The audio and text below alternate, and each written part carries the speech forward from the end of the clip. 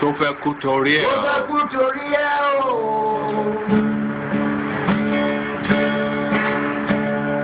Ọwọ́ ẹni ló ti ṣàánú kọ́.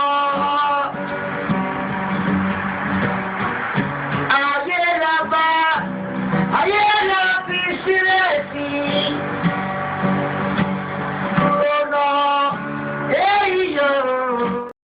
Just go through these baby steps of pain. Baby steps of pain. That's a good question. That's a great question. I don't know what is wrong with them all. I don't know what is wrong with them. Somebody is asking for where you do your course and you are sure you did your course there.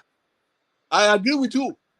But a lot of what we hear, because you didn't hear this direct from Tinubu, because you know lawyers are very funny.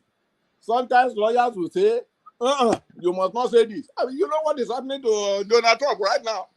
Donald Trump that guy is walking himself to jail. And he is coming down to say that, oh, well, it was my lawyer who said it. It was your lawyer who said it. It was your lawyer who said that you should march people to the Capitol and stage a coup. People who stage coup in Nigeria, they never live to tell the story. That's what I tell them. They never live to tell the story. They are summarily tried within a short time and sent to jail or made to face the firing squad. That is the way it works. But it's only in America where somebody put a gun to your head and you say, all right, well, you are quoting the First Amendment right. What is First Amendment right? What is it? I don't understand. So I don't know why he's denying Atiku the chance to go there, because the news media, they tell a lot of lies, things that are not true. I knew this man went to Chicago State University. I knew that. I won't like Dr. Wumi, yes. if you were aware of Tinubu when he was at University of Chicago, yes. Can you elaborate on us the accusations whether he was actually distributing drugs and was a drug dealer in Chicago in those days? What do you know about this? Okay, thank you, sir. I heard about it, that he was distributing drug, and I know a lot of people who distributed drug. Who was the girlfriend of? But let's be more specific. So look, we've all heard that Tinubu was a big drug tycoon. We have all heard that. What kind of specifics? I mean, when you say you heard that from people, were your friends the ones who were buying from him? Did he tell them that he was selling? Like what can you tell us as a distinguished man around that area at the time when Tinubu was there? What can you tell us that he was really up to? Well, what I tell you, I don't know whether, in fact, the first time I saw drug, I thought it was Tinubu. Tinubu is a criminal, yes, of course, a categorical grade 1 criminal. The only person more criminal than Tinubu in Nigeria is probably Babangida. But he's a criminal, and is he fit for purpose? Absolutely not. Should Tinubu be the president of Nigeria? Categorical no. Is there a better option than him? That is subjective. So show me who he is.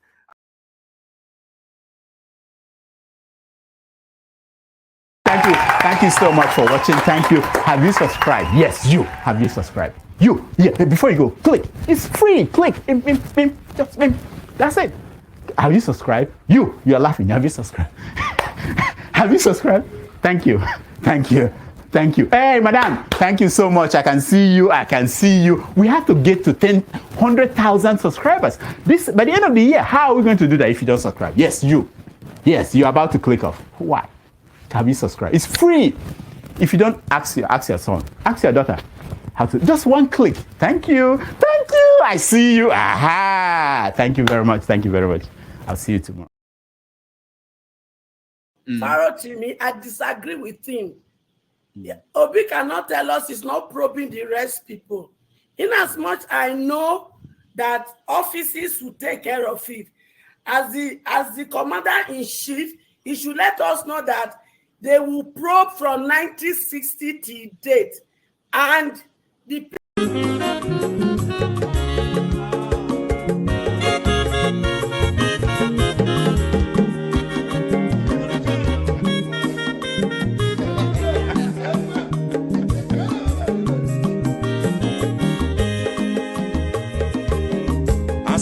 onye ọma zoro bio akwa nwa zoro bio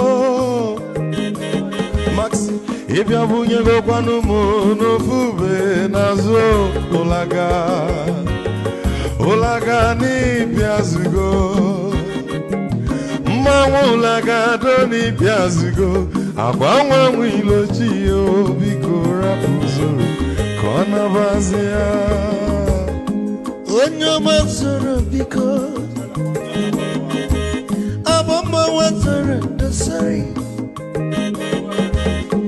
Ibya unyane gana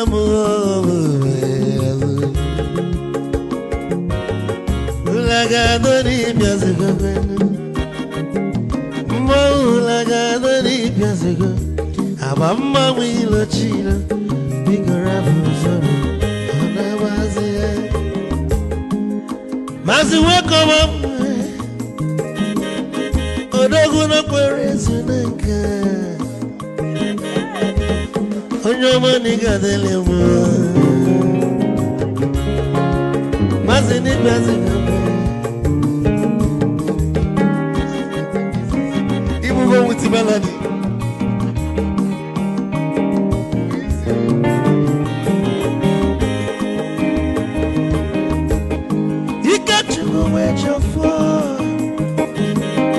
Odogu na chala noka Ezi wane mliga delemo Olagado ni pezigo noe Olagado ni pezigo Amama mwilo chilo Bikora muzoro Anabazi Te Onyama zoro Sorry, if I were to go on a fool,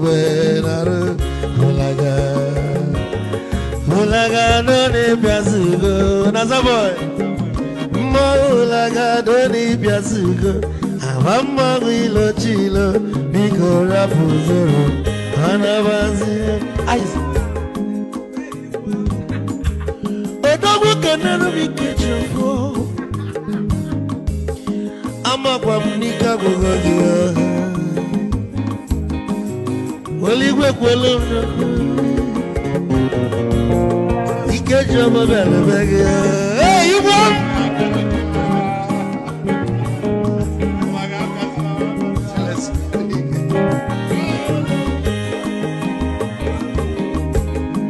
Eku kampune kene Ama gondin so Chukwu negaji Esi nwanne mekene Ila ife nini na-eme wee bịa Nke gosili na anyị na gị bụ nwanne wisdom megadi Ka nye gị maịkị ka ogobanya bụ egwu Isili maxi ọ bụ na-etiri egwu a Malụkwa malụ n'imego m ife ọjọọ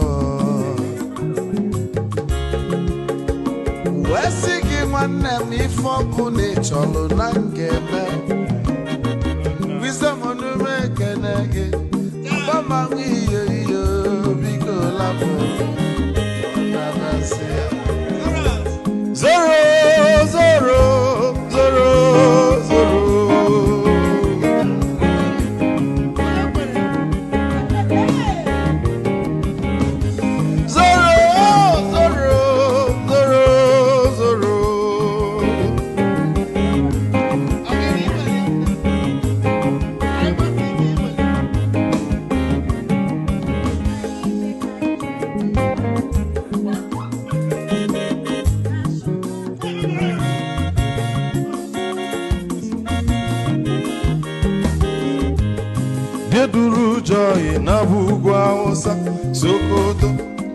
ujembe mwilo anụ solo nwe nwa n'ọfịa n'ara onye nwụrụ zuru ike.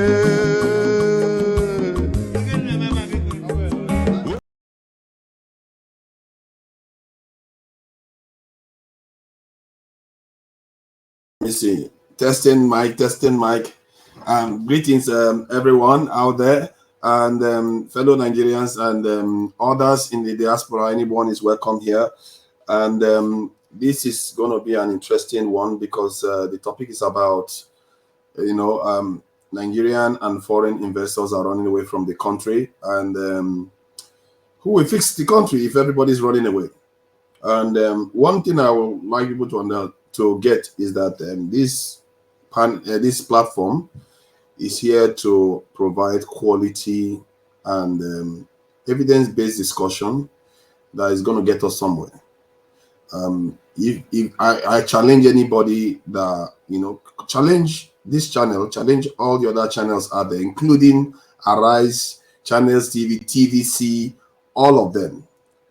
How many of them can challenge facts as much as this channel? And people are putting their face here. You can see people talk, not when people are hiding behind the scenes and saying stuff. People come on camera. Yes, they don't include their full names, but they come on camera and they have their views, and their views are challenged, and the evidence is provided for their positions. And I think that is a very valuable thing. And then this is why it's important to recommend this channel to your fellow Nigerians, fellow Africans, and fellow human beings out there that want to hear facts about what is happening with our country and within the community at large. This is very important, and I'm happy with what Dr. Damages has done. And this is what his basically his whole approach is. We have to have quality discussions about these things. And this is why when we come here and some people start, having tribalistic discussions and want to make things about political ideology. I don't think we have the luxury for that. Everything has to be based on evidence. We have to give everybody the benefit of the doubt.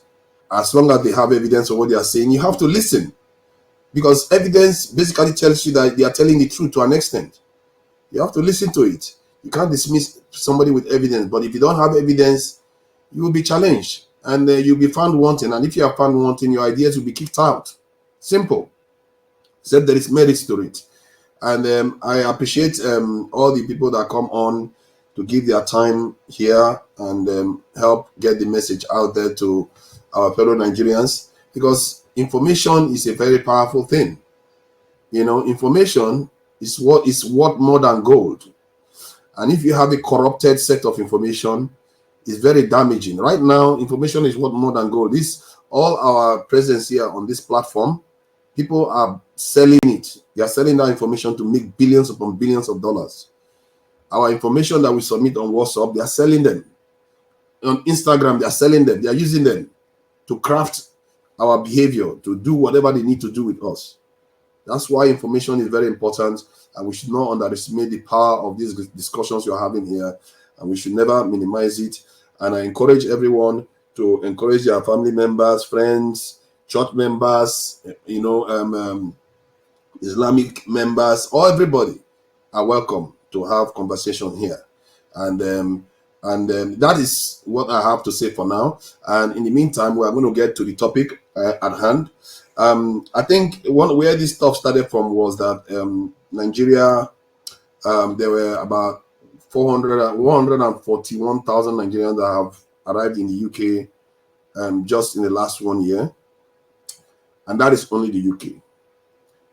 We don't know how much has gone to the US. We don't know how much has left to Benin Republic or Niger or Cameroon, South Africa. So if you have 141,000 heading to the UK, you know that a lot more has left to other areas.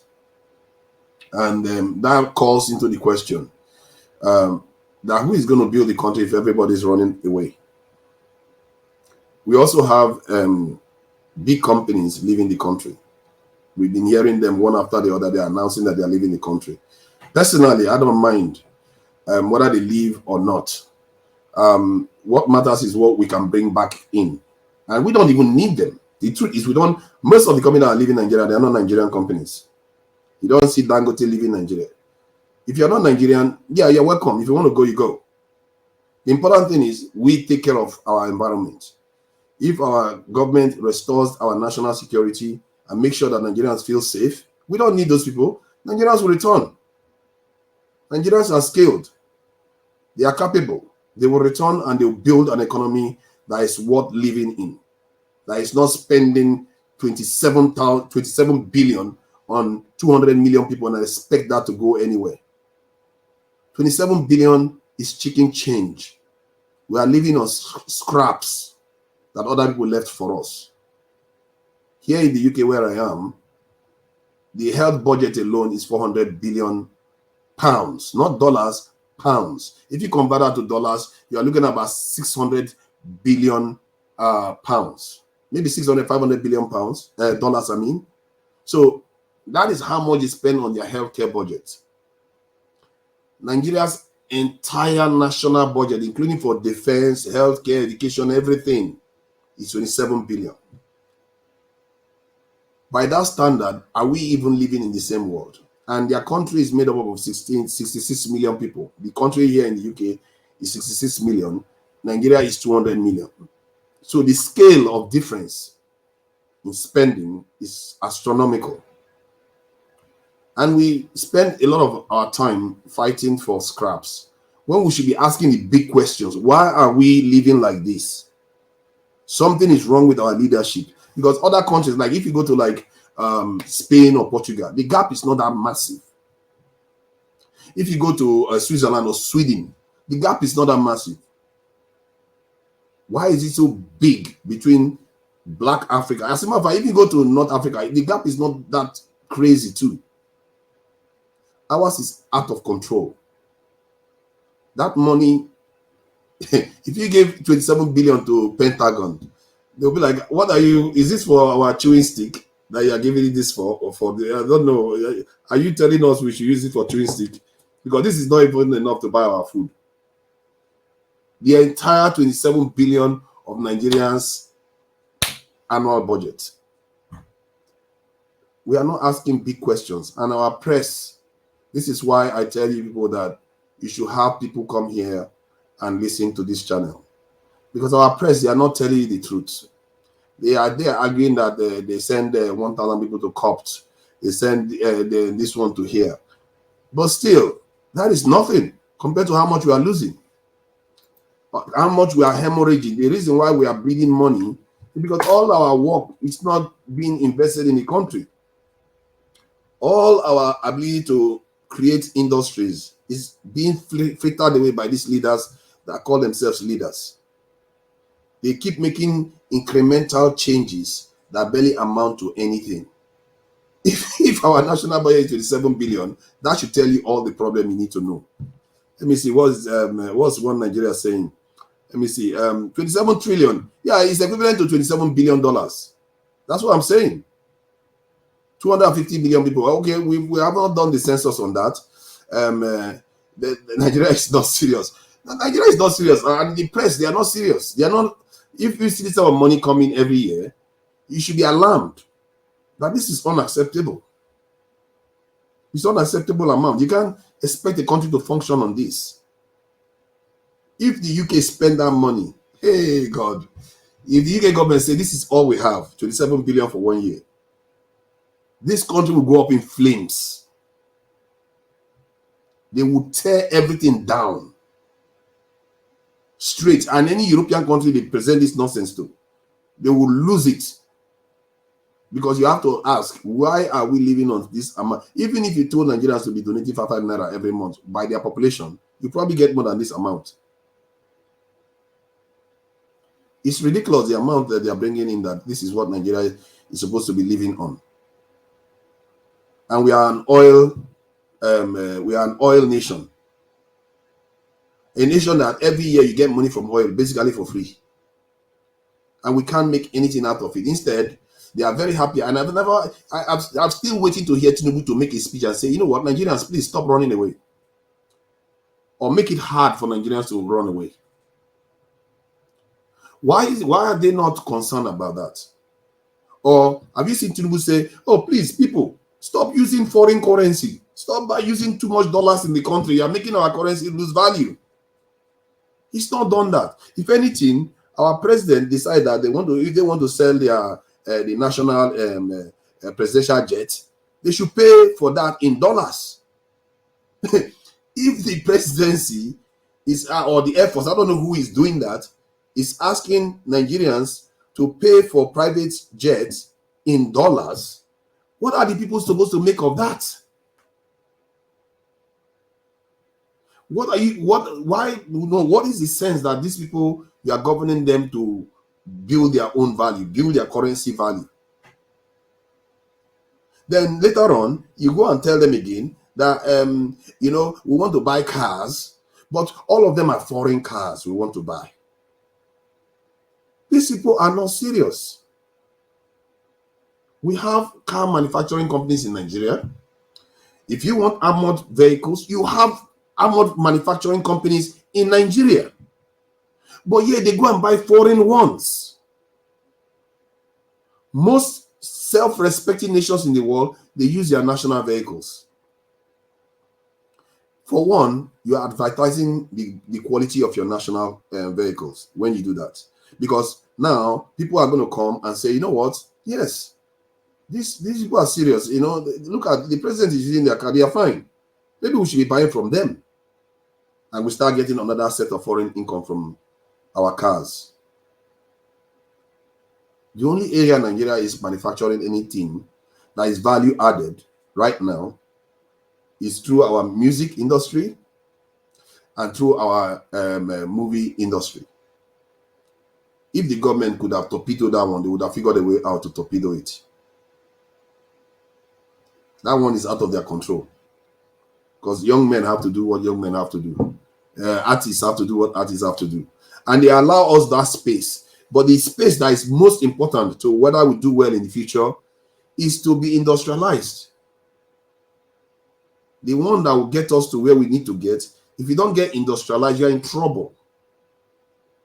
And if you are somebody that is working in the media, you're listening to this, seriously, you need to be asking serious questions of our leaders.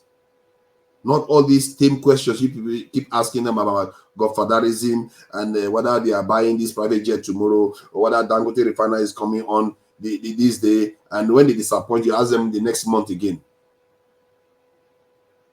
You have to be asking them big questions. Why are we okay with losing $50 billion of GDP every year due to insecurity? Why are we okay with that? That's $50 billion. So if you borrow $10 billion to invest in your security infrastructure to prevent it, that is money well spent.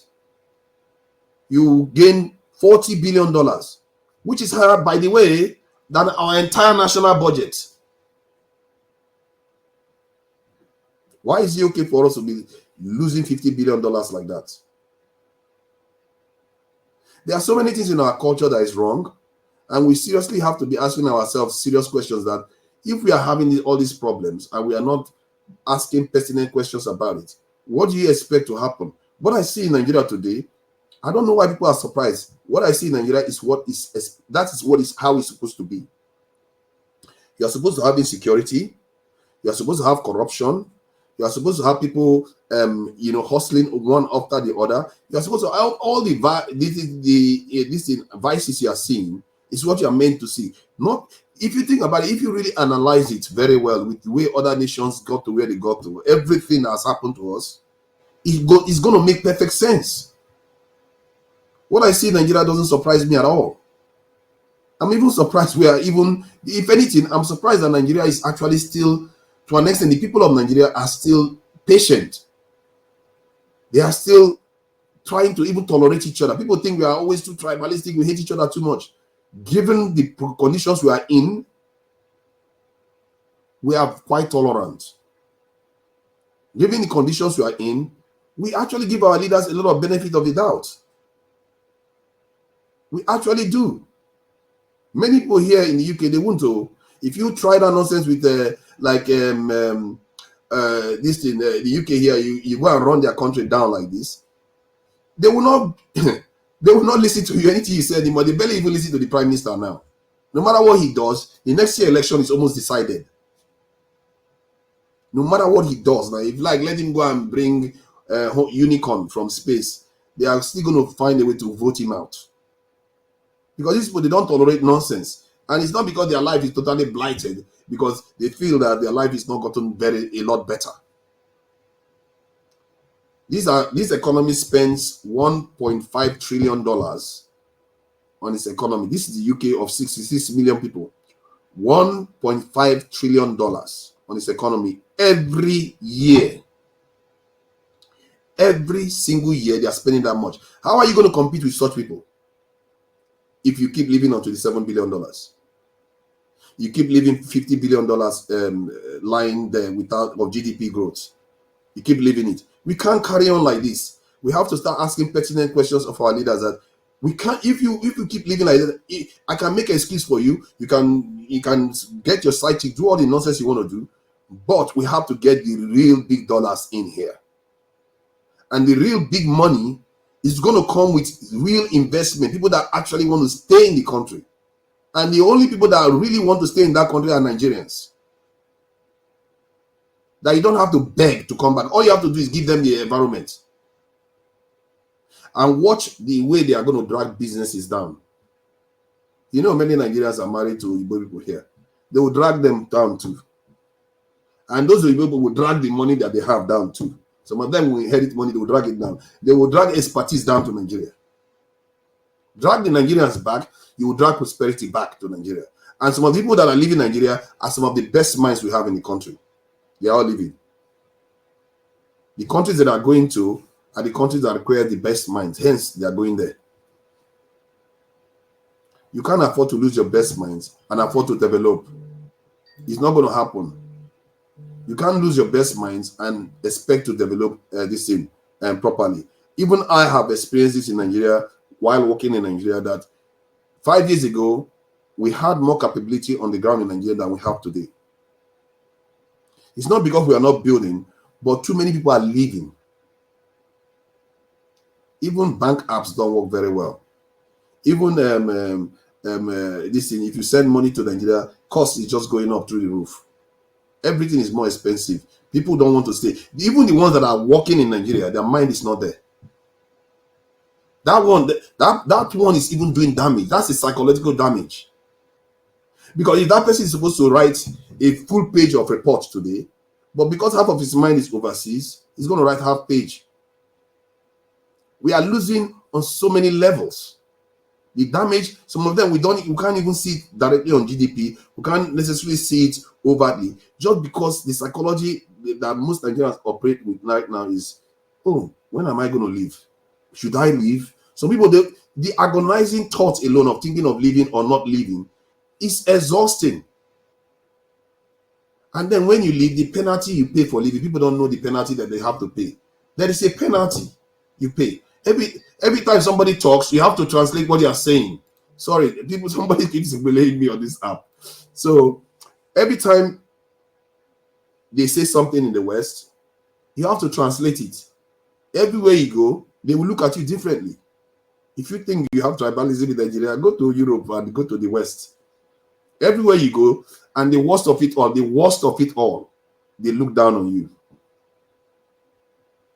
That's the worst one. Everywhere you go, they look down on you. As a black person, not as a Nigerian. As a Nigerian, they look down on you, and they're also scared of you half of the time. Although they do like Nigeria sometimes, because of music, and they think we are also very, very all that stuff. But it's not a good thing to live where you are born, to live where you buried your ancestors, to live where you evolved. It's not always a good thing. Most people live where they are born. Most people do, because they know that's where they can achieve their best. I think somebody asked a question. I saw a video online recently. A man, he asked Nigerians a question. He said, all the Nigerians that are going overseas, how many billionaires have they created from being overseas? None. Not created a billionaire. Then I thought about it even further. I said, How many top CEOs in the world, top tech CEOs in the world are Nigerians? The top 50, not one. Oh, how many of them are black? Not one. So what is the purpose of us going overseas? Go overseas to go and watch and walk and make them stronger so that they can now even control us even more. That's what we are doing. We are glorified, I'm sorry to say, glorified service people, glorified slaves. We go there, we work for them, we die, and they don't even care whether we are there. They will just leave us, do our own thing, and when you are dead, you are gone. And then if you are lucky, the people make a little bit of money, they send back home, and we carry on dancing the same dance again. Nothing truly is changing.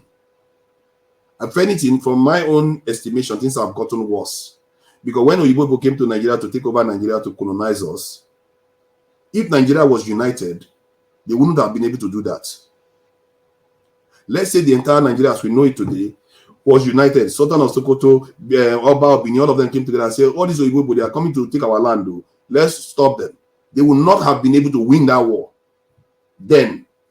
But now they can. Why? Because they've gotten stronger while we are getting weaker. And that nobody's checking that matrix. Nobody's watching for that matrix. That matrix is telling you that the direction we are heading is towards extinction. We are not getting stronger, we're getting weaker and weaker. They are getting stronger and stronger. And we are repeating the same mistake of sending our people to go and work for them. Why is nobody watching that matrix? That matrix is different from all Asian countries. Asian countries have gotten stronger now. No European country can go there and mess with Japan or mess with China. No, you can't do that now. But us, they can do it now more than they could have done it even 300 years ago or 100 years ago. They are stronger for it now. So why are we pursuing policies that make us weaker? But I think somebody said, who is this was saying Jagba has a good side? Don't worry, you can come on and tell us where Jagba has a good side. The only good side for Jagba is that if your governments are smart, like the way the Chinese, the Asian governments are, you can tap into those your citizens to send expertise back home, to send intellectual property rights back home, because they can buy companies overseas. You can fund them to go to the West, acquire knowledge, send it back to Nigeria, and we use it to develop the country. You can even give them money to buy companies. They can buy steel companies here. They will use that steel company to be making money in the West here. At the same time, send the expertise to Nigeria. But why are they not doing that? That is the power of Jagba. Jagba has power. Black people don't have problem with Jagba in terms of, we have too many black people overseas actually, probably more than the Chinese. In America, you have 50 million black people there. What are they doing with them? Do we even bother to go and talk to the black people that we sold into slavery when we go to the UN every year? Tinubu will go to the UN next year. He will not talk to Americans. So he will barely even go to the Nigerians. he will encourage them to come home, but when he gets home, he will not do anything to invite them back home.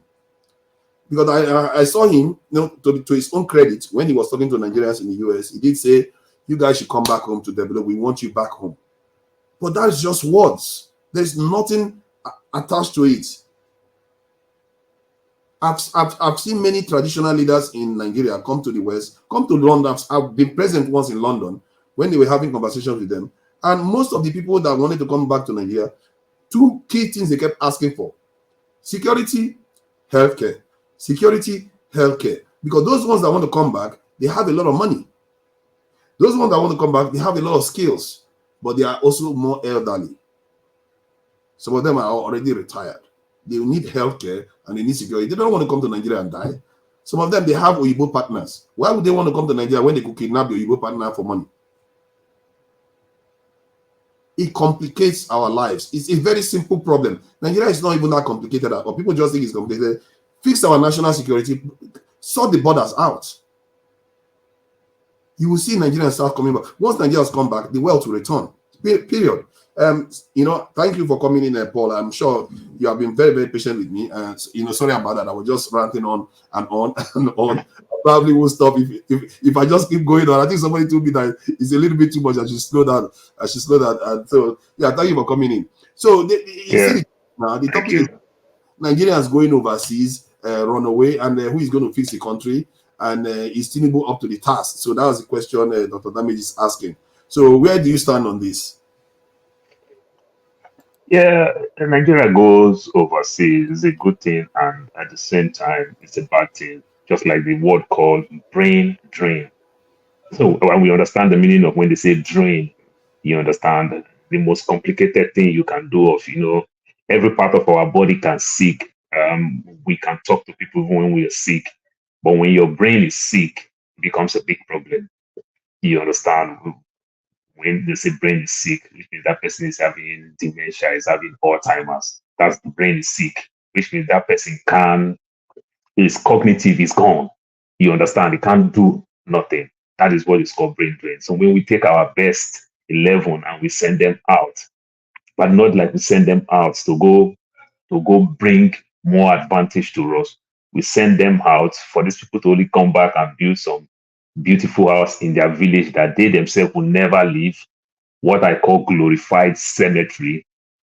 It's painful, but at the same time, in as much as we want to blame those people, in as much as the president wants to ask us to come back home, that is a good thing. But we saw the great revolution that China did. We saw how Singapore did theirs. We can't do our own different. Just like my argument last week and every other thing when we argue over Lagos State demolishing properties. I stand the part where I blame government, where I felt government is wrong. There is reasons why embassies are in countries. Sometimes people don't really understand. Maybe some of us, due to the way situation is in Nigeria today, people just might think we just want to get our passport, go to the embassies and leave the country. We don't understand that one of the least things to do in embassy is to issue visas and everything. Embassies do so many things. These people, they collate information. These people are legal spies. You understand? They are spies. They collate information. They check so many things. They carry out findings. When companies want to invest in their countries, they call their embassies. They want to invest in your country. I mean to say they call the embassies. They say, go and find out. They have their chamber of commerce. They tell you where to even put the investments. They tell you so many things that you needed to do before those investors will carry their money and said, okay, I think we are convinced enough to put our money there. So it's not about the one that the president or his ministers or his advisors will convince somebody in some summit to come. No, they count on their embassies. So in excess of it, if your audio has gone. Excess of yeah, your audio has gone. Okay. Sorry. Your audio you have to make out. Okay. Okay. You have to make. Okay, thank you. You have to make the environment more conducive. Conducive is that.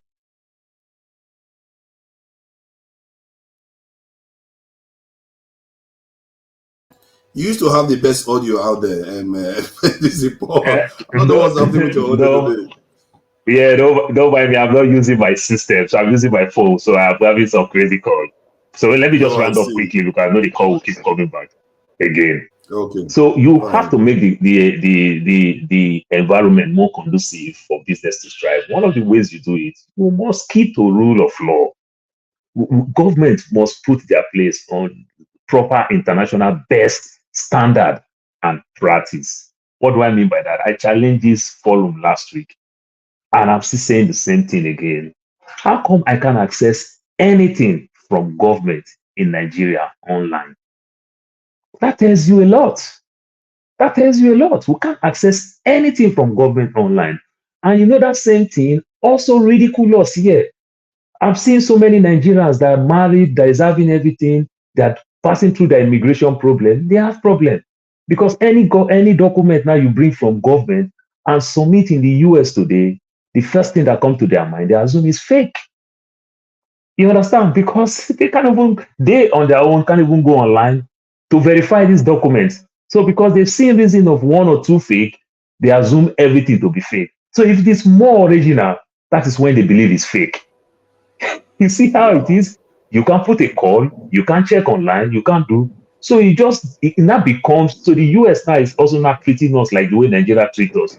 where it's an individual who say, okay, I buy your story. I know it's fake, but let me just let this one slide. We can't operate like that. You understand? So when the Chinese closed their door, we did not hear that those big men are doing well. That's why they put some strong laws. You understand? You steal, they hang you. You do these things, they hang you. I think when they start making the money, that's when all the stealing and every other thing come up. We did not hear those type of thing in Singapore. But today, everybody who go into government is a big man. As we call it in Nigeria, he's a rich man. But We Paul, can't operate Paul, nations like that. let me ask you though. Many Nigerians that are overseas, they want to go to Nigeria because because that's their country. But one of the big reasons that they can't go there is because of security. So, but why are they not? Because they know this is the key thing that is blocking their way. Why are they not encouraging fellow Nigerians to push their government to fix these things? Because I know Nigerians that are scared of bringing their white partners to Nigeria. They don't want to. They will take them to Ghana instead. They will build houses in Ghana. They don't want to come to Nigeria. So why are we not encouraging our government to fix it? There are some things you can't encourage somebody. If it is time for me to go use the bath, I know. You don't need to tell me. The government know these things. You understand? But the nonchalant attitude, the negligence of duty, you understand, the lack of efficiency is causing all those things. In Nigeria today, in government offices today, people don't go to work and they earn salary. People who go to work are the people who we consider they have good farm, where they make money for themselves. Those people go to work. The other people that don't make any money, they don't even come to work. Those people who make money don't even care to report that they didn't come to work, because if I don't make money and I come to work and you are making money, you see me like a spy. You see me like somebody who will be reporting you all the time. So if I don't even come to work for 1 month, I'm still earning salary. That's why you see, Oganova signed this thing. They don't move your file from one place to another place. How do we want to be moving file to knock Oga offices to giving file to sign in this age of technology? So there are so many ways you can look these things. So our securities, the security, I say it, you were shocked the other day. The security in the US, they are not well paid. Check the army today. When you go to the military, you come out from the military, where do you go quickly? You go join the police, you go join fire service. They are not well paid. You understand? But they have a way of structuring these things that there are other incentives that you can gain. You join the military. If you want to go to school, you can go to school for free. You want to buy a house, you get some good discount. You have that fantastic health insurance. There are so small incentives here and there that you can benefit. Your kids can enjoy some of these things while going to college. That is what they say, you serve your country. You understand? And the country give you little things here and there. But in our own case, there's nothing of such. So even though we can't pay our military well, why can't we find some other incentives that they can enjoy? It is not there. The leaders are not doing anything, but the guys at the top are doing everything within their reach to be there. I guess the question remains now: how are we going to make them do something about it? Because we are the ones it's hurting. It's not. They don't seem to care. So love of a nation. I think Michael Bolton spelled it very well. I think it looked like I bring it close into this conversation. Michael Bolton say, "How can we be lovers when we are not friends?" For father, growing up, I have 4 siblings, boys. You know our parents had those days, difference of 1 year, and the like. So to some extent, we are age grade, some of my siblings. But guess what? These are people that you see naturally you love, I love. But for father, growing up, we love our parents, we love our siblings. But growing up, when we started making friends, you understand, because we have these friends, sometimes you discover how friend can be more powerful than love.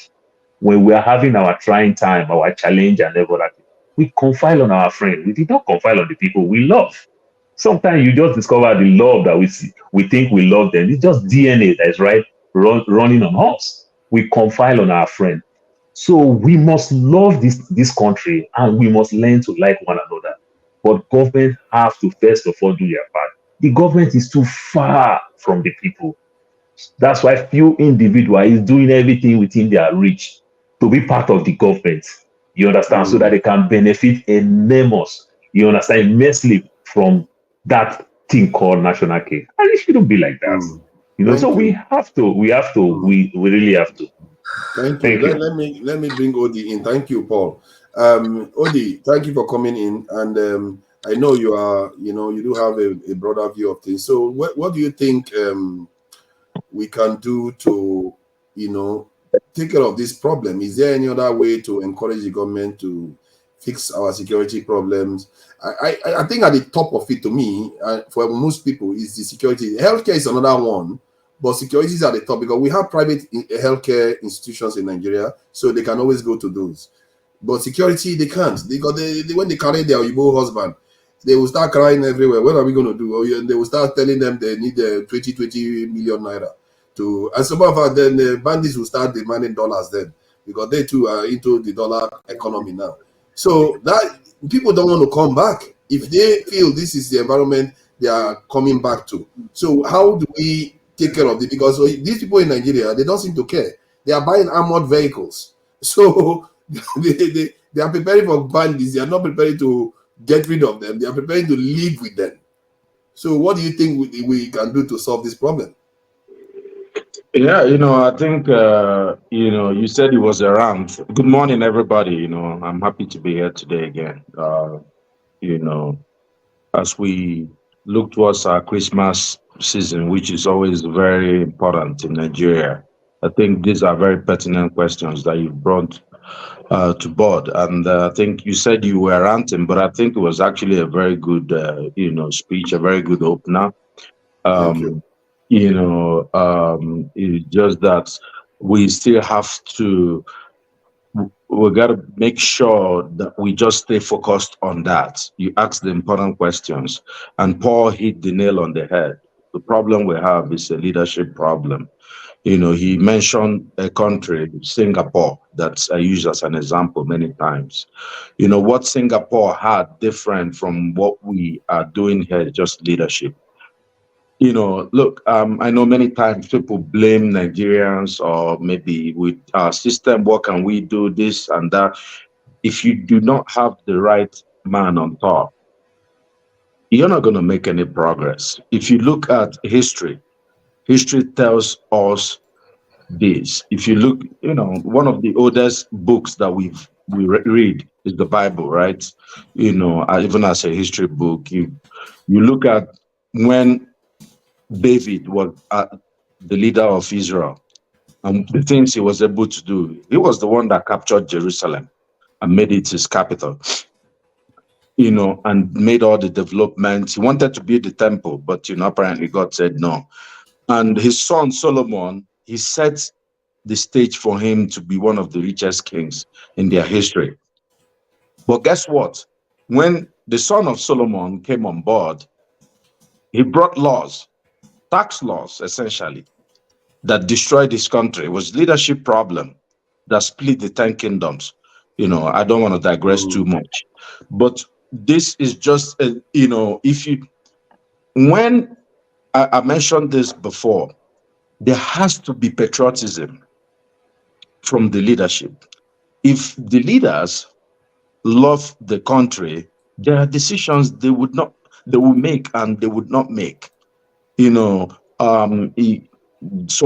we have too many examples, right? We have, even apart, and we do have, the three arms of government.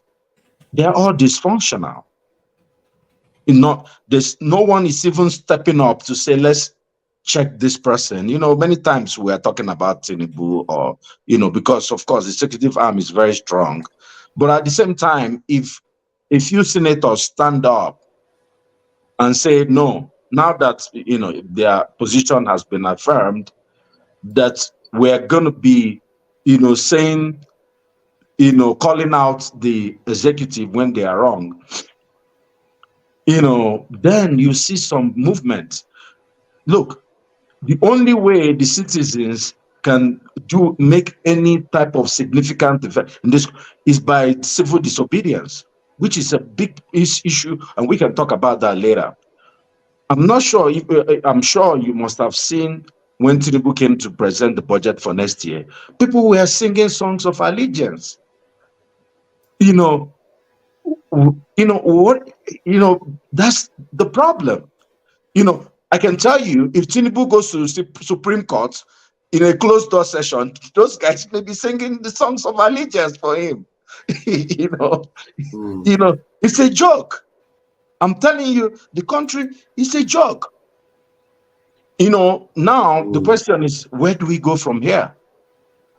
Every country would need a little bit of luck to get a leader. We do have a process called election, which is done, right? Everybody could see the verdicts coming out from all the different folks, the courts and everything. It's completely disjointed. Those guys are just running amok. So, citizens actually turned up the last election when they were told their votes will count to do the right thing. So you got to give them credit on that one. I never thought Nigerians would do that, but they did that. But guess what? Another arm of government, decided to make rubbish of that. Now, what we can do is what we are doing here. Keep speaking up. Keep reminding people that there's a better life out there. People keep talking about Nigeria being a rich country. I love the statistics you put. The whole budget of Nigeria is as big as NYPD and FYPD. That's the fire department of New York and police department, New York City. I'm not talking about New York State. Oh my God. Just New York City. The whole budget of the country called Nigeria. And, trust me, I lived in New York for many years. I never, you can't go to Manhattan and you see the mayor, with a convoy or anything. I've never seen my governor before, driving past, governor has just passed, or somebody buying. Look, if a legislator, whatever, in New York State or any state flies private first class, he's going to need to resign. So this is Odi, is it okay? Now I think that you just triggered something that I was thinking about too. Is it only the leaders that are at this problem? Because the other day I was having a conversation. I said, I don't know whether you saw that video of a Nigerian lady cutting a Vietnamese or Taiwanese, no, not Taiwan, Thailand, a girl's hair, because they use the hair for weave in Nigeria. So she was cutting the hair of these Asians to use for her hair. I said, we are not even superpowers yet. We are just already using other people's body parts for this thing, for upkeep. And it costs a lot of money. She was talking about it being worth about $900 to put on your hair. Do you know how many private tuition hours you can give your children with that they are spending to put on their hair? Is it only the leaders, or we are generally just wasteful people? Because I don't see that any group doing that in the world. No other group does that. We are not even superpowers. Our national budget is 27 billion.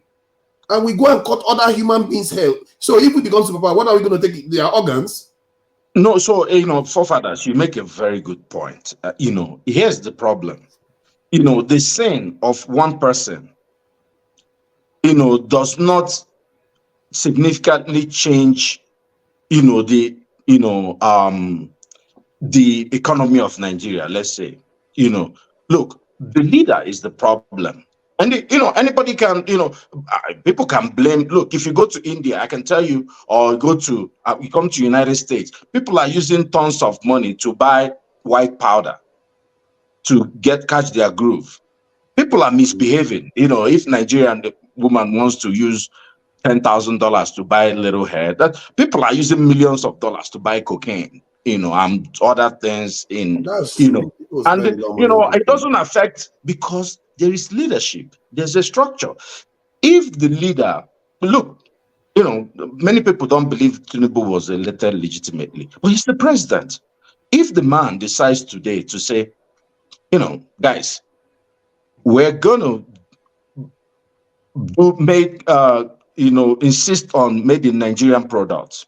We're going to support the industries where you senators, I'm going to buy you only vehicle made in Nigeria. I'm going to put a ban. Do you know how India developed Tata and they're making their cars? All the brands of vehicles are made in India. Do you know how it started? When I came here, like just let's say 15 years ago, it wasn't like that. 15 years ago, it was not like that. Tata, 15 years ago, was a mess. Did you see their vehicle? Innocent is so beautiful. Their vehicles look like what you see in the movies. Yeah, that's it, yeah. You know, see what happened to Tata. My friends who are Indians, they say, as at that time, if you ship a vehicle, you can buy your nice Mercedes Benz, whatever, S-Class in New York.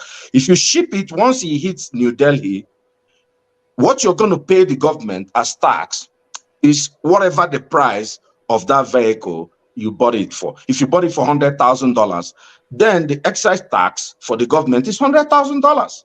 So you can, Davido can drive any Bentley he wants, but he has to pay government the equivalent of that money. It's a choice. It's either he needs to buy the vehicle from Innocent or the other guys that are making vehicles in Nigeria. See, any nation that you see that develops, this is one of the first things they do. Like That's even South Korea, that is an ally of the West, that is one of the first things they did in 1960. So do you understand? It has to be locally manufactured. So do you understand what I'm saying? That this is a low-hanging fruit. This is something Tinubu can announce tomorrow morning. Instead of saying, that what a subsidy is gone, because the people who suffer subsidies are the poor people, right? They are working now to work. They have to trek to work. They are losing man hours and all that. Look, he can make that. This is just love for country. You say, no, I love Nigeria. I am the leader of this country. From January 1, no more importation of foreign vehicles. If you need to bring foreign vehicle, you can bring it. If you want to bring your television, Samsung television made in Japan, you can bring it, but you're going to pay us the price, and then people will still bring it. If I want to enjoy myself, I'll bring it. Then the rest will have to do with what is manufactured locally. Here's even the kicker. Then the $100,000 that you forefathers paid for your nice Mercedes Benz can be distributed to other people for welfare, to build roads. This is rich people. Many Nigerians will want what they want, right? But they still have to pay, and people paid in India to have, because it's status symbol. But you're not making, the government is not losing a lot of money. Guess what? What if you buy $100,000 vehicle in New York and you bring it to Lagos, and Tinubu charges you $100,000 and you pay it in Nigeria? You know what you have done? Nigeria has built an S-Class Mercedes Benz, which it didn't have to do anything for. This is free money. I'm saying that this is a low-hanging fruit that we can start with, but these people do not love the country. They're not going to do it, because they're seeing many opportunities. And look, somebody said hello Africans. Look, I want to even talk. That's a Cameroonian Kifari. Yeah, and I love this, because I like to talk like Pan-African. Africa is waiting for Nigeria. Look, Innocent, if Tinubu puts $1 billion behind Innocent and some of those guys to modify. Look, Cameroonians, Mali, everybody, they will buy Innocent. Nigeria becomes the hub. We start influencing and kicking France out of West Africa, because West Africa is waiting for us. Liberia is waiting for us. Mali is waiting for us. Cotonou is waiting for us. Guinea-Conakry. I don't want to take up too much space, but it is about love for country. Look, we love our country. We love Nigeria. That's why we are here every day. We could do other things with our time. We're essentially helpless. If there was a way we can go and do civil disobedience and kick out and put a good leader, we would. But we cannot do that, right? It's illegal, number one. You'll be arrested and people will die, which doesn't make any sense. Don't you think that we can bring it to their awareness? Sometimes you have to implant and claim the narrative on the country. If you have a lot of people clamoring that, those 500,000 police people that will just apply for police, you have to recruit them. you have to put people in security so that they will close all the IDP camps, and our women are not getting kidnapped and made murders in the forest, and they are not paying money to bandits.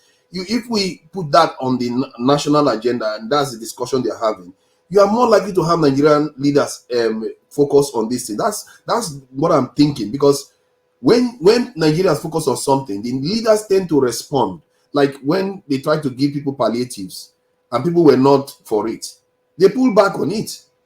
There are certain things Nigerians push back on and the leaders will back off. I've never seen brother, it.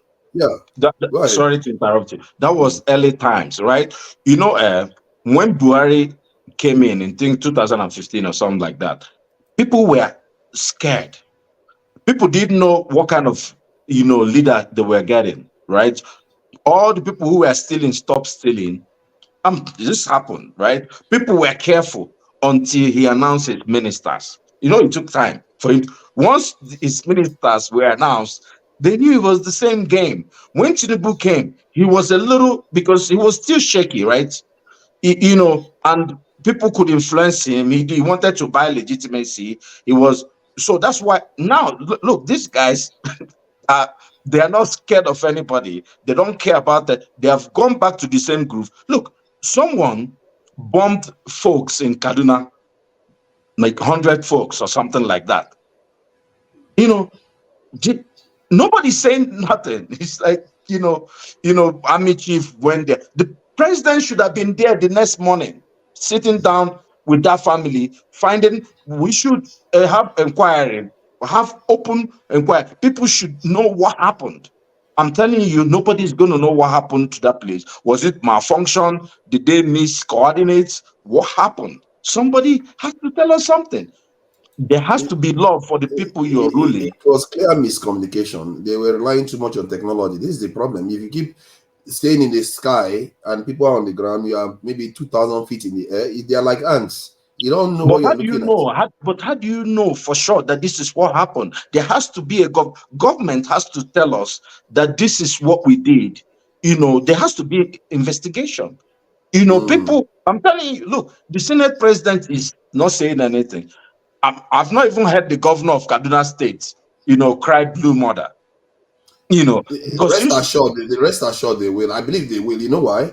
Because it's too late. The Southwest president in office bombing the North. That's why, as a matter of fact, I think the response now is a little bit more rapid compared to when Buhari was in office. There was a time Buhari, he completely flattened more than 1,000 cows and a whole village. And nobody made a big fuss about it. I don't even think Buhari bothered to go there. And he's a northerner. But if somebody like this Tinubu does it, you can see when that northern intellectual came on TV, he was like, I think he was Gumi, I don't know what his name is. He was like, oh, this thing is only happening in the north. And when you start hearing that kind of clamor, you are going to see that the president will respond. And I think they are responding. The chief of staff was there trying to see what they're going to do. They're not going to do anything. How much are they going to give them? They say they give them a few million. That is nothing. If people have lost more than 100 lives. But this is Nigeria. What can I say? Thank you, this in Odi. And, electricity. You came in. You were on earlier on today. I came in as a guest, not as I came in as a usual panelist, so I can to hear my view, not as a moderator. Yeah, I think. Sorry for the Ovie. Sorry, I don't see his name again anymore. I've forgotten that his name. Okolala. Thank you for coming in. Long time no see. The Blackstone. Sorry, be patient with us. We are not doing short time. After this time, we'll start doing maybe 2 minutes, so everybody will be circling and having their opinions come true. So please, Electricity, go ahead. Yeah, I was just going through the comment section, and somebody actually asked a very important question. You're talking about security, and the person said talking about security without addressing power issue, to which I asked for clarification. What does it mean by power? And he responded, I think that was FAD, if I'm correct. No, hybrid 10. And he said it's referring to electricity. So, which is correct. I understand the role of power in this instance, and I'll yield the floor to the next speaker. I'll come back. I'll come back later. Thank you. I just have something emergency. Yeah, Ovie was here first. He kept dropping out. I don't know. You want to go next, Ovie? I think you came next after electricity the last time. Can you hear me? I can hear you if you can hear me. Yeah, okay, I can hear good, you. good. Can you hear me? We can hear you loud and clear. Okay. I think it's a bit delayed though. What stage are we in now? Are we Nigerians Japarin and business is living. We are on the topic. Sorry, my apologies for that. On the topic. So we need power first. And Ovie, go and sleep. Your network is bad. I thought you were going. Go ahead. So you brought the okay. It's using Ovie says you can go ahead. It's not my network using, now. It's your network. He's using Gajamia network. Ovie, you may want to go out and come back in again because there's a bit of a delay. Ovie, go out and come back. Your network is not good. Jokes apart. There's a bit of a delay. What do you mean? So you Your can't network. hear me? Yeah, there's a delay in it. Oh. The powers are working against you. Go sign out and come back again. The floor is still open. Okay, try again. Try Ovie. Try again if it will work. I'll use the floor to you. I think I understand what you guys are saying. I can hear you guys clearly. Is it good now? If it's not, we're not hearing you. That's it. It's good now. It's good. Go ahead. I can hear you clearly. Okay. So, yes. So, to address the issue of security, we have to address the issue of power in every situation. We have to address this, which is electricity, because but that's conflict of interest now. You are called electricity. It's not a conflict of interest now. You have to address the electricity issue, like what Ibri rightly said. You see, the question is, as Nigerian foreign investors running, who will fix the country? Who else is going to fix it? It's people like you, forefathers, that should fix it. Okay? Those in diaspora would be the one to fix it. Because regardless of whether we hold another nationality, we're still Nigerians. And we have to fix it. So, in reality, to be realistic, we need that electricity to start with. Even when a lot of people are hammering on me on P2B.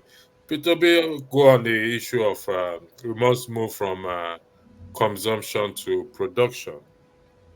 What do you use to produce? The first question we'll ask is, what do we use to produce?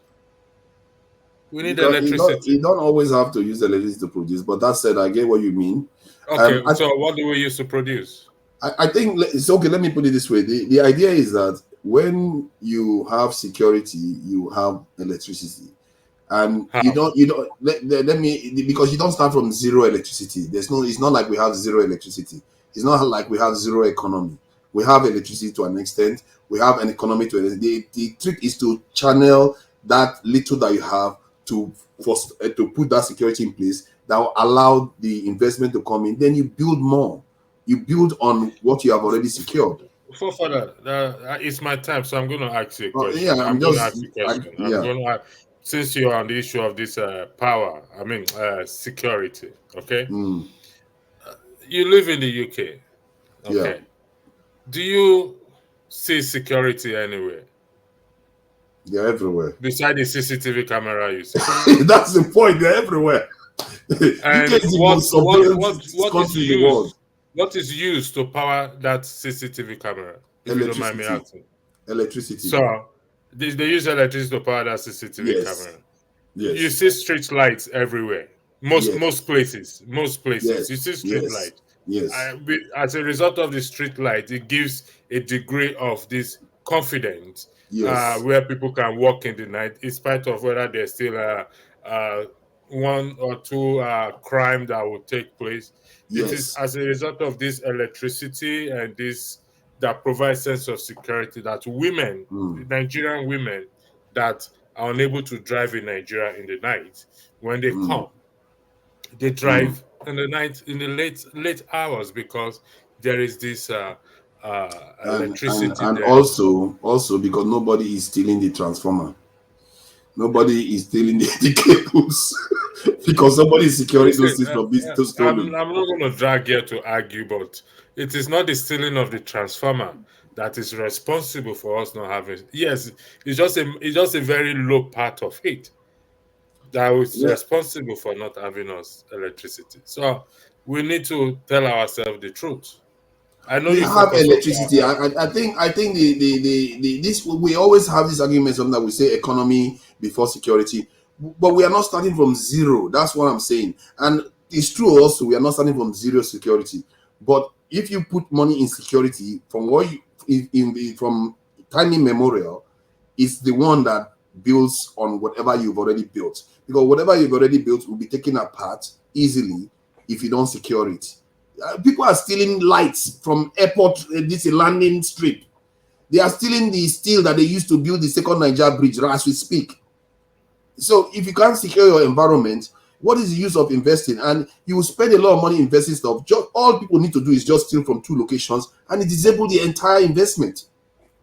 Look at the train station, the train line we had from Abuja to Kaduna. One terrorist attack, completely grounded for months.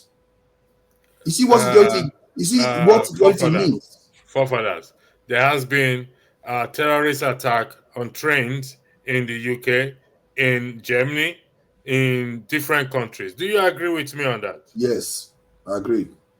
Okay, I yield the floor back to you. Thank you. Thank you. The Blackstone or Ovia, you said. I've been set. Your audio is perfect now. Are you just down at the? No, there was a delay before. I don't think anybody is complaining. I don't think the audience are complaining about that. There seems to be fun with my audience except you. But I'm fine. Is I was saying you should go ahead. It was election that came back because of an observation.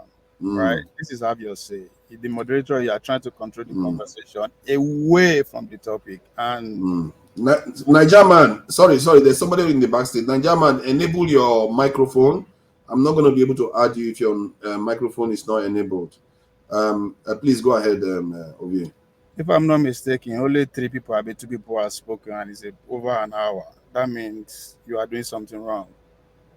You are controlling the conversation away from the topic. It's called have your say. Allow people to have their say.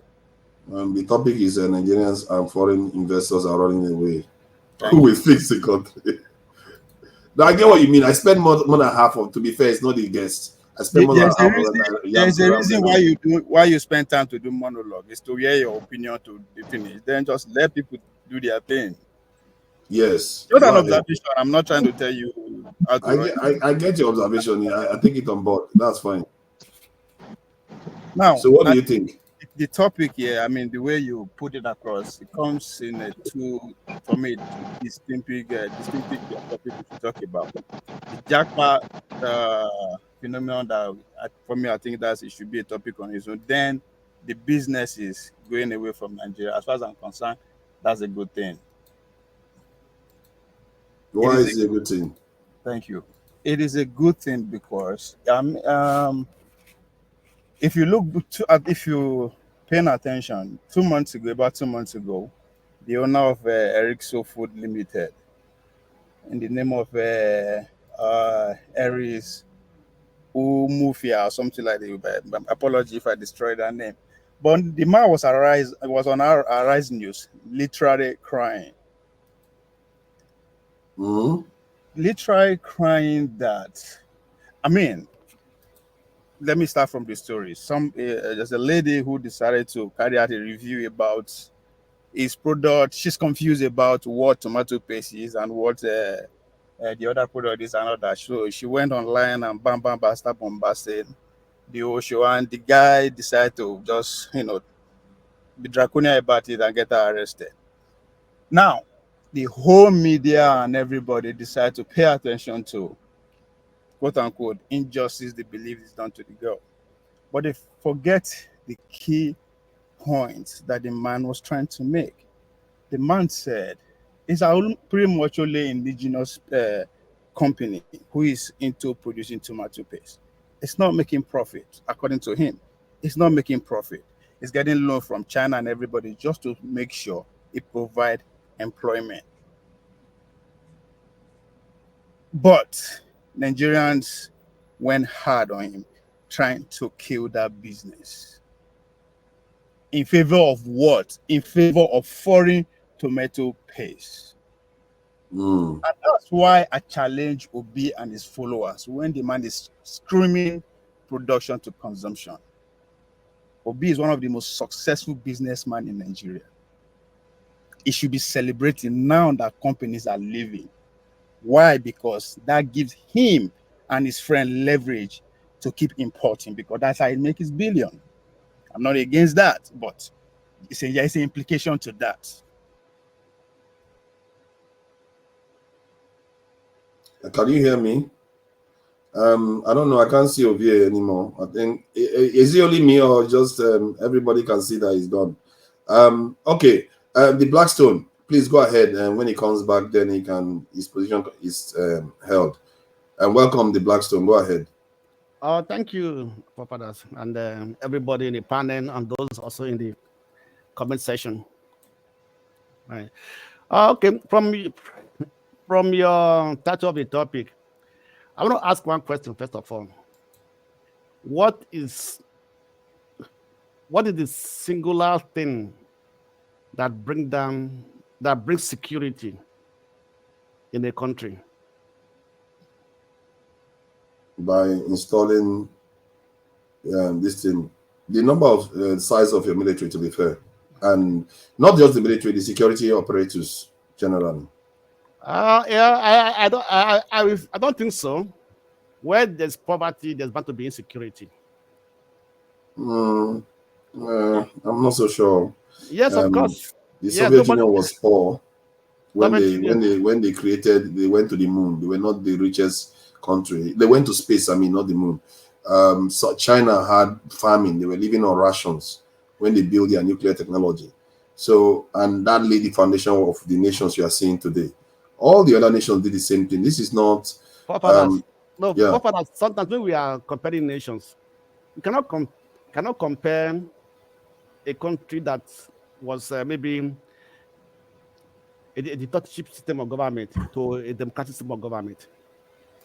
A one person ruling a nation is not like a group of people ruling a nation. That before you take a decision, it must be approved or things like that. So this is a quite different thing. You understand me, right? Are you sure? Churchill had a military background, and he was democratic, but he was military oriented, security oriented too. Yes, but he was like a dictator, right? He wasn't a judge. Churchill is not a dictator. They voted him out immediately after he won the Second World War. He wasn't a dictator. Okay, sorry, Churchill, right? Okay, yeah, Churchill, right? Yeah, fine. Yeah, but at the end, but sometimes that was UK. Russia is make reference to Russia. It makes reference to sometimes when you make reference, let's try and see that some of the things that make a country work in the past may not make a country work these days, because there's always a transformation, a change matrix always happening, right? What we were seeing in the 80s is not what we are seeing today. Life we are living in the 80s, not life we are living. So there's always a change coming up every time in the world, and that change affects everybody. For example, when we talk now now we talk about technology. In the 80s and 70s, the age of technology at that time is not the same thing at this time. True. Right? So that's affect also everything, the way people think, the way people design everything, the way people live their life, So what I'm trying to say is that security is one of the major key to the development or to the progress of a nation, right? But how do we now make this? It isn't only the military. If you cannot pay your military very well, they will be involved in other things that we we compromise the security, right? So that's also on that thing too. The citizens who are hungry, right? We also compromise the security, right? Because they begin to rise up groups of people who are taking arms against the country, against the citizens. Like what you are seeing in Nigeria, Boko Haram, bandits, terrorists, all the same, right? They are all doing this because there's hunger in the country. People are finding way to survive. People are finding way. What do I do to get to have a good life, to have an existence, to have means of living, right? So these are the things that lead to insecurities, right? If, for example, now Nigeria is called, it's not the poorest country, one of the poorest countries in the world, even the poorest countries in the world, right? Where people can have access to their basic amenities. Like we are talking about electricity, right? So if you have electricity, for example, that will help a lot in reducing the insecurity, right? If we have job for the people, that will also contribute to reducing of insecurity, right? So when people have, let me say, a middle class way of life, insecurity will go down. In the 80s, in the 70s, nobody talk about insecurity,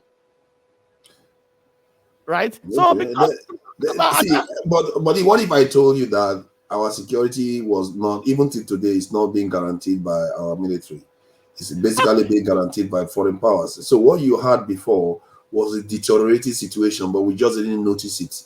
Yes, you're right. That's what I'm saying now, right? Because this military are be compromised. The people are supposed to strengthen the military, and not also compromise that. I told you to strengthen the military, right? The generals, the ahead, the minister, all of the whole destroying the strength of the military. So we investing more in security in the military or security agents, but we are not investing. Police, they don't even recruit police officers as much as they were supposed to. Not even recruitment. How about the salary? I agree with you, and but even this last one, they are complaining that they gave too much money to the security. People are complaining that it's too much for security. Do you know that I think that there was, I think last 2 weeks, police said that they are not being paid for 6 months. They no salary. So how do they expect them to risk their life? They are continuously under risk. I don't understand why they cannot pay them. If Sri Lanka can pay twice the number of military that we have, and Sri Lanka is about 20-30 million people, they can pay twice the size of the military that we have. Sri Lanka is not exactly the richest country. So why can't we do it? It's just strange.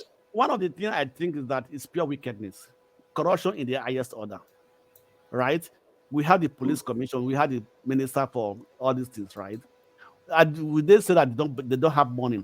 Okay, for example, in UK, the police generate money for themselves by collecting of traffic offenses, so on and so forth, right? They have a way whereby the Blackstone, it looks like it don't come again. No. Wait, Where did you hear that one from?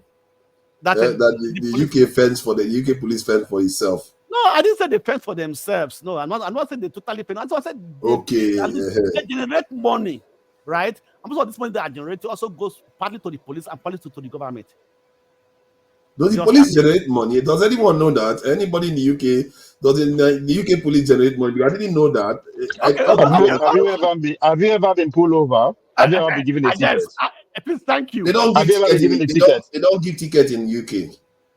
Oh, they don't give tickets. So how do you? When you get tickets? Is the local authority when you commit a traffic offense, run the red lights or whatever, what have you? What's the punishment? That is traffic offense. They hardly find you cash. Do they find cash? Odi, are you not in the UK? I'm not in the UK, but I think this is a very, I get where Blackstone is going, but these monies go to the county. Or at least in the United States. But then the county hold on now. Hold on. Let me talk about the United States, right? The money goes to the local county. Then because if you commit a traffic offense, a judge will have to sit. It's not like the police to decide that you committed an offense. Police cannot stand on its own.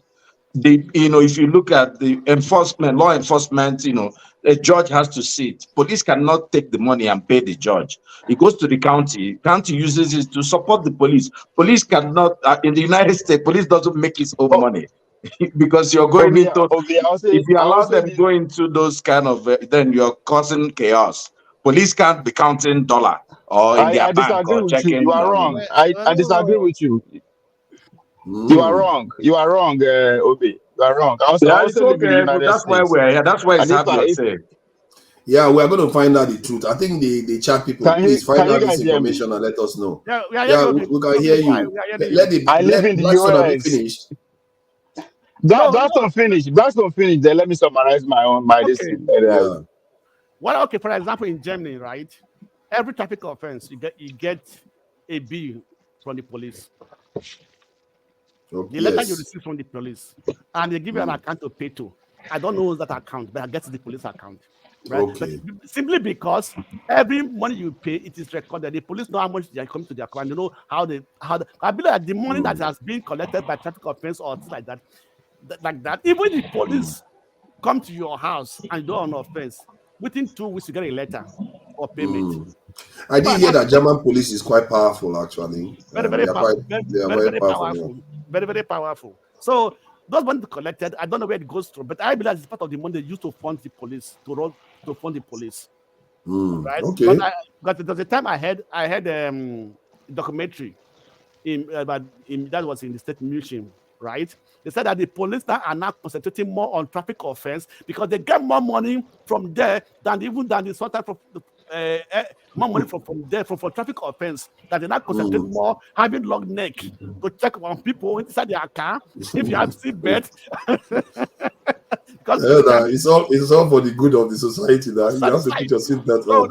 So our police today, they don't generate money for themselves. If the money they collect is from the people, it go to the police gas or the private pocket, right? So these are the problems. So the insecurity in Nigeria is broken because of also the discrete agents are not also doing the right thing. Okay. Thank you. So my question is this, right? Last week we were advocating for visa free for Africa. So my question is this: that if Nigeria today have a visa free to all Africa, are you sure it's not going to create more insecurity in the country because people will be flooding him, both good and bad will be flooding him? It's not going to cause insecurity, more insecurity in that area. Somebody tells me that Boko Haram they don't care about this in airport. they will just cross or the bandits or those they don't care about border. They will just cross those porous borders. I'm saying. So after that, so if you have a visa free, so the border is open everywhere, so airport is open. Come in, nobody knows bad or who's good or bad, So everybody comes in and do that atrocity and go away. I think someone made a strong argument against it yesterday. Actually, I've forgotten. He reminded me because he was saying that North African countries, because they are more industrialized, they will capitalize on it and flood the Nigerian economy with goods, which means Nigerians will be buying their goods more and they will develop faster than us. So maybe that's a valid argument. But that is that discussion anyway. Please, if you are done the Blackstone, we can go to Ovie. Okay, I'm done. So maybe let's try. Thank you. Let me summarize my points and Oga Obi. I also live in America, and I can say because I live in nomadic lifestyle. I've stayed in more than 20 states. I can guarantee you that out of those states, I don't collect ticket for pretty much all of the traffic offenses. So if I want to tell you the donation, why don't give American police? They go thousands on a yearly basis. So if you happen to go to court based on a traffic offense, if you be able to be to court based on traffic offenses anywhere in America, be to Rhode Island, Texas, Minnesota, you name it. If you see 100 people sit down on traffic offenses, I guarantee you 98 of those people, before they come up for that judge hall, they will pay. They will collect money. So they are making hell of money. There's also an argument out there that they have quarterly rent meets that they have to meet monthly. So then they make money. Yes, they're not saying that they will take care of themselves. It goes to the county. Who pays their salary? Their salary comes from the county. That's why I say there's also a joke out there that if police give you tickets, if you go to the judge, it's pretty much you are still going to lose because their paycheck come from the same source, come from the same place. Now, first way they pay the judge, now they pay the police. So, me na first way be say, man, they get traffic offenses everywhere I go, pretty much all the time. So they are making money. Now, on the topic of this discussion, I was pointing out three things. That yes, as far as I'm concerned, it's a good thing. Let them go. I believe in Nigeria. Yes, even though we are badly and miseducated, we are not that docile. We will pick up the challenge. We will find a way to start producing our own.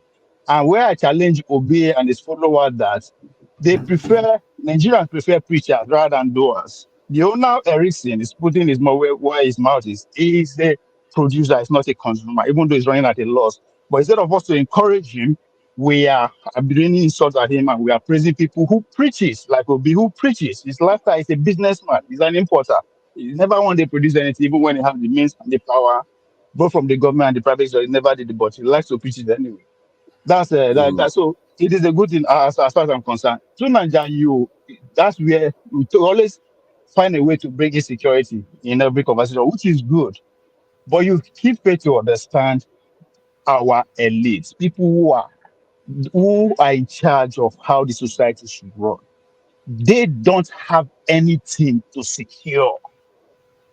If they are actually producing, like the owner of Eric's Foods, somebody used the innocent. They are actually our elites are producers. They will find a way to secure it, but they don't produce. Their source of wealth come from what? Oil, and that oil they don't have any reason to secure it because now free flow for the whole world. Just come and take one vessel, come out and give me 2 million. I'm good. That is the elite you are dealing with. Their wealth are not even concentrated in Nigeria. They still and they take it away. So what is the incentive for them to secure? You need to understand the people you are dealing with first. But I appreciate the fact that you keep putting out that important disease so that even though I don't have confidence in the next group of leadership, the next generation, hopefully the unborn generation will come and pick up what you are saying and act on it. But as far as this group of elites we have, they don't have anything to secure. The billionaires that we have, they don't have that. They make their money through retails. They don't produce anything. Does Dangote, the all of them. richest gentleman in the country has something to protect now. What does it produce? What is He's owner of Dangote refineries, cements, and all the rest that he does. He has something to protect, doesn't he? I agree with you, but just go around all these facilities. 20% of the Nigerian security personnel are securing this product and the route that the product pass. So what else? It's okay. But again, he's a poor man among committee of billionaires. He's a poor man. You understand? So you have to actually understand the people that you are dealing with. If you understand the people you are dealing with, then you understand the whole problem. They don't care. What are they securing? May our gas today, 24 hours, they are out of the country. After I could know all of them get private jet. After I know all of them, they don't have to actually fly away from Nnamdi Azikiwe or Murtala Mohammed Airport. After I could know the Ezik they can, Ezik they Borno, Ezik. After you could know this man, they get underground this thing for Switzerland. So they are not here. Nigerians they will just come sign a deal and leave. They are not here. Their families are not even here. So starts from insecurity from now to heaven. It's not going to improve. The bare minimum is enough to secure the little that they have here. Because everything are free flow. We don't own anything. Our oil, nobody we get down. We don't produce it. Nothing we get. So what are we going to secure? So you have to understand the security from that point of view. You have to have something to secure. From what I gather, the ambition of this government is to increase our oil output to up to 4 million barrels per day. And they also understand that for the benefit of who? Whether for them, it doesn't matter whether for them or not. The point is that I challenge you and every other viewer: stay away from the news for 2 weeks. Just don't watch Nigeria all the news for 2 weeks. That I will understand that now the same thing they talk every day, every day, every day. And the story now elite story. Nobody will actually come and tell you. Now, why are they not actually going to ask this company that live in that environment where they live? What is the effect there? Nobody will do that. But you see the studio and criticize the company that live in and start saying, it's a good thing, let them go. I trust my brothers in Aba. I trust my brothers in there. They will do something. Let them go. As I said, Obi and his will be happy because they made their way from importation. So they don't. If you are importing, what do you have to invest in security? You don't have to invest in security when you are an importer. Or you know a few warehouse you just get from here. You can have your warehouse in Ghana or Benin Republic. So see security If from the that nation is angle of the insecure, people that you put your the trust people on. that are going to buy your stuff are not going to have a lot of money in their pocket. So it also affects. You see, it affects everything. That's the problem. It affects everything. It doesn't affect them because they can maintain because they can maintain the little they are getting from that. They can maintain their house in Dubai, in London, in Miami. They can maintain that. That's all they care about. But if So you are a farmer, Ovie, you have livestock. Don't you want them to grow fat so that you can make more profit? an average Nigerian farmer is as concerned as you, but because you and that farmer likes power, you cannot get security. That's what power is. That's why when the electricity was actually having a very interesting conversation earlier in the morning about leadership and leaders. So we need to actually see from this perspective, the leadership structure is built in a way to keep recruiting the same kind of people who will maintain those elite cycles. Right? That's The the question I'm long-term goal. asking How is to that hold on. the question Hold I'm on. asking is that they are going to make more money. The elites are going to make more money. Hold on now. Nigeria functions. That's to Nigeria. Hold on. Yeah. You were saying they are going to make more money. The little they have is enough for them to oppress you here. That's all they care about. As I said, you agree with me, I'm on the committee of billionaires in the world. The house boy, they go be gate man. They're not going to be enter some kind places. Right? So the leadership structure has to be dismantled. And two, the leaders, that's the short-term project. We have to start identifying people who can actually lead us to that way to destroy the structure. I think it was Paul that said earlier on that he said it perfectly well that the government is too big, is centered in one place, so every Nigeria is doing everything within his power to make sure he clicks on that power and get as much as he or she can get because you don't know how long you will be there. And if you get that, you don't know how long it will take you for you to come back to the spot. So, and that's why I was advocating for dual sovereignty. We need to actually dismantle the structure of leadership, distribute them. Let me be struggling for leadership in my state without actually know what is going on in Abuja, right? So again, also it all depends on the generation of leaders. As I always said, now the same people who fight civil war, now they write the constitution, now then found the political parties, now then be our leaders. So you can see why things are going the way they are. They've been in power for over 50 years, my brother. That's royalty. So every billionaire in Nigeria have over 20 houses across the world. Every Nigerian leader have 20 houses across the world, not in Hold on. Nigeria. Hold So on. they We are don't here care. talking say it is bad, but look at what is going on in Nigeria. Look at their party, what is Ngosika up to?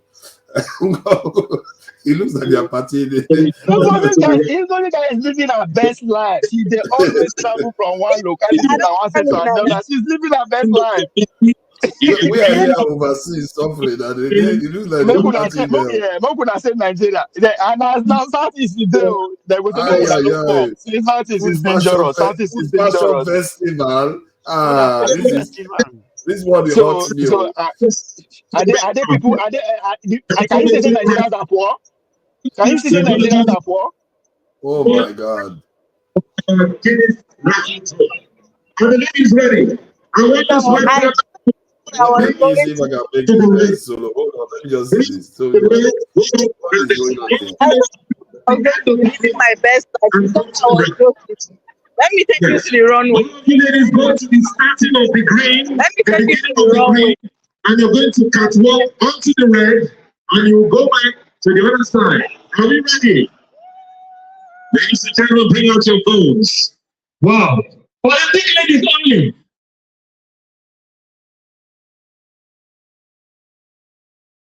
Looks like it's frozen. Let's see if I can get it out of solo mode. Move from stage into slow mode. Yeah, that looks interesting there. The environment looks quite nice. It looks like let me sign off with this. Somebody say what has Konkoso produced? Nothing. That is why I did not campaign on it, right? Obi has not produced anything, but he's campaigning on it. Who is deceiving who? Who is following who no road? Who they deceive? He never sorry, campaigned. He forefathers. never I campaigned on really, production because he has not produced anything. you know, sometimes, can we just stay focused? This guy is just being OB. Just can you stay focused on, the discussion? The focus is about the discussion is You're about just, how the discussion how because can the this problem is hold that, on now. hold on, I know you Hold on. have Let me political link views, it, please. Let me link it. This is not let me link it. This is not politics, right? If You're you want not, to say like that. you We are talking I've read about this. This hold is on now, about the please. fifth time you're saying this. Let me just make let me But make you you've let said me it make you 5 clear. times. You've already said all you Hold can. on now. You are Say whatever you want to say. Thank you. sorry, Thank it's you so missing the much for connection. watching. Let me Thank you. connect it for Have him, you please. subscribed? Yes, you. Have you subscribed? You. Yeah. Before you go, click. It's free. Click. Just that's it. Have you subscribed? You are laughing. Have you subscribed? Have you subscribed? Thank you. Thank you. Thank you. Hey, madam. Thank you so much. I can see you. We have to get to 100,000 subscribers. This by the end of the year. How are we going to do that if you don't subscribe? Yes, you. Yes, you're about to click off. Why? Have you subscribed? It's free. If you don't, ask your son, ask your daughter. How to? Just one click. Thank you. Thank you. I see you. Aha. Thank you very much. Thank you very much. I'll see you tomorrow. So now, please let me connect the dots for him. Please go ahead. Let me connect the dots for him. We are talking. The topic is that companies are leaving Nigeria, and I'm saying it's a good thing. Every obedience should be celebrating because guess what? That gives room for production, indigenous production. If you actually understand what Obi is preaching, so there's a connection. Obi is saying production to consumption. So how do you produce if we are not the one producing it? How do we benefit from that production if we are not the one producing it? So let the foreign company leaves. But again, you also benefit him because he is a businessman who specializes in importation. He will also give the advantage to import. So if you cannot see the correlation, you think I'm just calling Obi, then I'm sorry. You had put it like that because you were also saying that Obi never produced anything, and so now it looks like you're criticizing. Tell me what he has produced. As a businessman, what has he produced? And as a governor, who has he encouraged to produce? Okay, tell me. Can I have my say now? He has encouraged Nigeria to produce. You have made the link, Abi. So, look, this is just poverty of the mind. For me, we are having a very nice discussion about, what is wrong in Nigeria. Why are the people fleeing? When our friend here, Ovia, says, it's good that people are, people who make business, stuff. don't quote me, please, don't misquote me. Don't misquote me. I said business. I don't say people. I said business. I see the here now. The people that live in our Glasgow Smith line, right? If we remember. I said we should differentiate. There are two different cases. Japa syndrome is different from business living. It's two different cases. We should not join them together. I said it from the beginning, but you're not listening. We are going to keep promoting, projecting, announcing in public. What is this thing about? Mbazika, can you tell us what that is about? Yeah, so can you hear me? It's not very clear. We can't hear very clearly. It's quite noisy. I'm trying to move away from the noise. Can you hear me now? We can hear you. So there is this event. Last week I was saying that there is a lot of activities lined up for change. We don't want to look like our problem. We are outside. It's the Food and Fashion Festival. Today is the second day. I was not able to come yesterday. So I decided to drop by today, even though I'm a bit under the weather. And so far so good. I like what I see. I just went to check out the runway so that Yeah. still they can walk. I'm just moving around to see if I'll see something I like. Yeah, I do like what I see too. They look like yeah, it's a nice weather there, and people seem to be doing their thing. And Nigerians, you know, we forget that not everywhere is burning. You know, some people are doing their business, getting about their life. You know, 80% of people don't care about what we are talking about. They just want to do what they are doing there. So I thank you for sharing that with You us. And go ahead. can't blame people for doing their best to survive despite the hardship. You know, I've always said on this show that the people that will cry the loudest are the people who brought this upon us. And the reason is simple, they can't complain. The other set of people who were from the day one shouting that they don't The really audio is still prepare their mind shaking for now. it. The audio is shaking again. It's not very steady. Hmm. Let me see. I think I think it's noise cancellation is taking effect. Let's see. Maybe there's a way one can automatic volume adjustment, echo cancellation. There's no noise cancellation, so I don't know why. Yeah. Okay. Okay. All right. So let's allow Okola. See, Okolala. Sorry for the delay. I think he's been here a long time, and you know people like the thing to go around, and because it is staying too in one place, so he probably fell off. Okolala, you can come back so that your turn is reserved when you return. I'm sorry about that. You know, we had to entertain the ones that are in Nigeria and the women because they are underrepresented here. So somebody was asking about Jagun. Yeah, it's true. Jagun has not been around lately, and obviously we miss him. Maybe he's got some, you know, this is Christmas period, or if anything is wrong, hope he gets better from it. He might just be hustling for Christmas. So that's how it is. Righteous man, are you there? Can I say something to Naja? All right, Can I go say ahead. something? I think the conversation can flow You now. know, see, Yeah, go ahead. maybe I don't know, maybe not because our religious background. People like to listen to preachers, but they don't want to see practical example, right? Then they say, "Oh, Obi is good, is encouraging people." That is not the point I'm making. Obi is a very successful businessman. Nobody can take that away from him, even if anybody try. But as a nation, we need to evaluate the pros and cons of businesses that we do or our leaders get involved in.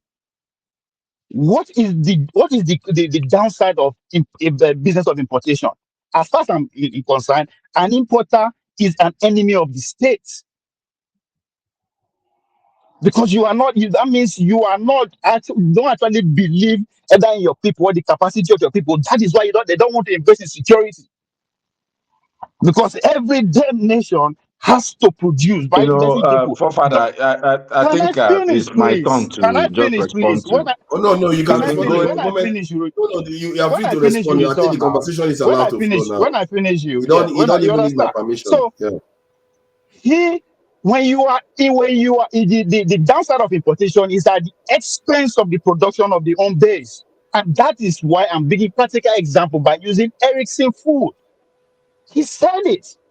Not the outside man. I understand the genuinity of our people, what they can do if we allow them to actually do. But when you keep importing, you are frustrating those who are trying. That's what he is. And at the second part of his life, he has the opportunity as a governor to actually sow a seed or show example. He didn't do it. So when you are preaching, I have to look in between what you actually live for and what you are saying.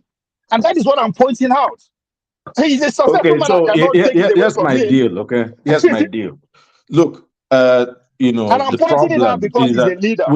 this is the cycle that we go through. That's why I kind of took some time off, you know, from this show.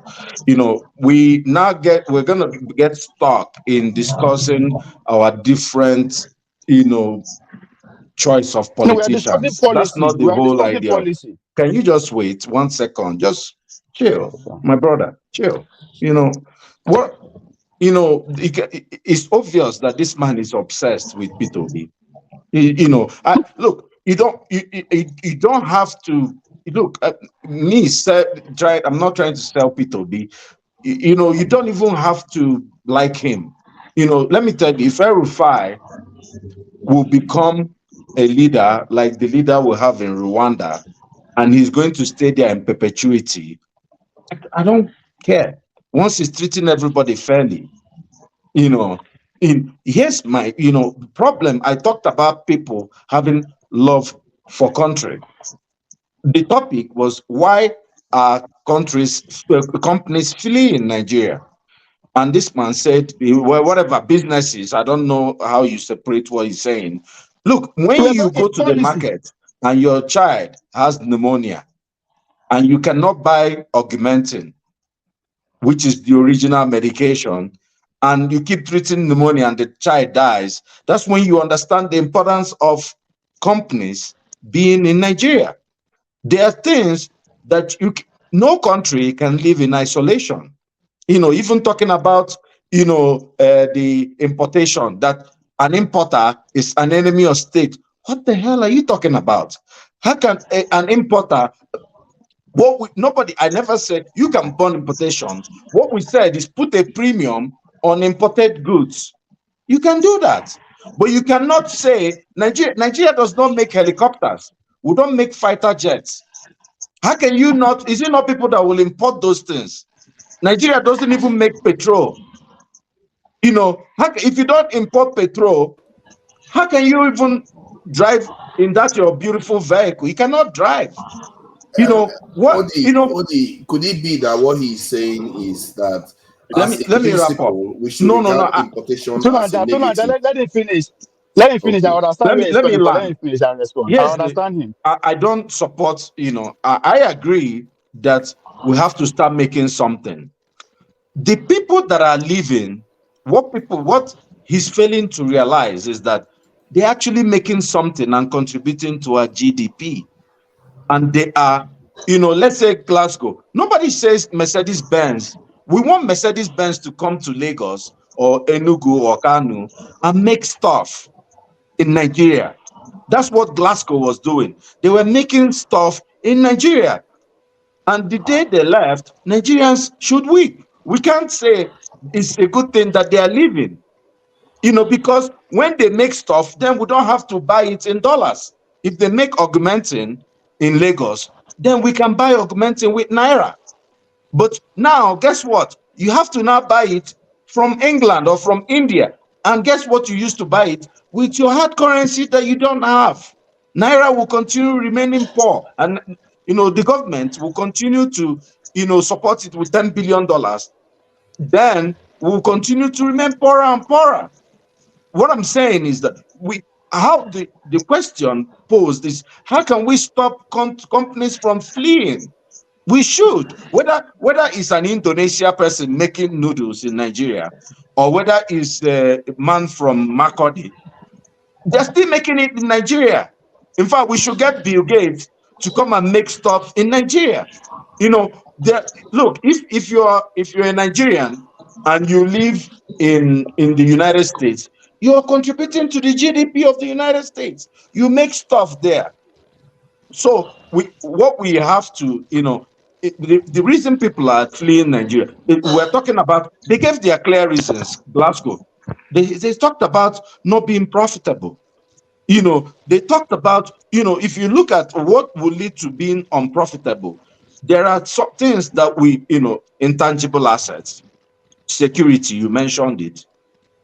Some people mentioned, electricity, power, corruption, the courts.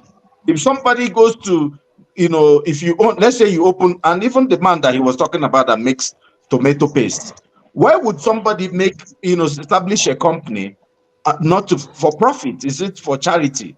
The man wants to make profit. The problem the man has is that, people, there is he went and arrested somebody illegally. People have right to say things about his, company. If people have freedom of speech, The problem is when you go behind to try to put label on people and you don't want to go to court, and then you start crying, that people are, oppressing you or doing something. Look, Nigeria to move forward, we need to keep security. We need a non-corrupt, a less corrupt system where if somebody hits your vehicle, you can go to court and get justice. If not, look, nobody, even Nigerians that live abroad, will not come back. Rest my case. Thank you. Let's allow Tunanja, sorry, Tunanja. Let me respond, please. This is a very sad situation. Try to keep it on 9 minutes so that they can speak. Because the code has fallen off. Please go ahead. What happened? Okay. When we talk about vision, right? We talk about vision, and you talk about security at the same time. You don't care who owns the business that operates in your environment, in as far as contribute to the development of our country. That's sad. Right? We are talking about security. One thing that sets the country that me and you live in apart is what? Ownership rights. I think that is the only country in the world that ownership right is ingrained into their constitution. There's a reason for that. Security is one of them. So you don't fear who comes to do business in your environment. That's sad. One, you don't believe in the ability of your people. Two, how do you expect to be independent when every Tom, Dick, and Harry can just come and bring money and invest in your country? We're talking about security here. We are talking about 100 years from now. How do we decide to say, okay, everything that we consume is our own if we don't start from now? When we open the border, we open every Tom, Dick, and Harry to come and compete with the local people that we are, even though they don't have access to credit, even though the government is not looking after them security or providing anything. But these people decide to say, you know what, I believe in my people, I want to invest in them. We are talking about profits. You see where we are as a nation? When I use Obi as an example, I'm not using him out of a contest. He is a perfect businessman. He's at the center of what we are talking about. And he's seeking to lead us. I can use any other person. He's not going to fit the context of discussion. You can be emotional, you can say, oh, I hate him. I can't hate, I don't know him. I cannot hate him because I am too poor to even hate the billionaire. But if I want my country to actually be secure and have and believe in the unborn generation to come and have the ownership of property right, then I criticize everybody that does business in my environment. What kind of business is it doing? How ethical is it? What is the detriment to that business, to those who are here with me? That is where we are today as a people. You could also call out the government that should have taken the opportunity to encourage Nigerians to. He was a governor, he was an executive of a state. Yeah, I know, but he's not. But so he's not now. Talking about? We are talking about the current president that actually has a lot of power. The current president has a lot of power. So you can argue that why doesn't he? No, let me just make the point I'm making. You can just argue that why doesn't the president generational point of view? No, see, okay, I'm just trying to argue for what is happening now. They are living right now. Why is our government not saying, okay, these people that are living will encourage the our man is obsessed with P2B. P2B is not the president. They're just obsessed with the man. To Nigeria, elite class consists of business elites, religious elites, political elites.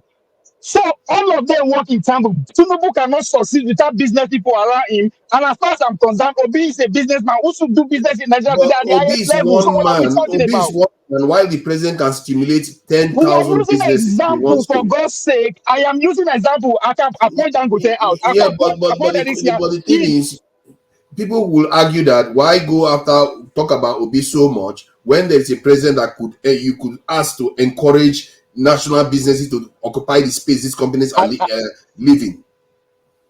I like that question. I like that question because the policy that was operated yesterday, today, and tomorrow are from the same class of people to which Obi belongs to those class of people. Obi is sitting at the top excellence of business people and government people in this country. So no business policy. Hold on. No business policy that goes around without him knowing or contributing. He said he back with it. So what are we talking about? But he's not at the top. He's not even close to the top. He's not even close to the top. There's Dangote, there's Lelumelu, there's Tinubu, there. All those people have more money than he does. So I don't know. And Tinubu has political power. To Nigeria, we are talking about class of people. It is sad that I'm using. Okay, let me know. It is. I'm using Obi because Obi fit into the description of what we are saying. Government Yeah, policy and business but practice. Hold on I now. Business, hold on, to Mr. Nigeria. Ovie, Government policy. Hold on, Mr. Ovie. please. Can I learn my point? Business policy, and what? Government policy and business practitioners. Right? It was business policy that led Glasgow to leave. It was due to the bad business IQ of our leadership that actually bring Glasgow in the first place. See, you cannot separate these two. It's government. So he occupied the two. He was an executive governor of a state Yeah, but when he was for governor, 8 years. people were not leaving the He was country. a It's he not that was they a are private leaving. businessman for 40 years.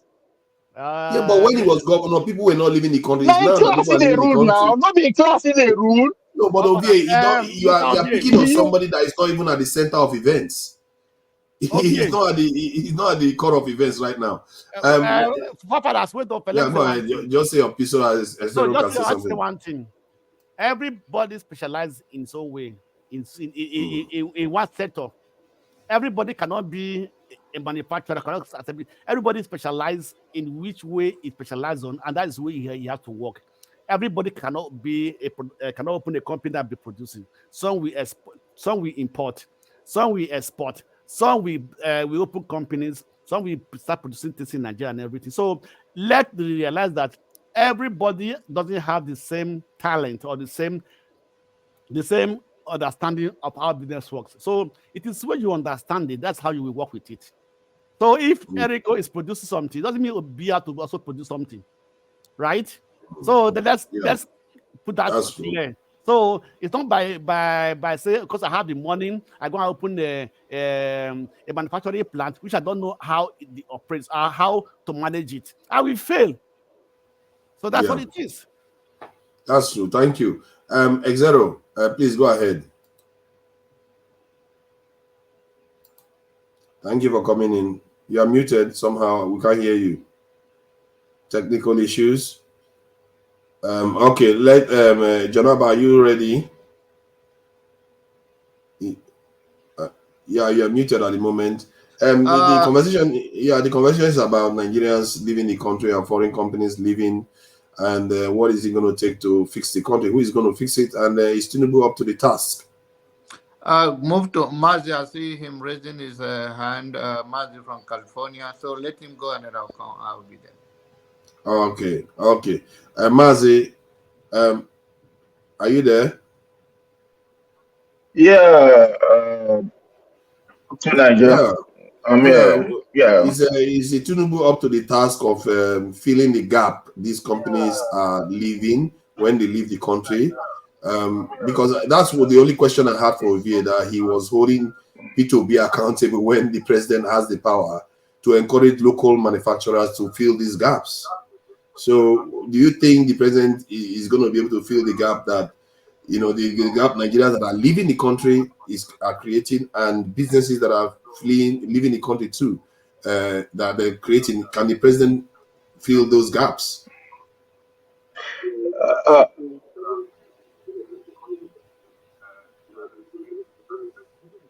Your audio is gone. Okay. Profathers, good morning again, and then good morning, Jonava, and good morning, Zero. Good morning, Blackstone and Odie. Okay, can you hear me? Can you hear me now? Loud and clear. Okay. I don't know. There's an echo coming through from what somebody. What about now? Can you hear me? Yes, perfect. Okay. I don't know what the problem is for Ovie today.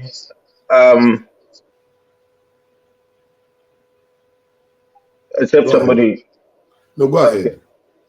So pretty much, Ovie, I don't know what the problem is.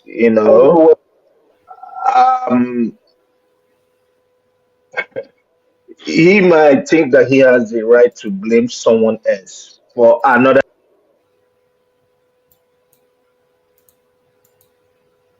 Yeah, something is wrong with his audio system. He seems to be fighting it. Have you taken care of your audio system, Xero? I don't know. Can you hear me now? Yeah, loud and clear. Oh, you can hear me now. Okay, maybe it was because I adjusted my audio. You see, I'm using a mic now on my system. Yeah, that's fine. Oh. Okay, just change it to 0. It'll be better. you do sound better. You sound like you're using the microphone now. So you can hear me loud and clear now. Okay. Right. Yes. Great. I think everything boils down to, we still have leaders that are living in the past. In fact, Nigeria man, long time. Where have you been? Nigeria man has been hustling.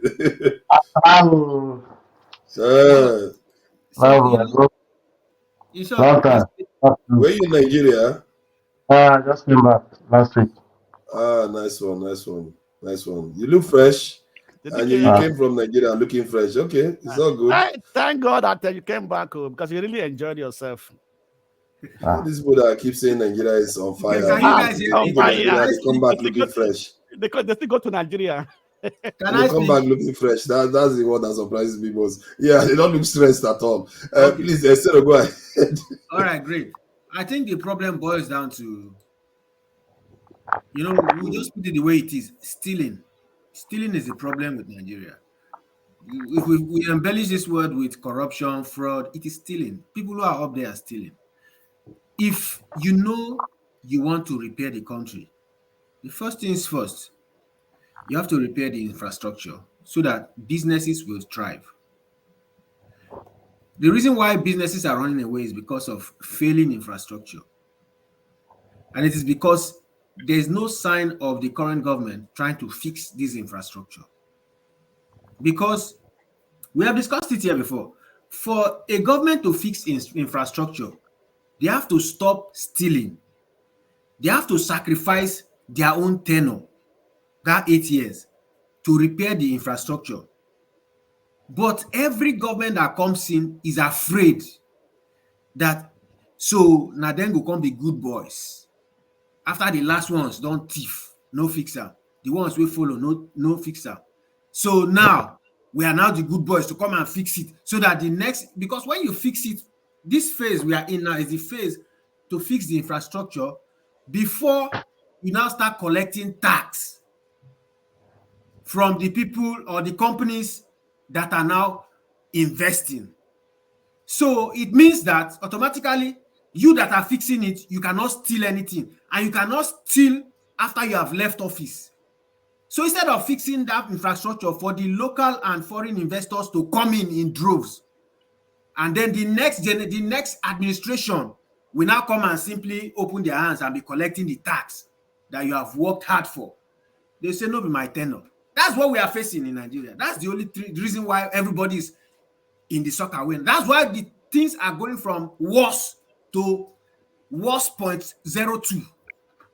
But is it not true that even the politicians understand the concept of delayed gratification? In other words, what you are saying that when they get into office, they want to eat for now. Why should they work for the people in the future? But they themselves as politicians do the same thing because they invest in getting into office. They use a lot of money to do that. So they do understand the risk of investment, and then when they get the reward, then they're able to do it. But when it comes to Nigeria, they are not willing to risk the fact that, because if you can do something in a way that even when you are gone, your children will still be making money out of it, like some of the deals that Tinubu signed when he was in Lagos to start collecting money. The reason why I'm saying these things is because I feel like there is something else going on here, because these are our leaders. They don't have a lot of money. There's nothing going on other than the fact that when you use corruption to steal something, you will use another corruption to maintain it. That's what is going on. All the investment Tinubu put in place in Lagos, he used corruption to get them. So he's further using more corruption by putting his own boys to keep those investments like that. Let one proper governor come into Lagos and see how all those things will go away. That is what I'm saying. And that is what is happening in different states. A person will come into a state where they voted him. He will use corruption to put a stooge. I'll use further corruption to surround that stooge with more stooges. So that as that stooge is leaving, another stooge will enter.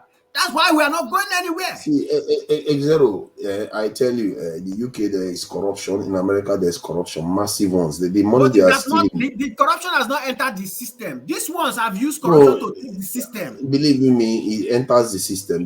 There's something more fundamentally wrong with our country. Because when they steal money here, most of the money they spend it in their own economy. No matter how they do it, it still comes back to the economy. But when our people steal, most of the money that is stolen end up in foreign economies, and they don't have any way of bringing it back. Some of them die, the money just disappears. That's what I'm telling you. For you to be corrupt, for your corruption to work, you have to hide the money somewhere that people cannot reach it, or they will easily forget about it. You can't keep it here, because if the next person that's coming in is your enemy, he will take back that money. So you have to put it in one fund or in one tax haven or in one corrupt government somewhere else. And those corrupt governments, go and look at it very well. Even the US, they have a policy that their interest first. If you put money in a US bank, whose interest is it? Of course, it's in their interest to your favorite. So before they start, they don't even care whether you kill your people, or whether you buy your people. Sorry, the only thing they care about is that interest first, America first, and the same thing with Britain. All those places are corrupt. Then why are we not like that? Why do we always take our stuff and run to them? You are saying that because some other person is going to come and steal it from them. They too have people that steal. And to be fair, in Nigeria, how many people have stolen in Nigeria that we have taken the money back, even if the money is in Nigeria? Bro, how many people have we taken the money back? The truth is, the person himself that is stealing the money is scared of you. That's one day you will rise up and the table will crumble. So he has to hide it somewhere that even when you are searching, even when you find 5, you will not find the remaining 27. You understand me? You have to be more corrupt than the past administration to be able to have something. Because if somebody, say for instance, you want to take over all those things that the likes of Tinubu have taken away from you, you think you can take back everything? You will still miss some. From what I can see, it doesn't make what you are describing right now. It means that our leaders are some of the stupidest human beings on the face of the earth. They are. You know that what Nigerians are. It takes a period of austerity to build those infrastructures. That means the person who is building it will not steal, so that the small oil money that you are getting, you use to focus on that infrastructure. By the next, maybe within a period of 15 years, some infrastructures would have attracted some investment that will have started paying tax. It is more investment that will lead to more tax than a government that will come. Ask yourself this question now: why is it that if they like money so much, Nigeria is losing currently about $50 billion on GDP every year? Then why are they not securing the country to get all that money? Even if they are thieves, why are they not doing it? Let me tell you, let me throw the question back to you so you understand. You and I are the sacrifice. Because for them to take money directly into their pockets, they have to mortgage you. So that's money, they don't care. They want to take it immediately and then pay it later through you. So we'll be servicing debt, no doubt. But they have already taken the aid and all the money, direct money that is coming in, and put it into their pocket. No. This one is not there. This is our money that we should be making every year in our GDP. Because of insecurity, we are losing $50 billion in our own economy. So for them to be richer, why are they not looking to plug it, secure the country so that they can get richer? Who told you that insecurity is not in their interest? That's what I'm telling you. Corruption is bigger than $50 billion. No, because we are losing $50 billion. Listen, that $50 billion, does it come directly into their pockets? It has to go through. He also comes into their pocket. No, but it does come into their pocket. Of course, it does. Come directly. That's what I'm telling you, that the corruption and laziness of this set of people is so much that they rather take the 10 billion that is direct than to wait for the 50 billion that is going to pay in 3 years. They don't care. There's another direct one that is coming. That's what they are just taking and putting it and filling their pocket until their tenure finishes, because there's no time. They are trying to take the one that they can get and leave within 8 years. Nothing will be done. Look at the road. Just look at all the roads. But Look at see, the killing okay, I will allow. See, I hear what you are saying, and you are really making it look like we are some of the stupidest people on the face We are of the the most earth. stupidest. Let me even tell you what will shock Not you. they is also. That's what I'm Because telling remember, you we now. are We the are ones the most creating them. stupidest. Let me even tell you what will shock you. You know how many local governments that don't have any citizen living there in Borno State, but they are still paying, they are still taking allocation. Wow. Okay. Let's. I think Prince wanted to add something. Please go ahead. Okay. Let me shock you just in in addition to what Zero have just said. Do you know that the NMPC MD was called to the House or is it Senate and they were interviewing him? And do you know that this man had the guts to open his mouth and said that the Nigerian oil is being stolen from about, from the crude oil or whatever it is being stolen from about 4,000 spots.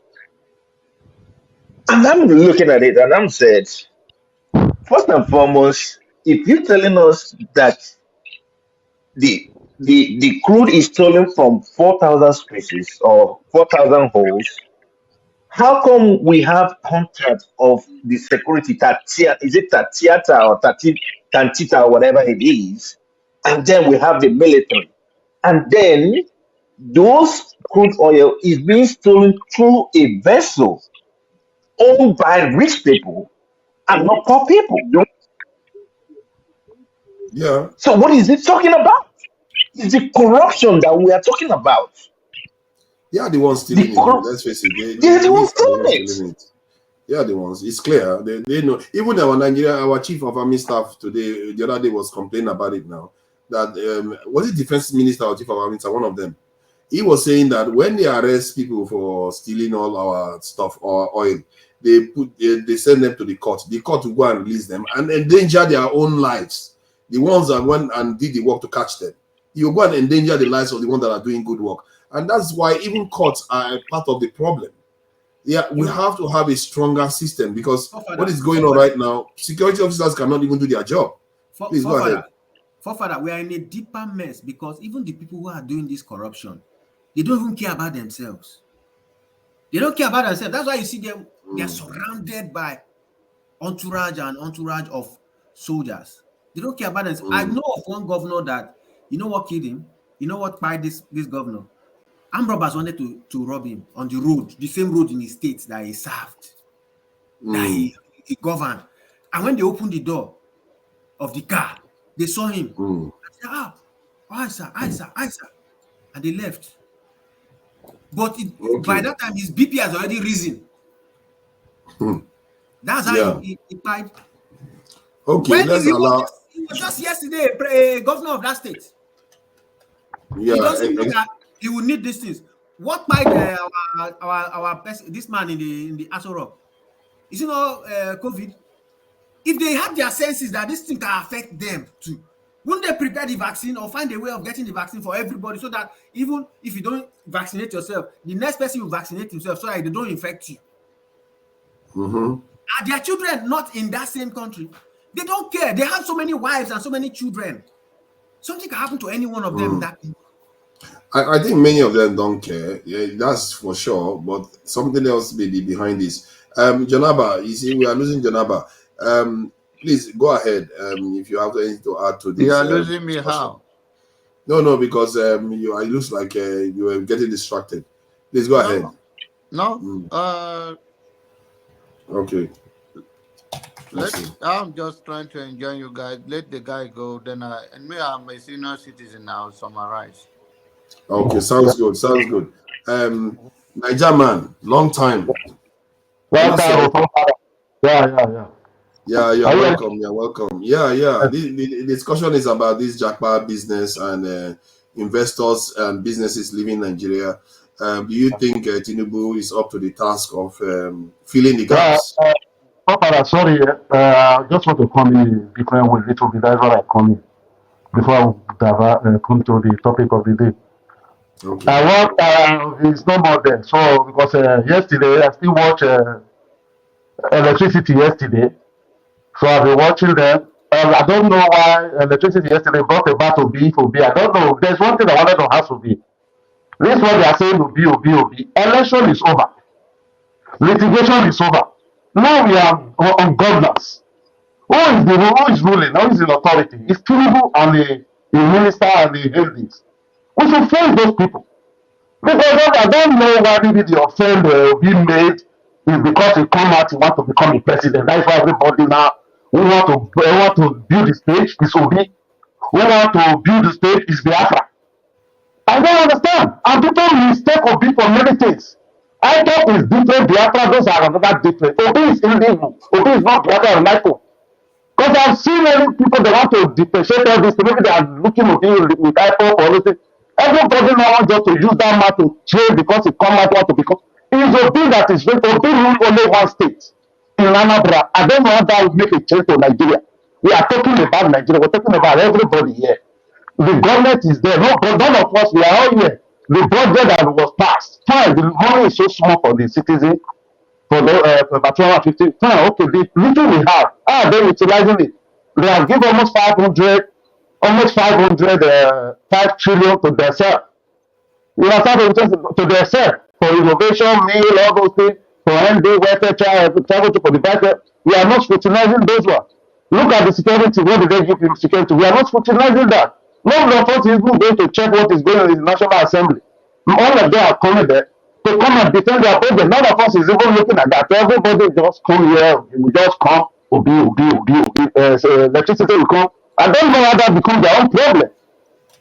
Their state there's no road, there's no water. They are not facing their state. What is the man of offense? Everybody Nigeria, your audio is a little bit. Your audio is coming across a little bit muzzled. Okay, hello. Are you hearing me now? I think it's better now. Say something. So I don't know why it's try to talk. I think when hold on, let me just check something. I think maybe it's your setting. Let me just check. It's going to improve. What I to improve based on this. This may have something to do with it. Go ahead and say something, please. Is it better now? Yeah, but noise cancellation is not working. I don't know why. Go ahead. Well, it's better now. Because I'm using phone today. I'm not on laptop. Okay, so that is where I wanted to come in because I don't understand. We have to face the one is really the country. We have to face that one of us is scrutinizing the budget. One of us is looking at the budget for health, for security, for welfare. Nobody is looking at them. Just come here and start lamenting Obi. Who is the person that is really is Tinubu? Is the president. Litigation is finished. Election is finished. We face the governors now and scrutinize it. That is why. We are the citizens. There's no opposition in Nigeria. One of us has to come and take opposition.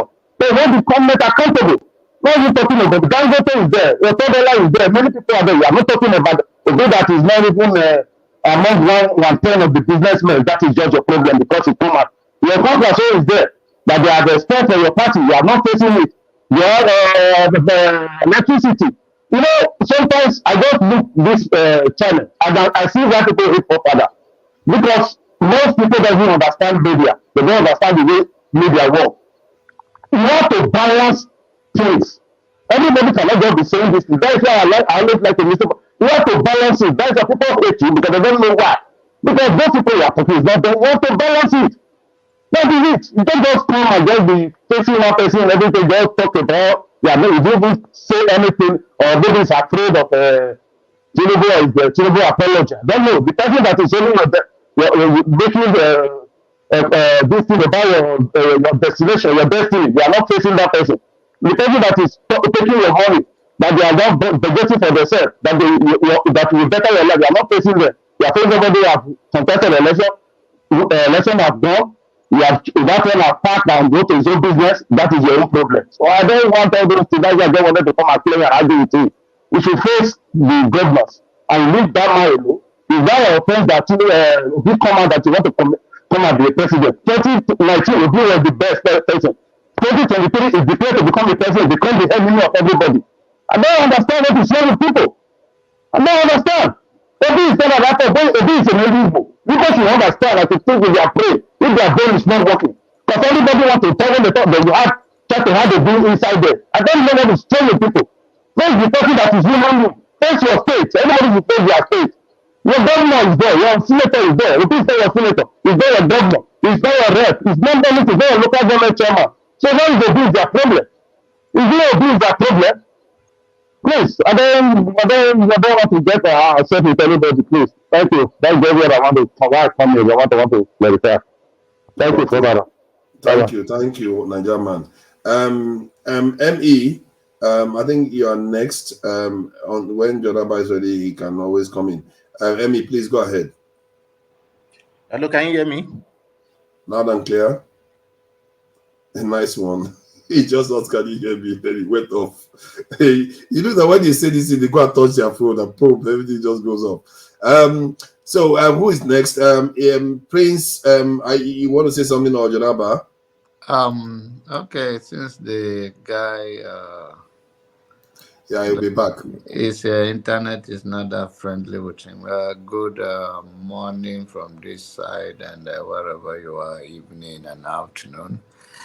I think let's make one thing clear. If we're going to address or trying to prepare ourselves for the future in political arena, I understand where others are coming from about the critics of Obi, and I also understand those that criticize him.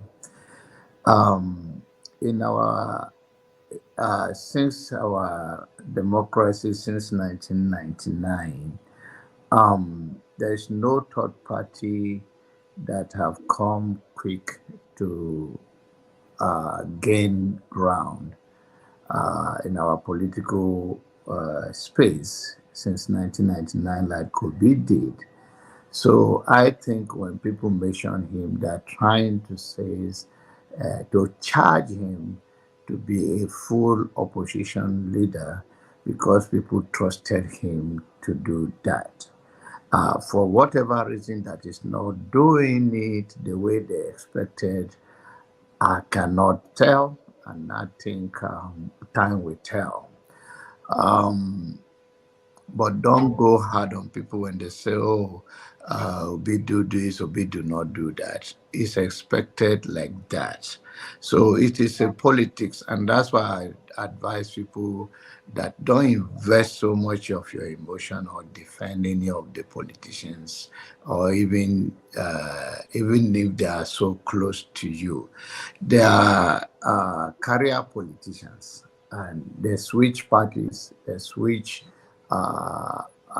The governor of Benue State now is lobbying to go to PDP because the APC that he won under is in the state level are not favoring him, or is not gaining popular the way he wanted it. So these are what politician does. The responsibility of ordinary citizens or media is to be critics of them and to charge them to be better.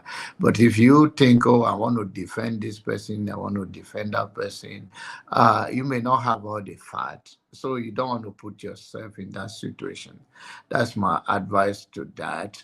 On the issue of Tinubu is up to the tax or not, we have you yourself, you know how difficult it is for you to even moderate here. And you are talking about 2 million plus Nigerians with such mentality. It's very difficult to have a control, especially in a society where corruption is the order of the day. That even when you mean well, you will not go well. The society is very gullible, and where do we start from if we don't have a system, and if people can just take a side based on religious or based on tribal, instead of saying that if you are Yoruba, you do well, your guy. If you are Hausa, you do well. If you are Igbos, instead of looking at the system, So we cannot have a better society when there is a corruption going on. There's nothing to enforce. Ordinary Nigerians, we should turn the mirror on ourselves. Tinubu, there are so many things that are not going well. And of course, once you are a president of a country, you can't shift blame. But the society should also hold themselves a little more responsible. But the greed of, oh, this is my time to chop, and the next person will come is going to be the same way. I said that in this earlier on this thing, that are we missing Tinubu already? No, are we missing Buhari already? Because he says so. He understands. Leaders understand what they go through. If you are in the position of leadership, even to manage your own life and things around you, you will face so many challenges. But I don't think the way things are going right now, we need a strong opposition leader. All Nigerians you may likely support, may well support Tinubu. Doesn't mean you cannot criticize him. You cannot say, oh, this is not going wrong, simply because you are a lawyer and then you abandon your common principle. And it doesn't mean you should not be fair enough to say, okay, I want to walk on this fine line. Let's give him time. And some people say, okay, it's not in the foundation is laying. I don't think it's a good foundation that will help this. It's okay to be all of those things. But Nigeria is a complex people. We have a sentiment on issues that we are not discussing. Why are we where we are? And we don't have the disappointing part of it is not even that we don't have any strategy where we can hold them accountable through political system. That's okay. I'm going to I will say no to this or no to that. You know, it's like Donald Trump says that he do not take oath to defend the Constitution. And I said to him, it would be better for him to say, I took oath, because there are many things that can prove that he took that oath, and several rally that he say, yes, I want to defend the country. It could have been better for him to say that, I say, help me, God, at the end of the day, but God didn't help me. It's better for him to go that route, and somebody like me will accept it, than to say, oh, I do not take oath to defend the country. So it's like we are going around saying like all these excuses we are making for ourselves and others. We should back out of it. Let's do what. Let's say to things we know and things that we have. We can fact check, and you can say, oh, this is right. This is not right. Why our country naira, why naira is devaluing? Is it because the demand is high? Is it because of insecurity? Let's put things in a context so we can have a constructive debate, but we cannot be all over and we don't have those things. You can say to the people that, because all we want is a working Nigerian for all of us. And if you want to criticize people, we say, okay, this area you are not doing well. You are trying to, it's not that you are praying for them to fail, but you are trying to point to them that this is not going well. I may have a political difference with you, but I want us to have this. I want to redirect you to look at this thing, that do it so that the country can move forward. But we are just all over. It's all over. You want to defend person you are interested in. If there are things that you can't even defend yourself, than to come to say, no, I take my word back, or I apologize for this. But if we all don't want to be doing this, it will be a long walk to freedom. Let me hold for now. Thank you, Jonaba. Who is next? I think it should be Tone now. He came at the right time to be the next speaker, so that he can flow. I think there's an echo on your end, Tone. Okay, hi. Can you hear me now? Yeah, we can hear you. So you can, yes, we can hear you. Hear me? It appears you are delayed. Okay, hi. Good day, everybody. I came in. Am I delayed? Still delayed? You should hear me now. There's no problem from my end here. Go Can you hear ahead. me? Okay. Hi. I just came in to respond to what Ovie said. Ovie said he's knocking on Mr. Obi because he imports. What kind of statement is that? Even in the West, you have businessmen that import from China. Here in the UK, a lot of businessmen get their stuff from China. So does that make them not a proper citizens of United Kingdom? So what are we talking about? Instead of us to be addressing the present illegitimate government squarely and putting in points that matters and all that where they have failed, their recklessness and all that, we come here and we glip tongue and be defending the indefensible.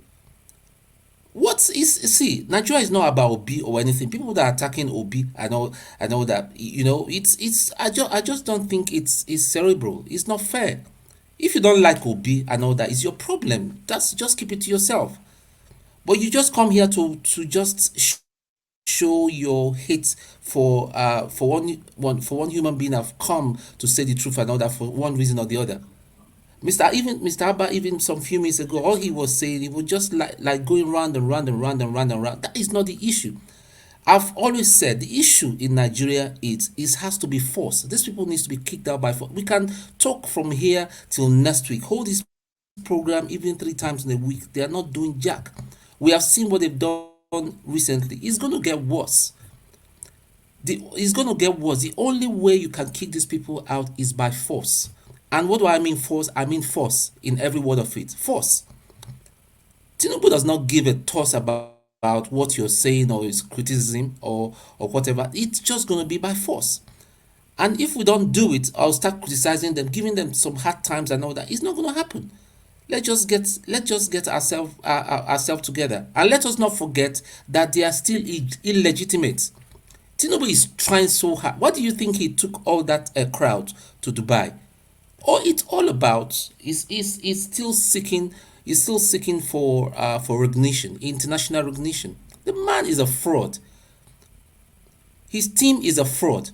Imagine the other day, 2 days ago in Shiloh and all that. That stupid lady, Dr. Betta Edu, coming to give a testimony. Gone are the days that when you go on the altar of God, you fall down and die and all that. He came to give her stupid testimony of being the youngest minister. I'm surprised that I wish I was there because I would have stood up and said, "Listen, you don't come here to tell lies."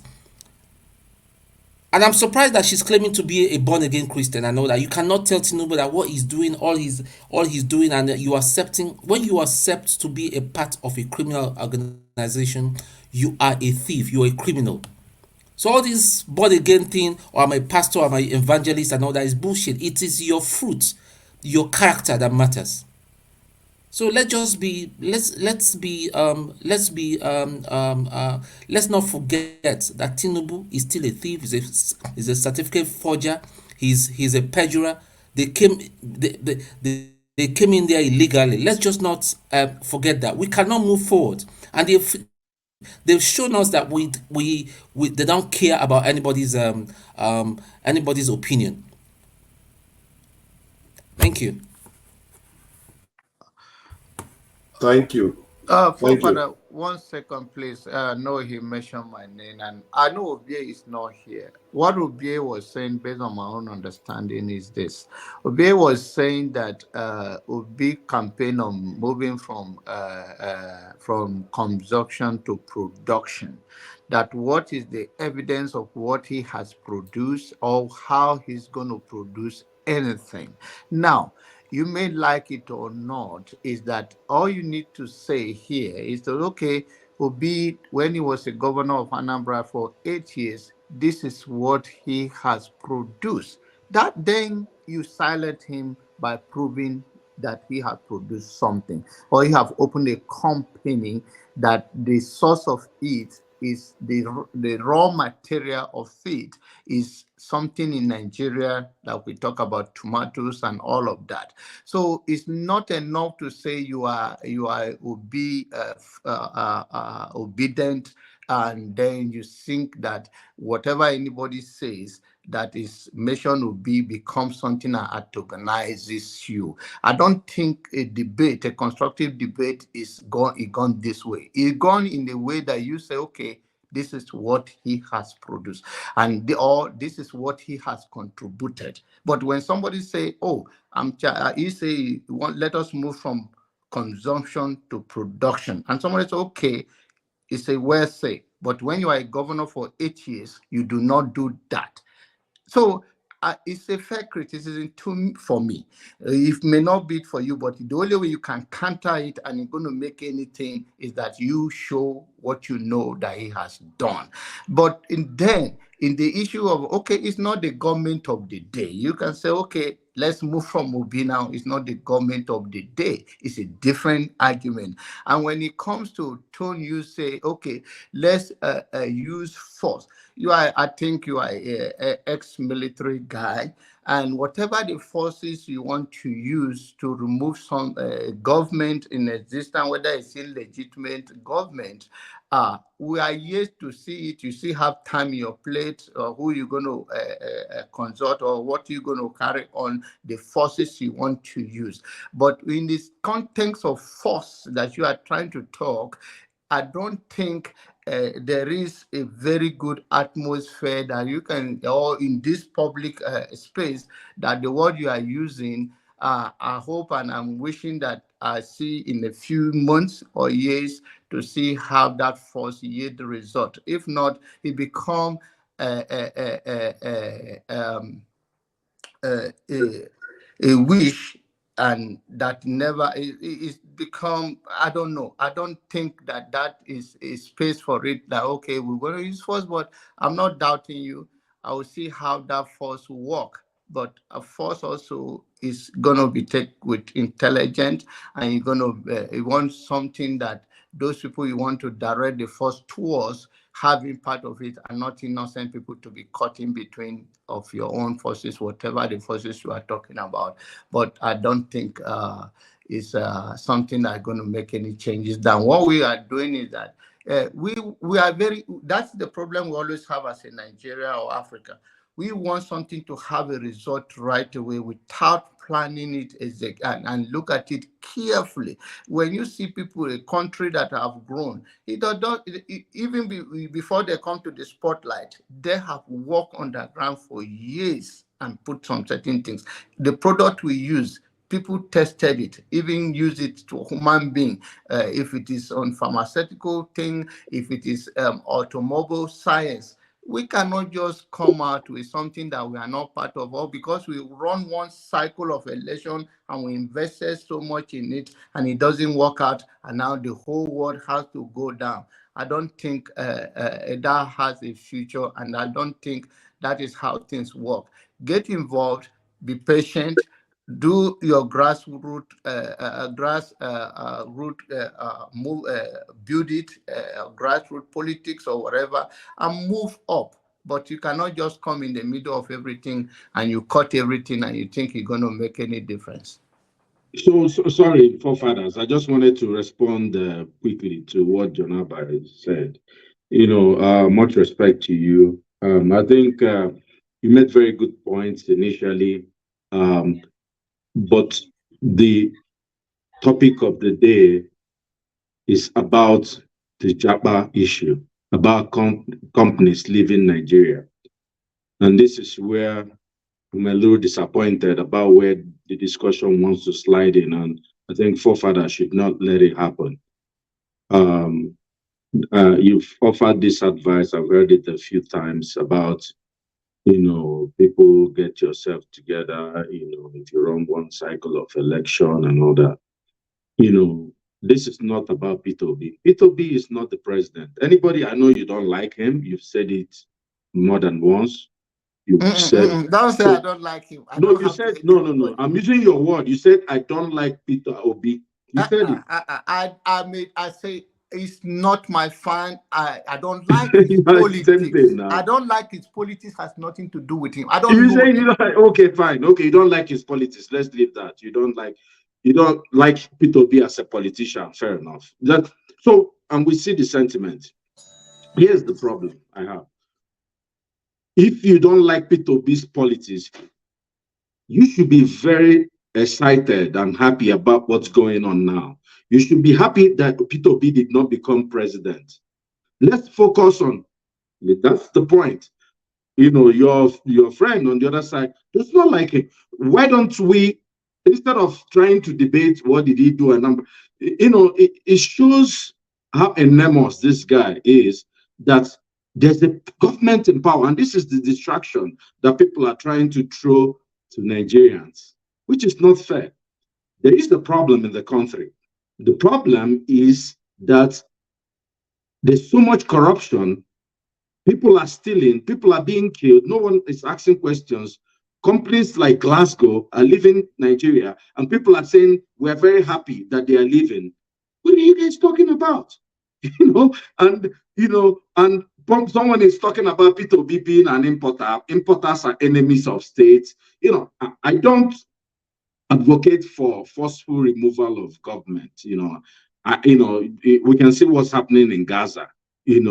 For us to know that things can go very quickly. And this is why I like your last point. People will be caught in this crossfire if something bad happens. So what we, when initially before you guys came, is we just need these people to be patriotic. We said if Tinubu says on Monday, see, just one policy by Tinubu on Monday can make all the difference. That's why we keep speaking. Maybe someone maybe Sheyi will have a friend who will recommend Dr. Damages. Listen to these guys. And Sheyi will go and tell his Baba, say, make me do this thing for these people. Let's change it. Tinubu is going to be president for the next 4 years. Mr. Odi, Let me just finish. Mr. Odi, you're saying that you let me finish up. Let me finish.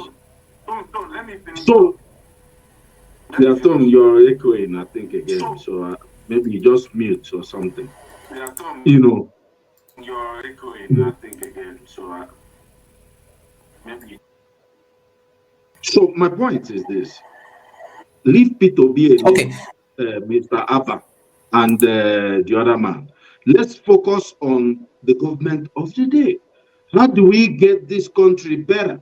We'll come back to politics in the next 3.5 years again. And Nigerians will make a choice. Any choice that the country makes, when I mean the country, it's not just the people, the judiciary. I had one appeal court judge died before he was going to be promoted to become Supreme Court judge. Everybody makes the choice. Somebody said, oh, things are not so bad. I think forefathers make. The people look good and there's good music doesn't mean things are good. One of the, in the United States, the budget and all the GDP, about 20% is dedicated to healthcare. You cannot have a country. Look, if Tinubu has chest pain today in Aso Rock and he has a massive cardiac myocardial infarction, he dies in Aso Rock. I'm telling you the truth. If you can't carry him quickly to London on time, there's no healthcare. The Aso Rock clinic is a joke. It's these people are not even they don't even care about themselves. So what we're saying is, Odi, on that Aso Rock issue, they said they went and brought all the equipment that the doctors in the West use and put it in Aso Rock. So when something happens now, they said they will fly the doctors into Nigeria to treat him in Aso Rock there. So that's their new plan. But it's the same thing, right? It's the same distance. Whether you're flying the patient to the doctor or you're flying the doctor to the patient, the doctor is not there. Look, if you have a chest pain and you have a heart attack, what you say, you need to treat that patient in 90 minutes, or everything goes bad. Maximum 90 minutes is the what we call the door to the, to the from time you leave, you call an ambulance to the time your heart is, these blockages removed. He's not going to make it. You can't bring the doctor. The man may be sleeping in the UK. How are you going to bring him to Nigeria? It's a joke. This is what you even said. Look, even think about what you said, how much sense it makes for that to be a plan for a presidential villa. What I'm saying is, my brothers, let's keep the discussion focused on how we can make Nigeria a productive haven, to keep the people we have here, instead of talking about, election and people who lost. Be happy or be lost. Enjoy, just have fun. Nigeria is bubbling. Enjoy. Why can't we disagree to agree, Odi? Or agree to disagree, more like. Yeah. So it doesn't have to be my way, and Oh, it doesn't have to Mr. tell me, Odi, Mr. and it Odi, doesn't are have to you? tell me, say, stop talking about this person or this and that. It's a topic that link it to it, and when that is how things go. You cannot absolutely have a monopoly over something. You can started the conversation and it road to something, but at least as a matured people, we should be man enough. When they talk about people, we don't want them to go there at all. We should still take what is called temperament and enjoy it. Even you as a person, there are things they say about you may not like it, but as a real man, you will say, you know what, Mr. Abba, hold on. Mr. Abba, hold on. Yes, sir. I never advocated for a war. Let me just I clarify. never say you did. Did I What I'm mention the saying word is a war? violent change. I never said the word war. No, that's my implication. That's what you're saying.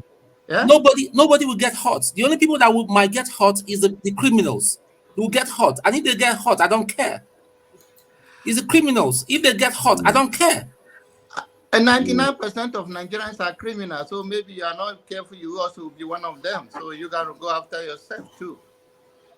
I think probably what he's referring to. Okay, let me clarify. The class. Because it's often like that. Okay, I wanted to argue something that I thought we have a rule. Can we follow the rule and not interjecting each other? I think it was flowing, but because there are more people now, we have to make it a bit more strict so that we can do, let's say, 2 minutes, so that everybody will have their say. But let me just ask something about what Ovie said about importers being, kind of negative and not a good thing. And I think maybe we need to call them enemies of state. Yes. I think what he means by that is that we should have that kind of mentality. And the only thing we should be importing is things that we need to manufacture something, things that we need to defend ourselves. Any other is importing like toothpicks or rice or even wigs or other nonsense that is not enriching us in any way. We can do away with them. Can I interject you, please? That statement in itself is very wrong. Yeah. The only institution that has to do with what is important, what is not important is the government. Citizens should be free to do as they like until the government formulates a policy that says, no, that's what he's saying, though. That's what he's saying. Yeah, but that is wrong, because citizens should be free to do any business they like. It's only the government that regulates with policies. Maybe we are importing too much. The government regulates and advises or gears the economy towards the proper direction. If the government itself is not well enough, if the government itself is assisting monopoly, that government is but that is what he's saying. He's saying that we should see importers as a problem. A private citizen has no business saying, okay, I have to export so that I'll help. It is the government that directs citizens. There's a way of I agree with that. But the idea is that if we all agree that this importation business that we are doing, we have to start importing strategically things that are actually beneficial to us. Do your business. Government policy will direct you. If you do something and people are doing it too much, you will change business. He's talking about government policy. I think you think he's attacking people, but he's saying that that's how we should start seeing it. But it's okay. Prince, go ahead. Then Righteous Man will have his turn. Prince, say what you want to say. Okay, so pretty much are we saying that importers are not helping? Those people who import pay taxes, they pay import duties. And the reason why they import is because we don't have it in Nigeria. So I don't understand what the problem is you guys have with importers. You live in UK, forefathers. Uh, Ovie lives in Texas. Do you want to tell me in Texas that what you have in Texas is what is being produced in Texas? You don't have Walmart there. You don't have Sam's that import from China, despite the fact that China is not even friendly with America, but they still do importation. But there is a difference between an advanced economy and that of Nigeria that has not even gotten on the ground. Stop comparing things. We start from somewhere. No, we have to stop. We start from somewhere. Think about it. Just hear me out. Just hear me out. There are certain things you import that is not benefiting the nation. If you are importing equipment to manufacture so that we can now start exporting, that has a plus added value. You see what I mean? Okay. How does importing pizza help Nigeria? The person they mentioned, is he importing toothpick? Is that what they say his importation is? No, that's what he's implying. He's saying useless importation should not be accepted. We have to change our mentality. That's left for the government. That's left for the government to deal with. We're dealing with an issue here. We're dealing with an issue here. Even Peter Obi believes in it. Some of all these things people are saying. The government? Peter Obi saying we have to transform to an exporting economy. The idea is that he's saying discourage importation, discourage people using dollars. Even our own president wants to sell their private jet right now. He said Nigerians should pay for that private jet in dollars. This is the Nigerian government doing this. Doing his private business. Okay, that's why we focus. That's why we focus on the government of the day and not people who run for election. That's what we should be doing. I agree with you. He shouldn't have been picking on Peter Obi, but we have to look at the bigger point. Anybody. But there is a president in office. Why are you picking on somebody that's not in office? John Abba, you have. Can I respond to all this? Too many people talking at the same time. John Abba, you guys have a new governor. You guys have a new governor in Benue State. During the week, did you hear him complain? You heard him shout. Yeah. You heard him shout. Yeah. Okay, so what is the problem? The problem is his godfather Akume want him to be given money. The same people. The same people. If we talk that, you see, I don't invest so much like you guys. I used to tell you guys before even when the election was going on. I think we need to calm down as a people and we understand our differences and we can have a constructive argument. And maybe somebody says, I think it's Audi, can say, okay, this person will hear it and say, okay, Nigerians are getting aware. This is the position of some other people are talking about. Look at the word they are using. This is what they are channeling some of our energy. Let's discourage this, don't distract. That's a constructive argument. And I'm not saying that nobody, I mentioned it to you, these are good career politicians. So good. It is you that is good. Let me say one more thing. Okay? We are over here talking about P2B and government, our government went to Kogi State and gave women 20,000 and had them on camera saying, oh, they have done a marvelous thing for 20,000. What would 20,000 buy today? Thank you. I think let's move it on so that others can. Those are things we're supposed to be talking about. Can I respond? Uganda needs to stop. Can I respond? I actually stopped. You have 2 minutes to respond. I think we are going to be doing 2 minutes now so that you can be able to circle around. Please go ahead. Okay.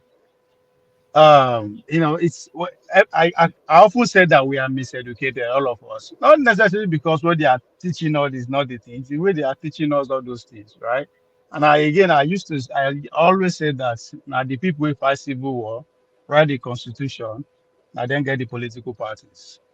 Because if to say them teach us well, we for know say all these characters where they govern us, now them be the problem.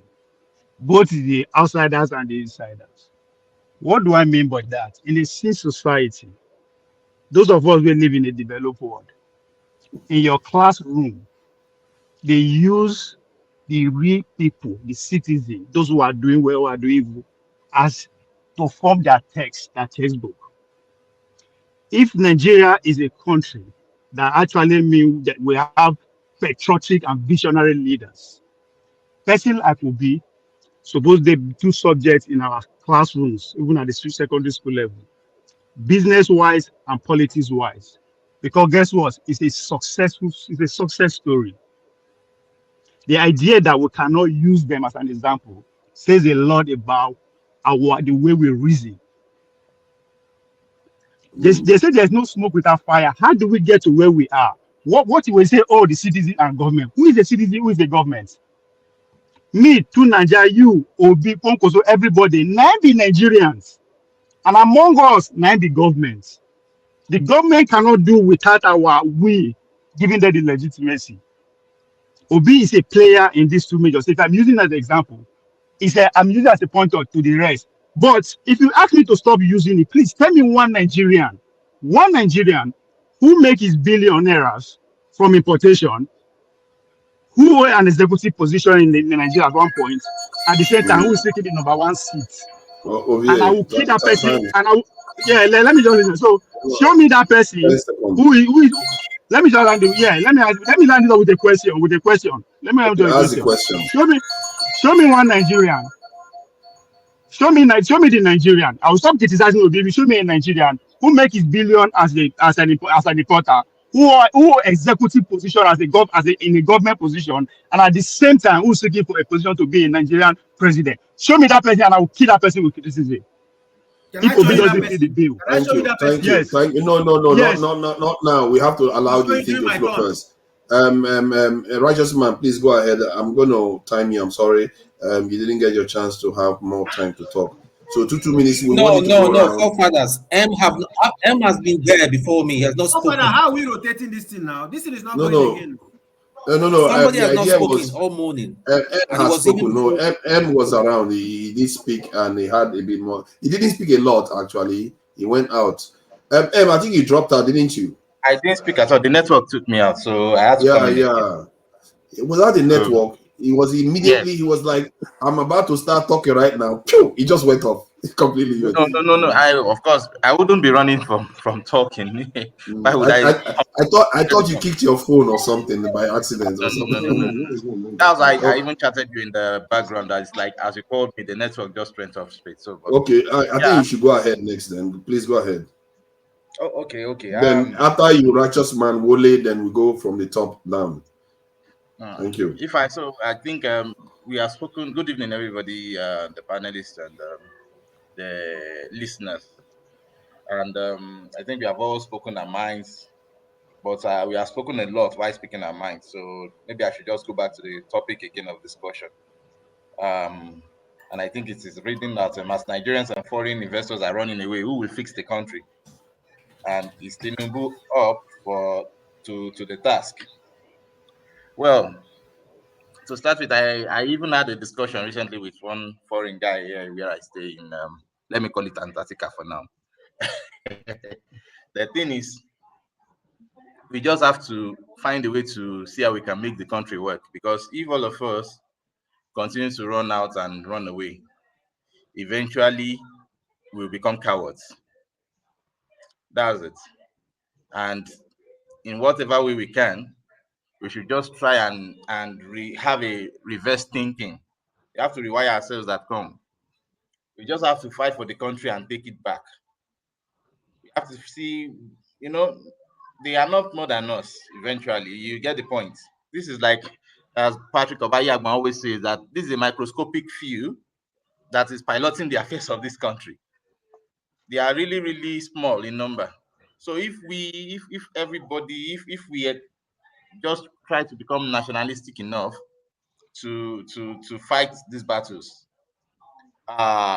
eventually we would make headway. That is it. So and together, so that is how I think we can fix the country. But however, is Tinubu up to the task? Well, he said that he was prepared for it. But so is it. So was Buhari in 2015 to prepare. And you know, for those who have continued to blame the Nigerian people in terms of what is happening, that we've not questioned enough, we've not done this and that. We have to also please cut the average person a slack, because one way or the other, this suffering has been since 2015 in another level entirely. And the idea was, okay, let us suffer a bit so that we can make progress, and from then we begin to enjoy. But it now looks like the suffering is even to more poverty, and we are simply suffering into frustration, and it's getting worse. So you just have to question yourself. So what's the essence of the suffering again? And that will lead me to the discussion where you guys are talking concerning importation. Where Obi was making reference to Obi was making reference to Peter Obi's as an example of how we have this set of people who have not been making the right decisions for the country, and that they are not saints, which I get it totally, and I think I also buy that. But still, he had done his part, and he has not been at the real ends of affairs in order to make these decisions. I'm not cutting him slack of what he has done. I think all of them are all responsible. But the thing is that at least somebody was also saying that, okay, if have you made a mistake, but I think this is the way to go. And he kept hammering on from consumption to production. But then we all went against it, like he doesn't know what he was saying. You get the point. But he was the only one on that mantra, and we know that he can do it. Not that we don't know that, at least he might not do it perfectly, but he will put us on that track to keep on going. Well, that is just a story that should go ahead, because elections are over. Governance is on point, and we just have to see how we can hold the present set of people who are governing us accountable enough. So I think that is what we should continue to. That's the solution that we must continue to pass across on this platform.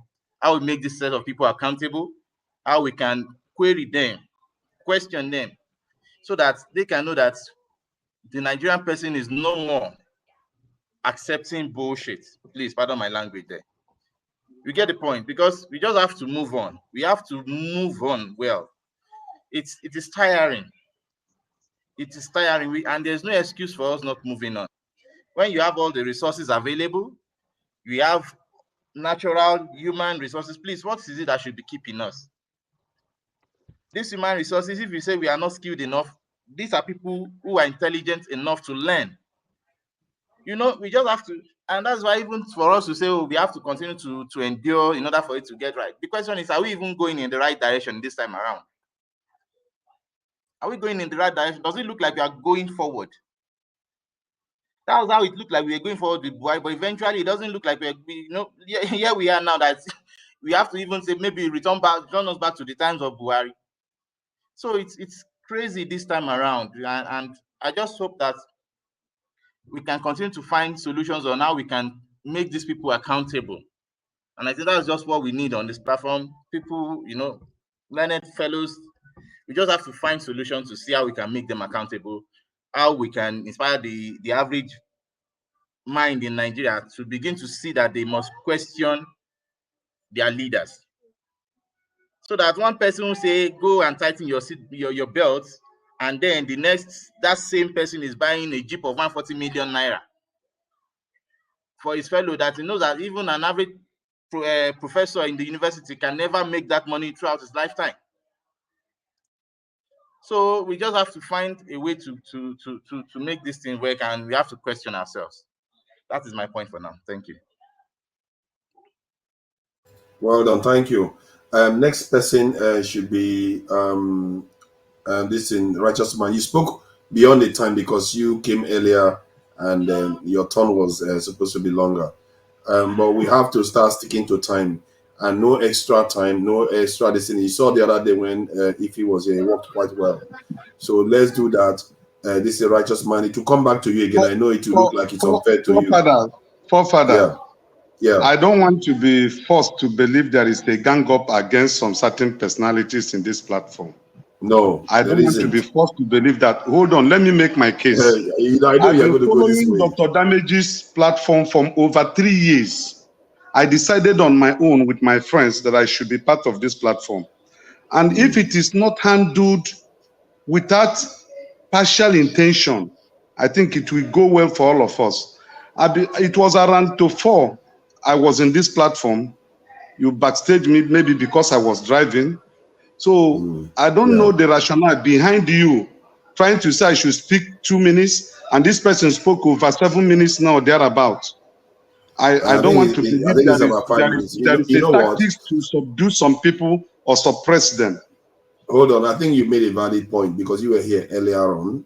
Only fair that we gave you the same time. So take 5 minutes and have your say, so that all the people that came after that didn't come, after you, then we can start going the 2 minutes, because I gave the benefit to ME, so it's only fair I gave it to you too.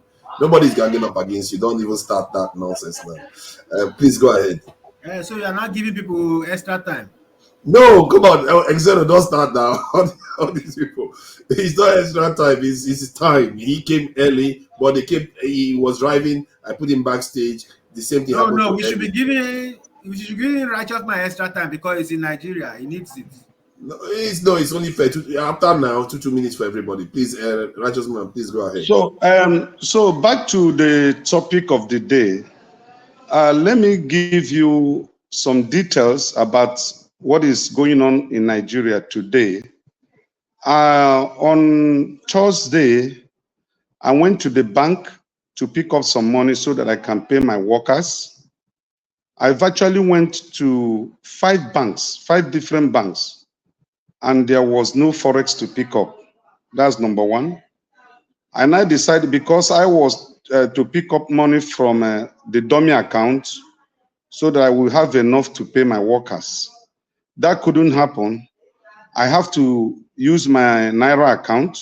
If you demand for 500,000, for example, you will be given 200 or 150,000 because there is no Naira.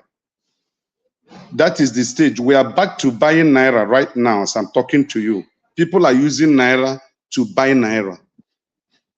Number 2, the fuel scarcity has hit Lagos State again. We have started queuing, and the price of fuel is no longer what they told us it should be with an NMPC, which was then 568.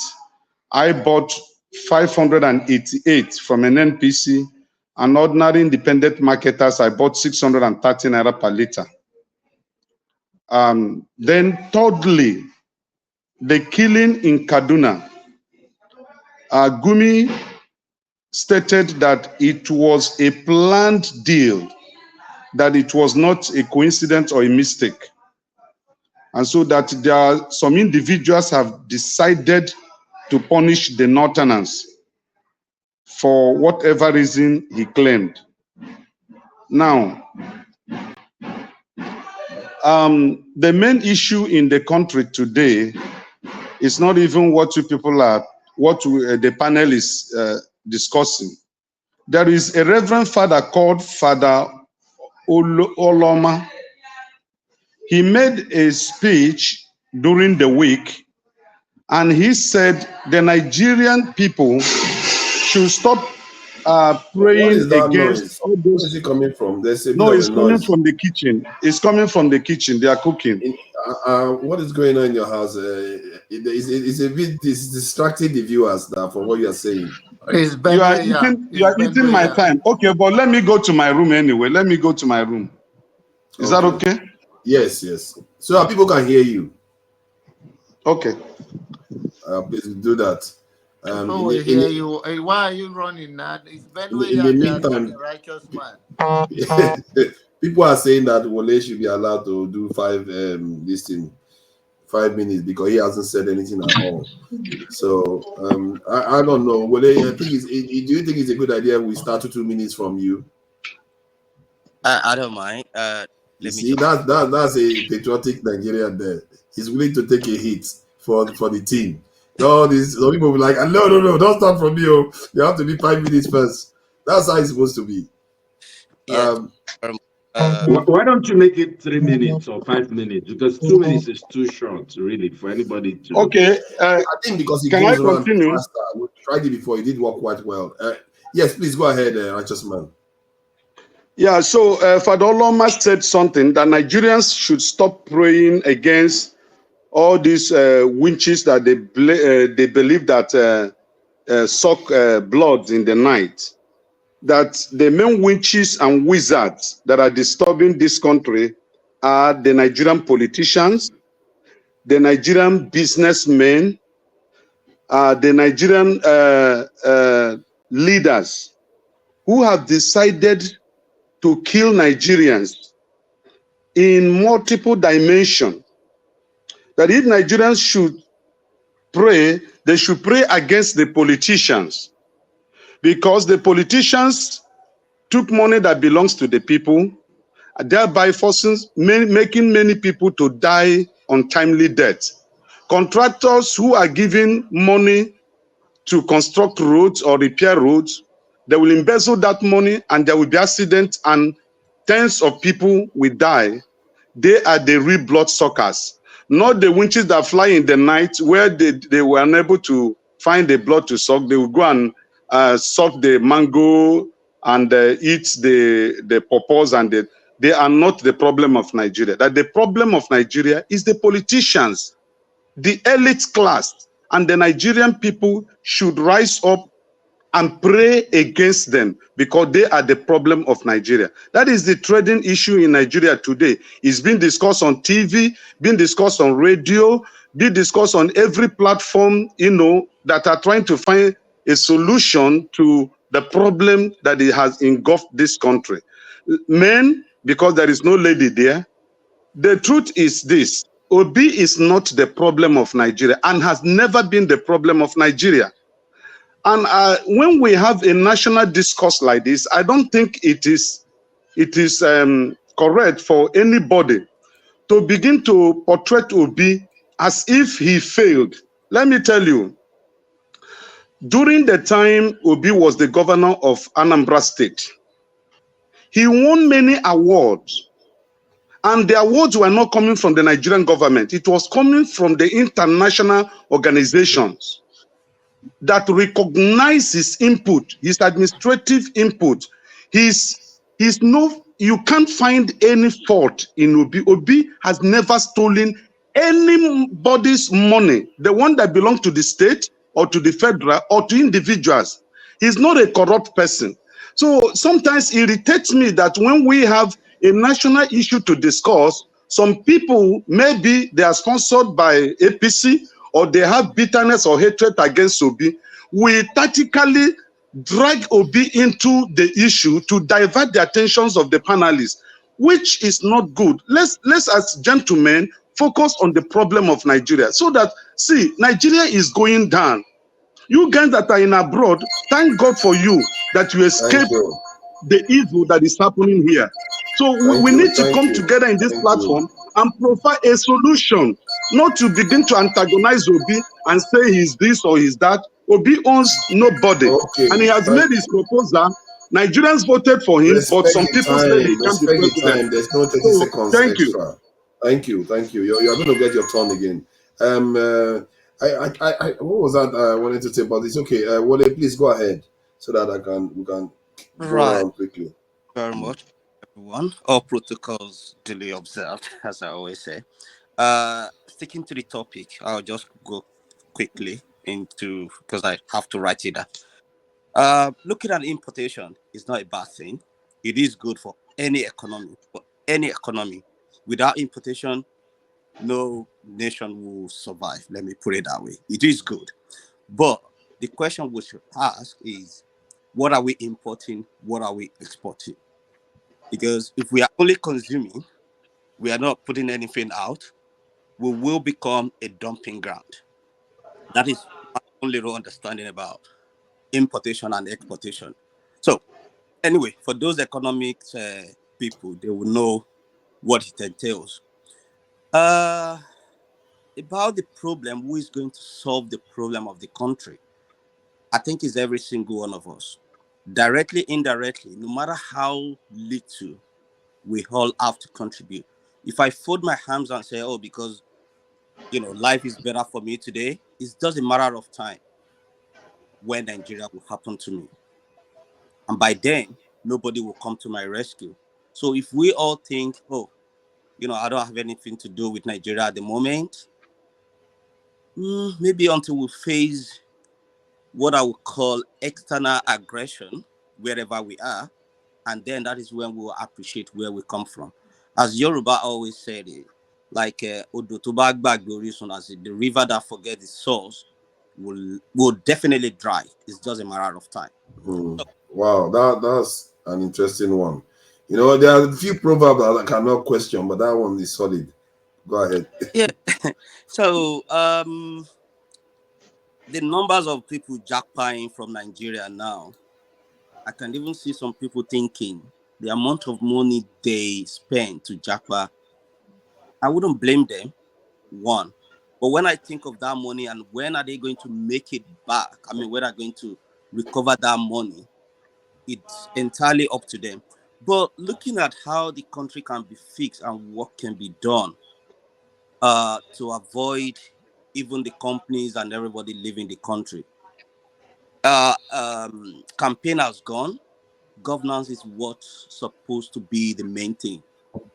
We all want to go back one way or the other. Either we want to go back temporarily or want to go back finally.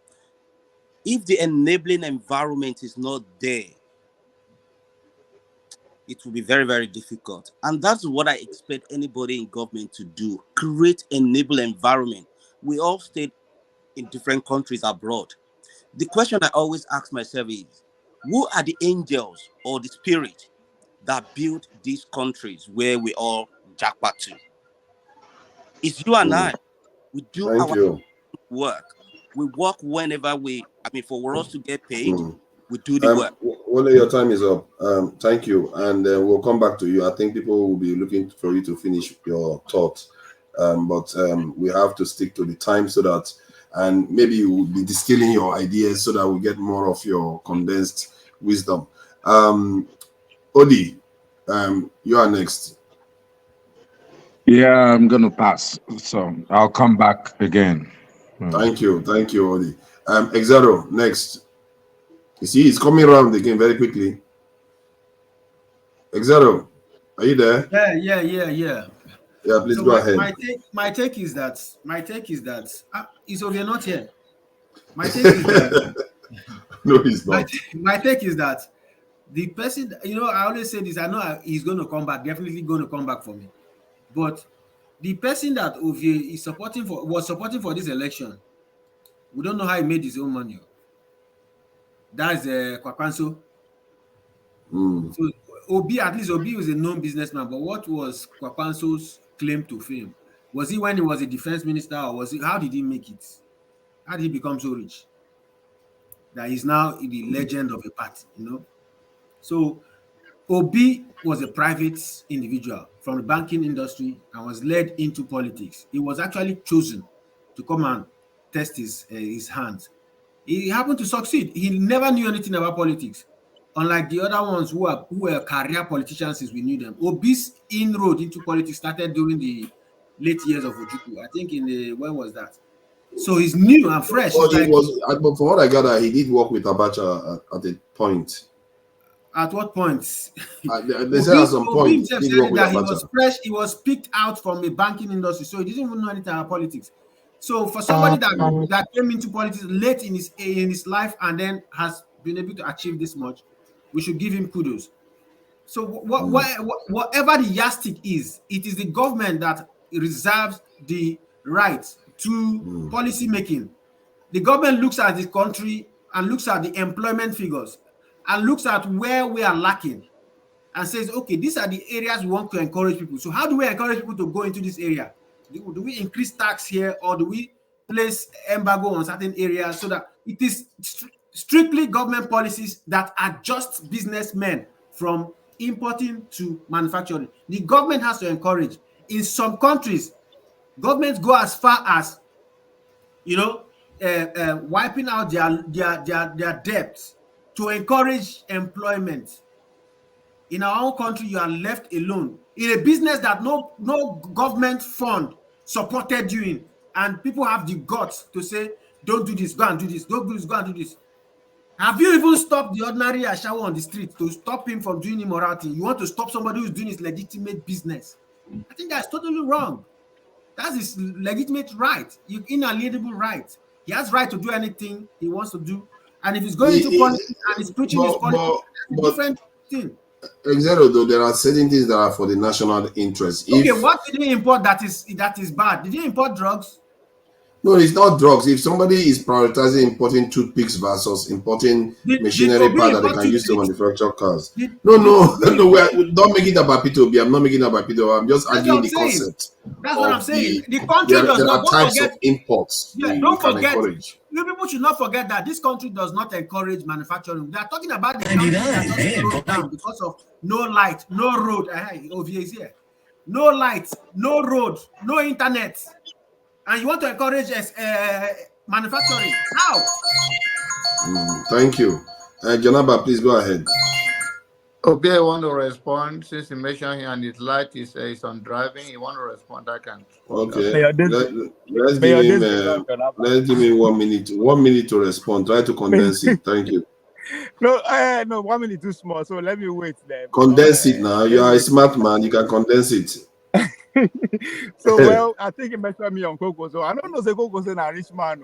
I beg how much you want, because then he has never claimed to spend his money or anything that I know of. Maybe you can prove me wrong.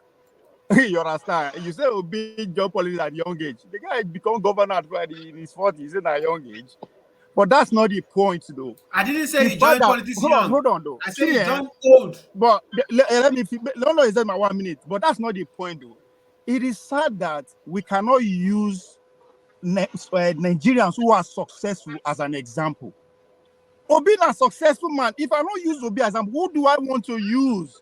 Show me a man who is successful as a business as an importer, executive office, and want to rule us, and I will criticize that person. There's nobody, so it fits the bill. I'm not criticizing him that, I don't know him who hate him in the first place. I don't know him.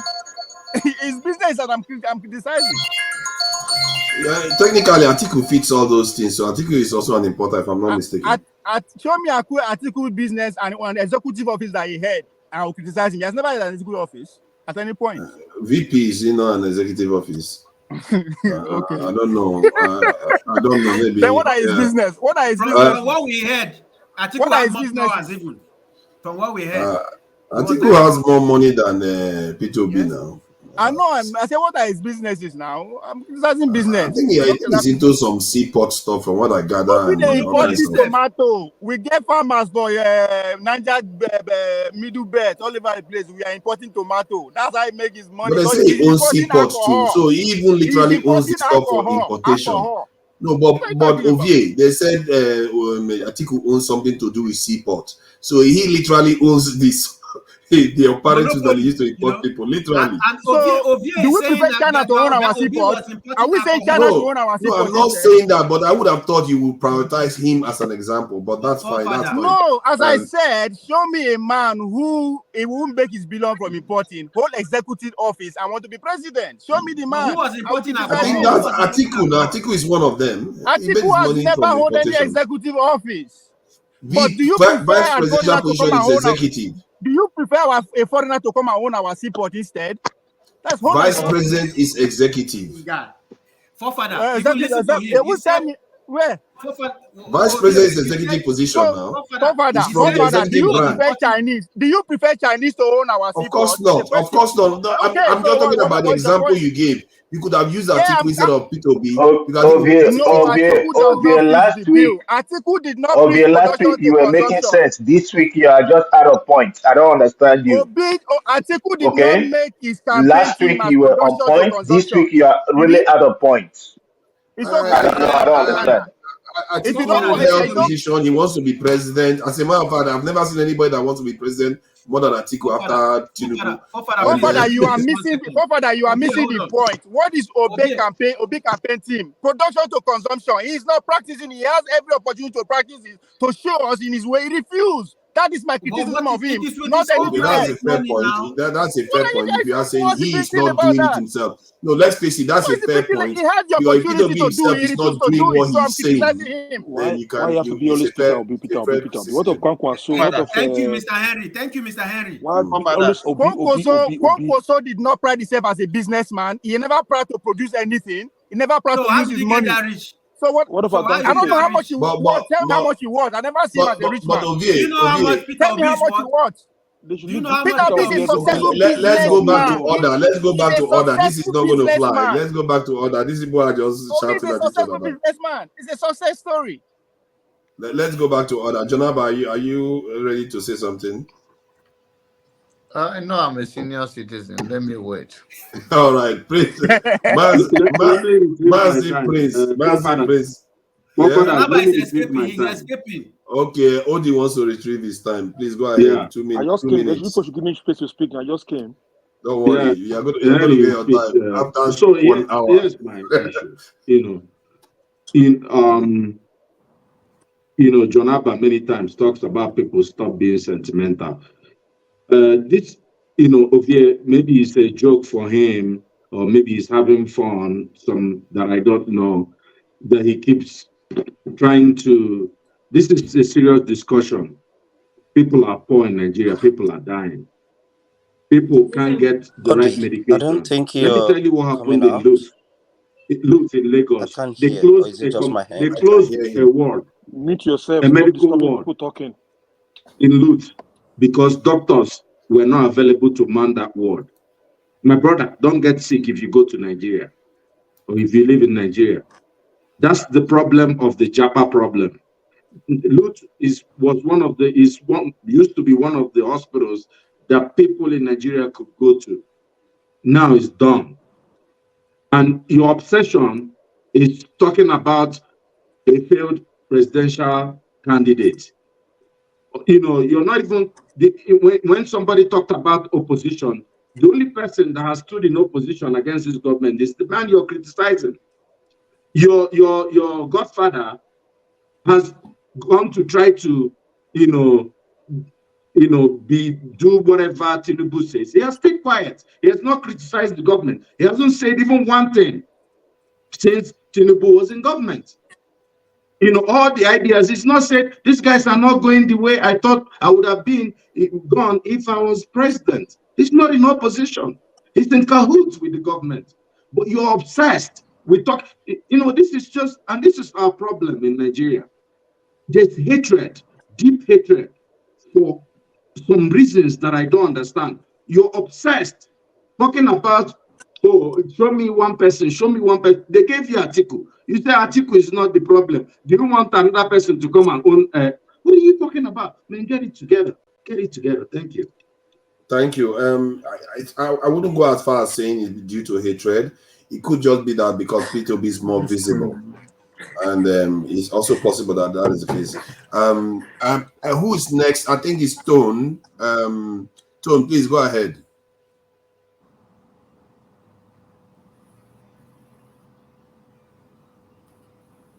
Okay, can you hear me? Yeah. Can you hear me? Hello? Yeah, we can hear you. Can you hear me? Yes. Okay. Okay. I can't add more to what I've said before, and I'm just going to reinforce it. If these people are not kicked out by force, they are going to repeat the same. You think you've seen fraud? You think you've seen election malpractices? I tell you, the next election is going to be. Everybody's jaw is just going to drop. They've taken over. When we say we are in a state capture, people think we are joking. This is a total state capture by criminals. The only way you can, and I'm talking about taking them out by force, and somebody is saying that people will be hurt. Revolution is not a nice thing. Blood is going to be shed. But I don't care. Even those people in the office, if they are bloody shares, so be it. Do you know how many people that are dead? Let me just remind you guys. I don't know whether any of you remember when the chief of staff, when he was going before the election, some of his security men shot dead a newspaper vendor. Did anything happen? Did that case not die? This is the Nigeria we talk about. If you're nobody, you can just be taken out anyhow, and that's it. Why should this sort of thing continue happening? Thank you. This person can go. Forefather, please try to control the panelists. Somebody's muting himself all the time. Check the mic, please.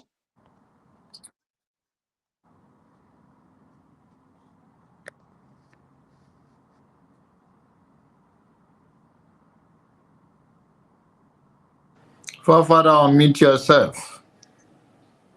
Thank you.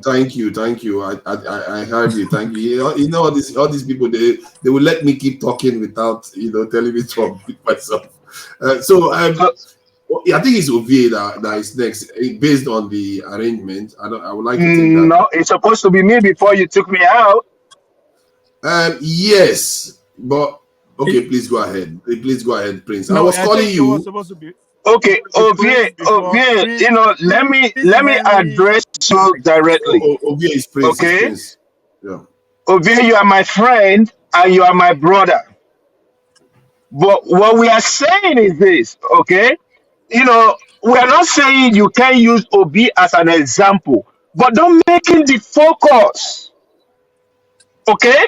We have a lot of problems going on in Nigeria. They just told you few of them.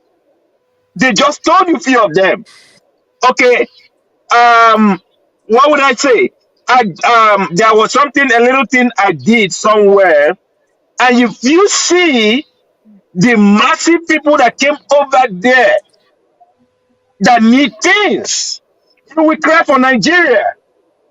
These are able-bodied people. Okay? The policies that Tinubu is kind of like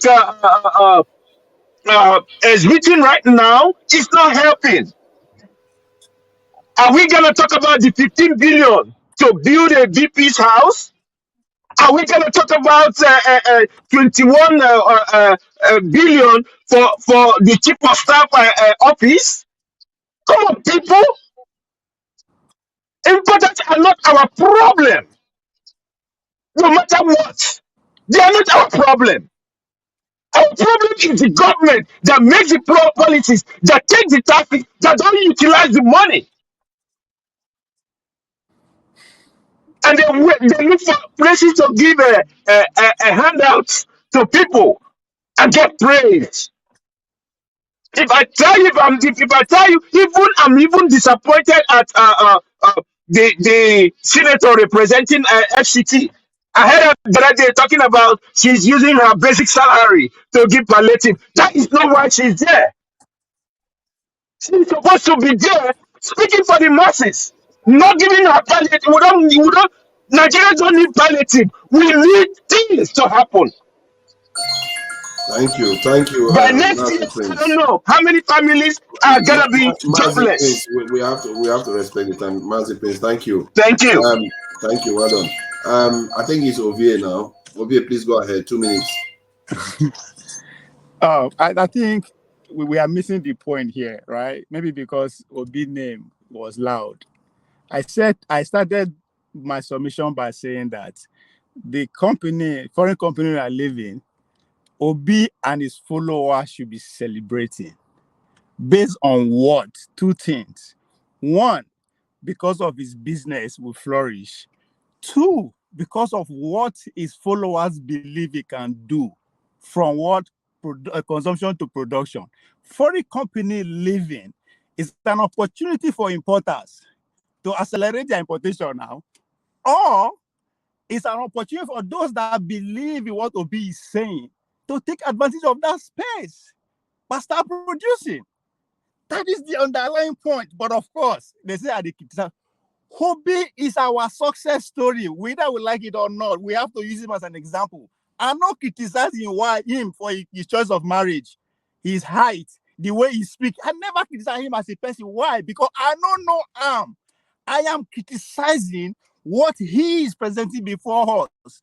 A grown man who decides to leave his comfort home and say, "Come on, I want Luna," it's open for every sort of criticism, and he knows that. So, but the topic of discussion is centered on his lifestyle as a success businessman. We have to underline that. But what makes him successful is because of importation. Then we have to also put that into context. How is importation going to take us to production level? Right? These are questions. But no, we are not serious on now.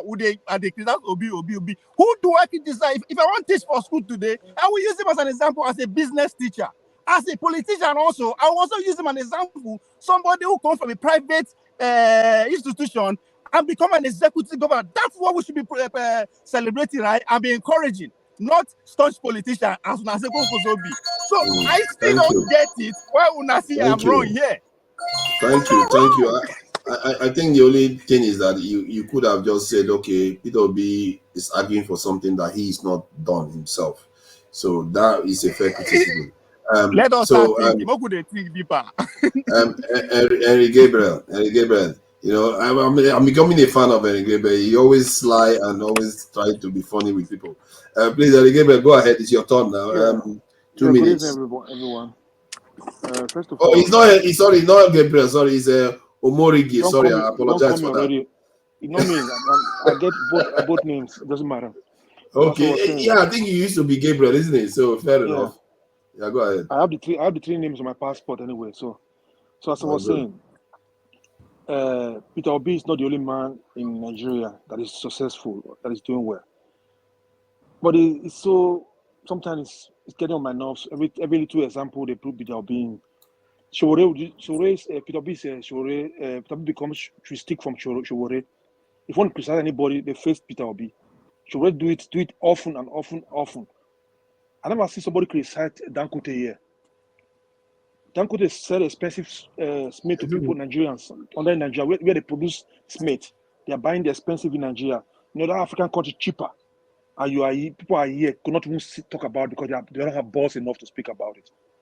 Because Obi is a free man, people love him more than other politicians. He's the most loving politician all over in Nigeria. So you should let him breathe sometime. So it's getting on my nerves. Every example is Obi. We have a lot of businessmen that were in politics. They should sometimes shift the topic. I mean, the constitution, the talking to these people. Dangote is there.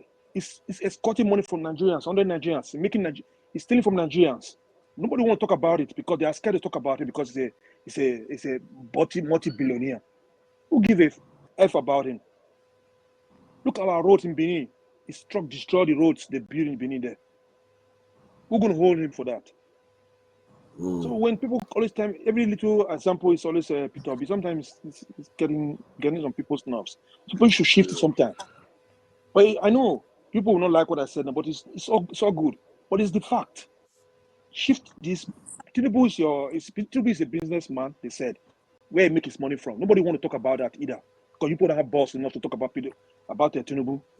How did he make his money? People cannot talk about it. Because you don't have balls enough to speak about him. I will speak about him. Where he make his money? Where he got his money from? Remember, you guys are talking here. The wife told people they are very rich. Thank you. They don't need Nigerians' money. What are they doing now? I think your time is up. Give me 30 seconds, please. There's no 30 seconds. I'm sorry. They don't. Minute, please. This is no. There's nothing. It's strict now. Very strict. The only I think it's fair. We should hear people out, because of we are talking about this now. It's come out. It's okay. Give the next P2B. I hear it's come out that P2B talks about this in production to this in I think something about importation to production or something like that. But he didn't participate in it himself, even when he had the opportunity to do that. Question now is, what was his imports?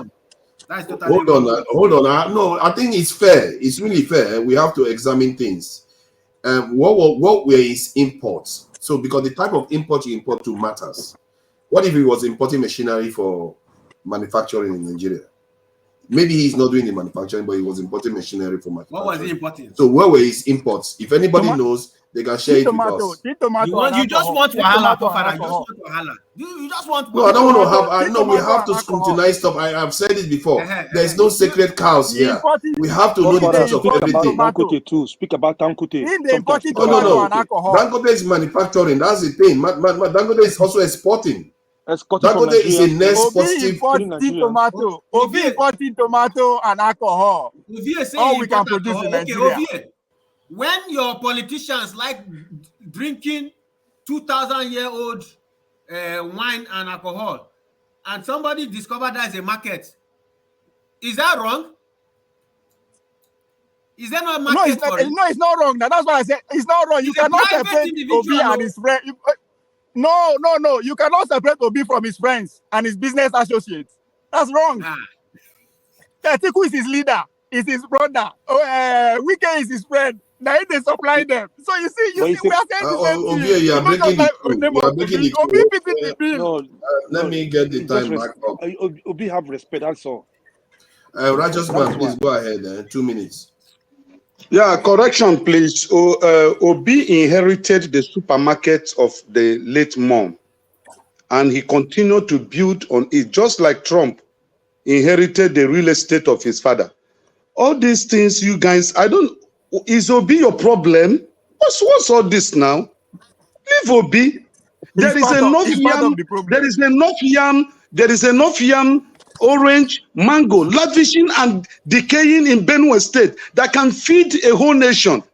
There is no individual from Benue State that will put up a manufacturing or producing a company there to make use of the mangoes. To make use of the mangoes. You have a point. To make use of the mangoes and oranges that are decaying there. And Jonathan is abroad. He can attract foreign investment to Benue State. He had been over there for a long time. He's a learned man.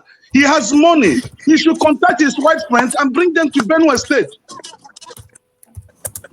Just fine. You don't scatter table. You are right. You are point. Where are the factories in Benue? He really likes. You've been mentioning mango a lot today. One of them. See, Jonaba and David Mark, say the president. They have Audu Ogbe. They have a lot of Nigerian leaders there. Where are the factories, Jonaba?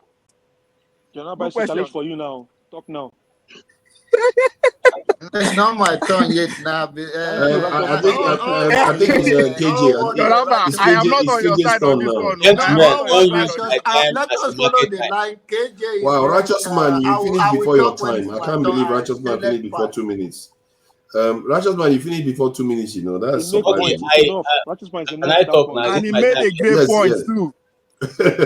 Yes, please, KJ, go ahead. Okay, I want to support Righteous Man, and I want to advertise my people in Benue State. See, if you go to Otubo, there's a cement, a bond bricks factory there that has been abandoned for many years. That is something that can bring money immediately. You don't have to go far. The raw material is there on Otubo. The factory is there. You just activate it to bring in what you need. We don't have to depend on Dangote cement. That bond brick is there. If you go to Benue, the whole of the Tiv land has oranges and bananas and mangoes that are wasting away every year. They have soybean, they have all kinds of yam and all that. These are exportable materials that can be exported. Find out from Ghana how they are managing to export every part of the world now.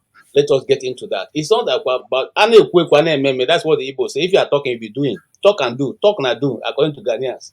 So there's no need for us to be going around the world looking for who should come and invest. Let us our own self, first of all, begin to use the low-hanging fruits, like we keep saying every day here. Low-hanging fruits. Let's use them and advance first. Think of people who invest in our country.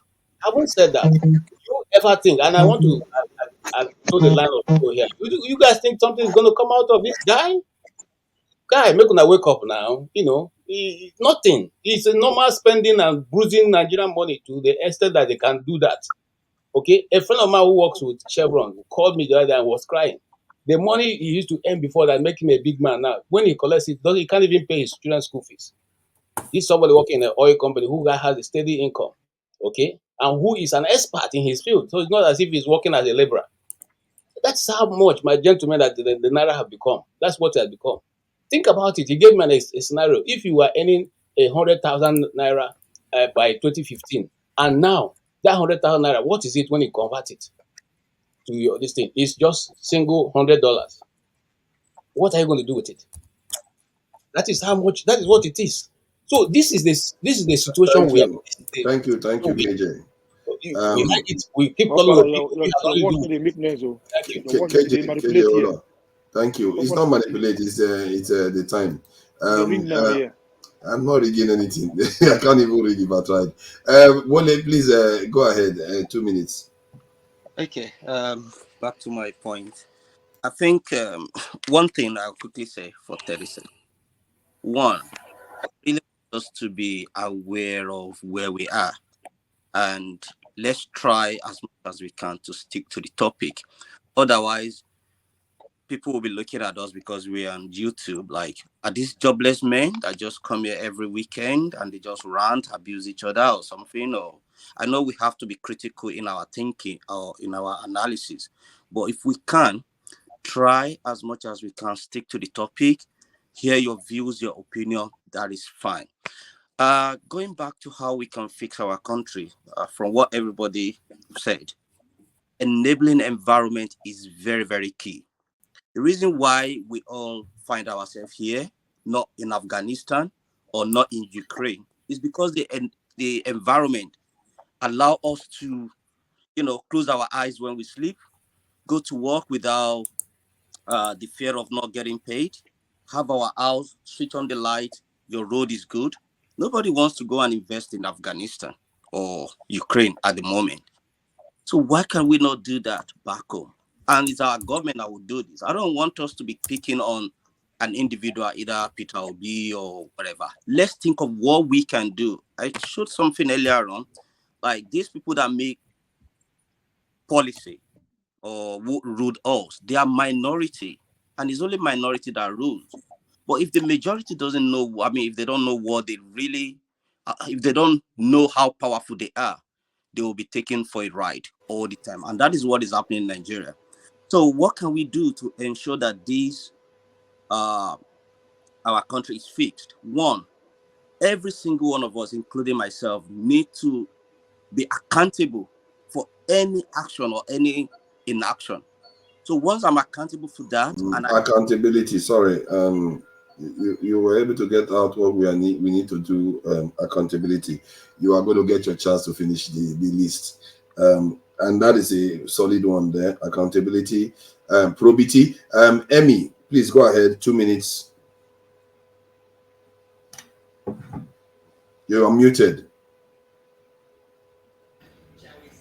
Oh, all right. So uh, okay. I'm trying to see where I can come in from here even now. Start from wherever you want. All right. Okay. Now Obi is a failure. Start from there.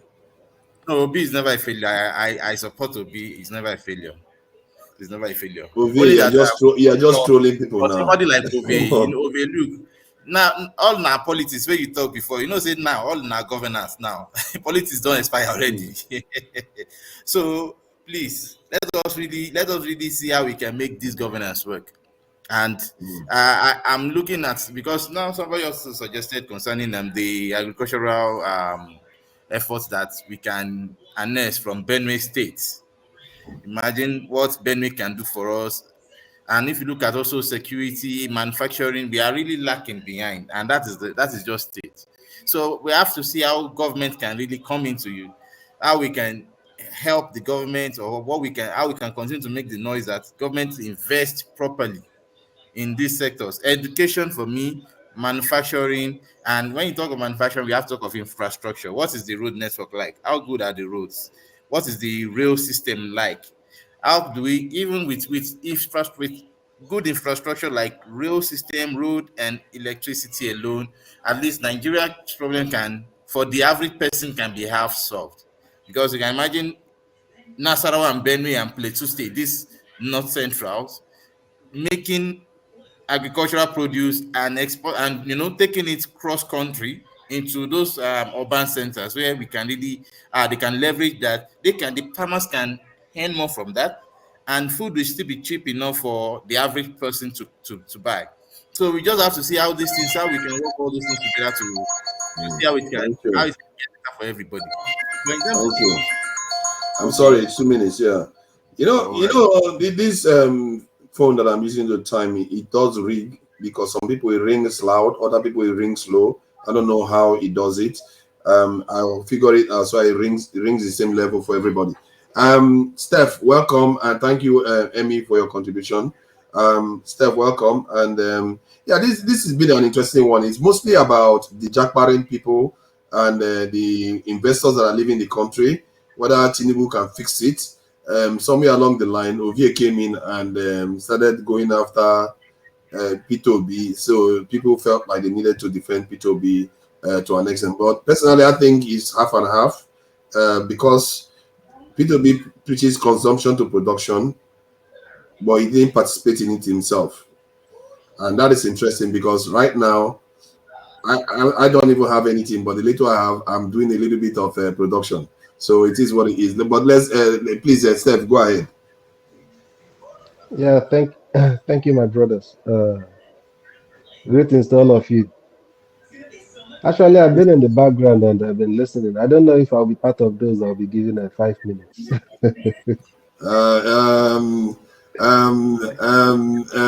It's can't only again. Papadas No, that no, knows that. no. It's only It has to be a Papadas that knows level that I've been in playing the field. background. There has to be level playing field. There's no favoritism here.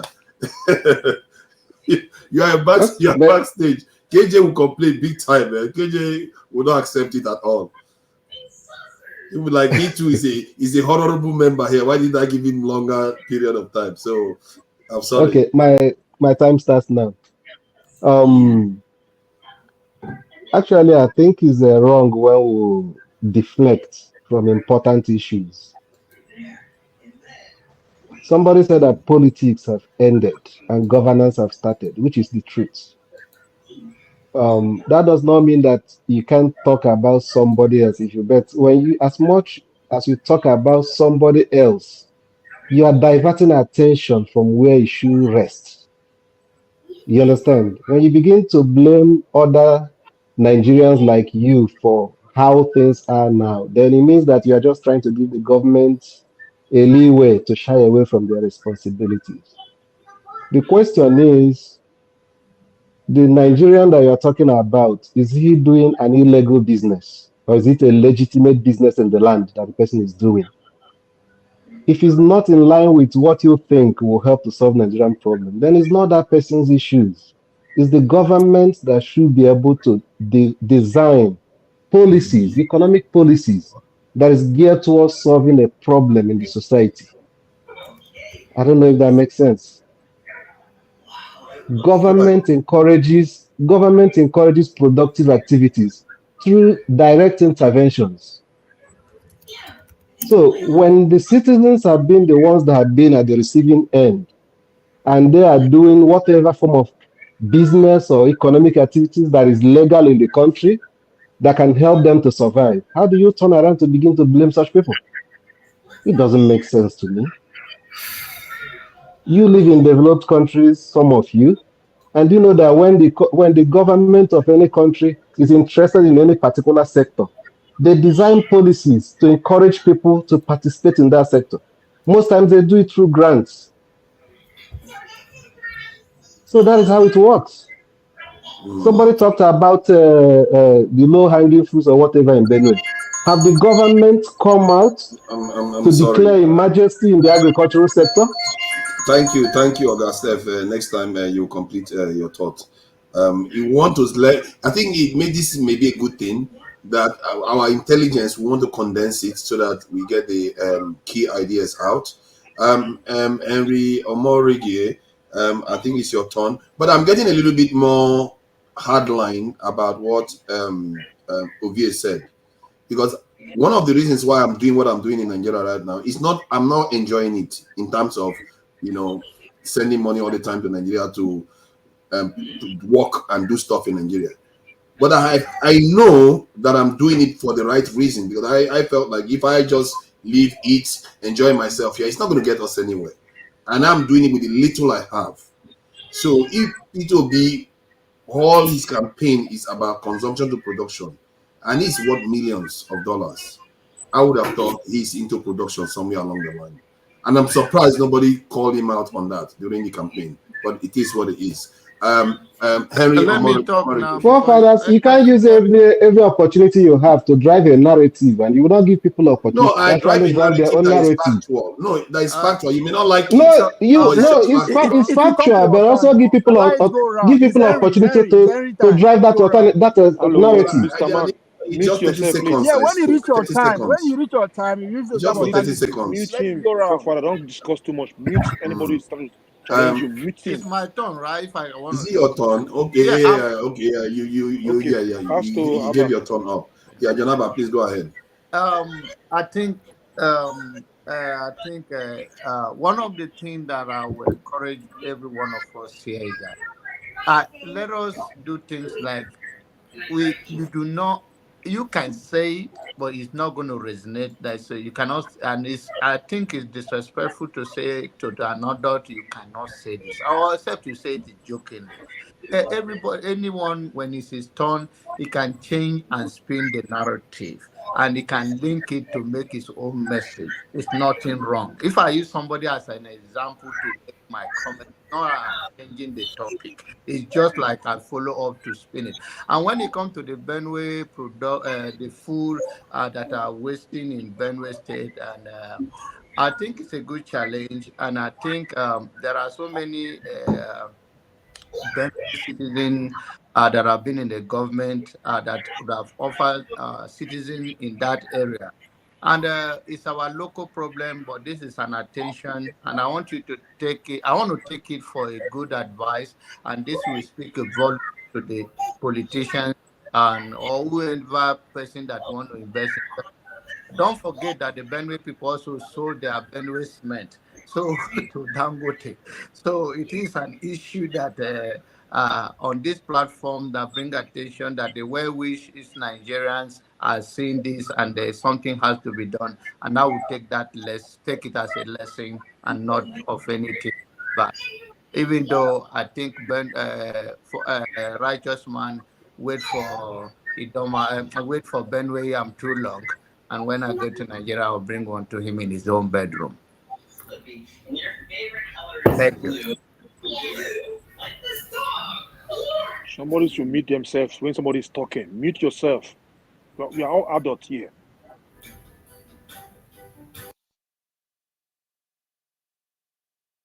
I think forefather is freezing, right? Forefather, you are not supposed to mute yourself. They say make all of us mute ourselves, not you. Forefather, what are you doing? Are you sleeping? Sorry. I'm just listening. This thing is not sounding the alarm, so I can stop you. Sorry about that. Janaba is done. Get a nice phone. Yeah, this phone Go and use iPhone. iPhone should I need to control get the So sound. proper app. we are starting I need to get, all over again, starting with Okay. zero. So yes. okay. Okay. Let's see who can arrange it. Omoroge, please go ahead. Okay. X0 next, then People Tone, are talking then about okay. election is over. Let's talk about governance. We should talk how we're going to solve the problem. Are you people expecting anything positive from your president now, your governor now, your government now? Government who told you, who went to Chatham House, told you people when they ask him question, he had to throw his questions to other people to answer for him. He have no clue. He's clueless. What do you expect? Are you expecting something positive from this government? No. Are you people expecting something positive? Um, No, if don't take my Dangote time. refinery Don't works, take my time. Let me talk. Don't take my time. you Just ask. leave me. Let me be. Okay. So they asked him questions. He could not even answer the question by himself. He gave it to different people. And these are people who is in his government now. What do people expect? You have to enjoy Tinubu government. You have to enjoy it. Who is criticizing? Also cannot come out and criticize Tinubu because he's looking for a position in this corrupt government. Peter B is the one who is coming out boldly and criticize the government, tell them what is right to do. None of these so-called politicians, you said is the best one, is intellectual or whatever. Nobody's coming to criticize this government. You people are talking of good government. This government is not. This is promise. Body promise. It's on. What do you expect? These are not working. These are not organized. Corruption everywhere. Other country we limit their spending, but Nigerian government they are borrowing to enrich themselves. Why Nigerians, other Nigerians are crying, suffering. What do you want me to do? My own is just to talk here. My own is to talk. For them to hear. If they don't want to hear, let them enjoy most of this one said Emilio Con is my tribe man, it's my religious man. People should enjoy. Welcome to Nigeria. Turn by turn, Nigeria Limited. What do you expect? Thank you. Look, it's clueless. The government is clueless. We need to change it for them. They enjoyed it. Thank you. Thank you. I get furious sometimes. I saw something this week about one man that came to talk about our refineries. He was the head of NMPC once, and he revealed so many things that nobody knew about what they are doing at the refinery right now and what the issues were. And I asked myself, where was this man? People kept asking questions about this thing. He doesn't show up. Some Nigerians, I don't know what is wrong with them. They know the truth and they will hide. He's revealed that the refinery that they are fixing in Port Harcourt is the old version. They have a new version there. They want to fix the old version that produces even less petrol first. That they should have gone and fixed the new one, but they went and fixed the old one first. And so many things that he revealed about the kind of petrol fuel that we can sell and all the rest of it. But this man could have come out to reveal all these things, and he revealed that clearly the work that they are doing, what the possibility that they are going to actually deliver on the refinery is working properly and all the rest. It turns out that the refinery is going to be performing about 30% of its normal or 40% of its normal capacity, which is not what we are expecting. But he's not there to tell people. And why people are quiet all the time when they are supposed to be telling us what they know about the state, I don't understand it. And you are blaming the man, forefathers. I blame him. I blame you him are because he blaming the doesn't man. come out. Because if you know the truth, come out and tell people. This country, eh? No. Forefather, See, God help us. Are you all not here telling people the truth? Are you all not here telling people your truth? Why is he not coming out? You are here telling people your own truth. Why is he not coming out? Is he not a patriot? Father, you are monopolizing the whole thing now. I'm not monopolizing. I'm not even supposed 2 minutes now. It's not 2 minutes. I'm not talking about 2 minutes already. Father, listen. I'm not talking about 2 minutes. You're saying I'm monopolizing it. No, Exero has use your time. Plantation is calling. Make I use your time. Make I go. Plantation. Oh yeah, use my time now. Use your time, Exero. And then you borrow Exero your time. Yes. Are you going to use 2 minutes or 4 minutes? Yes. No, 2 minutes. I will use. Okay, I don't get much. So I will speak during his own time. Those who are on those who are calling Konkozo out, I totally agree with you. And you guys said it all. He's not criticizing the government because he's looking for position. Nobody. I mean, everybody can see that. That's a fact. And my man with crystal BS is saying that politics is over time, so it's not time for governance. And I think that's the problem here. What is politics? Politics has to do with the activities of the citizen of a particular society. And that's what governance is all about. What we are doing here is playing politics. That is ability for us to coexist, looking for that give and take. That is politics. Just as some people are taking advantage of it and usually are greedy about it, right? That's not politics. Then people who are criticizing me for using to be an example, they miss the bigger picture, but they end up making my point. My boy again with the crystal beer. You said that it takes a government to actually enact a policy for those production to take place. Again, that is where Obi fits in the bill as an executive governor of Anambra State. It's not just any other state. Anambra had Inewi and Oka. Do you want me to reply you that? The people of no, sorry. Anywhere that has the people, the brain and the people of Oka and Inewi is a good mine. He presided over those people for 8 years. He not enact any policy, and you say I should not blame him. No, you are missing something. I don't get it. You are missing So something. You want me it to is not explain it to about you? it is about his public service and what he failed to do or what he should have done. That's the whole point here. So it's not about him. You guys are missing the point. He had the opportunity twice as a businessman and as an executive governor, either to make policies or to practice production. He failed. That's my criticism of him. But you guys are not Let, seeing it. It has nothing to no, do with let, him. A lot of people, as you criticize Atiku, Atiku's Obi's boss. He's acknowledged that every opportunity he gets. So make criticize Obi and because of Atiku, they are one. You can't separate Obi and from his friends. It is not about Obi, it's about what he represents. He is a businessman and a government official at a no, certain if you point. want us to These are talk the two about people who are economics, ruining let's our talk about lives. economy and The people, economics. I think that's my specialty. Let's leave individuals aside. Let's put Obi aside. all right, what is the economy of importation? What we are discussing is that importation is part and parcel of national economic policy. It's not something you Not address at a just at the point. state level. Now I'm coming. If you are somebody now that has billions of dollars, you want to invest it in Nigeria in a particular sector, say tomato paste, like you said, one government policy can make you to fold within 6 months. Are you aware? Great. So that's what we're talking about. Yes. Yes. See, but Okay. he was executive Obi, your time governor. is Those He up. was policies, making those policies are hold they on. Obi, your enacted at time the is state up. level, Your at the time is up. federal level? Oh my Obi, your God. time Are is you up. are you serious now? Yeah, Really? You I'm really want to go serious. into that? Yeah, I'm You know, serious. no, to make You're to all hold on. monopolizing the conversation now. KJ, you are not saying anything. No, you keep quiet now. You are monopolizing the conversation. You keep quiet. I've not spoken for 30 seconds. You say I'm monopolizing the No. conversation. You Eh? see, when we come to this platform, I a lot have of to people leave. have I'll come back. very I have weak to leave. I'll come back ideas, for and this when they're point. making All those right. ideas, we should listen. Steve is making a good point. Obi is making a good point. We So can when you don't all like the point I'm making, you no, say I'm monopolizing the no, conversation. listen now. You always making all the points always after everybody's coming, which I think is I becoming like to. Sometimes I do that. Not every time, to be fair. Forefather, Yeah. forefather, please Mhm. let me correct Ovie. Let me correct him. 1 minute. You see, sometimes you have to check records. And those of you that have escaped this country for donkey years, you have lost touch with the state of the country. It's only what you read on the pages of newspaper or you hear that you kind of build up your story on. When Obi was the governor of Anambra State, he encouraged production. Who brought Innocence Moto to the limelight? Was it not Obi? Obi gave him 1 billion. Obi gave him 1 billion because he called him and asked him, why is it that your vehicle is not up to date? He told him, he said, okay, he's going to release 1 billion to him, which he did. And he gave order that all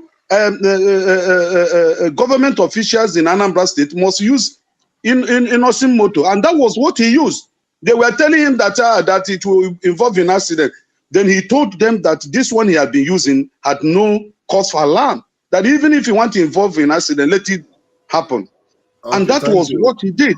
Thank you. At The the end point of has the been day, made. before he left office, he The spent point has 50 been made, billion naira in Richard. patronizing Innocent. So what are you talking? He brought Thank you. about the manufacturing of vegetable oil in Anambra State.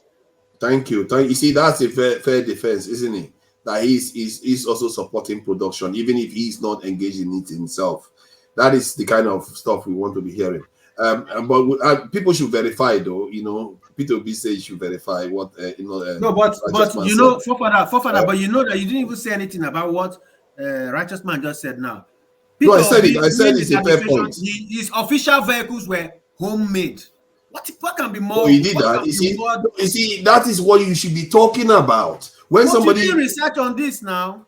no, it's not my place to research. My place is to air what I know. I didn't So know that. you believe Ovie in Toto Ovie that No, what I said was his experience Peter Obi experiencing was not. Florida sun No, on Peter his Obi was not engaged in production himself. But what Righteous Man said just now clearly shows that he supports production, isn't it? by That far is the second best thing. if every governor in Nigeria supports local production like Peter Obi, Peter Obi will not necessarily need to contest.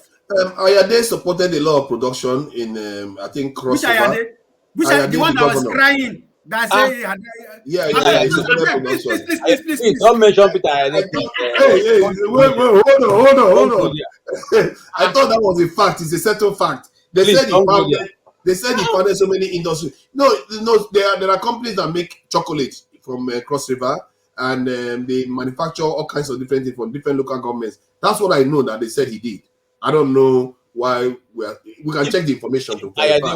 If Ayade was intelligent as he claims to be, the low-hanging fruit would have just been to revitalize Obudukato Ranch that was attracting Mm. billions of people that are coming to Nigeria. He was against tourism. He was more for local production. You see, that's the interesting thing. I don't know why he had to choose one, but I don't support that policy of his too. Why he killed tourism in the states. So much Terrible money thing to do. was invested in that project.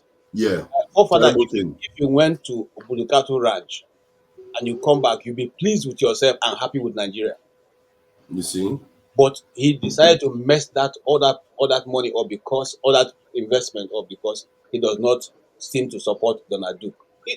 Until we go away Mm. from these nonsense policies that we put forward in Nigeria, we are going to continuously go forward and backwards, forward and backwards, forward and backwards. Yeah, If you thank go you. to, if you go to Obudukato Ranch, and in fact, I'm trying to do a story on some of these things so that we can see the potentiality we have in the tourism in Nigeria, which they refuse to use. They Oh, refuse to use. Nigerians refuse to use anybody. They refuse to use their people to secure their country. They refuse to do anything. Please, it's your turn actually. KJ, please go ahead. 2 minutes. What Peter Obi did in time in Anambra State, I think he did a lot of good job. And you see, Mm.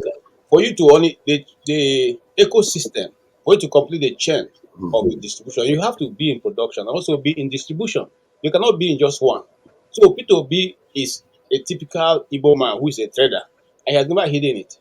Okay, but Mm. that's not where I'm going to. If you notice, I went to, while they were discussing this too, I went to my this and I brought a very good soft drink, and I'm drinking and laughing because we're just in day one.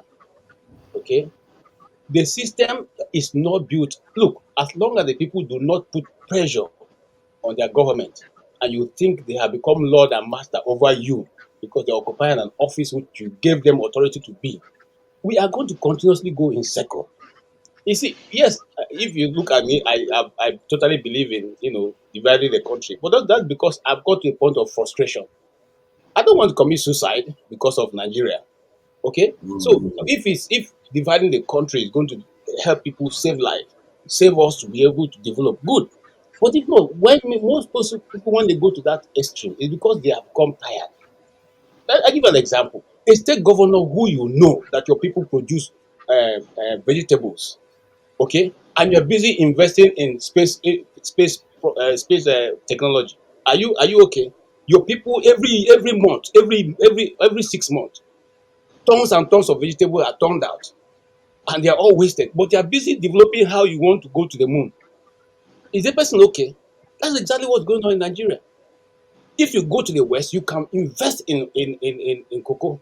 You can decide to revitalize the cocoa industry in the West. If you go to the East, you can decide to revitalize the oil industry, the palm oil industry in the East. If you come to the Middle Belt, enough. In fact, till tomorrow, if you can still find those things in the plateau, okay, you can still find potatoes, you can still find carrots, you can still find cabbages on the streets. See, this phone wants to ring it for you. Finish 2 minutes, it didn't ring at all. I think you are doing bad well here. So something is not You right. see? So I keep saying, The phone it just went silent after 2 minutes. okay, so Wole, I leave it there. But you see, all my we get friends, your argument. It's interesting that you are actually frustrated by the cattle ranch stuff. So yeah, that's quite interesting. Wole, please go ahead. Right, okay. With my 2 point. When we talk of all these leaders and everybody we are talking about, sometimes I used to wonder where are they from? They are from you and I. And if we look very well, we'll find our single, if not all our family members, we'll find our friends, family, auntie, sisters, or wherever in this government. What policy are they making? Are they actually doing something? Because it's easy for us to blame either Tinubu, Obi, Kwakaso, Atiku. What about other people in these local governments? They are our people. We are not even holding them to account. There's no transparency. Once it's benefiting us, we call it, oh, it's a connection. But when we are not benefiting from it, we call it, oh, it's corruption. Whereas we can't really pull the plug out of our own eyes and say, I'm contributing to that corruption myself. I want to jump the queue. I don't want to do things according to how it should be done. I want to oppress you because I have more money. I want to show that I'm better than you. How many of us abroad here will go to the store? Even if a surgeon who earns times 10 of my salary comes to the store, he will pay the same amount on the till. It doesn't really matter the guy who is at the till. He won't come with a security guard or a policeman or the policeman carrying his wife's bag. How come? At what point are we going to learn? Because traveling is part of experience, it's part of learning. It doesn't really matter how many books I read. If I travel, I learn from other people's culture. How do they do things? And we cannot keep doing same thing, same way and expect a different result. Until we all look inward and tell ourselves, I'm going to contribute to how Nigeria is going to be great. How? I need to be disciplined. I need to hold myself accountable. I need to learn to allow other people view their own opinion. And if I'm religion, which is another thing, what did the God say? Do I have a conscience before I will go and steal your money or do any evil to you? What is the point? How many rooms am I going to sleep at a time? How many cars do I need to transport myself from here to another city? Until we start looking inward and ask ourselves. Otherwise, 100 years to come, we'll continue be on the same spot, complaining that the country is bad, the country is bad. Who are the people who made it bad? It's you and I. Forefathers, I can I please make my conclusion sorry, quickly? my I'm two about to minutes hit is not up yet. I'm about to hit the highway. Can No, I hold just on. You make no, you can't. I'm sorry. I'm sorry. You can't do it on the. You are moving if too. I may You oblige are the driving. You panel can't. members? You can't do it when you are driving. Just pull us. No, You no, no, have Pull to I'm us. be not parked. Pull us. driving. I'm not We are driving. moving I'm now. just saying I'm about to hit the My highway. two I'm minutes actually parked right is now. counting So as can Okay. a I Can you just minute. just quickly? allow him? He's got 15 minutes. 15 seconds left. You see? Okay. I Now, Uh, apologize, Wale. okay. Let's look at how easy is it to govern a state. Look at the way we are here now. Forefather, you are the president. How many of us can you control and tell to do the right thing, even if you come with a quit? I mean, you come with a clean hand. But the rest of us, we have different opinion, different perspective. How are we going to make the platform become a society, or how it's going to be convenient or conducive for everybody when we all have our own, I want to do this, I want to do this, I want my own opinion to count. Let's look at it that way. Thank you. thank you. Thank you. Well done. Yeah. Use your. How many seconds you needed? Olumide. Just 2 3 minutes to kind of. I just want to Two, make my three own point on what minutes. You don't have you to. guys. Maximum is 2 minutes. You get. No, you know what? Okay, give me 5, and I will leave the panel and go and watch from the. Okay. Okay. Okay. Give you 5 minutes. Okay. Yeah. Go and come back. Thank you, everybody. Thank you for Yeah. permission. Your So position will I be just want to held. weigh in on what You're you not. You guys don't have started. 5 minutes. So don't I think want you to have I two want to minutes. weigh in on. Okay, that's fine. I want to weigh in on what you guys started with and the point that everybody has made. Okay, I don't want to call. I want to refrain from calling out names, but when I begin to make my submission, those who I'm referring to know themselves. So yeah, I think it is very disingenuous to kind of blame one man or mention one man in a country of 200 million people because you want to create manufacturing. You understand? This man came out, offered himself to the president of the country, and the election was supposed to be free and fair. We are not making assertions as to how we are going to create an environment where people can vote and their vote can count. And you are blaming importation for our problem. I mean, it's just a silly. I mean, we are supposed. It's a country that is supposed to have a lot of educated people from different ethnicities in that country, and yet people are talking like they're not even educated. People living in America, enjoying the benefits of that system, and then making useless arguments in front of the whole world, in front of camera. You understand? We have institutions that work in Nigeria. You understand? We have the National Bureau of Statistics, for example. As the current president of the country relied, or any other president for that matter, relied on information gathered by the Nigerian Bureau of Statistics before deciding to say, okay, we don't want to import any of these products. You import products because you want to meet up with demands of your people. And if you are going to, without evidence or without reasoning, sitting down and saying that these are the things that benefit my people, and just wholeheartedly say because I want, just like what Buhari did, very senseless and callous action. Ban rice importation, close the border on the southern side. You understand? And yet, as the country benefited from it, I think the economy benefited from it too. what kind of benefit? How much is the bag of rice today? The rice How yield much is in the Nigeria minimum wage today? has That's increased. my forefather. You will counter me when I finish. Listen. So when people start to Your import time that, is up. That's why I wait was wait able wait to wait. talk. I'm sorry. When people No, import, no.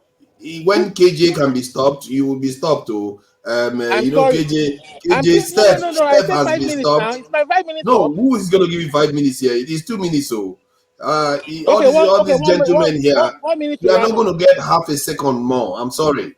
But I think I'm It's just going to just the round up by rules. saying No, you're not going to get that more. it is unfair to blame one person when you should be looking at your president and Okay, focusing on his current okay. policies. You understand? He's will be responsible for Thank you, manufacturing Lumide. Don't plant. make us stop you. You are a gentleman, eh?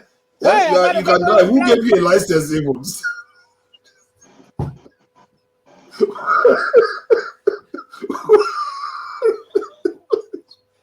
This guy refused, man. They gave me a turn. You will stop, eh? And he's a driver. Who gave you license to drive? Please, who is next? Najaba, please go ahead. Why did you jump me? I'm the next. No, Did I jump you? Oh, sorry, Najaman. It's Emmy. Emmy, please go ahead. Sorry about that, Emmy. forefathers, you see that it's difficult to even govern people now. Even yourself, you can just manage this. You are jumping, you're making mistakes. And also somebody like Olumide, it's difficult to even follow the law, and yet he's Yeah, complaining about Nigeria. So you see how difficult it is just yeah. to follow rule of the law. Anyway, still, you just have to follow the rule of the law, number one. And I think eventually it's either that we go back to regional system of governance, or we let go of our differences as a nation and all of us together. And when I mean all of us, everybody included, including the elders and the youth, everybody must come together, but that battle will be led by the elders, because the youth have tried to lead that battle while they were folding their hands behind. They didn't talk. They are like, oh, it is your fight, go and fight it. Yeah, they enjoyed the best of the country. They were the ones who went to universities in Nigeria that they were laying their best for them, eating chicken in the canteen at the university sections. They were the ones that as soon as they graduated, there were jobs opportunity for them. They were the ones that without knowing anybody, they were taken into juicy positions. And now look at what they are living. So this set of people must also come to fight, because I realize that what's going to come is going to bite so hard that everybody will feel it. And once everybody feels it, then everybody will get to the streets. Because you know something, even Peter Obi said something. He said, even me, I'm part of them. But if you don't fight us, I think, okay, is it also Amechi that also gave that statement? That if you don't stone us, you won't change. And if you look at it, look, let me tell you this, saying what these people are doing, they are not really feeling what we are feeling as a nation. No. Remember what Amishi said? Amishi said when he got to Abuja, that's when he knew that Nigeria has money. That on the corridors of power is a different Nigeria entirely they are seeing. It's a different thing. So you see, if we don't question, if we don't stone, if we don't flog, until we get to that level, we must get to that point. That's the only way we can demand this thing. But you see, we should just, because you know something, the attitude that we have is the attitude of peace. We want to make peace with all men all the time. Yes, peace is good. But remember the story in the Bible where the Nehemiah and his group were building Jerusalem. The Bible said that they had the sword with one hand, and they were using the second hand to build. We need to get to that point in Nigeria. You know, the Thank point you. where even talks, if they think they want to come and pack your Thank electoral you. materials, please This let me is finish this. twice now. This phone, it knows you. Every time this guy is talking, it rings very Even loud. if And talks want to fight, take your electoral materials, you should fight them to death. That's my point. Thank you. you're right. You got a point. And let me just play some of this just as a kind of a break from this thing so that we recommend subscription and all. Just go through these baby steps of pain. Baby step of pain. Thank you. Thank you so much for watching. Thank you. Have you subscribed? Yes, you. Have you subscribed? You. Yeah, before you go, click. It's free. Click. Just that's it. Have you subscribed? You're laughing. Have you subscribed? Have you subscribed? Thank you. Thank you. Thank you. Hey, madam. Thank you so much. I can see you. I can see you. We have to get to 100,000 subscribers. This by the end of the year. How are we going to do that if you don't subscribe? Yes, you. Yes, you're about to click off. Why? Have you subscribed? It's free. If you don't, ask your son, ask your daughter how to. Just one click. Thank you. Thank you. I see you. Aha. Thank you very much. Thank you very much. I'll see you tomorrow. Yeah, well done. So I just wanted to share something that I find peculiar from our security agencies. They use a specific term. Sure, let me just share it so that it's very, very short. It's not going to be 30 seconds because it's just those terms I want people to understand.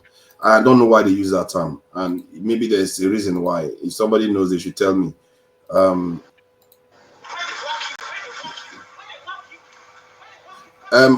there's a bit of noise coming through. Who is that? Okay, so let me just play this quickly so that it's 10 seconds. Of 1 to 400 is not attainable in Nigeria as of today, because the ratio in Nigeria is 1 to 1,000. So what he's talking about is the police officers to get them. He says it's not attainable. Now look at this again. There's another one. Listen to this man again. This is our former national security advisor about protecting Nigeria. Will you hear what he says? So we need to rely on human intelligence, which is the most accurate. But if you are averse, if you are inhibited, then it makes it difficult for all of us. So that is what I mean by that. Well, someone also said that I'm always saying the president is not happy. Oh, no, hold on. Let me go back a bit. That type of ubiquity is not possible for us. So you see what he said.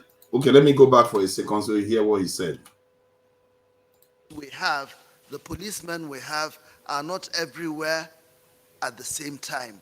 That type of ubiquity is not possible for us. So, you see that type of ubiquity is not possible for us. They keep repeating that term. And then you have our national security. This one is begging that we should get mercenaries. And this one, okay, then this our current national security advisor, what he was doing. The world can do it. Let us be given back our freedom. We want to live like the rest of the world. They have robbed us of our freedom of doing basic things. So, what does that mean? It's not possible for us. What do they mean? Because every other nation is doing it. Is there something that this people sign on to? Why do they keep using that term? Because they could have qualified it and say it's not possible for us because of this. But they'll say it's not possible for us and stop there. What do they mean? Please, KJ, go ahead. You see, I would have liked to open up certain things, but I will not because, again, I just want to protect myself, not for myself, my family. But I've been able to discover that many things that are behind the scene, who the leaders have refused deliberately to let Nigerians into. And they go and take part in those things. And that those are things inhibiting the progress of the nation because they want to answer to the puppet masters. Now, even though let me put this, and I think I can say this openly. Among the Nigerian generals, Mongunu is one of the very least intelligent one. So why they choose that guy to be national advisor, I don't know. Because you have superior intelligent officers who could have been able to do better job than himself. Because he helped to build what is destroying Nigeria today. He helped to build those forces called so-called Boko Haram and all the insurgents or kidnappers around. Before you came into government, was Nigeria not secured? Was there not a time that Nigeria was operating night buses? That people travel from Lagos to all kinds of parts of Nigeria without being harassed. So how can I become ubiquitous right now? Because you are in position. Now, I haven't said that. I want to say something. I don't know, there's a video I may want to share with you for that maybe sometime later. It has security implications for different nations and what those idiots called leaders in Africa have gone to engage themselves in. Okay? And so when it comes to the public, you'll be wondering, how come this nation cannot do this? How come the most intelligent of you are not in positions to make a change? How come those people who have the best of ideas do not ever get into office? How come those ones become in quote the enemies of the state? And then the ones who know little to nothing are able to get into governance and remain in governance and do whatever they like, whether it is human right record or not. They break everything and nobody does anything. I'm worried that it's like, it's not because they are not clever. Maybe they are, but they are just not revealing the reasons why. Do you want me to let's just take for instance Nigeria as a whole. When the first republic came, who did we have? In that republic, you have Awolowo, you had Nnamdi Azikiwe, but who became prime minister? After that, The power believer, isn't it? you had after the civil war and the war ended, okay, and Gowon took over. All right, was Gowon the most intelligent officer in the Nigerian army at that time? Was he the most No. educated? He was not, but they choose to put him. At the end of Gowon, who came in? Murtala Mohammed. At the end of that, we went back to a political dispensation. Let us go back again. When they contested, there was Nnamdi Azikiwe.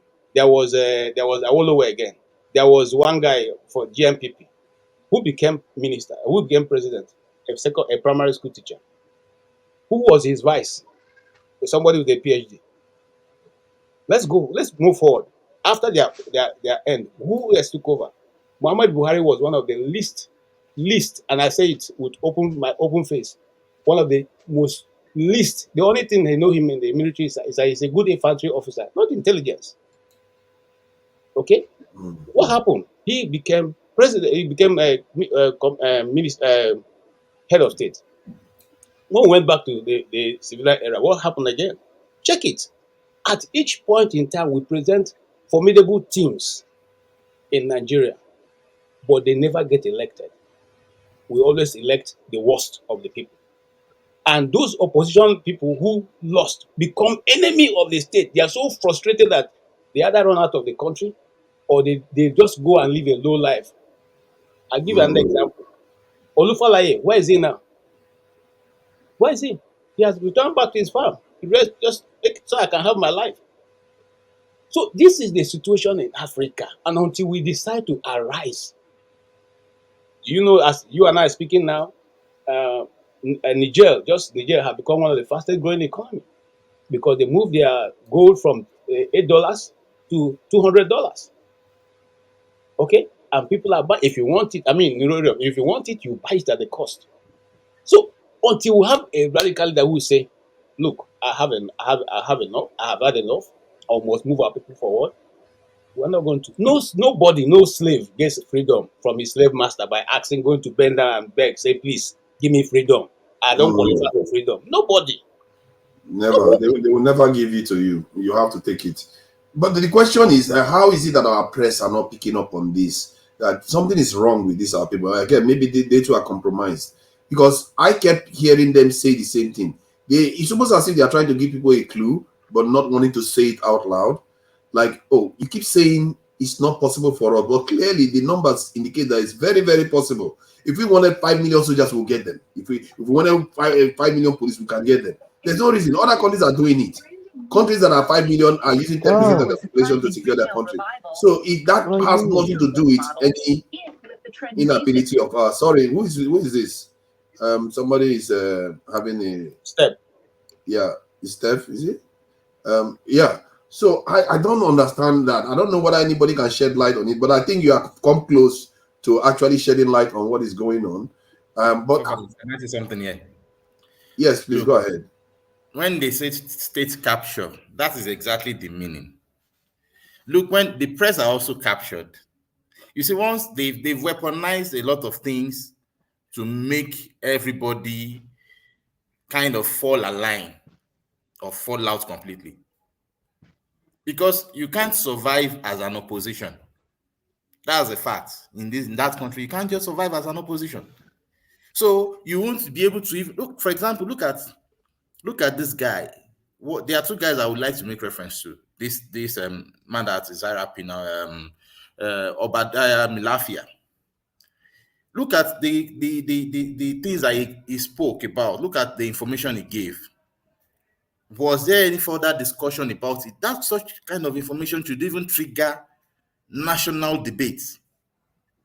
Same with somebody like Kunde Olaumi. If you know that Colonel, that Kunde Olaumi of a guy. He gave say statement, gave a lot of things that people should talk on, but the press just after that point went silent about it.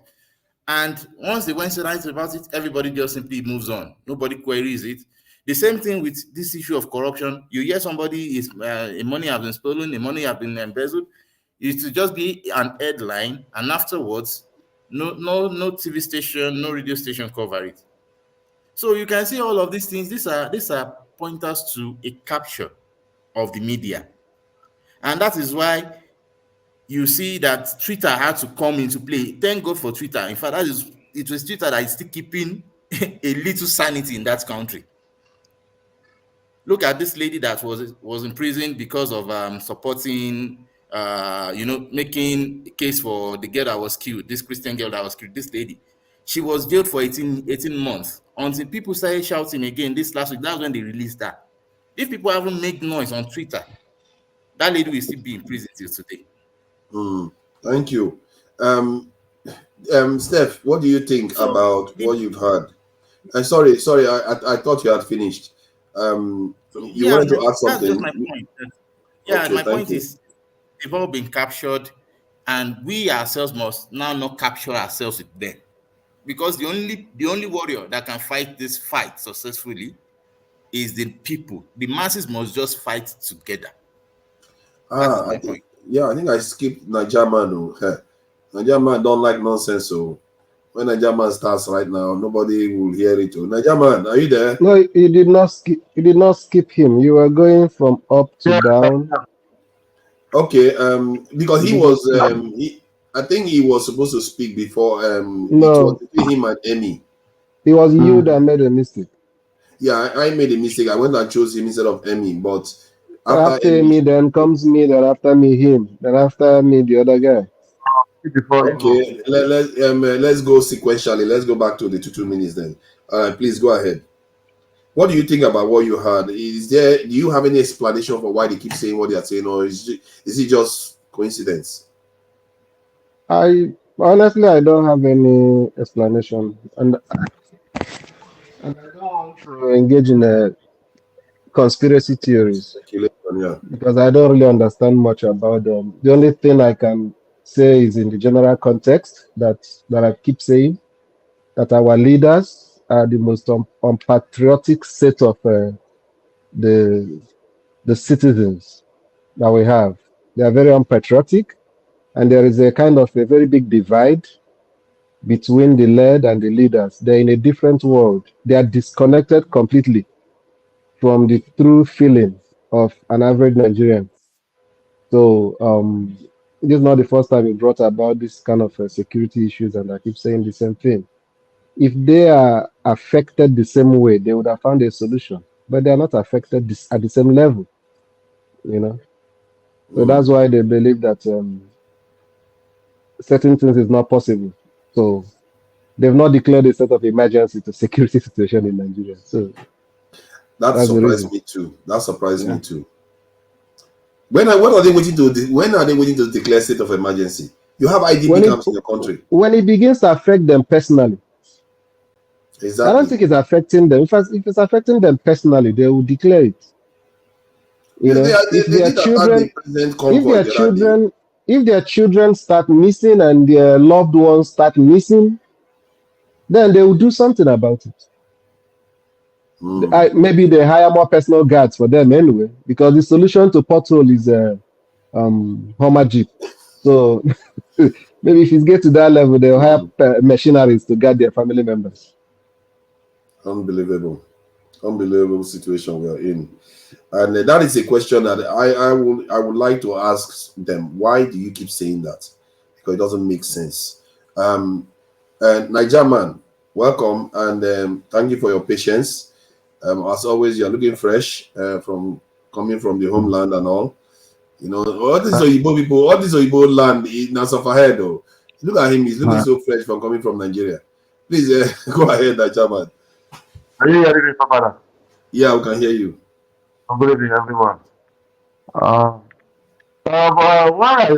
think there's something we too will need to do, because we can't just keep on this way every day, because we just come here and we never scrutinize the government.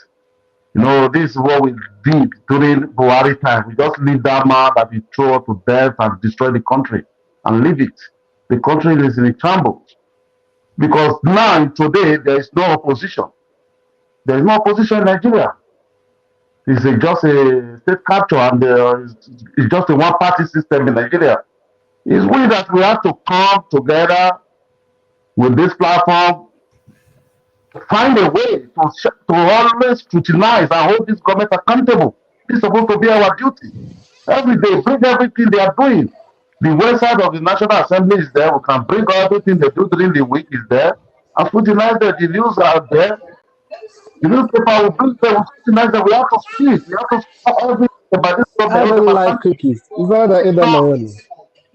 We are just going back to what we met after the case of Buhari. Yeah. We have to help, because there is something I see in Nigeria that is so amazing. If you go to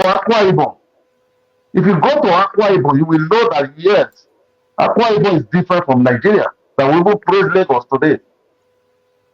Majority of the citizens are into politics.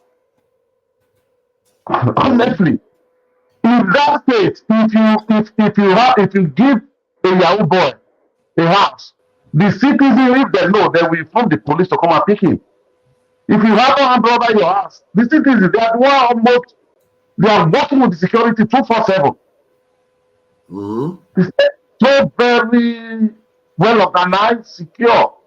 But the cities, most of them, all of them, they are already there, working with everything. So the whole manifesto for governor, the whole manifesto, the citizen, they have group, the whole manifesto for local governments. If you want to come and contest election, they collect manifesto for all of anyone that win. They start only their responsible one by one. This is what you say we do. It's 1 month now. It's 2 months now. You see there. This is what we need to do, because I was so amazed for many things I saw there. This is the only way we can, because there is no opposition in Nigeria. Let's forget it. The only people that are supposed to be opposition is supposed to be the obedient. But because of people like the movie, the electricity are the enemies of Nigeria, that they will, for them to leave the messenger and take the message, they will turn everything to one kind translator. I don't understand it then. Having hatred when you know this for everybody. Thank you. Yeah, that is true.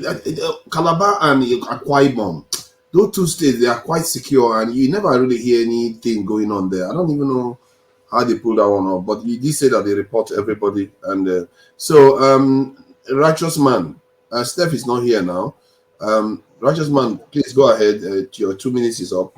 It's on. Yeah, Nigeria need a charismatic, radical politician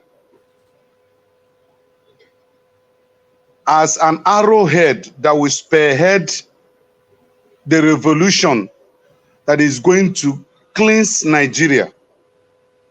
Nigeria need total cleansing. And for us to achieve that, we need a charismatic no-nonsense taking politician. The group of politicians we have today, they are very careful of their life because they want to enjoy the wealth they store. So I'm yet to see that charismatic politician that is ready to lay down his life like Mandela did in South Africa, in opposition against apartheid regime. We need a charismatic politician. The like of Showore, the only thing is that he missed the target. He missed what he's supposed to pursue. Had it been there was no Obi, being in Nigeria right now, I tell you, the youth would have mobilized around Showore because he has that charisma. He's ready to face the bullet, to tell the truth, without minding who his words are hitting. So Nigeria is a captured state. Imagine spending 15 billion to build the house of VP. When Nigerians are hungry, when a bag of rice is 68,000, when we don't have electricity, when there is no good road, teachers are not paid, pensioners are dying every day, no security, and you're spending 15 billion to build VP's house. I mean, it's only in Nigeria this can happen. But I also throw my challenge to the Nigerians in diaspora to begin to mobilize, civil mobilization, create awareness over there, mobilize. You have the liberty, you have the freedom. Nobody is going to come against you. If I start it here, they will come against me. And if anything happens to me, my family will be in turmoil. And I don't think any of you will run for help or, to ask what is happening to this man's family. But you guys, you have the liberty. Nobody's going to come against you there. So please, you guys have the work to do. I think you one evidence to what you are saying to being correct is how Nnamdi Kanu and Simon Ekpa was able to make such an impact from overseas. If they were in Nigeria, they wouldn't have been able to. So maybe that's a very strong point you just made. Who is next? Wole. I think Wole is next. Wole hasn't spoken for a long time. Wole, don't worry, I will preserve your turn. Take your time. I don't want you to rush it. Enjoy your food, eh? Maxi, welcome, Maxi. I hope your cows are looking forward to the festive season. I'm sure they are not looking forward to it, actually. they are going to be facing it's all right. lot. I'll take my time. I know I have only 2 minutes. It's okay. Let me take my time. Oh, you want to talk now? Okay, go ahead. Yes. Sorry about that. I don't even know. I'm eating something in my mouth. Yeah, it's not encouraged there. You will take your time. We don't want you to choke on live TV or live stream. I try to hide it. Okay. What am I going to say? It's just about how we're going to face the country. Let me take it from security point to start with, because security is one of the basic things every single one of us want in our life. You want to sleep and close your eyes. When I look at what is happening in Nigeria, we take security for granted. I don't know why. Let's say for example, in my village, we all know each other. We know the new guy.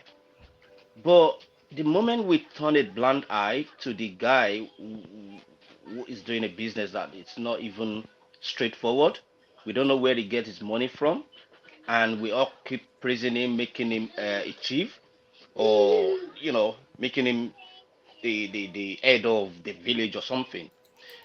I'll go back to another Yoruba adage that says, uh, your child is not or what do they call it? Those people that do dry cleaning. Your child is not a dry cleaner and is bringing clothes home. Have you not seen a thief? You've seen a thief, you just turn your blind eye to it. So when we all know that in our society, this guy's business is not clean, we don't know where he's getting the money from, but we are praising him, we are hailing him. Definitely, we are aiding and abetting to what we are going to suffer at some point. Because if one day, let's say, he's a kidnapper, he's been kidnapping in a neighboring village, He's hiding his business, but he comes home with the money and everything. One day he's going to kidnap my own child. And that's when I will now raise my voice and say, oh, you know, this is happening. But we all know that someone's business is not clean. So that's the way I want us to look at it. I was looking at the army bumping in Kaduna, I mean, in that village where they are celebrating. And I was thinking to myself, I'm trying to look at it from the critical point of view, like, these people will probably know one or two of these what did they call them, the terrorists or whatever they are, and they'll probably be a Muslim, they're rejoicing with them, but the army will probably look at it like, these people we are trailing, they're within this area. The people should have come out and say, look, there is this particular man that is, you know, this Boko Haram or whatever he is, that we don't trust him, but one way or the other is part of them. Then people, innocent people, now suffer the consequence, because when they're supposed to speak up, they didn't. And we're all going to find ourselves in that situation where, forget about where you're coming from as a tribe, what is your religious background. If you don't have humanity as part of your religion, forget it. You're just a religious person, you're not godly. So that's the way I look at it. Like, let's every single one Thank of you. us repent. Let's repent and do the right thing to save our country. Thank you.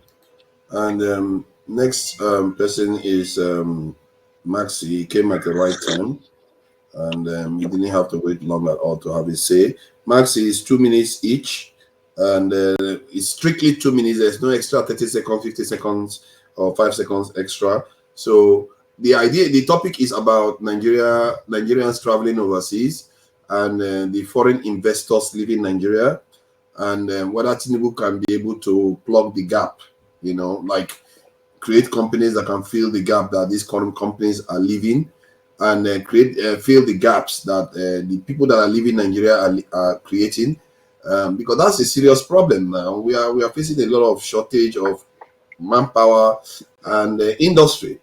And you think Tinubu can deal with this problem? 2 minutes. Thank you so much, and good evening to everybody on the platform. It's quite a pity what is going on in Nigeria, but to Nigeria, will you prefer to send your money in a place where the judicial system is so badly corrupt? Would you like to send your money to such a country? The answer will be no. Because at the end of the day, you will not get any justice if you have issues in that country. That is what is happening. I saw a report from IATA. IATA is stopping airlines from coming to Nigeria. I saw that report, and I'll still verify if actually IATA said that. The investors are pulling away their C&C certificate of it's a corporation or something like that from Nigeria. It is going to be a Herculean task for Bola Ahmed Tinubu to fix that country. As we speak, there is no country, there is no production, there is no factory, there is nothing that you can use to substitute these people that are pulling out their monies. Remember that majority of them are portfolio investors. It is going to be difficult. And I would like to disagree with a righteous man. Righteous man, you don't need strong men and women to rule a country. No, you don't need strong men and women to rule a country. You need strong institutions. Strong men will come and go, and they will reverse to the same old system. The corruption and the criminality is what they are going to go back to. But when you have a strong institutions, these strong institutions will channel or direct anybody, even if it is someone who is insane, that is going to take over there. The system will whip him. I remember what Obama told us when he visited Ghana with his wife. He said, Africa, go and build strong institutions and not strong men. What did they not say? What did they not say about Buhari when he was coming in? He was a strong man, but they couldn't deliver. Thank you. Yeah, to come back to you again, this is the beauty of this speed, this thing.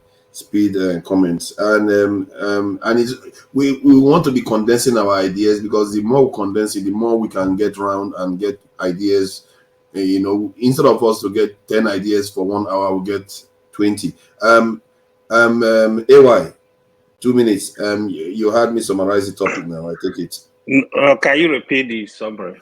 The summary is about the jackbarring of Nigerians, and technically jackbarring of industry. You've heard of the industry leaving the country, and if Tinubu has the capacity to fill the gap that is being created, the manpower gap, which is the brain drain, and the industrial drain too, because we are losing industry. So is this something that you think that can be handled? And there is a second one that I shared. I don't know if you saw the video I shared about our police head saying something about Nigeria. For Nigeria, we are incapable of recruiting people. And then our national security advisor said also for Nigeria, we are incapable of recruiting people. And then I showed the video of our current what does that mean? NSA. What does that mean? What does that mean? That is what I don't understand. That's what I wanted to ask you. Whether do you know what they mean? Why? What did they keep saying for us we can't? They always do that. Like for us we can't. Why? They don't tell us why they mean, why they say that. So those are the two things we've talked about so far. Okay. Good afternoon, everyone. Good afternoon, the comment section. To be honest with you, Tinubu is already appearing as a failure already. He needs to act fast. You see, we had discussion around this topic. Tinubu does not have plan. I can tell you this for free. A man who is ready to work, who has plan, when he's in government, you will know. Now, Tinubu came in. Tinubu has traveled to up to 3-4 different places looking for foreign investors. That is a great mistake. I don't know who is advising him. What Tinubu needed to do is to focus on Nigeria, focus on the economy. Now, industry are leaving. The question is, why are they leaving? This started long ago. He needs to invest in infrastructure. Electricity, we don't have electricity. This is a big problem for industries. You don't go outside and be begging people to come and, investor, come and invest.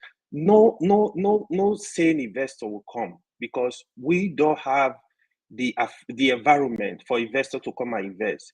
Once the environment is ready, investor will look for Nigeria. Nigeria is a country of over 200 million people. Trust me, if Nigeria is working today, investors will come.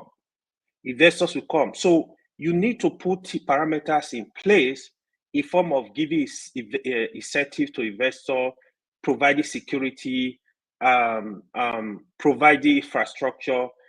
Investors will come. We have the market. We have having the market is a big thing for investors. We have it. So all they need to do is just to do the right thing. Forget about investor abroad. Focus on the country first. Once things are working, you will see investors. Even Nigeria, we have Nigerians that will take their money and invest in the economy. Nigeria have money abroad. Nigeria have money in the country. Everybody is scared. The other thing, I'm not sure what the police meant by that statement that, they don't have the capacity to recruit or what. But I think that is dumb. Again, problem of what's it called? They are inefficient.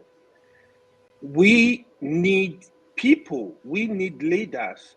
Leaders, when I mean leaders, from the president to the chief of army to the chief of staff, whatever they call themselves. We need the right people in place. Look at what army are doing. You go bomb over 100 people, and this is not the first time. This is not the second time. This is not the third time. It showed the level of how these people don't even know what they're doing. You can't put. Thank you. Okay. Thank you. There's no nepotism or cronyism here. And if I you to say I'm giving you, I'm a cronies. But I want to share this thing that Aerofy said. You see, they say something different during their campaign, and then once they make it into power, they start saying it's something else. However, I must say, could this be the reason why Erufai is not part of the government right now? Let me share this. We are struggling with just less than 200,000 members of the armed forces for a country with a population of 200 million plus. The numbers, the equipment, the skills, and the training of the armed forces will be scaled up, will be increased rapidly to meet the asymmetric nature of the security challenges that we face. Because today, the armed forces are not fighting with other countries. They are fighting with non-state actors. And the doctrine, the training, the numbers must change. And the Bola Tinubu administration already has a blueprint which is embedded in our action plan to address this. We'll scale up the numbers of the armed forces. We'll ramp up not only the numbers, but the training and equipment. In Nigeria, in 1967, the total size of the Nigerian army was only 10,000. Because of the civil war, within a year, we ramped it up to 250,000. That is what is possible in any nation. That is not strange for us to be able to do. But yet, these new ones keep telling us, it's not only the police saying it. Our national security advisor is saying the same thing. For us, we can't do it. Then the other, we saw him, the new one, going to beg people to free us, and we need to be able to do our own thing, enjoy our life. What is going on here? This, when they were campaigning, you heard him say it clearly. This is what we are capable of doing. And once they get into office, they start doing something else. What is going on? Because I know if they do those things, all these business that are saying that is leaving Nigeria is going to return back to Nigeria. All of us are going to start going back to Nigeria. All the money that is going to be flowing into Nigeria, expertise that is going to flow into Nigeria, we don't need anybody. We don't need a GlaxoSmithKline. Let them go. All those Nigerians will do everything themselves. Yeah. But even the issue of Japa people are complaining about. If you fix the country, you will see Japa will reduce. When things are working, it will reduce automatically. This is just the honest truth. You will even have more Nigerians living abroad, going back home. But what you see, why I blame our press is that if Erufai said this, he literally said we were able to recruit more than 250,000 in 1 year, or just about 250,000 in 1 year into the military. Why are they not questioning these people that why are you not doing it now? Why are we still insecure? Why are they kidnapping our people constantly? Yeah. Why do you leave our people jobless when you can give them good job inside the military and inside our security forces? Nobody's pushing them for it, and they keep telling us that for us we can't do it. For us, what is it for us we can't do it? Okay, What does that mean? Prophetess, I think there's an explanation. Okay. You know, you can use economics to explain that line of thought. Because in economics, the actual cost of a service or a good is not how much it costs you to buy it, but the alternative, what you would have used that money for. That's what they call it, alternative cost. Is usually the real cost. So the alternative cost of providing, recruiting more police, more army, training and retraining is actually this money that they are looting now. So it's misplaced priority. It's misplaced priority. So that's the reason. That's why they say for them they can't. For them, yeah, because it means devoting more resources to that area. Okay. Also, to add to that point, another thing we have to look. We can't just overemphasize corruption. Sorry, should we free up the conversation a little bit so that it can flow? For a while. For a while, then maybe we can return back to 2 minutes again. Amadioha is behind, and he's going to come and start his. He changed his name to Amadioha. It's actually Uzokalo. He's just changing it right now. Let me bring him out. Why are you doing shaking from backstage? You are muted. It doesn't matter what you're saying. As I was saying, okay, back now. You see, there is also this lack of trust that they've instilled into the average Nigerian, that whatever they say, we just can't trust again. For example, just to buttress the point of what, apart from the other political nuances that may make them not to make that decision easily, maybe geopolitical nuances, you get the point, slave and master stuff that one way or the other has been said without saying it directly on this platform. But the thing is that even if they want to, there is this lack of trust that they've instilled into the people now. I have some friends that they made complaints about even giving directions. You know, when you tell the soldiers that this is where you should even go to fight, and it's a wrong direction, and they themselves know that it is even wrong, but they just have to obey the last order. You know, if you look at that style of leadership, if you look at that, and also look at you're asking people to tie their belts, but we are seeing you living lavishly. All these things breed lack of trust within the system, that eventually everybody will begin to see how can we find our own way out. And we can't have a nation like that. We can't have a nation. And if there's no nation, then it is better that everybody should just go their way. That's just it, in my own opinion. So we can't see how the issue of security can be solved, because there is no trust on all sides. And if you look at the amount even spent in security, you question yourself, where is this money going? Nobody questioned anybody. Buhari spent a lot of money, but where was the money? What were the things we achieved with that money? Nobody was questioned. Rather, they were even given juicy appointments afterwards again. So all these things breed lack of trust, and eventually we just have this kind of state we have. We have it like that. You see, to add to what All you right. said there, Can, you, can you I? said it all. Sorry, KJ. To add to what you said, see, everything this government are doing, if you look at what they are doing, I see very unseriousness. Okay, recently you have 1,400 people going to Dubai. To do what? To do what? Why are you even taking 100 people there? What are you going there to do? If it's a government that is serious, you would prioritize things.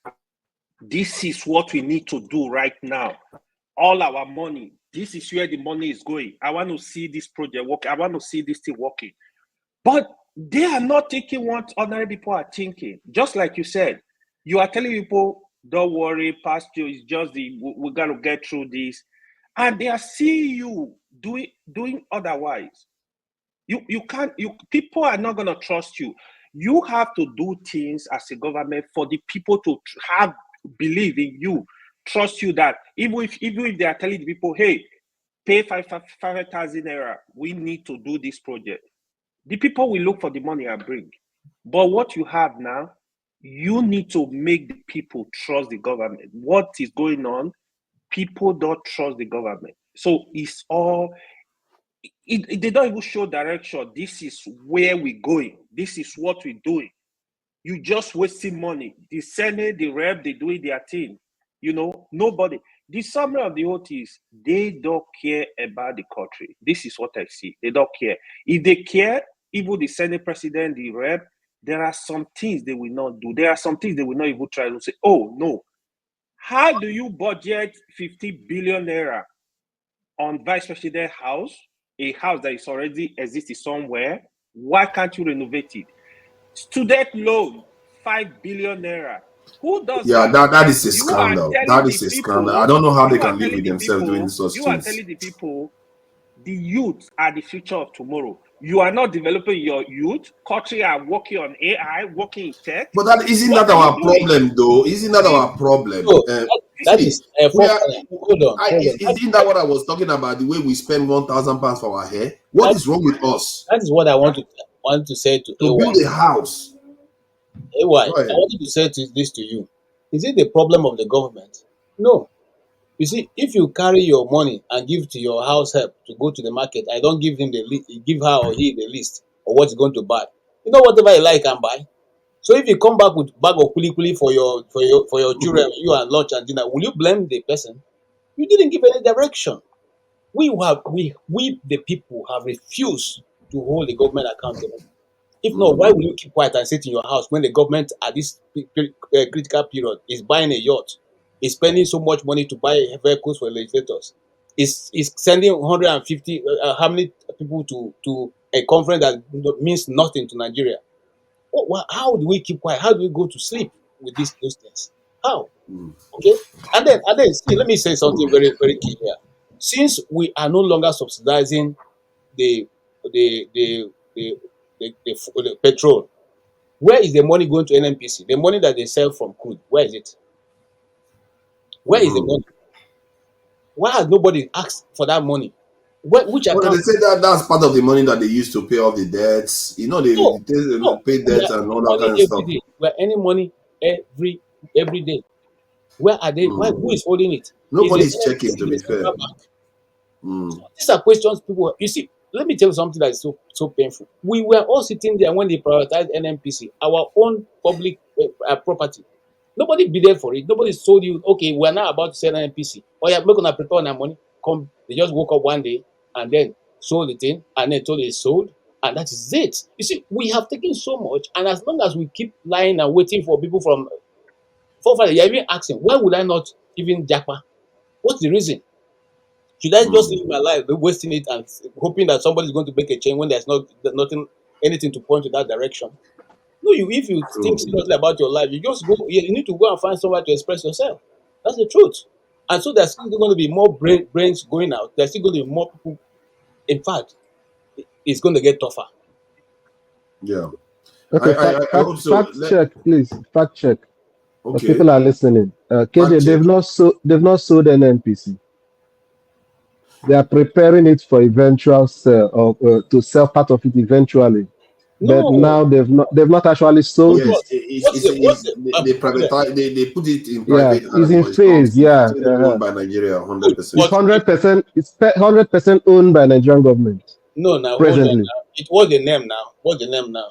PLC. It's made a private company, but owned by the federal government 100%. Okay, Yes. great. Yeah, I withdraw that. Where is the money going to now? To So Nigeria. no. Where is the money that for the petrol that's being sold? The what I said, Crude the oil, you food mean? that's being sold every day. Where does the money go to? Debt and Is it NMPC that pays our spending. debt, or the federal government that pays it? No, the federal government gets the money from NNPC now. That's That's how it why works. go and check now. So since we are fast checking, check how many what the last time that NMPC gave government money. Please check for me so that I don't make another mistake.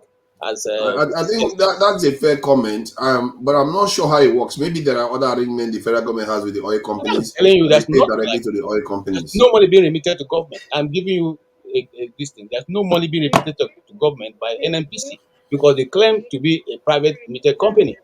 Okay, so the question be, where is the money? We Uh, have to ask those hard questions without being afraid of anybody. I think it's a fair question, but we don't necessarily know. Most people don't know the structure of these things. But we can research it and find out, okay, NNPC, but I don't think NNPC is disappearing with any money. And Nigeria, like you said, Nigerian government, 27 billion didn't come from anywhere. It must have come from somewhere. So they are getting the money from somewhere and they are still buying petrol. Remember, we are still buying petrol. You see, So some part of it is going into that too. when a topic like this come, I think glossing over it will not help anybody. Okay, the last time NNPC for 46 years, NNPC never audited the account. Okay, and I'm giving you a fact. The only time NNPC had audited that when this Gary came in, and that audit was done. But after that first audit, which was forced after Jonathan's government, there's not been any other audit of NNPC. And NNPC does not account to neither the central bank nor to any other person. This is Yeah. the question. This was the problem that Sanusi had for asking, where do you put the money? Where is the money from coming from NNPC? Okay, and it was forced out. We are still asking that question. And look, the truth of the matter remains that nobody, any people are saying people should come from diaspora to come and help you. Who will help you? Nobody's coming to help you. And then AI, who was saying that people should be this. I not go die for Nigeria. Read my lips. Why not? Because if you do that, you will do it for nothing. You'll be forgotten the next day, and the country will go on the way. But KJ, can you die for journalism? Look, I am a professional. I didn't. I'm just asking because KJ tend to defend journalism like he's going to defend it with his life. I cannot die for another person. Take the one Jesus have done and hold it for all of us. So you're not going to die for journalism. You can defend them, but you're not going to die for them. No, I won't. You see, that's another thing I wanted to tell you about forefather. You see, most of those Nigerian journalists are putting their lives on the line every day to ask those questions. I'm telling you the truth. All right, they are trying their best to remain on the side of the people. Okay, but in a nation where majority are poor and looking for how, and you just have a means of sustaining your family a little bit, you see, you have to be careful. Sometimes you just have to dance to the tune of the drum beater. We said this thing before. Look, I was one person who said when they were saying Buhari wasn't corrupt, and I asked the question: Alibaba and the 40 thief. What's the difference between the 40 thief and Alibaba? Simple. If you can answer that for me, then I know that Buhari is not corrupt. Because if he's not corrupt, Alibaba will not have 40 thieves as friends. But the mere fact that he has 40 thieves as friends, Alibaba is one of the thieves. It's simple. And nobody will say Buhari is not corrupt. I think he may not be individually there's among that 40 thieves, there's one person that doesn't care about taking booty, like when they go and steal. But he's still part of the thieves, So he is enabling the thieves to do what they are doing. They stole at an industrial level when he was in office. That thing. See, that's the same mistake they are making to say Buhari is not corrupt. I'm just saying. Appointed. Let me tell you, Tinubu came in, and I like what Tinubu said. He said the buck stopped with me. Whether it's good or bad, it's me. It's me. So don't go and be looking for somebody to say it is this person. No, he said if you don't perform, and any day I feel like not doing what I need to do, I will remove you because the buck stopped with me. That's somebody. You know what I think Buhari's superpower is? Getting people to trust him. People trust Buhari for some reason. That's why they made him the first, the military leader at that time, and that's why how many million people kept voting for him. And that's what I think. Was it somebody that came here to say that they trust him? They believed he was going to do the right thing. That's what Maska was saying. That they really trust him. That's his superpower. He can make people trust him, whether it's justified or not. He just somehow knows how to do it. So, what can we say about that? Amadioha, welcome. That's one of the pantheons of the gods in Nigeria. So what do you think now with this Jacquard thing? Do you want to tell Nigerians to stop this nonsense Jacquarding because they are going to go overseas and suffer anyway? Let me say something. First, I want to Nigeria, you have really improved. You have learned from congratulations. For the past 1 month, the Nigerian travel and put you in charge. You know what it is. You really improve.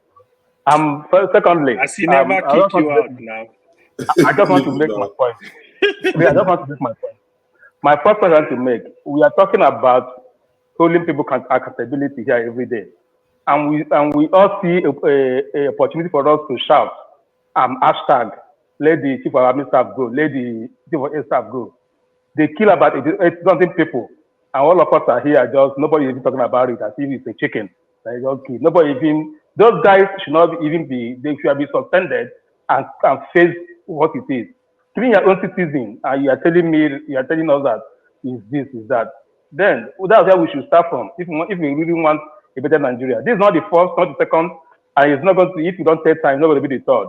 Until it's going to happen to our own villages, they will know what it is. Because it didn't happen to us, nobody is safe. By now, the whole Nigeria will have start from there. Let's see them a lesson from there. By the time chief of air staff and army staff is gone, the other people will learn from there. But all of us are keeping quiet, talking of import and no import, export or no export. Secondly, AY says something. The situation on ground is not what is different from what you are saying here. Good thing. I see to Nigeria justifying that in United States, 80% of goods usually are made from Mexico. Almost everything made from Mexico and the body country. All right. So it doesn't matter because things are coming in from other countries. You become an enemy of the state. It doesn't work that way. And secondly, listen, company didn't start living today. In Lagos, company have left. And what did he do? He threw people into poverty. Ikeja industrial estate, everybody there is gone. Our friends, everybody Indians have moved all their companies back, and nobody is saying anything. All right, we are just find that it's a good thing. When it's a good thing, do you know how many people that lost employment on that? Do you know how many people employment that? Listen, if you go to Abakra, if anybody know Abakra, you go to Abakra, go to Liberty Industrial Estate, the kind of people you see that goes to work every day, it's millions. But what happened to them right now? They are all laid off. All of that, we are all laid off. We are not talking about that. We are justifying it. We are listen, Ikorodu Industrial Estate, I work in all those places. I know what it is. Tell that meal. Start catching almost all of them. All of us are buying Ankara here. Made in Ghana, Ankara. We are all happy. Before Nigeria used to stop letting people making Ankara that we wear. But today, where are they? You're not talking about that. We are all spending money, all of us. We are spending money buying Ankara from outside. And we're blaming some people that we are just buying it. And rather, sometimes we talk sometimes, Nigeria will say we are. We are not telling ourselves the truth. Because we are telling ourselves the truth, we forget everything we are doing and focus on this chief of army staff, chief of air staff. So those guys need to go. Because there's not no excuse on this one. Because if it's an excuse, they will do it again and again and again. Until they do it to our own families, our own villages. They will not understand the pain of those people are feeling. Right? That's just my point here. You know, let's start from that. But let me say this though. But militaries, they do make mistakes sometimes. In terms of Imagine.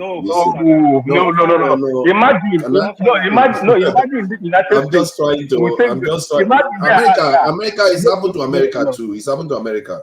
Like the guy will not spend 2 minutes in that office. They will cut him back. He will never spend 2 minutes. In America, they have friendly fire all the time. Listen, there's not the fire that is not assignable. I'm not glorifying it. I'm saying that it happens. No. How many times has it happened? If you listen to the statement, if you listen to their statement, what is happening is they are clearly inexperienced. You have to train your people. They are talking of human life. See. You're talking about America.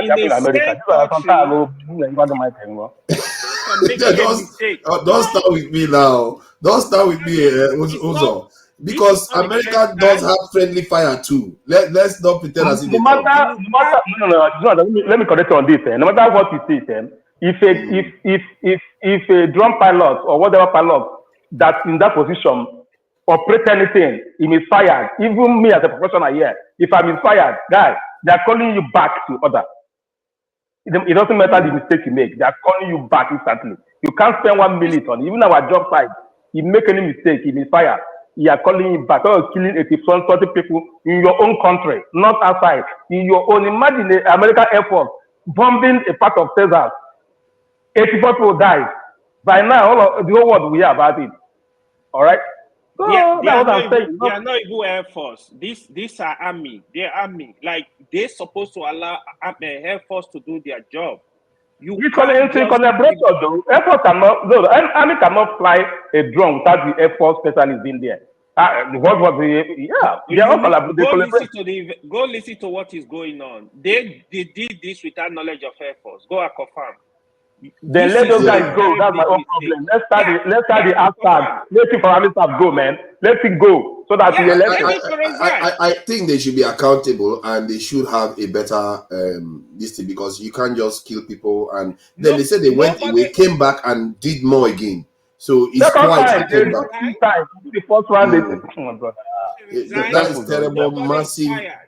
You are supposed to have eyes on the incidents. I don't understand how they just start bombing places. This is the problem I'm talking about. They are not everywhere. They can't be everywhere. That's the problem. I can see you, Maxi. Those are your two large fingers. Intelligence. You don't have intelligence that will tell you what's going on. Thank you. All right. Thank you, to Niger. You see, it's just like you have the Marines. The Marines are a branch of the United States Army, but they are trained to fight in the water, in the air, and on the land on contract basis.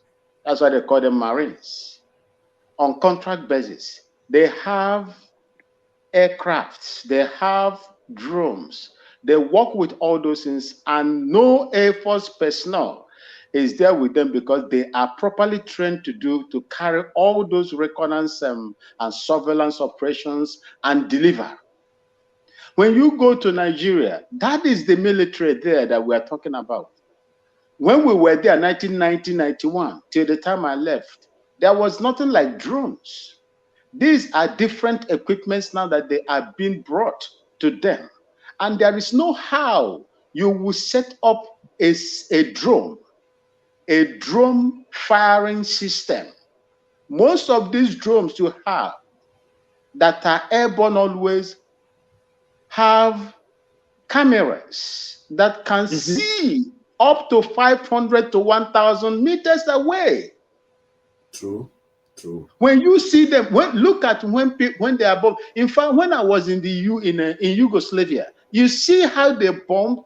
They will tell you, the Air Force will come and tell you that what I'm looking at that particular place are not armed people.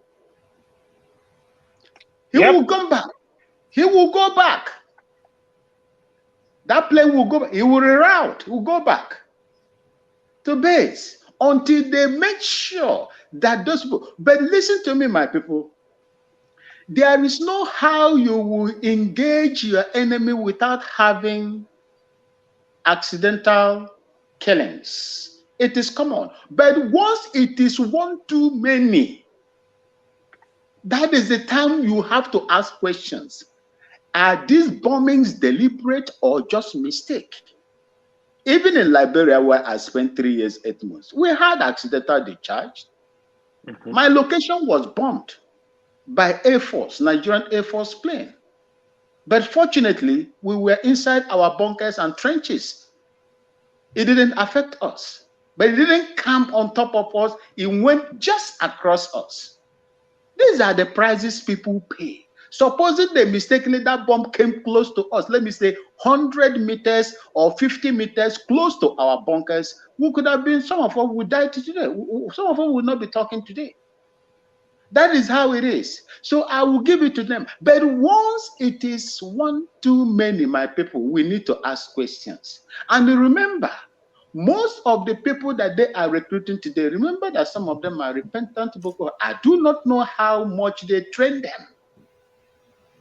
I was trained for 6 months, intensive. And after that, I was sent to Jaji for how to handle just weapon, because you can even kill your neighbor with it. There are some certain things you have to take into consideration before you are able to handle those weapons. Because any mistake you make can lead to the death of your colleague. Mazi, let me ask you this question. Sorry. Mazi, I know you're a military guy. So are they not supposed to have intelligence? Wait, have men on ground that are also giving them intelligence? Sorry. Go. Wait. You say something. Yeah, go ahead, Tony.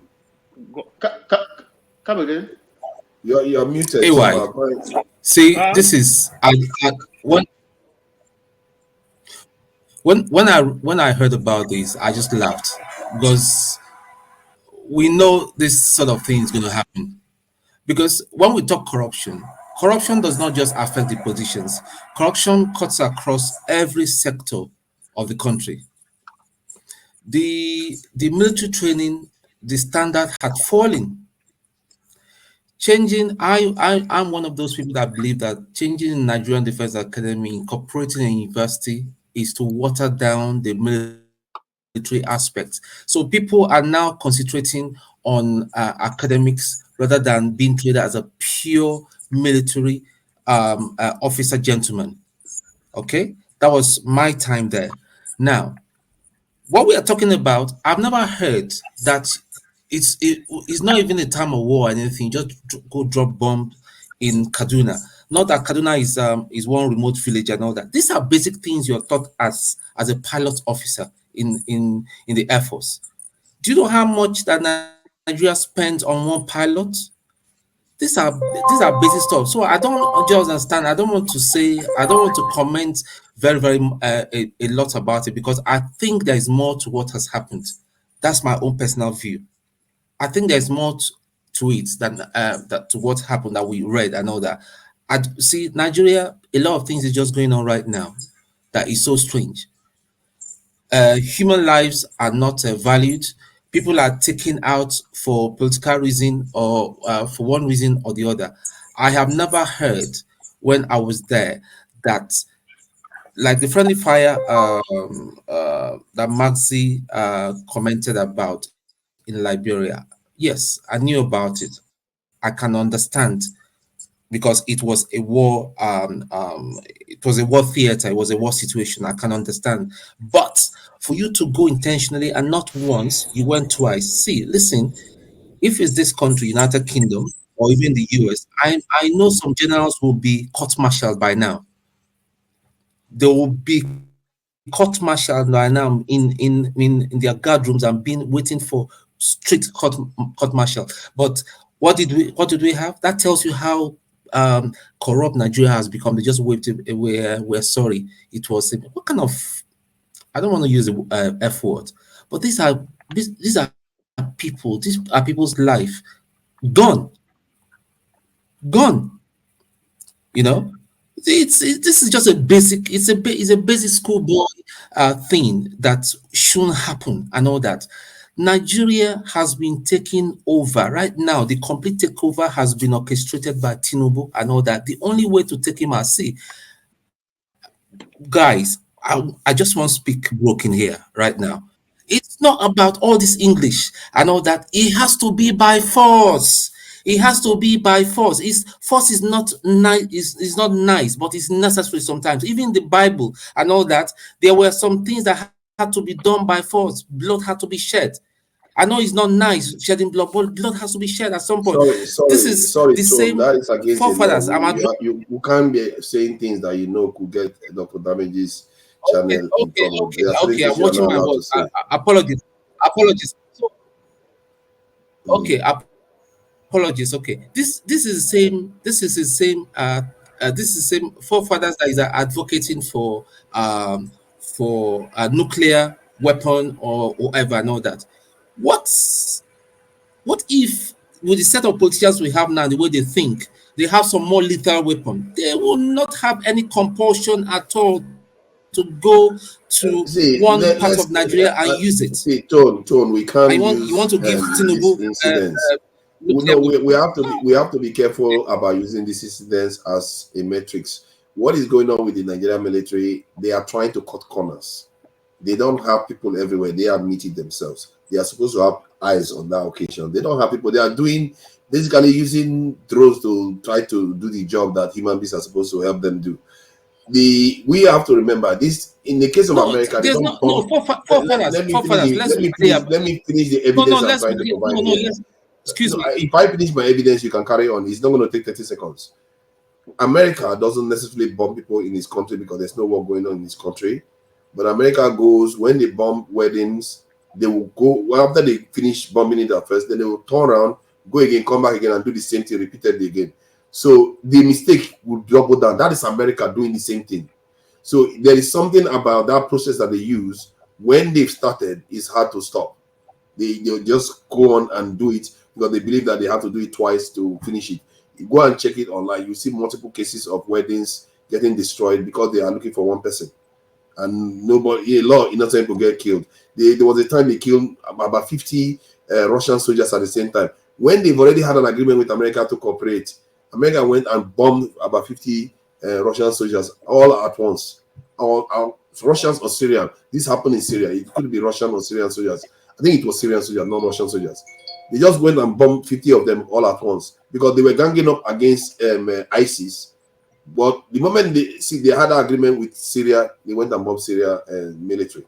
So this is something that happens often, and we shouldn't necessarily think that it's okay. It's a systematic thing that Nigerians are going after. Think about it now. Do you think the Tinubu wants to go after northern people?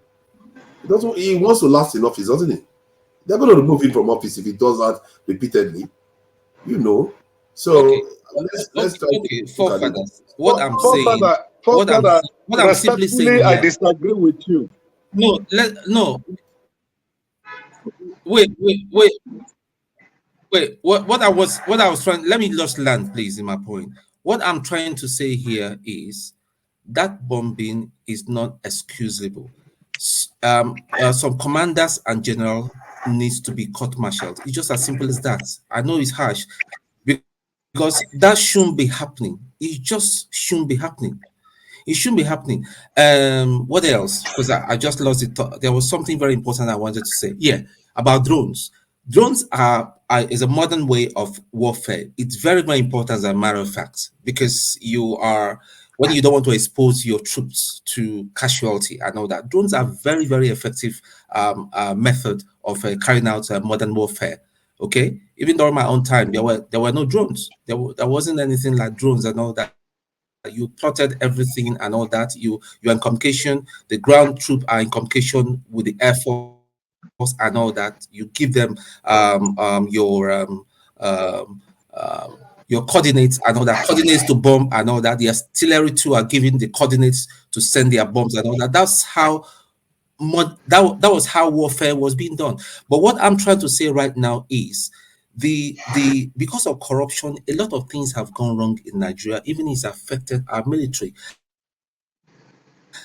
But we're supposed to train more people. Even the people that are existing, they are not paid very well. And we're talking about employing more people. How much are you going to pay them? When our politicians are spending so much money to renovate, okay, the house of the VP, is the roof leaking? Somebody should ask me, is roof leaking? Is the roof of those how are they dilapidated, and they are spending billions and billions and billions but people that require money, like the soldiers that every day they are out there, are putting their life on the line, are not treated very well. Even the food that is being given them in the war front and all that is nothing to write home about. So that's the point. That's where Nigeria has got into. Everywhere, every sector is just rotten and corrupt, and that is why it pains me when I see people coming out here and they're supporting Tinubu and all that. All right, now the mandate, we will enjoy them. All of us are enjoying it. We'll all enjoy it. But the thing for these people, for you think that these people are going to voluntarily change and be born again, a lie. These are vampires. They need to be hunted like one and dealt like one. Thank you.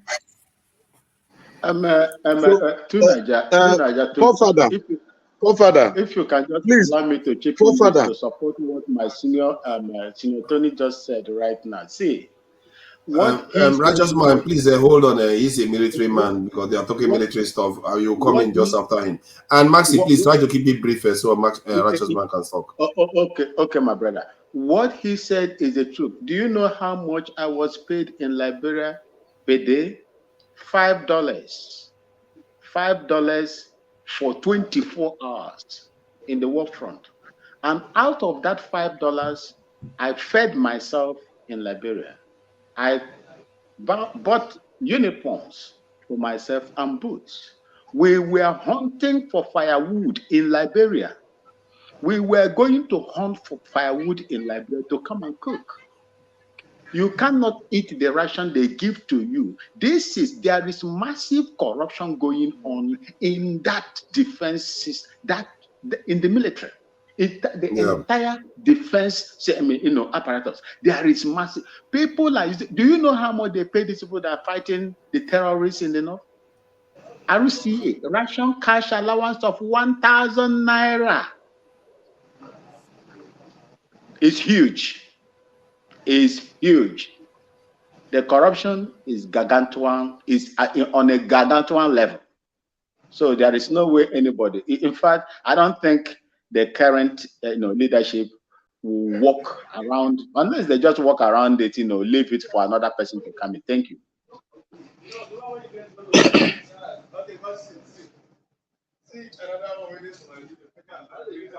Go ahead. Please go ahead, righteous man. First and foremost, I want to respectfully disagree with forefathers, because when this incident happened, I tried to research a little to find out if the American military has ever bombed Americans for whatever reason. They can carry such acts outside the United States. but not against their people. This is within a space of 3 years, we have had 10 incidents of the Nigerian Air Force bombing innocent Nigerians, killing them in mass. And they comes and tell us cook and book stories as a way of cover up. So, and one man was analyzing this in Arise News. The flying helicopter or the flying jet of the military is well equipped, that you use the GPS to get exactly the target and monitor the place you want to strike.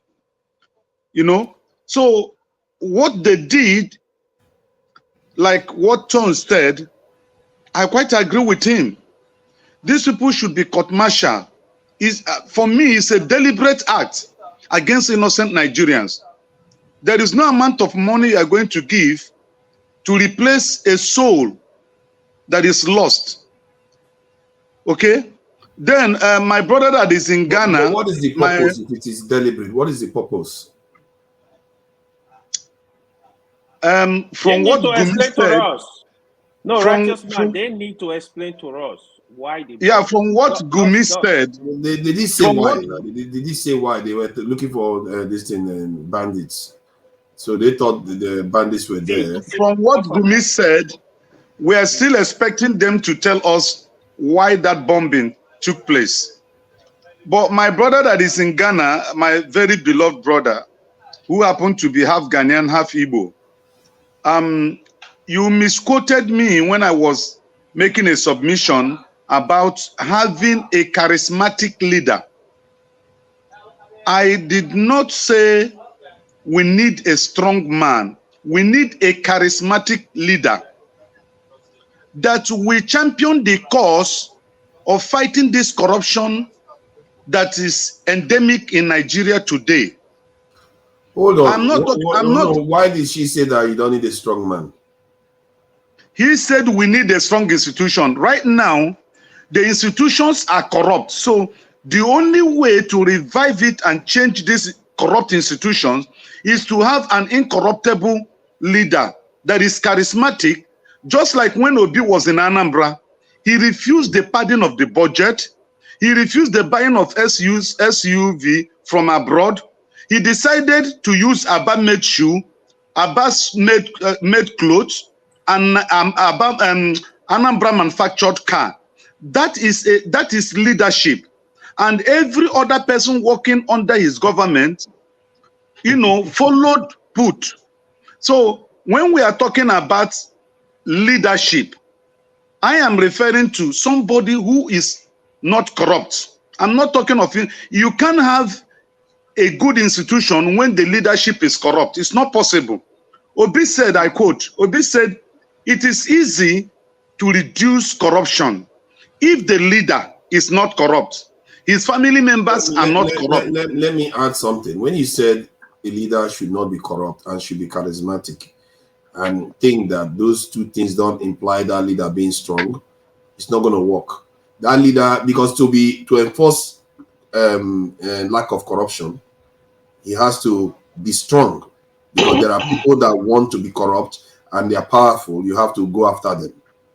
You see what I mean? Yeah. That leader cannot afford to be anything else than a strong person. See, Maxi made a submission that he did not actually give us a green light.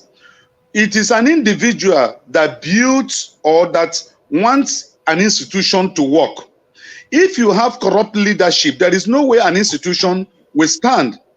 Now, for example, when Jerry Lawrence took over the reign of leadership in Ghana, he did a massive cleansing of the land. And that brought about the institution, because I was in Cameroon some years back, and we had issue with their road safety, equivalent to their road safety corps.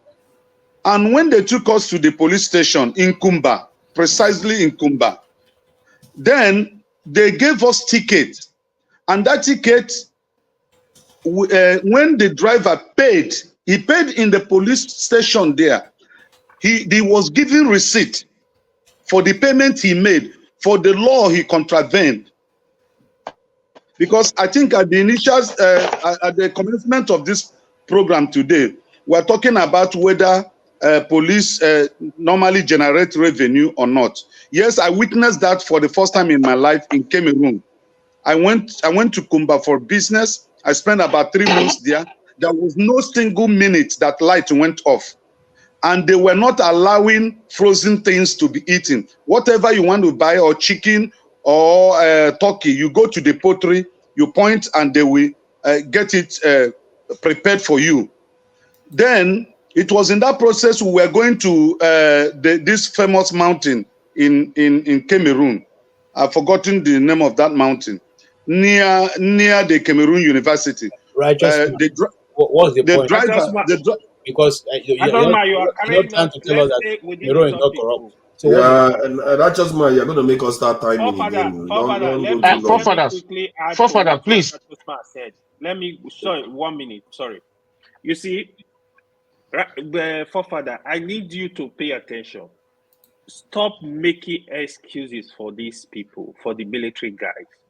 Just like righteous man rightly said, they've made over 10 mistakes in the past 2 years. Hold on. This is too much. You cannot be eliminating people you are supposed to protect. Even if you are not a trained military man, you know you're dealing with human being. You gotta pay attention, serious attention. Before Bobby it's not Tea Party, man. You gotta know what you're doing. We can't take this. Even for a doctor to make mistake on human being, like 5 times in a year, your license needs to be withdrawn. No excuse. Now you're talking of military. See, the whole system is messed up, we know. Now, look at the military structure. The Minister of Defense, both the Minister of Defense, the State Minister of Defense, bullshit. Why are you giving these people Minister of Defense? A man that governed a state that was ravaged by criminals all through his tenure. You took the man to be a state minister of defense. Who does that? That means we are not serious. A country where we have brilliant trained military generals. What is wrong? Looking for one of them and say, hey, come, get these people together to get this job done. See, you can't play politics with a lot of things. That is what the government are doing. Look for competent people. Forget their face. Okay, can I please quickly come in, please? Yeah, you're going to come in, but let me just. I'm not going to stay long because I'm not going to stay long. Are objecting to what I said. See, sometimes when these things are happening, you have to act, and sometimes when you act, you make mistakes. If you look at the casualty levels, because from what I'm reading just now, from 2017 to date, we have lost about 400 people due to airstrikes, accidental airstrikes in Nigeria. If you look at what has gone on in Israel just in the last 6 weeks alone, 4,000. So, did you consider the bombing in the east? Did you consider the bombing in the east? I think the Nigerian Navy bombed many towns in the east and killed over 250 people. Are you aware of that? Innocent people. Security. I think they didn't specify a location. They just said 400 something people by mistake. Civilians. By mistake. That's the one they were talking about. I'm not going to spend more than 2 minutes. 2 minutes, please. They say, the righteous man, it's not good that you interrupt me when I'm trying to make a specific point, because it looks like you use that to obfuscate what I'm trying to say. We are talking about in Israel, where 6,000 children, or maybe now up to 7,000 something, when somebody was saying children, not adults, children have been killed in 6 weeks by one of the most advanced military in the world, claiming that they are looking for people underneath in a tunnel. So when we criticize our military, we have to also, because our military are getting killed. They get killed, they destroy a whole outpost of the Nigerian military over and over again. And no other nation takes that kind of nonsense lying down. So when we are criticizing, we have to look at it in context of what is happening. But I understand loss of life has to be investigated people that are responsible have to pay. But please go ahead. Oh, please, can I come in, please? Yeah, Richard. Richard, yeah, Oh, please okay. go ahead. Long time. Okay. Yeah, It's nice yeah, to see you. yeah. It's to work. Okay, I have to thank each and every one of you for allowing me to come in. I really appreciate that. I'm not going to stay long. Now, this is the deal. For those on the panel that are served in the military, I want to say thank you for your services. But personally, somebody like me, when things happen, I paused. I always want to act like King Solomon in the Bible. When two women came and said, "Oh, this is my baby," the other one also said, "This is my baby." It now depends on the judgment of the leader. We cannot make mistake. Hey, chief of army staff, chief of defense staff, you are fired. No. Now, I don't really box myself in one corner when things happen like this. I want to look at the other angle. I want to call your attention to something in the military. The leader of the military right now is from a minority group, General Christopher Musa. Hausa Fulani, they don't want him to be there. They don't like him. And immediately this thing happened, they were calling for his head. You can see the politics and the religion coming into this. And the only thing the president can do Why do right you now say it's a minority? Is it Fulani? is from Kaduna. No, is minority from Southern Kaduna. Okay. So right from the beginning, that part of Kaduna has been going through hell for many decades. And so You when see this guy what? was made chief of Forefather, you defense need to staff, stop they Mr. never Richard. liked You him. need to So I stop want to it. call your attention to that. This They want, Hold go to on. Arise, go to everything. All the interviews they had with the northern leaders, that was what they were saying. That how can you make the chief of defense staff has to go? Mr. Richard, They please said let's he face the deliberately is issue. killing Islam people. Stop Don't this forget, tribal those talk. people came out on the holiday of the birthday of Prophet Muhammad. So they thought because he's a Christian minority from Kaduna, that's why he is killing Muslims. So the Nigerians. investigation, if it's thoroughly carried out, we'll find out it might be somebody in the military, a northern army, a junior army, who wants to cause problem and get Christopher Musa fired. So I don't want you to just say fire Musa, fire. No, So, It's not let possible. them But they have been investigate. It's not killing. possible. They've been killing him. Sorry, No. wait, They've been I, killing us ever Excuse me, sir. actually, before he came to office. Excuse me, wait sir. for Mr. Excuse Richard. me, hold sir. on. With all due I respect, actually left you my own cannot. A zone junior for this officer comment. Let cannot me carry finish my out. roadmap. A junior Sorry, hold officer on. cannot authorize that Hold, raid. Tone, Thank you, hold on. Tone. Please, Thank you, my brother, Tone. hold on. Now, Mr. Oga, I Richard. want to reply to you. Forefather, you need to Okay? ask Mr. Hold Richard. on, Don't AY. Who worry. I was want to in power when they AY, you fought are the going to other get your people? chance. AY, Richard, you are going to get your chance. Richard, Let's KJ here finish. is KJ, what you please have keep it said. brief. Eh? I will like. Here's what you have said I will like. That this should be investigated, and that is it. But to say that because of the tribal this thing, I don't think that's one. Two, it's even more political than tribal. Okay, just like everyone else have said here, these machines are very sophisticated. You know exactly where your bullets are going to land. You can teleguide where you're going to land. Before you will take off from your run from the airport, from wherever you're taking off, you already have a well-defined map of where you are going.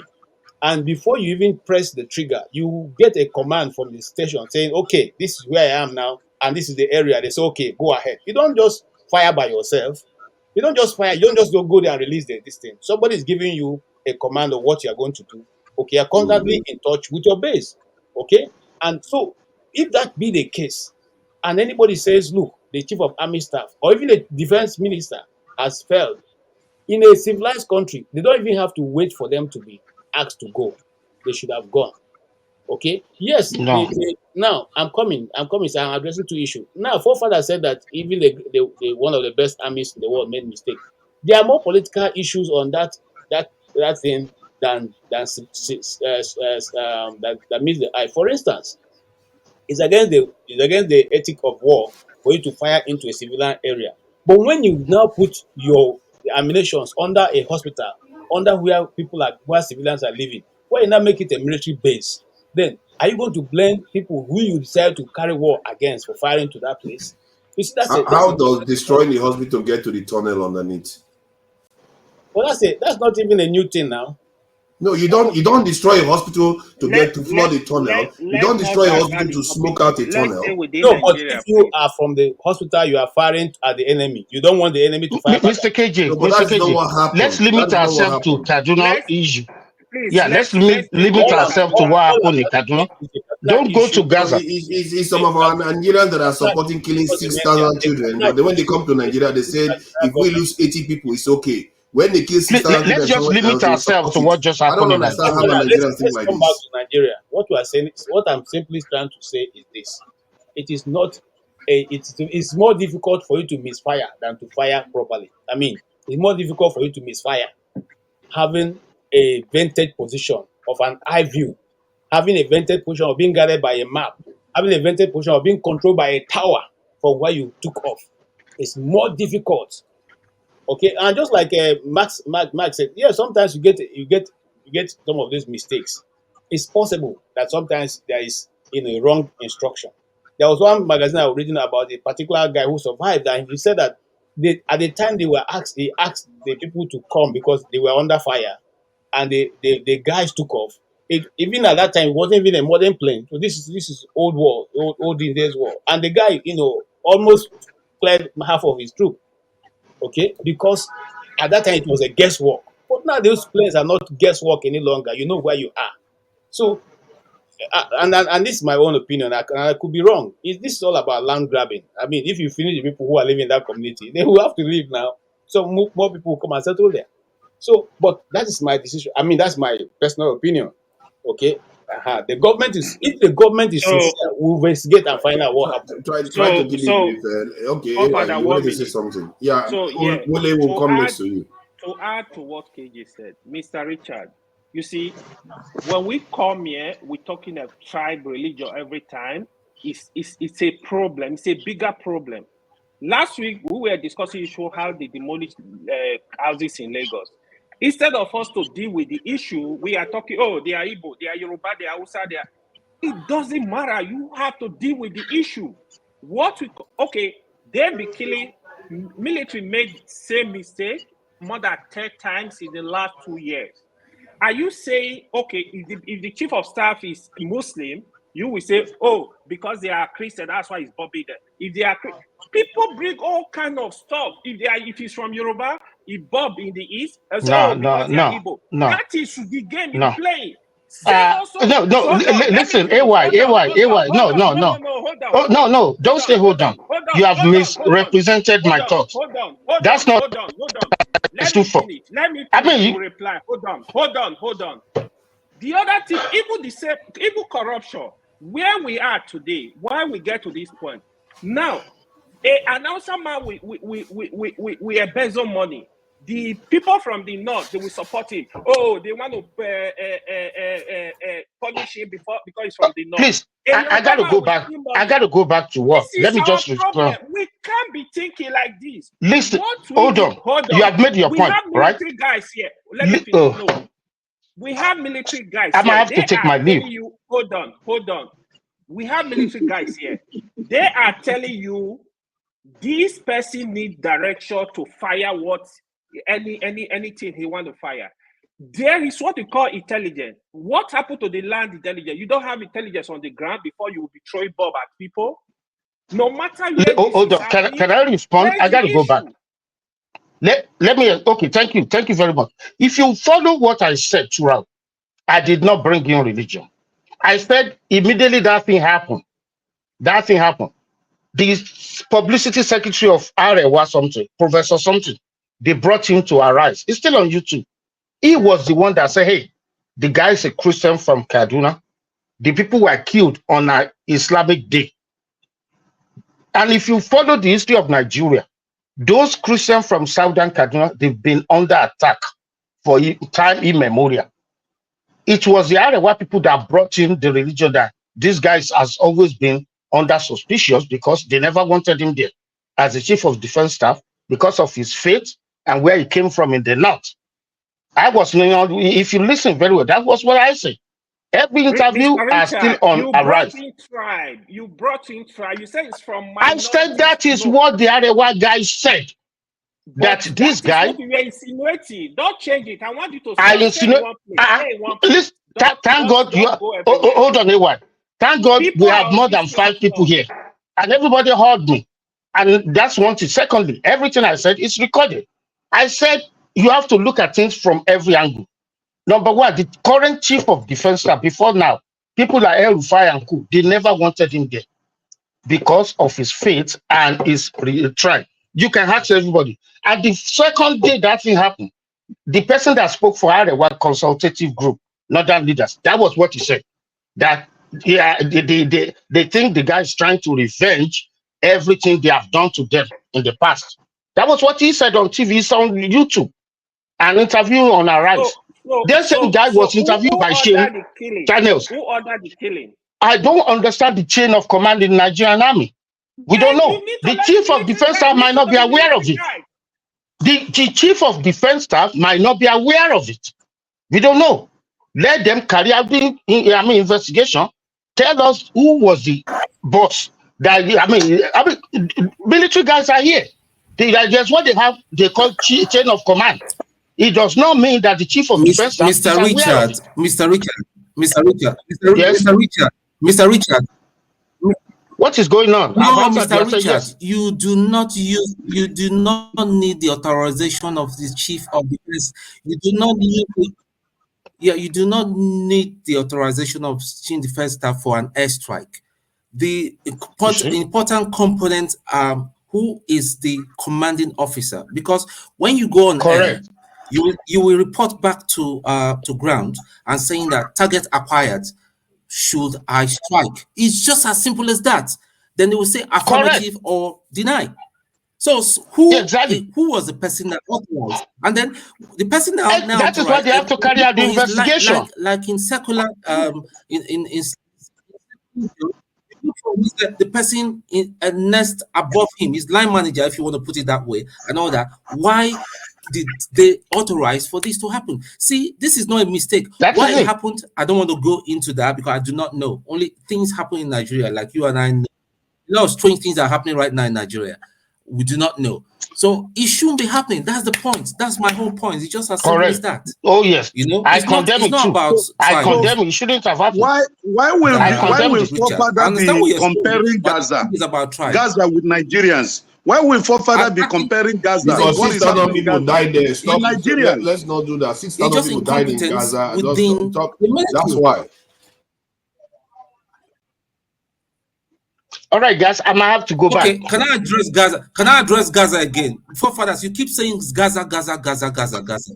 Let me tell you one thing you do not know. When Israel said, "Listen, you guys can evacuate. Let the civilians move out." Do you know that there's a certain clown that held them at gunpoint and they shouldn't move because they were using the civilians as a shield.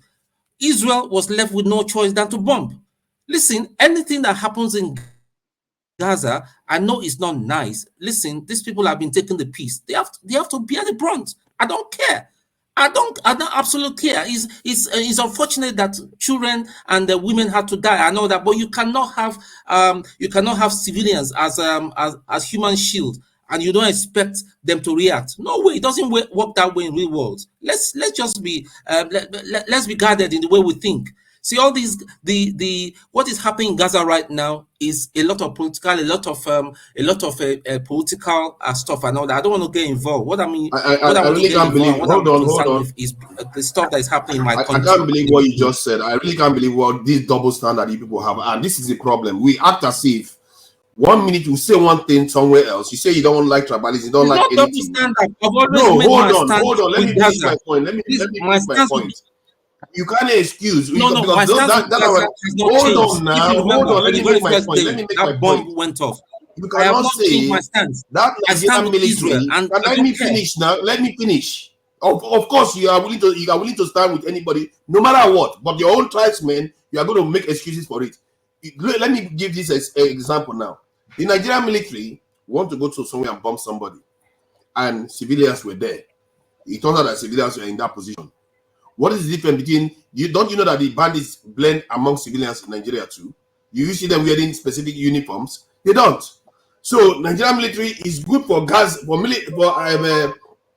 Israel, one of the most sophisticated military, to kill 6,000 children in about 6 weeks, and you excuse it in this world, then you really have to question what your morality is.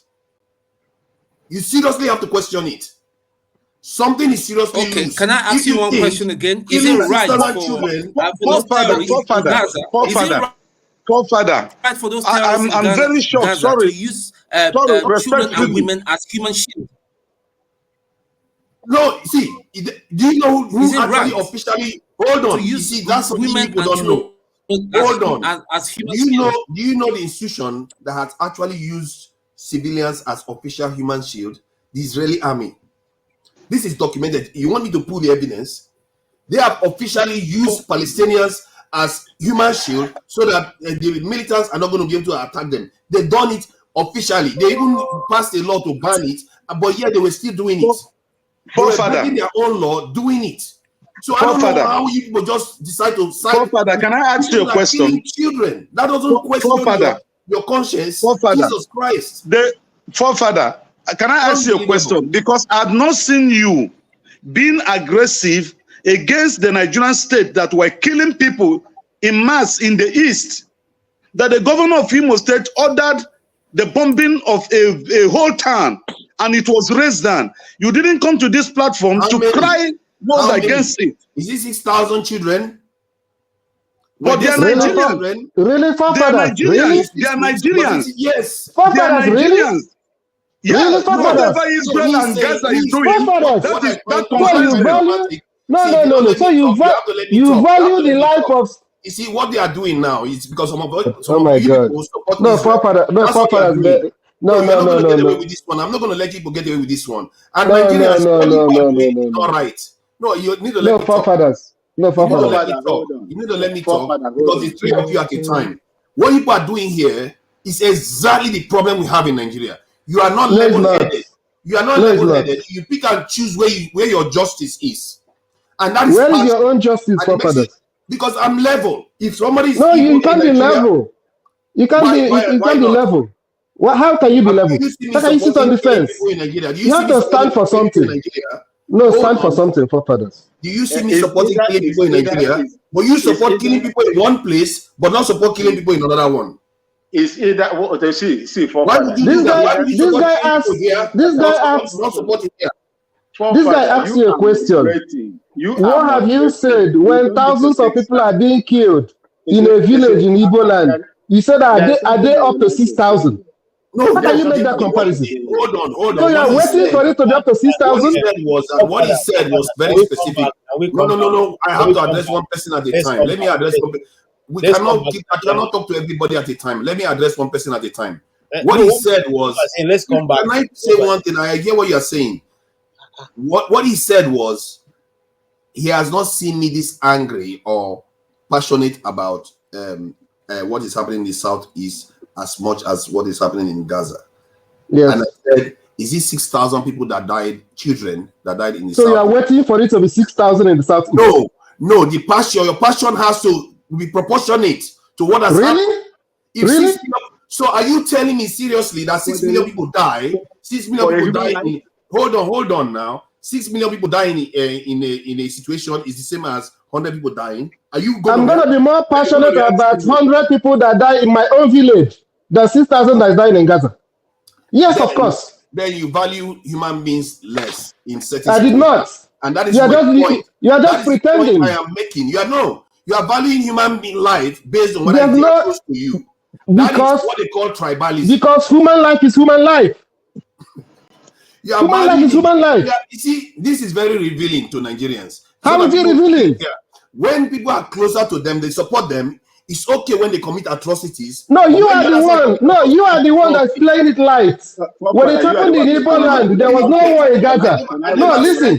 When it happened in the Southeast, there was no war in Gaza. And it did not shake you, did not move you. It was okay for them. You are sounding as if I'm justifying killing in the Southeast. No. I am not. The comparison you raised made it look like you are justifying it. How can your reaction be zip up to 6,000? Why would your response be zip up to 6,000? I'm saying that 6,000 children is more than 500 or 50 you children. ask this question 6,000 is repeatedly. Can different. you allow some You people like to it or just not? answer you in the way Yeah, we should go answer ahead. it? Look, let me tell you, there is no way, even me as a professional or a conventional soldier, and you use human shield, innocent children and women to get at me. Look, there is something we say. Senior Tony will testify to it. It is the person that fired first, and how accurate that person is wins the day. That is the general principle of the military, and we work with it. So when we come out and we begin to tell you, please listen. You cannot use a human shield, a pregnant woman, to get at me, and you allow me to save that pregnant woman. Never, it can happen, because I will not be alive to speak. That is how it is. If you remember you go back to Gaza, when Israel complained that the Hamas are using the building under where Al Jazeera was, what did Israeli soldiers, the defense force, did? He ordered them to evacuate that place, that they are going to bomb this place. And they sank it, just like you are doing controlled demolition. I do not know the kind of missile that they use. Al Jazeera left. Al Jazeera left. And they sank that place because the shells were coming from that. If you don't know, there is no missile that is fired that Israel doesn't know where they are coming from. They have the system. Even the bunker busting missiles, they have it. But there is something they want to show you. That is why they want to get at that place and penetrate, enter into those tunnels to show the world that these things are real. In warfare, people use human shield to fight their enemies. And if you are using human shield in my own line of duty, I will decimate you. But the passion that you are showing here today, if I lost one person as a soldier or a platoon sergeant, and I'm asked to lead some soldiers, if there are no officers within that can lead, the responsibility will be on me. And I go into a confrontation with the militants, and I lost one soldier, it is going to be on my head. My senior comrade know about that. It is going to be in my report till the day I will resign. So we don't know. And it can make me not to leave again. So we don't know the passion you are showing here for Gaza, you have never shown this kind of passion when they were killing the Biafrans in Southeast. Olu was bombed. They use Olu they bomb them. One death is enough for someone. But there are situations where you don't care. There are situations you don't care. You see, the way you talk sometimes, the way you talk, I really don't understand you. That for me, I don't consider that a sensible way to look at life. You have to be proportional about everything. 6,000 is simply not the same as 1 or 2. And we are talking about specifically children here. Is it one that were killed in Southeast? But if you don't have conscience, is it one or 2 that were killed? Didn't you see a young boy that was shot?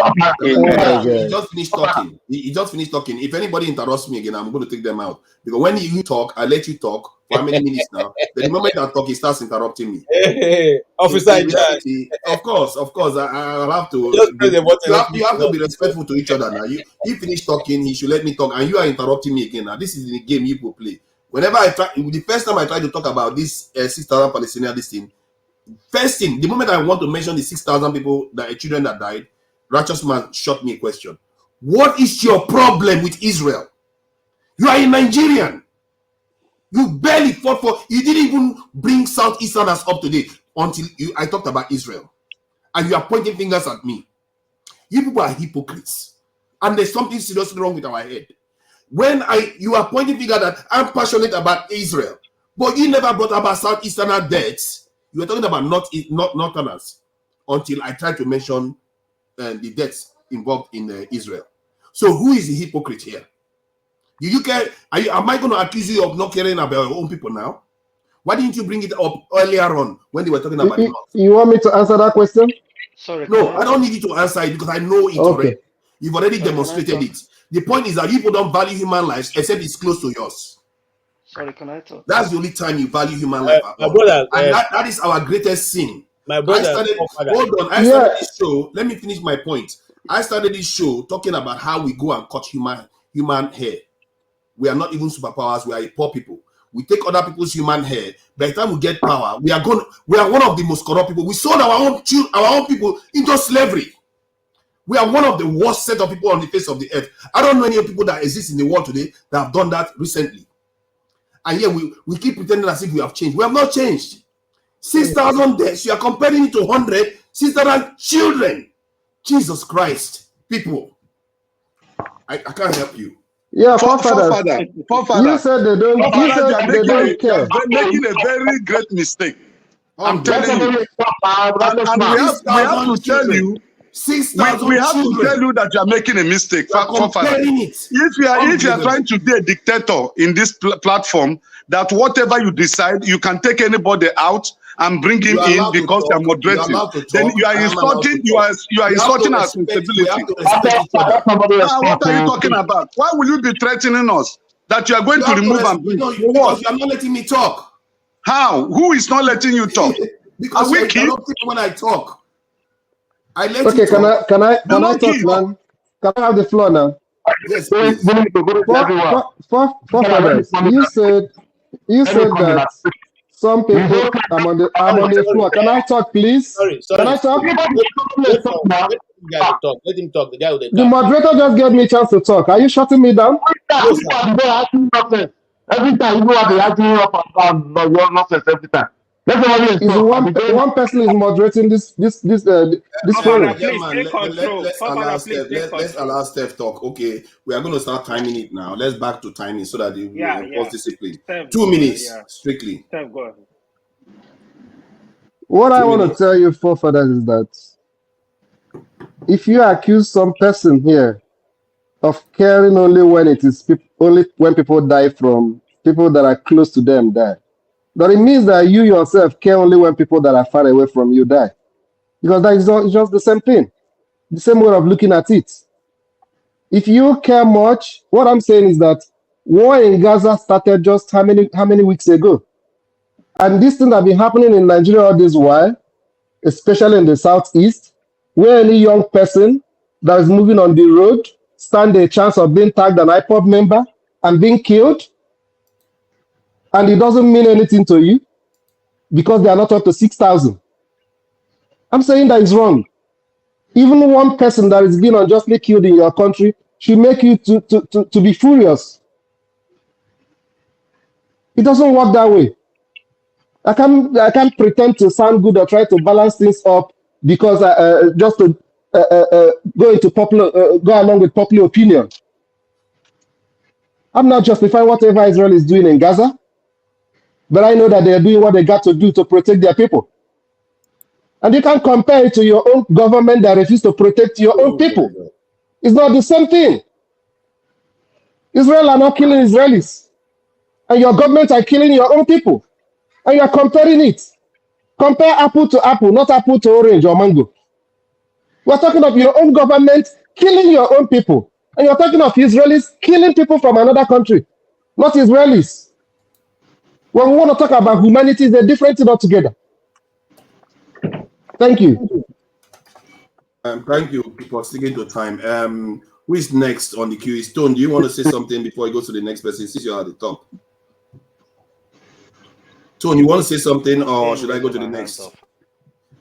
Sorry. Because it's 2 minutes. I want so it doesn't get confused because Tone might just say later on he wants to speak. So I wanted to go from the top so that we just go down like that. Tone, you want to say something? Let Wally go. Or AY. Okay, so he's going to circle around again. No, okay. let Wally, AY or Wally, let them go. Thank you. Hold on. I want to make it orderly so that it goes around the screen. You see what I mean? So that I don't get confused with one person jumping the other.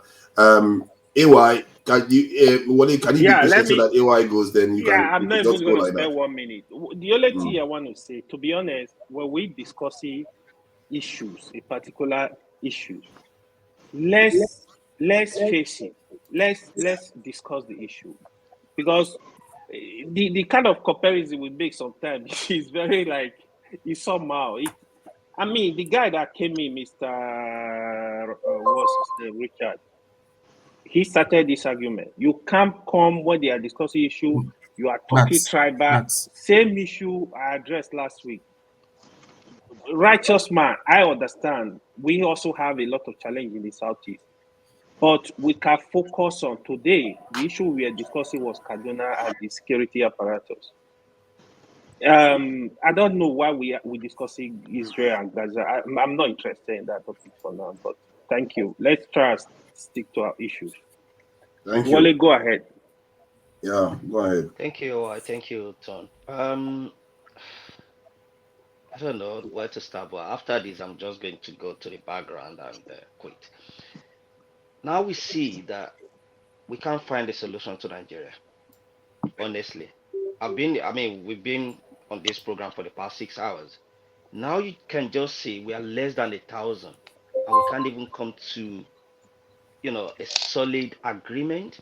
Rather, we keep fighting ourselves. We keep going from one point irrelevant to another. We keep, just talking about we are a movie, an episode. What is next? Who is going to be killed? What is going to be suffered?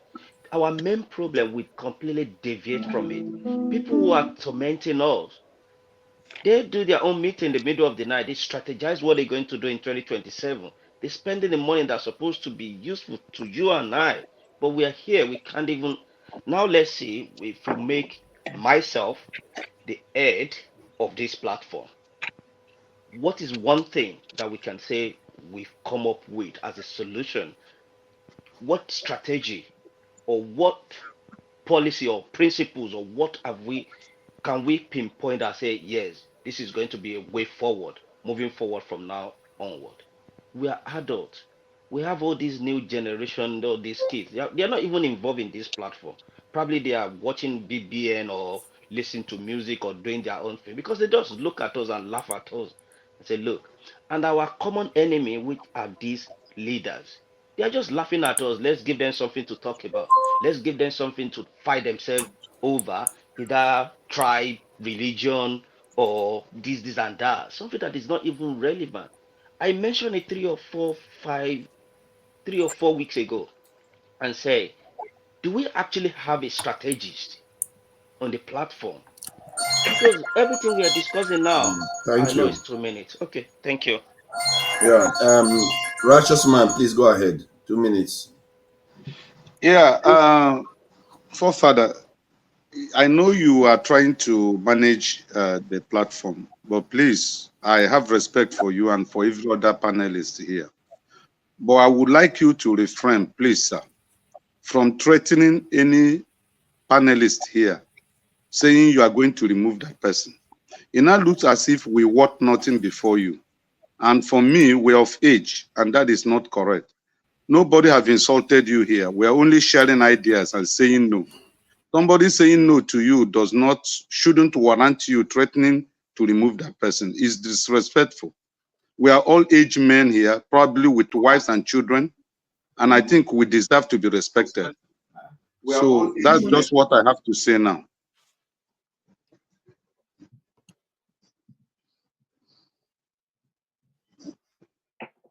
We can't hear you, forefather. Oh yeah, sorry about that. Yeah, please go ahead, KJ. All right. First and foremost, I would like to draw us back to our topic. We can as well discuss this issue later, because it's a very, very wide topic. It has a lot of angle to look at it from. So trying to squeeze it into what we are discussing now that has to do with Nigeria would be doing injustice to that topic. So I would like to draw us back to what we are discussing, and that is how to move or whether we are expecting to see something different from previous government with this government. And I was discussing earlier on why there's no remittance coming from NMPC. And somebody, there's this guy who loves me so much called Kulata or whatever his name is, always trying to, rebuff what I'm saying at the comment section. Not that I'm bothered, but I just want to say if forefather will be kind enough to play Sanusi, Lamido Sanusi, discussing on this issue again this week, it will be good to give clarity to what I was talking about. NNPC does not remit money to the government of Nigeria. Where is remitting the money? We don't know. that's something we all should be suspect, and that's also something we all should interrogate, whether we belong to the north or the south. Because some group of people cannot just come out to pocket the money, and we are the majority of Nigerians are suffering, and we just dismiss the issues. And that's all I have to say for now. I'd like to welcome Loco, my man. It's been a Loco long time. P. So welcome. Thank you. Not my local, Joe. Don't mind him. Loco, just hold on for a second. I need to let me. You want? I will play that this, and I saw the video you sent. KJ, I will play the video later on if you are here, so that we can go through the questions Sanusi was asking. That was an interesting video actually that he was talking about. Aaron's, thank you for coming in. Yeah, go ahead. You got 2 minutes. All right, thank you. Can you hear me? Yeah. Yeah, thank you very much. First of all, I think thank God AY is still here. My brother AY, I specifically entered the program because of you. I know you have good intention. What you were saying is, I believe you said it out of good intention. But what I want to ask you basically, do you want everybody to start pretending like you are more particular about why is the person painting the tribal narrative? But the person is saying what somebody said on live TV, because I watched that program myself. And you are saying he shouldn't say it. We should just pretend that was never said. We should just pretend that it never happened. That's one thing. One thing I don't understand. Why are you insisting that let's not just say boot tribe this thing? Let's not say it. But this is something that's somebody who is of status in the society came on live TV and said. There was even somebody that tweeted Okoro, and a lot of people blasted that person on Twitter that said order that this thing, and that thing subsided. All those things are in the public domain. So do you want us to just pretend and hide it and say it never So happened? let me answer you. Errors. You see, I know the reason why I said it should stop. I didn't watch that interview. Even though, how does Sorry, your 2 minutes is going to be affected. the Let head him, of let him finish. His 2 minutes No. is going. Okay, if my 2 minutes is going to be affected, then let him how allow me does to finish. No. chief of defense Okay. staff? How are My you? brother, hold on, We please. are If talking different you are issues. going to use my time, I can't allow you to use my time. So let me Okay, finish. go ahead. Let me finish my time. Then that's one. Because we all know, for instance, these are things that are happening in the country, and we cannot pretend not to know about it. We all know what T.Y. Danjuma said. We have some former military officers in this platform. None of them can tell me that they know more than T.Y. Danjuma when it comes to military in Nigeria up to date. On 2 occasions, we know what he said. So was he lying or what? Or he didn't know what he was saying? Secondly, my last statement is forefathers. People have actually addressed you, and I think I will not take it too further. But my observation is that you are trying to skew the program to how you want the narrative you want to paint. You want everybody to fall into your narrative, which is not how to do it. Because you are the anchor of the program. You can't be forcing everybody to say what you want everybody to say. You are even spending more time than the people who are supposed to present. You are once somebody is talking, you will interject and you will spend more time than the person who was talking. Then the next person will. So probably next time after each program, go back and watch and see how your performance is. Thank you. Thank you. Let me go to the next person. Maxi, please go ahead. 2 minutes. Thank you. Sorry, sorry. Hold on, Mazi, please. I think allow AY to respond first. Then Yeah, exactly. Mazi can continue. I think we're doing 2 minutes strictly so that it can go give around. me 1 minute now. No, I understand. Just allow everybody to respond, please. What happened? What that man did was wrong. I'm going to call him out if he do the same. Look, let's face issues. There was a strike. It's not even chief of defense staff that ordered the strike. Who ordered the strike? Who gave the order? Who did the strike? These are the people which should be questioning. Let them explain to Nigeria why are they killing people. We cannot investigate it and say, okay, there is a conspiracy, there is an issue, this is another grand plan. Expose the people. If you are saying what is some people that want the head of military removed, Prove it. Show it to Nigeria. Because this is a tactics we use since I was born. I grew up as a child. If what is going on in Nigeria, where the corruption, if an Igbo man embezzle money and an Hausa man want to probe, they tell you, oh, because it's an Igbo. If an Hausa man loot our money, a Yoruba man want to prove, oh, because it's Hausa. This is a problem, and we are not seeing it. All right, Let in thank you. Nigeria, Thank you. It's everything 1 minute must not now. be looked at tribe and religion and all those kind of Okay. stuff. Let's face the issues. Okay. Thank you. AY, Maxi, please go ahead. 2 minutes. Thank you so much. What I will say here today, there is no unity of purpose when it comes to Nigerian issue. There is nothing. There is a lot of injustices that are going on in that country, and you cannot wish it out overnight. Since independence, all these things has been there. It has never been solved.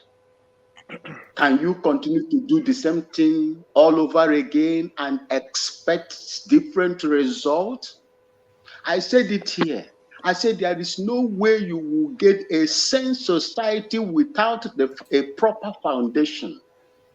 And I will continue to say that as long as I will be coming into this platform, your constitution is we, the Nigerian people. It is not you, the Nigerian people. It is the military. That is the foundation. Once you get the foundation right, every other thing will follow. And that same system will provide charismatic and people with strong vision to develop that country. You cannot be laying foundation on a sandy soil and you expect that building to stand. It can never stand. And take, for instance, this is what it has been reoccurring in the Nigerian system. There is no progress. And I will live with this. Bola made the Tinubu that most Nigerians voted in there as the president of Nigeria will make Muhammadu Buhari a saint. And if you are in the diaspora, please gather money and begin to send to your families at home. The last time I checked today, a dollar is 1,200 and something. The last time, I don't know whether it dropped now. That is the reality on the ground. Nigerians, tighten your belts. It is going to be worse under this regime. Thank you so much. I will come to Ghana. Bro, Thank you. bro, Thank make you. a place for me in Ghana. Loco, please go ahead. 2 minutes. We are married to Ghana, don't worry. I would like to have your number, Max, please. Please keep it. Let somebody talk now. We should respect each other. Please go ahead. I have to start the time again. Local P, please go ahead. It has been long I came now. Just give me more time. Extra 1 minute for local P. Can we stop trying to bend the rules every time? Let's follow the rule. We have to follow the rules. I've been out of the system since now. I just came back. So okay. Does everybody vote in 1 minute? Yes. No. 1 minute. 1 minute. 1 minute extra. 1 minute extra. No, I overruled. Okay. 1 minute. Is it no 1 minute? So to look on 2 minutes then. Everybody. Okay. Is it 2 minutes? They agreed now. No, the blacks don't say no. Many of them say no. Not everybody. As you people are dragging, 1 minute has gone. 1 minute you don't pass. Look, you don't know what you walked into today, though. You know. Please, let me share my experience. These people, they don't take nonsense. So we are enforcing rules here. Later, I can do that one, not now. Okay, later I can do that one. Yeah, Okay. let's follow the rules. Okay, meanwhile, hello everybody. I hope you are doing okay anyway. Thank God. Please, we are still healthy, we're strong, agile. We still have Nigeria at heart. That's why we came back here to discuss more. What do I have to say? I think we should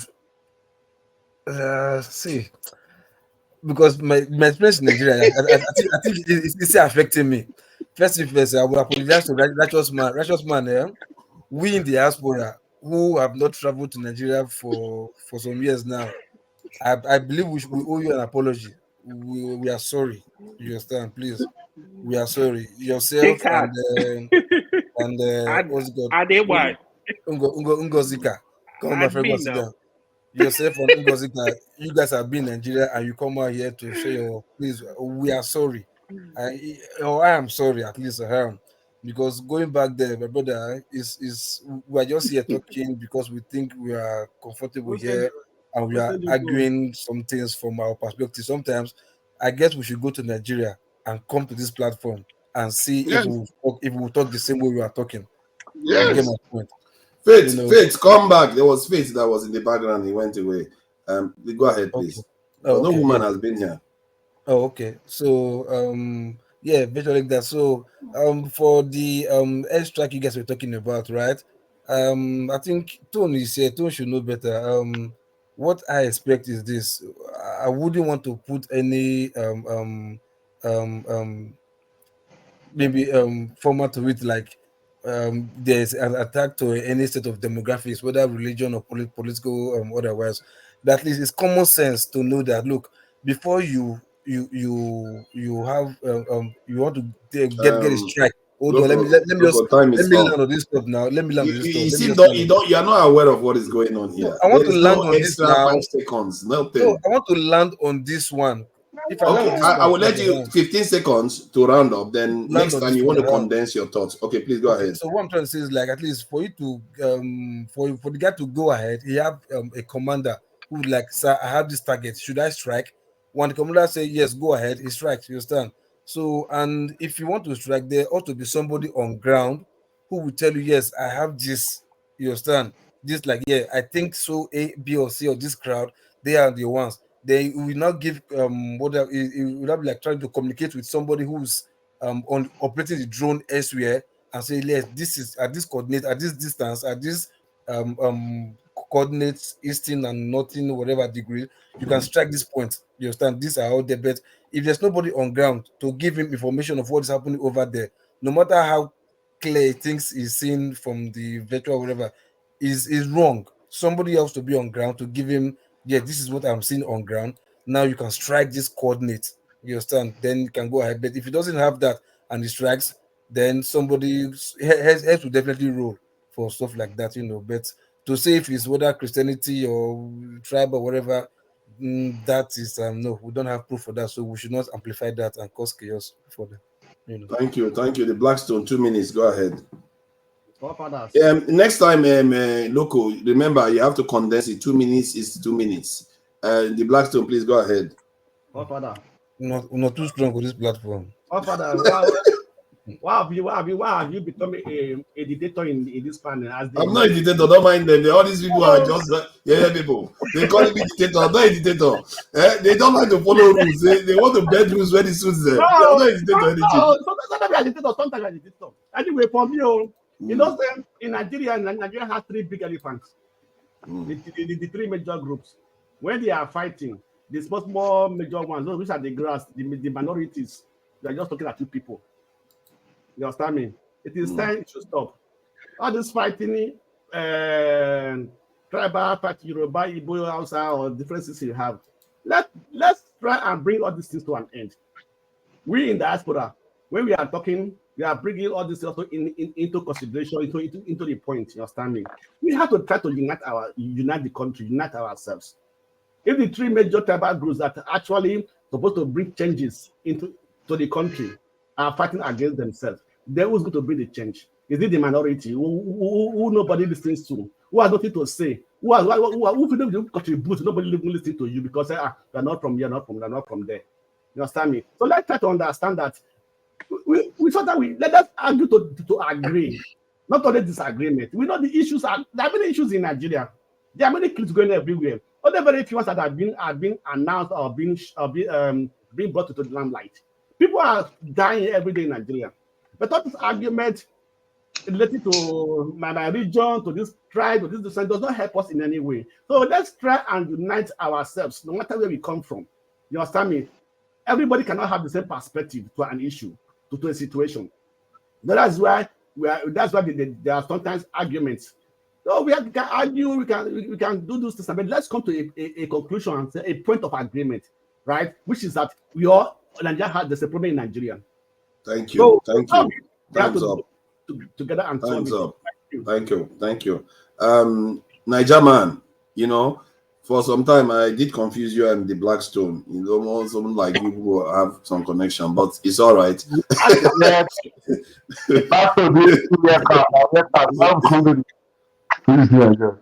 Well, welcome.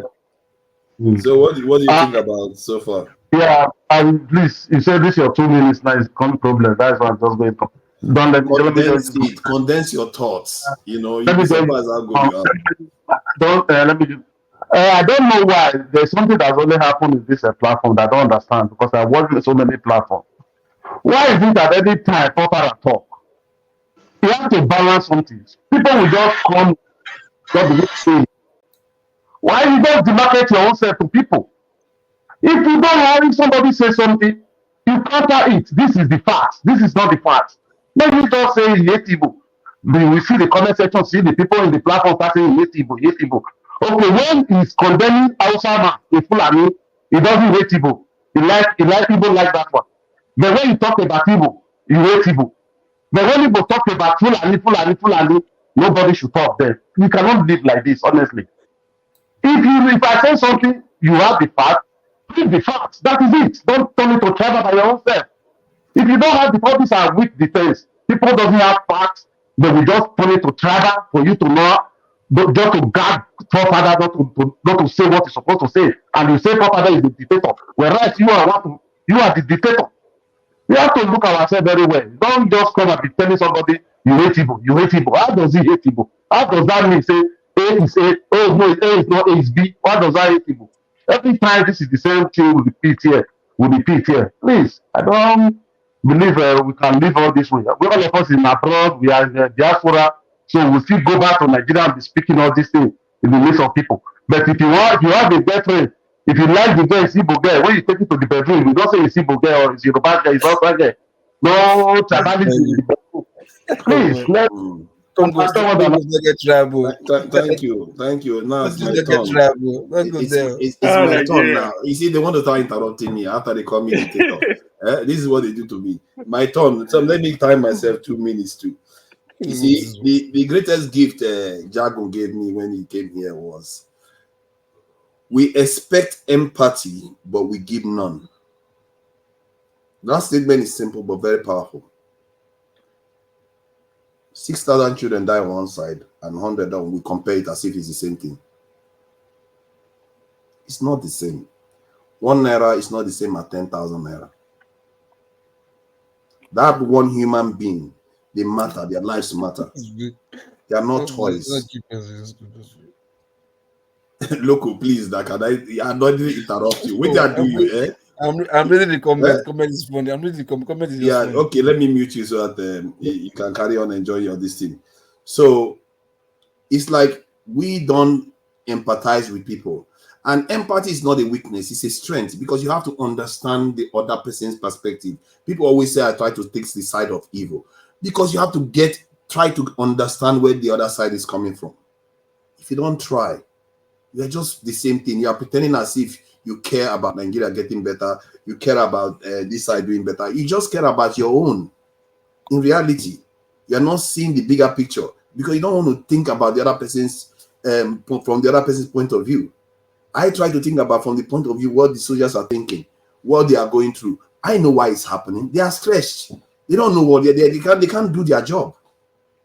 They really can't do that. That's why it's happening. They are sending people. Go and kill people. They don't even bother to check on the ground whether the human beings are proper there. They just kill them. Our national security advisor was telling us the other day that the people themselves should be the informants because they don't have people on the ground. I didn't play the video. They don't have people.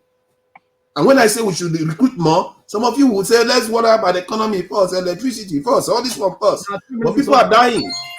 Thank you. My 2 minutes is up. All right, so should we let it flow now so that it doesn't get let me play the video KJ brought. Let me play that video. You want me to play the KJ? Let me see if I can find the video here. Okay, yeah, let me play it. That's it there. Okay, so that is our man here. He was asking some questions. Let me take it back a bit. Why is there no money coming in? Why is NMPC not able to bring in dollars? I'm sorry, this is the question that cost me my job. I will continue asking this question until NMPC is fixed or until I die. Where are the dollars? We need to shine light on NMPC. The finance minister cannot tell you because he doesn't have a metering system that reports to him. The finance minister cannot tell you that today, this is how many barrels of oil that we produce and exported. He can only rely on NMPC telling him. Those barrels are revenue. They belong to finance. We've been talking about this for 10 years. We need a metering system. The finance ministry needs to know how much oil we are producing every day, how much oil we are selling, and where the money is going.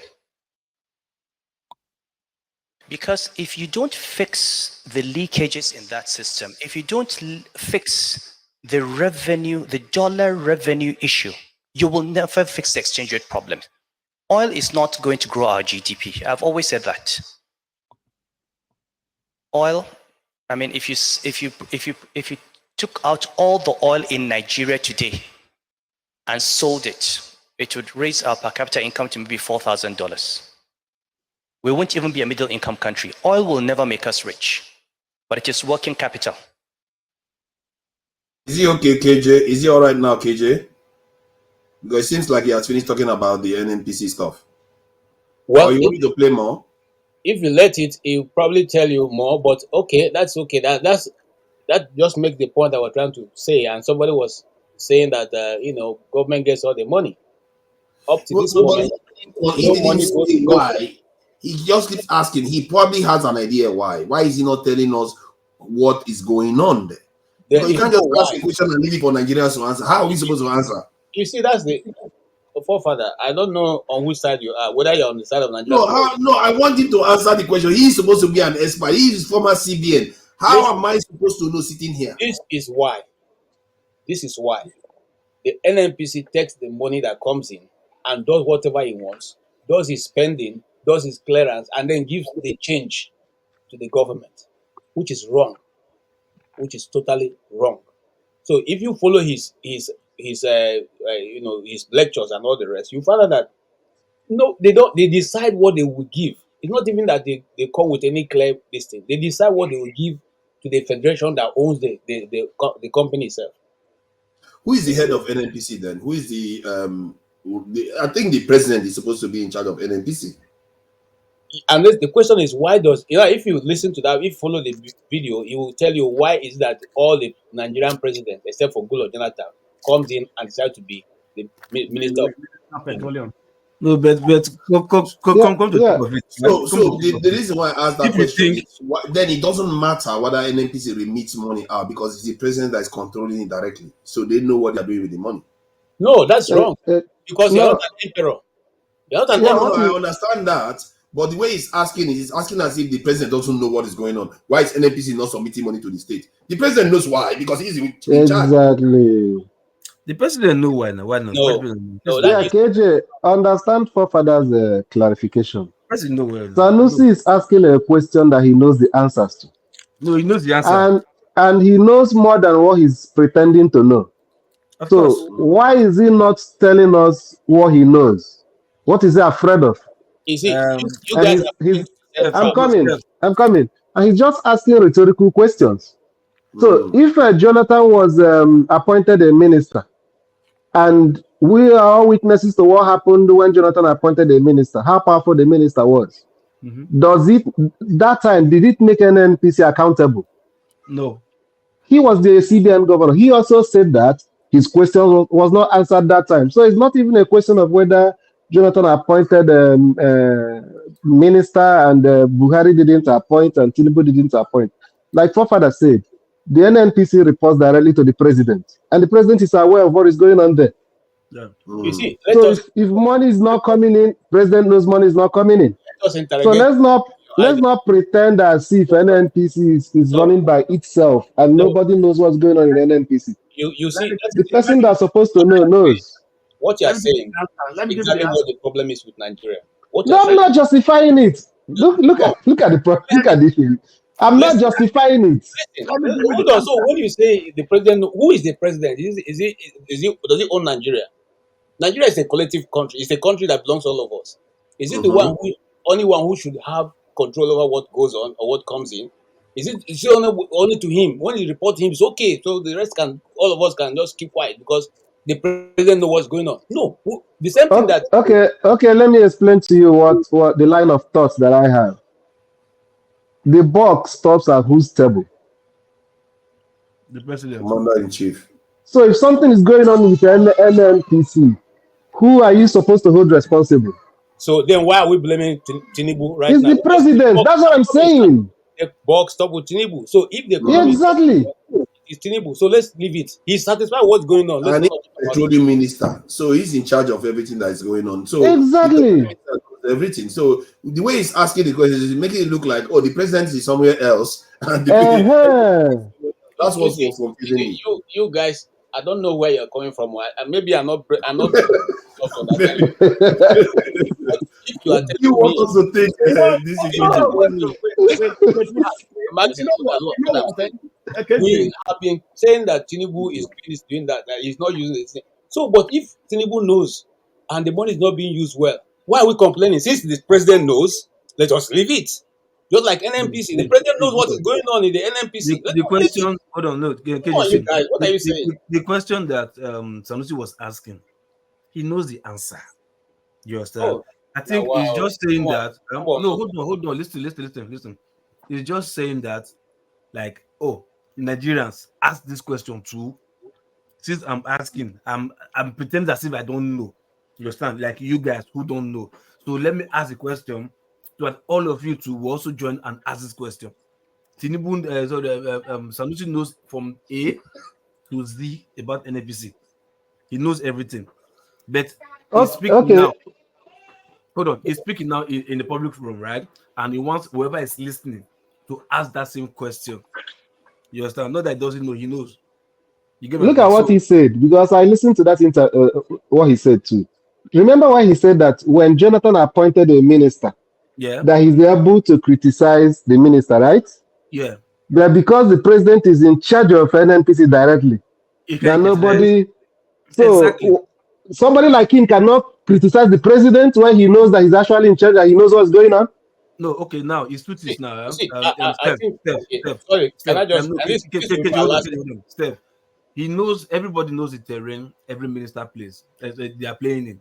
You understand? Because you are the Yeah. CBN governor, you understand. Ideally, you are supposed to be autonomous in whatever you are doing.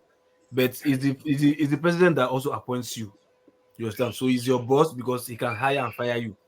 So because Sanusi is here talking right now, because that's what all of them do, that's what they do. If they're in the system, they're in the game, they know they cannot talk. They know the truth, but they can't talk. Just like every judge is right now in every chief judge or every whatever in Nigeria. If they are retiring, go and read their speech. They will tell you as if they were angels when they were there. They can tell you the real truth. But when they were in there in that system, they can never say anything. They will only keep quiet because they know what's happening. You understand? So Yeah. Sanusi at that time cannot, even though he knows, cannot. You understand? Because if he says one or two things, it might end up losing his life, which he he doesn't said want. he even said The that future that's what governor of the he CBN said. has arrived. He said He's coming that's to what tell us what happened now. that's What what I Eh? cost want to his say, and job. that will be my So last contribution to this so issue, is simply this. Is simply Mm. this. What Sanusi is asking is to prompt our understanding, so we can go out and demand Exactly. answers. Exactly. It's He not knows. saying that he doesn't know what's We happening. want us to ask that It question. wants to, because I pointed out here that Nigerian government, as a government, is not getting much from NMPC, and that we should find out, since you are no longer importing uh, petrol, Petrol. since there is now Where's subsidy the money? removal, Where's the where dollar? is Where is the the money money? that you Where's used the to dollar? collect every month, that you used to Yep. subsidize? Because you used to No, say the no. money you Mm. collect. I think you just I, mistake. I think you misspoke. They are still buying petrol. They are still importing petrol, but the subsidy part has been removed. No, So you're still not that's getting the just point now. You said the subsidy that you are paying, you understand that you don't pay yes, I anymore. agree. The subsidy part has been Where's the removed. money? Where's Oh that yeah, money? and you didn't hear that they say they are sharing it to the states, Exactly. to different states, So and see, Sanusi Now, knows the so answer. a question. Sanusi You is see, just I'm listening. addressing You guys us are so missing that this point we too will also because ask that question that is asking. but That is there's what something just deeper. cleared it. I think what he's insinuating to me, what I gather from there is that there's something going on within the NMPC that doesn't add up. That's what He he's know he knows more than he's speaking. He knows listen, more than he's speaking. gentlemen. Can't you people see what Sanusi is saying? What Can't is he you? You saying? can't see it. I can't see it, KJ. You look like you have an X-ray vision here. Tell us what you are seeing, KJ. You're confusing us with this. Sanusi Can't we see? just sent to I let us give say. up. I give up. Sanusi Maybe, just sent to let maybe the public, Masca is the going to tell us layman. what you are seeing. No, the layman in the street. Sanusi just sent to electing the layman in the street. That's just that. Look, I want to add something here. If it is right for the president to hold the minister, the ministry is it the NMPC, petroleum. Petroleum. Okay. Why can't he also, take over the ministry of power and make sure that electricity returns to Nigeria? Is there money there? Don't they bring money now? Exactly. Is there money there? Electricity is of our head. If there's no money, there's no money there. They know that only that because of corruption. They don't want to say it. Okay, So why is it not the minister of interior? Why is not the minister of prisons and this thing? Why didn't he take to become the minister of culture and tourism? Why? I think it was due to the corrupt period when there was a bit of corruption. Then the president decided that they would take charge. No. See, he started. See, even during the time of Obasanjo, the Obasanjo started it. Yes, now Obasanjo started it.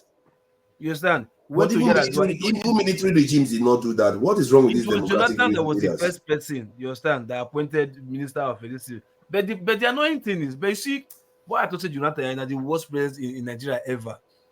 You were the only one now, you understand, who had appointed minister of petroleum. Look at the nonsense that happened for somebody that you appointed, that you cannot even. Yeah, the lady went and took the money and took off, didn't she? You understand? That's a lot of money that was stolen. And sometimes, see Nigerians saying that's why we say the kind of government we are practicing is not our own. We should practice the one that suits us. You understand? The idea of having the minister of petroleum or the president is the one overseeing the ministry of petroleum. It doesn't matter. The most important thing is that even if you give a minister or the president that oversees it, let there be a better outcome for the whole Nigerians. Because if Tinubu is the minister of petroleum right now, and petroleum is now 15 naira per liter, should we complain why he is also the minister? No. You understand? So it's the outcome sometimes that we're supposed to be worried about, not who. Because if A is not competent and B decide to run his own office and run A's office, and we see the dividends of whatever he's doing, why should we complain? Mr. Loco, it's not because the petrol Let's allow Masca to say something, because he says that we are on a different level on this matter. So he might shed light that Blackstone you will gather. So Masca, you said we are not on the level. Yeah. You said we are not on the level of KJ. No, it's not you guys that is KJ that is at a different level from you guys. Okay. Tell us why you think so then. Okay, so there are many legs to the table. Okay. But let me start with the point KJ is trying to make. His point is a very germane point. Yes, the buck stops at the president's table, but the country doesn't belong to him. Okay, it's like you tell your chef to cook. Okay, you can pretend that everything stops at the chef's table, but it's your house. Nigeria is our house. We are the owners of Nigeria. It does not matter who the president is. We should ask questions. And the arrangement we will have in our country should be such an arrangement. Okay, KJ has taken your mic again. KJ, Masca, is he correct? since Is that what you Masca are is thinking? silent, Let's most find out times from one will, KJ whether he is correct. KJ, is he correct? Now, is that your line of thought? yes. So far, what you are told is correct, and that's why I was asking, why would we Okay. say that Tinubu knows what is going on? It doesn't matter if Tinubu knows. We the Nigerian people, we are the We should masters. know. We Okay, appoint, let me. and he should Okay, But do we not know? I thought we knew what was going on. We don't know what is CJ, going We on. know. CJ, We know CJ, the price you are buying petrol. We know the price CJ. of all these things, don't we? Where you are making it, I think there's a place you have a little bit of miscommunication. The assumption which you are making, which is the same assumption that Masca is making, is that we are the real owners of Nigeria, right? But that's just an assumption. We are not. It's not an assumption, And it's the reality. we shouldn't be pretending that, we are the real owners of Nigeria. Okay, The reality. ask the question. He'll answer you. Please, Nigeria, Master, go ahead. Forefather, am I back? The forefather. righteous man. Am I Yeah, back? I want to ask. Not you. It's going in I and want out, to. Masca. I want to ask Masca, my brother, are you back? Yes, I'm back. Last time you dressed like Shagari and you were in London. So if you He's are back back, to Nigeria. I told you that I'm coming. But something is shocking. How manage? What happened in your that village that is close to your village that the army, the Air Force bombed and over 100 people died? What happened? Please, for righteous man, leave for Pascal to deal with the issue of NMPC. Don't take us to another controversy. I beg. He's not an Air Force officer. Just go ahead and answer the NMPC question. Yeah, he's frozen. I think he's frozen already. Anyway, there's no audio this thing anymore. Concerning the NMPC, you know that. Moving. Okay, not for me. No, Masca is moving now. Masca is moving. No, the audio is not coming through. Okay. I think at the end of it, most people know what's going on inside the NMPC. We know the price that we are buying petrol. We know the price we are selling crude oil. And we to an extent, we have, I think the money they spend on the refineries and maintaining NMPC, that's the dark area people don't fully know what's going on. I think anyway, from what except KJ, I'm wrong. I don't. Yeah, you see, and again, I understand where people are standing, but here is the question Sanusi first asked in that video: why is the dollars not coming in? Simple question. You want to answer? You want the answer to that question? KJ, Huh? The answer to that question. Any serious questions, dollars. Any serious-minded government, you wanted to remove. You're asking where is the money that's supposed to be for subsidy? Where is it coming in? Okay, let me answer you. A government that want to remove subsidy, did you not suppose when you come in, you're supposed to prove to find out what is the exact, because there has been a controversy over the years. How much is actually that subsidy? First, how much is so it that first? you know how much is supposed to be coming in? How much is that thing that's supposed to be coming in? How much is exactly that subsidy? If you listen to Sanusi, it's part of the secrecy and all those things over the years. Let me tell you something. I'm one of those who criticize Sanusi, but when he speaks the truth, let us accept that's the truth. In this case, he has always hold on, sir. In Jonathan's government, he said a 20 billion was missing. Remember? And they forced him to accept that it wasn't true. But in the end, we also know now, for speaking, that money was actually not there. So now he's saying, you earn money, you earn every day in dollars. Why are you not having that money in the Central Bank of Nigeria, which is the government bank? It's not a question of saying NMPC is a government agency, so NMPC can keep Nigerian money. No, there is a purse that the money is supposed to go to. Why are you not remitting money today? Why is the finance KJ? Why is the finance minister not the money for the money?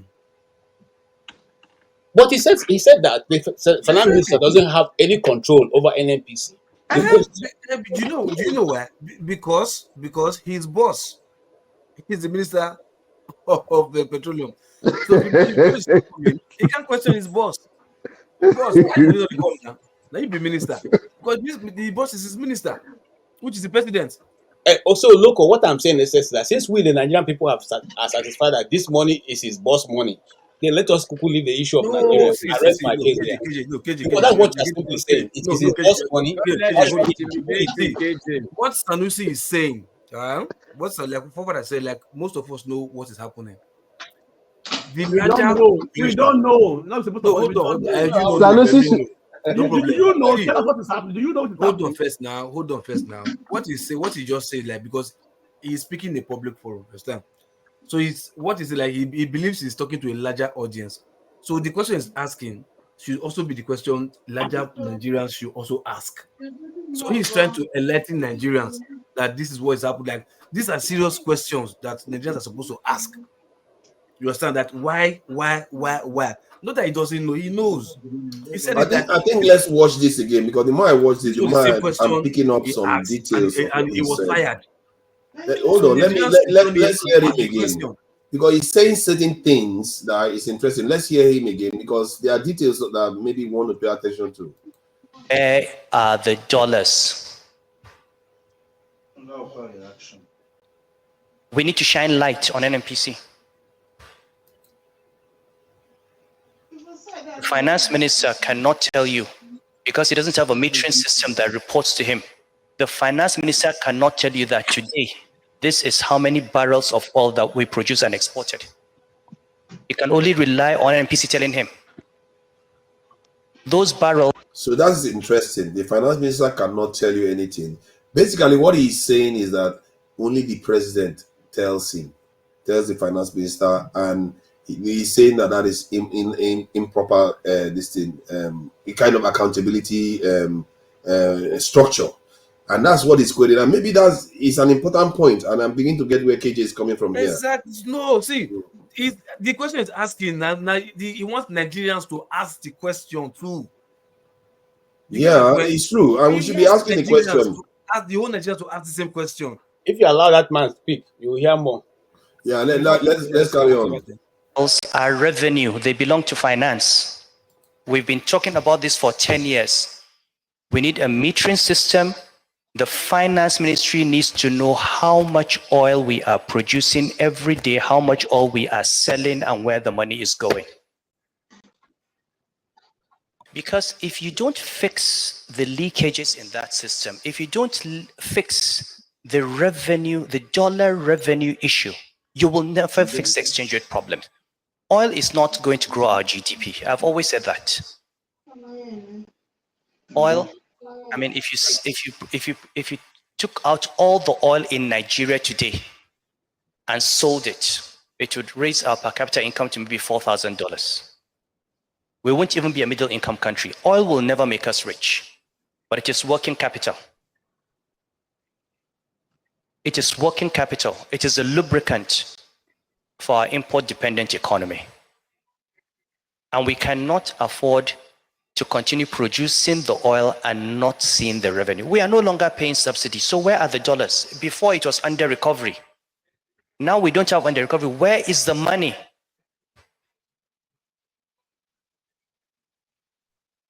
It was the issue I raised for which I was suspended. You can suspend me again. Okay? But it is an issue that this country must address. NMPC is the most opaque oil company in the world. When I was in the central bank for 15 years, they had not been audited. Is the president he is coming out here? Is the president he's calling out? But you see where I have issues with and it's now. It's not even before. He's talking about it. What's happened now? That's why he's talking about subsidies. It's now. He's questioning the Tinubu government. Can he use the right words? Why can't he say that they are stealing money in NNPC? What's wrong with us, They already sacked him once. What do you want him to say? You see? Use the right words. Use the right words. You wanted to take that boy around. You wanted to take the boy around him again. He doesn't have that boy again. You see the problem in Nigeria. Sanusi has spoken his own. They give stealing baptismal name. They call it corruption. They call it opaque. No, use the right words. They are stealing money there. They are thieves. They are running it. Okay, wait. I got them.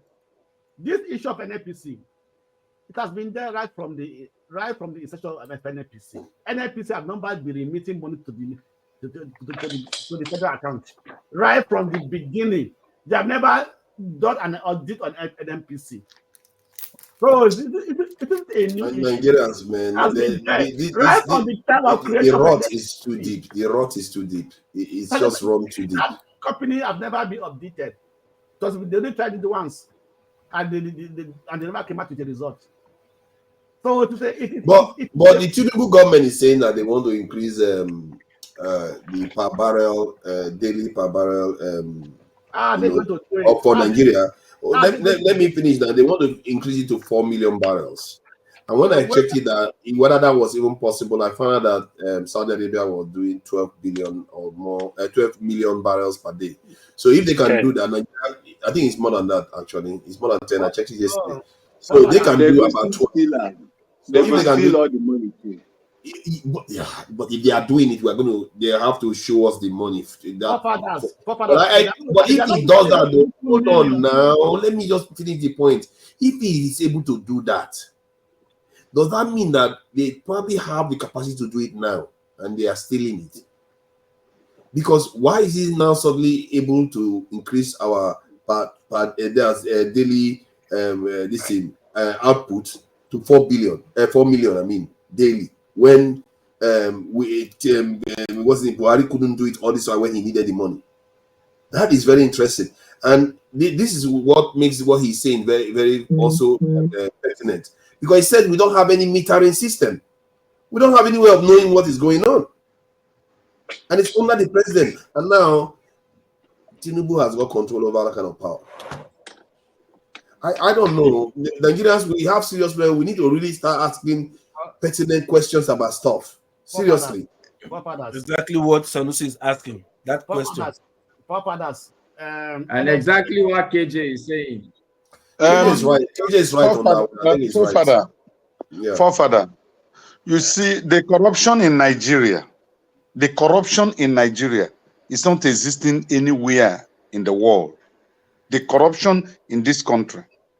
And none of those who became president of Nigeria was prepared to solve the problem of Nigeria.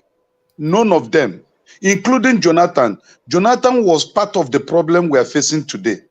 But when you say it, somebody will think maybe you are trying to attack him because he's from South.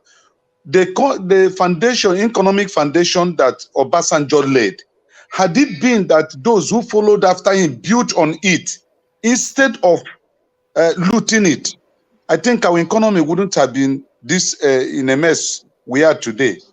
So it is only Obi that gave us a kind of a picture that he is mentally and economically prepared to solve the Nigerian economic problem. No other person that contested have that idea of what he is going to do when he becomes the president of Nigeria. Only Obi told us that he's going to face from consumption to production, and then he will reduce the cost of governance, because that was what he did in Anambra State while he was governor of Anambra State. He reduced the cost of governance there. He made sure that he saved money for the state. The problem is that when you get into the center, there's a reason why Kennedy was taken out. When you get into the center and some people, you are doing something, that's why I say you have to be a strong leader and a leader that people support. When you get to the center, you want to change stuff. There are people that are going to oppose you. They are going to be very, very powerful. They'll come at you and you have to be strong. This is why nations are often transformed by people of military background. It's scary how it correlates. And I don't know how these civilian people are going to be able to transform Nigeria. Let me give you the answers. You have to do what Ambassador did. Eliminate all those bad elements in the government. Just take it to the firing squad. Obasanjo was such a great leader. We don't have power still. But because which specific problem did Obasanjo actually solve? Because people keep asking us if I don't think Nigeria has had a good leader for a long time. I don't think we've ever had one. Can I tell you the major problem Obasanjo solved? Okay. Go ahead. If not for Obasanjo, we are taking this democracy for granted. Maybe. There are still countries in Africa that military are still doing coup. Why do you think it's not happening in Nigeria? You think it's an accident? Or it's just God that have decided, okay, let me pity these people, no more coup. Somebody sat down, thought of a plan, had the balls to follow it through. But as typical Nigerians, when people do what we need to appreciate, we write it off and say, oh no.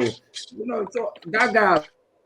I'm sorry to say, it's not necessarily him alone. Abiola died for that. This democracy we are talking about. The Nigerian people, you see, this is the point. The Nigerian people had to be in the mood for it. They have to be in the mood. People struggle against Abacha. Forefather, have you listened to Fela's music? Fela's song. The person you mentioned now, Fela indicted him in his songs that he was part of the corruption that brought Nigeria to her knees right now. Yeah, he did. And this is why what are we talking about? There's no power supply, and we are supposed to thank him when he never fought for the man that you said with reference to his personality. I don't think he fought for democracy. He was dining with the military and sponsoring coups and thinking that through it he would be able to get power. So let's just leave that. We don't know what I see. I think Mascas, let me give you some credit there. I think what he's saying may have merit, but I also think that the main reason democracy is enduring is because the military knows the people cannot take them anymore after what happened with Abiola. Abiola paid with his life in the end. And I think that I was in Nigeria then. That is the seismic event that changed the direction of Nigeria. I don't think because of Abiola. What Abasanjo did. I really think so. Wait, what Abasanjo did weakened the military purpose of coup. You understand me? He removed most of the military top men who are prone to plotting coup. I mean, Abasanjo killed most of the top military men now. Nigerians were not in a good mood. They will not accept any coup, even coup plotters. I think I've seen some document about these things. Okay, forefathers. Let me ask you. Can I ask you a question, forefathers? Yeah, go ahead. Are you suggesting that Nigeria are in the mood for the kind of governance we are having? You can argue that maybe. No, I think yes. You can argue that this. I've said it before. That some of the things we are doing is part of why we are where we are. We are not asking pertinent questions. We are not in the right mind state. It took, I was there when they canceled the June 12th election. It took a whole long struggle. There was tension in the country for almost throughout the period Abacha was in office. This is Southern of Sokoto. Everybody, all kinds of people. Forefathers, I will call you to order, forefathers. Because if you talk like this, it will sound as if, like, I don't know how to even describe us. Like, we are not even primary school children. Because after Abiola, you know how many years military were in power? Calculate it. After you mean after Abiola died? You mean or before? No. Abiola was in prison for how many years? And military about 6 years. Which one is about 6 years? Abacha's time in office is about 6 years, and Abacha took over within a year or so of Shoneko. Okay, so within the 6 years, what happened? What happened? There was a lot of tension. There was a lot of struggle against Abacha. You know that. Yeah, a lot of people paid with their life, including Obasanjo was jailed because of all the tension in the country during that period. Sultan of Sokoto was deposed. One extremist, Keros, Kensarawiwa, all these things happened under Abacha and all culminated in the death of Abacha and Abiola in a very, very short period of time. And we knew, even then I knew, the moment Abiola died, there is no way Nigerians will take military regime for a very long time to come. Because Nigerians were tired of it. They were exhausted from military. No, see, I don't know which Nigeria you're talking about. Maybe it's not. I'm talking about what I saw in the south. Nigerians that they don't. You are wrong. You are wrong, Father. Okay, maybe I'm wrong. I don't know. I'm telling you what I felt was going on in Nigeria then. If a coup happened today, Nigeria will celebrate the military. Yes, now they will. They've had their fill of democracy. I will go there and dance the street. They've had their feel of democracy right now because these guys they've not delivered. Fathers, let me wrap up my point about what KJ was saying. Okay. Right. The thing is, we need to understand that our leaders are appointed into position and they need to be held accountable, even the president. I think that we need to understand. Forget about the buck. The buck does not stop with him. The buck stops with me. I'm suffering the pains of the exchange rate. I'm suffering the pains of inflation. The buck is stopping with me, not with any president. I'm sure it doesn't see even the buck. So let's have that clarity. And I think what we are also missing about the points Sanusi is making, I'm not going to hold brief for him. I don't like coming to talk on behalf of other people. Everybody has his mouth. But I think what we need to understand is to put him in context. He was addressing bankers, and the issue at stake is the exchange rate. All he is saying is that if NMPC, that is the major earner of dollars, does not put the dollar it gets into the system, the exchange rate cannot be normal. That's all the man is saying. Yeah, I agree. And I agree with he's him. I don't saying think that, anyone agrees. and when he says that people should ask questions, he's not asking you to ask questions. He's talking to the people that are there in front of him. Minister of Finance is there. The coordinating minister Masca, of the economy is but sitting. Masca, even if NMPC put the dollars inside the banks and there's still speculation on the dollars in Nigeria, we still have that problem. Because okay, what I will do, I've sent to it's okay. No, Maxi, I said because just giving other people a chance to make money again. They will just go and speculate with the dollars. But the question is this: who are those benefiting when the naira falls and the dollar goes up? Who are those benefiting? The government benefits from it because this is the currency that they have. Because when they change their dollar now to naira, they have more money in their pocket to pay Nigerians to do stuff. But the value, but even if our currency is dropping, it only favors the spending of the government within Nigeria. But the moment we want to buy anything overseas, it costs us even more. In other words, and because we are an import economy, it's damaging the Nigerian economy. Father, you'll be shocked to realize that APC from 2015 to date were not prepared to solve the problem of Nigeria. Rather, they came in with no idea and to afflict Nigerians with more pain. And just like Loco said, if you have any relation in Nigeria, I've made this appeal to you guys before. Please, $100 won't solve problem. Prepare and get them visa and take them out of Nigeria.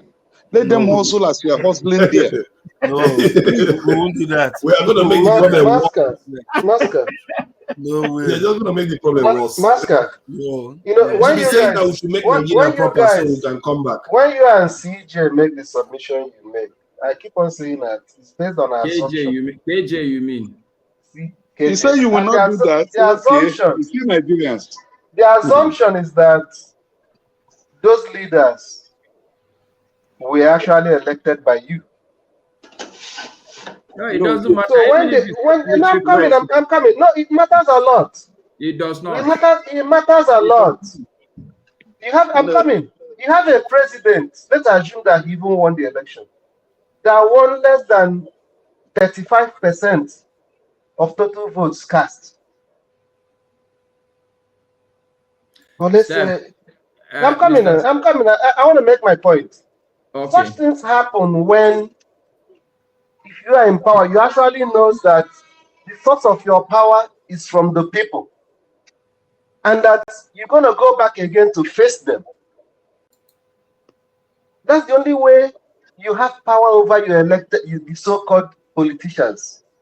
But if they know that you are not the one that put them there, and that you are not the one that is even going to put them there the next time, because now they've entered, and because they know that you are not the one that's going to even revalidate their mandate the next 4 years, they've already started planning the schemes to make sure that they hold on to the power. So what is your point? What is the point? The point I'm trying to make is that you are pretending that the power belongs to you and not to them. But I'm telling you that it's not true. That the power is not in your hand. Can I respond? Yeah, respond. Okay. So there are two issues. The first issue is no Nigerian is pretending to be a Nigerian. We didn't choose to start. You are a Nigerian. I can't tell you are pretending. No, some Nigerians are pretending to be citizens. Why most of them are just residents? Okay. All right. So this is the point I wanted. That's the second point. So if you disparage the first one, the second point I'm going to make to you is that you are taking simply a defeatist attitude. That today I'm not a citizen does not take away any desire for me to aspire and act, even if I'm pretending to be a citizen. I think it's within my right. It's in order. That's the place to start asking questions. How can I really be a citizen of Nigeria and get my rights as a citizen? Hold on. I'm listening to you, Steve. I've listened, so maybe we can have a. Steph is gentle, but he can badger you sometimes. Steph can heckle people. Go ahead. No, I think they are finished. You know, I've said that me and Steph were very close. We are almost alike. So they say like most. So Steph, what I'm saying, okay, you are coming from a defeatist point. There is no country, even in America, you can't say that everybody in the country must elect the president before they can hold the president accountable. If I'm a Democrat, because you are a Republican president, that does not take away my right and liberty to question you. Even if you are a military president, and there's history in Nigeria where I myself have come out on the street and say Babangida must go. He was a military president. Nobody elected him, but we came out on street and say he must go. So I'm saying that point is null and void. We shouldn't be talking like that on that platform. I beg, Mr. Steve. I totally agree with you. Sorry, Steve. Let me also respond. You see, you see, all right. What you are saying is that because the popular vote, he didn't get enough, so we should just sit down and relax and let him do whatever he wants. No, because we didn't even think we voted him in. That's the more reason why we should come out and make some certain demand on the government. And we forget that most people voted against him, actually. Yes, we can actually. KJ, that cannot happen in the present Nigeria, please. Hold on now. The military, hold on. KJ, during the military era, why do people keep saying that? During the military era, Nigerians had liberty to challenge because they know it's unconstitutional government. This time that this government is called a constitutional government and the right of leadership have been given to them from the Supreme Court. Nigerians, whoever dares goes out now to protest for anything, I pity that individual because it's a state captured and there is nothing the poor Nigerians can do. If you that's what I'm telling you, any of you should come back to Nigeria here and hold a protest, and you will see what the one that Senior Biati. Just try it. Come. Man. Protest is not the only answer. Yes. Even this discussion we're having, take it or leave it. It's adding value. This is I'm sitting with my fellow Nigerians. We're discussing the issues. And only God knows how many people are watching. But it ends here. It does not affect those that are in governance. It doesn't. Did you watch the program? Hold on. Did you watch the religious program that took place yesterday, this week, where senators in Nigeria came to the podium to give a testimony how they won election and became senators? With the suffering of the Nigerian people, with receiving a SUV of 160 million naira and receiving a cash for prayer, whatever that the Senate president said, they were not ashamed. They came to the public where the whole world was watching to give testimonies. Look at what Erete Kinkigbe did, that she was the one that sponsored the birthday celebration of Senate president. So are they the kind of... Masker, you see what we are dealing with. A lot of people. Can I just add something?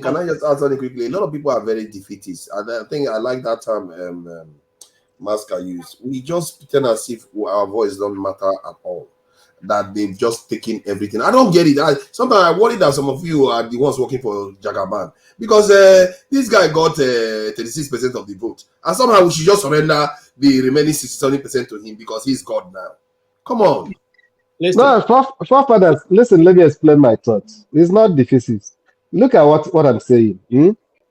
There are so many things that are happening if you ask questions that's going to help restore your right as a citizen.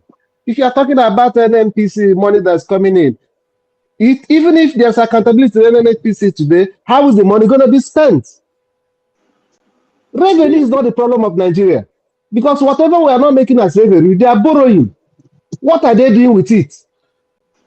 That is more important than whatever is going on in NMPC. Nigeria, was there no road? When you went to Nigeria, was there nothing at all? Did you just walk into a forest? It takes money to do those things. Father, why are you saying that? Wait, hold on. We didn't use our forefathers to make money. Hold on. We didn't use our forefathers to make money. Hold on now. Hold on. Because sometimes we act as if there is zero money being spent in Nigeria itself. We didn't use our forefathers to make money. Oh, can I please? Forefather, there is no road in Nigeria. No road. No road. Of course, there's no road in Nigeria. But you drive on the road to tomorrow, and he will say there's no road. See, there is road in Nigeria. There is road in Lagos. There is road in many parts of the country. Let's not act as if there's no money being spent in Nigeria. The question that we don't spend enough.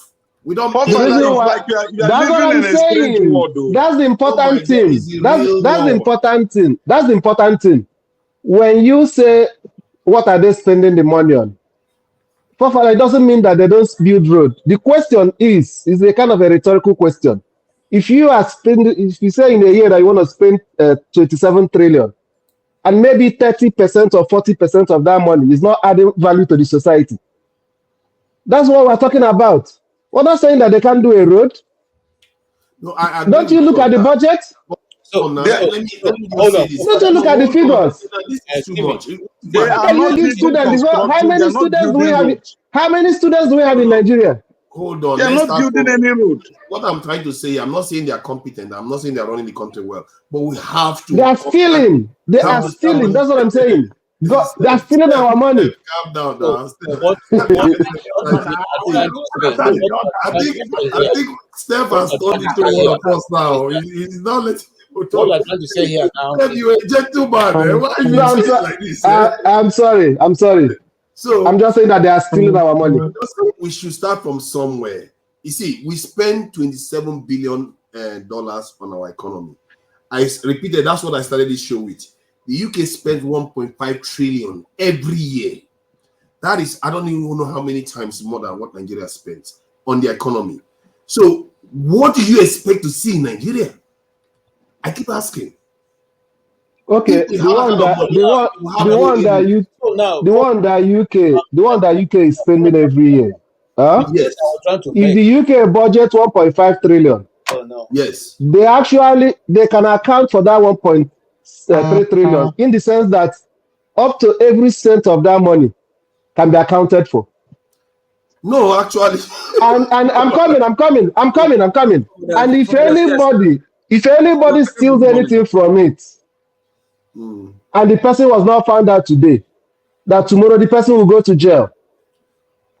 Oh, no, that's what we're talking about. They will steal it legally. All I'm saying is this, which is what we have come back to. I didn't listen, Loco, didn't you hear about the COVID-19 contracts that they gave out? They gave them friends contact of what of billions, and we act as if we don't know what is going on. They waste a lot of money in the UK. Yes, they can waste, but say steal. Like that's why they steal it legally. There's a legal corruption. They know how to be corrupt now. This one are experts corrupt people. These are legal corruption. They put it in papers. They legalize it. They slap each other on the back. In a way, it's similar to what we do in Nigeria, because most of all the corruption we see in Nigeria is not necessarily breaking the law. It's just that people are corrupt, giving their friends contracts. It's the same thing that they did here. I can show you the evidence. Forefathers, you can't compare the two things. Let me tell you, for instance, in the local governments where we are here now, do you know that elected official, for the fact that he's a councillor in the city, that he's in charge of all these maybe giving approvals, you want to bring in a business into the city, but he has a firm, a private firm that handle taxes and stuff, like consultancy firm. So, but because over the years, when a big business is coming into the city, he will now have a kind of a side dealing with you that he must use his firm to be handling your taxes and stuff like that. Yeah. Do you know that those things have been getting away from it? The last year is being investigated now as a crime. Yeah. It's invested as a crime. No, it has And they always been took a crime. time, got all the evidence. It has always been a crime. Let me even say this, and I'll probably sign off. Let me tell you this. There's a lady who have been defrauding the IRS, okay? And each year, her tax return that she files comes to about $10,000 or $11,000, and they kept paying, and they kept paying her back, and they kept paying her back, and they kept paying her back, and then eventually, she didn't know they've opened an investigation into her case, and they kept paying her still. They were paying her until every evidence they needed was collected. And then bam, they just came, arrested her, took her to court. It's not a question of taking you to court and say, okay, let us go and investigate. No, they took her to court and say, this is what you have been doing. This is what you have been doing. This is what you have been doing. So right now, you are going to jail. You know. And of course, it was incontrovertible. So she saw the evidences, everything was gathered. And what did she do? She pleaded for mercy. And it's okay, you are going to pay us back. And this is how you're going. Write out how you're going to pay. And you still go to jail. Okay, and she wrote it, and the money was recovered. So what am I trying to say? It's a system that it's not that it's fireproof system, but when an offender is caught, you face the consequence. There is an American say that say if you can't do the crime, don't do the if you can't do the term, don't do the crime. The time, don't do the Okay, crime. so it doesn't have pity for anybody. If tomorrow they find Donald Trump guilty of whatever they charge him, or whether it is true or not, the court have found him guilty. If he does all his appeal sessions and they're exhausted, at the end of the day he's still found guilty, he will go to jail. There's no two way about it. The only concession they may give him because he has FBI agents or CIA agents guarding him, they may put him in a house where he cannot move out. That's the Okay. concession they give. I just wanted to highlight this point to let you know nobody was jailed for this stuff. $22 billion. This is almost the entire Nigerian budget. Was and found that roughly half went to companies run by friends and associates of conservative, just one party alone, conservative party politicians, or with no experience in that area at all. So this is what we are dealing with. This is the UK. They are not dealing with it. They just because when you are spending 1.5 trillion, that is nothing now. You just wipe it off. It's like it's nothing. That's almost our entire national budget gone just from one party alone. So when we say corruption doesn't exist elsewhere, it does. It's just that they are still functional. This is the thing I keep saying, I'm talking about that. That is not the reason why corruption is not the reason why Nigeria is dying the way it is dying, because we are missing the point. Something else is causing it. And when I keep talking about it, that you need to fix your security so that you don't bleed out. We are bleeding our wealth out, and we are not able to protect anything. We can't invent anything and keep it because we don't have the clout to defend anything we invent. So that is what we are dealing with here. That's why we will never be rich until we start fixing these things. So that's it anyway. I think we are going to be closing soon because this is about 8 hours into this. I started from beginning. I don't want to go. Christmas is coming. I have to hustle. You have to feed family. How can you talk about Christmas? You yourself. Even if I don't do it, people do Christmas now. They will not let you rest. Father, do you celebrate Christmas? I'm not so fussed about it, but people are fussed about it. So I care about what people care about to an extent.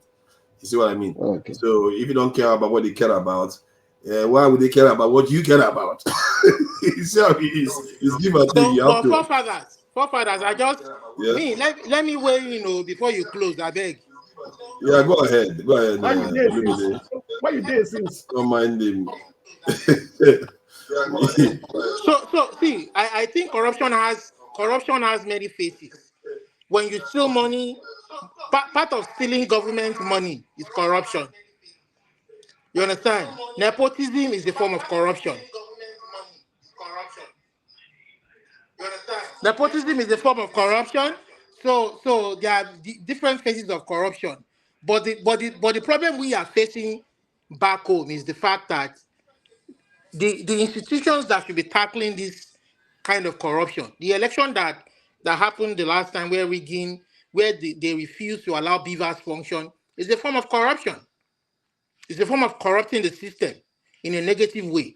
Because when you don't allow institutions function independently of one another so that they can give very competent outcomes, outcomes that will not be disputable, that are laid bare, where you see the facts that are laid bare.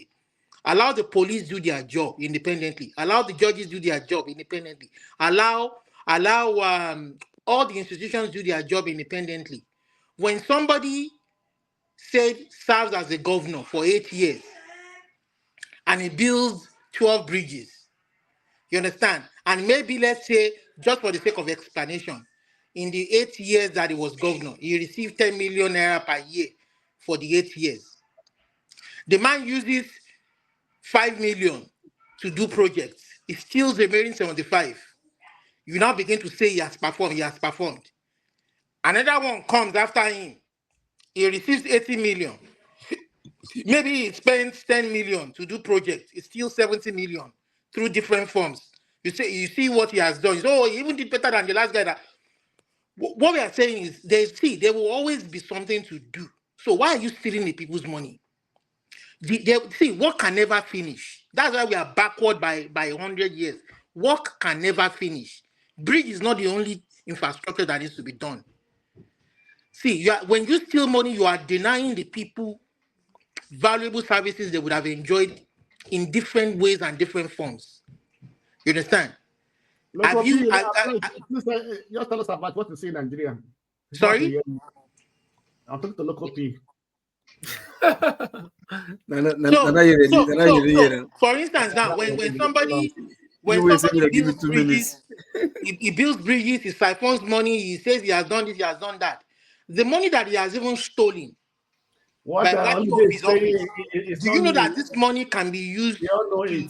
Have we created dialysis units to help people with kidney problems back home? Have we created have we solved? There are so many problems that are still lingering that needs to be solved. So when you're stealing money, you're denying the people that services. After all, you're paid your salary. You enjoy the benefits. You enjoy benefits. You're paid salary, you are paid. And then if you create a good system and leave a good system and a good structure in place, when you resign your office as governor, you can also benefit from that system that is functioning. Your family can benefit from that system that is functioning. You understand? You can go back to your private life and benefit from that system. You don't have to steal money that you can never finish, or your 100 years of your generation can never finish. When you are denying others, or even your own people, your own family, that benefit, when you make the institution like the police a toothless bulldog that they can't function, who will be? For instance, when Bola Ige was shot and rushed to UCH, the doctors were on strike. Can you imagine? The doctors were on strike. You see how the system comes back to bite everybody, even as high as the office of the Minister of Power then, or Attorney General then. You can see how the system came back to biting. So many things like this that we can't talk about. You understand? When you make the system non-functional, it at the end of the day is going to come back and bite everybody. I don't know of any family in Nigeria that system hasn't hurt. And I just hope that all of us can sit down one day. And look, I was talking to my wife. I don't understand though. Can I finish with this? I'm just waiting until you people complain. I don't know. You guys don't want to complain. I left it. My wife. I left it. Let it carry on now until you complain now. Olumide, are you going to stop? And I was wondering why we the blacks are very different. See, we talk about US. Are you stopping or are you bringing another topic? We talk about UK. Now UK we see. We talk about Canada. Now Canada we see because those ones are common.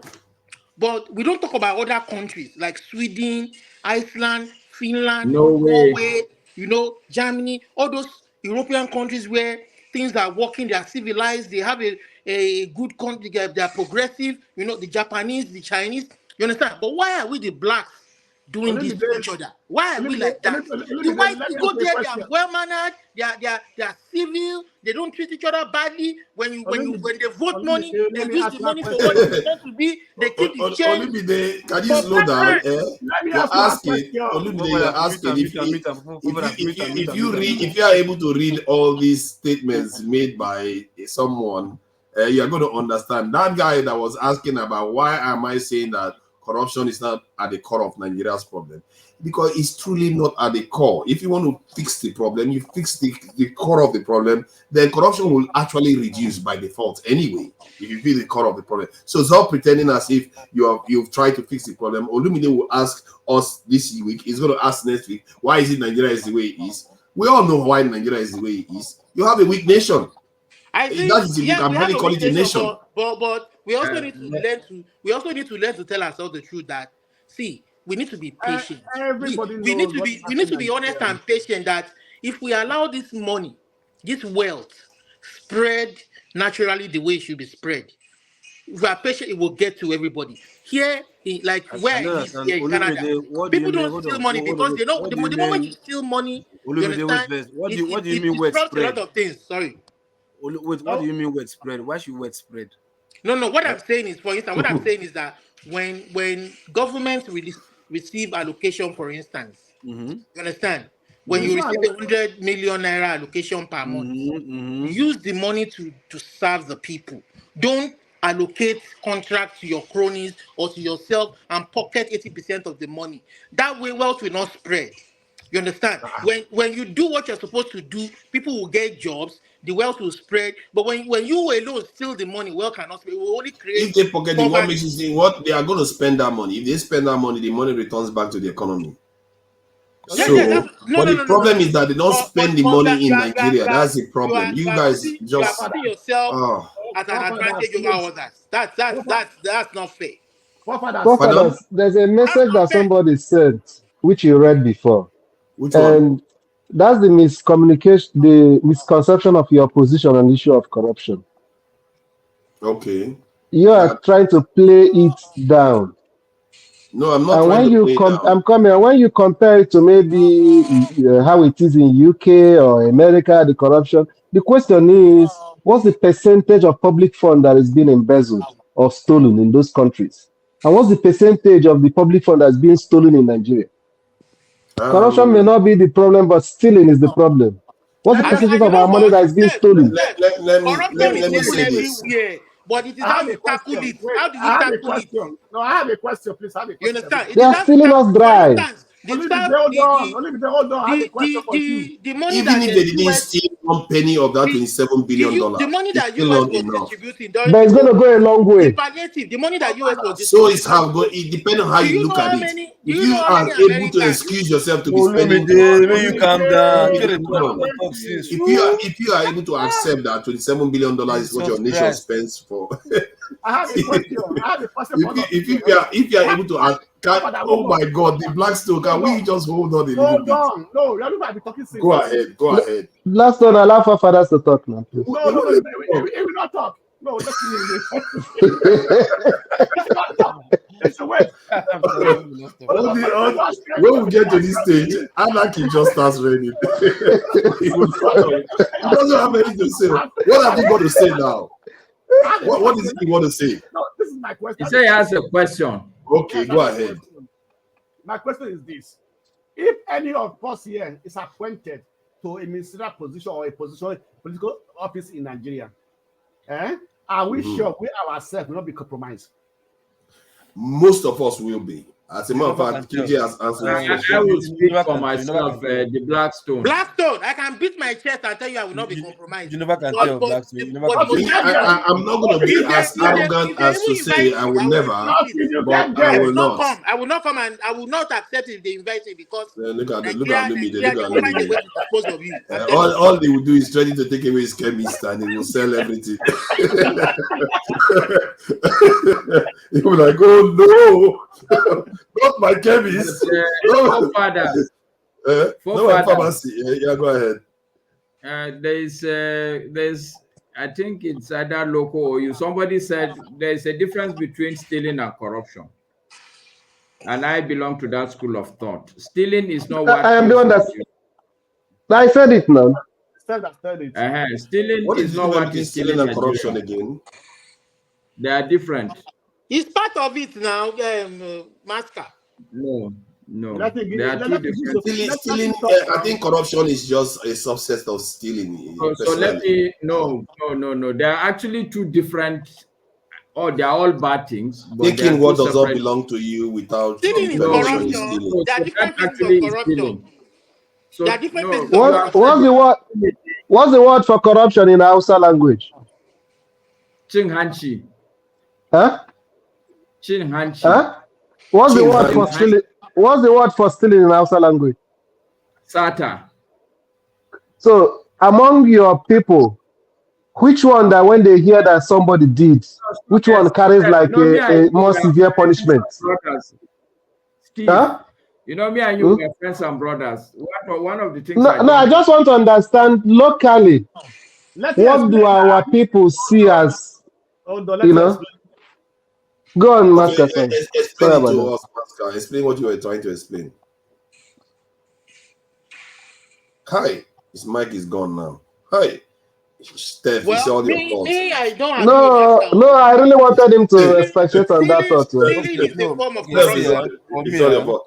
let me for now, let me say Stealing, something. I think corruption is a subset of stealing. no, That's is just what it I is. think maybe what Master want to explain is this, right? Like, instead of you to steal the money, Of theft, I mean. right? Yeah. If we steal the money, we'll make policy that will make the money come to us. You understand? Like, for instance, buying the SUV of 160 million naira or dollars or whatever currency it is. You understand? So they will make policy that will make the money come to them legally. You understand? So it's not necessarily say, okay, maybe stealing, That let's is go not and steal corruption. from. Technically, that is not even corruption. No, hold on. No, is this that's the corrupt mindset because you are supposed to, your governance is supposed to be for the people, not about yourself. No, that thing is not corruption. Oh. You understand? No, hold on now. Hold on. See, what you say is not corruption because Yeah. you can hold on first. Because the law cannot convict you on that. Doesn't mean your intention is not corrupt. You get my point? Because nobody can jail you on that because it's a security issue. They'll tell you, yes, security wise, as a senator, yes, we're about to be protected so that we can get, legislate properly this and that, right? Then they will now hide under that guise, right? And make policy. Hold on, they will make policy that will give them that luxury.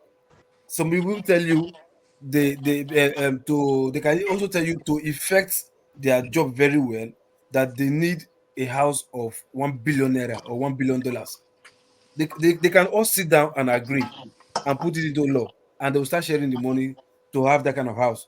So legally they are not corrupt or they're not criminals by law or whatever. They cannot go to jail. Nobody can fault them or whatever. But their intention is to enrich themselves and their family and their generation. I think there is a difference between what you described and corruption. I think the reason why I say that is because like that car and that house they are going to build for themselves, My time is back it now. belongs to the state. It doesn't belong to them.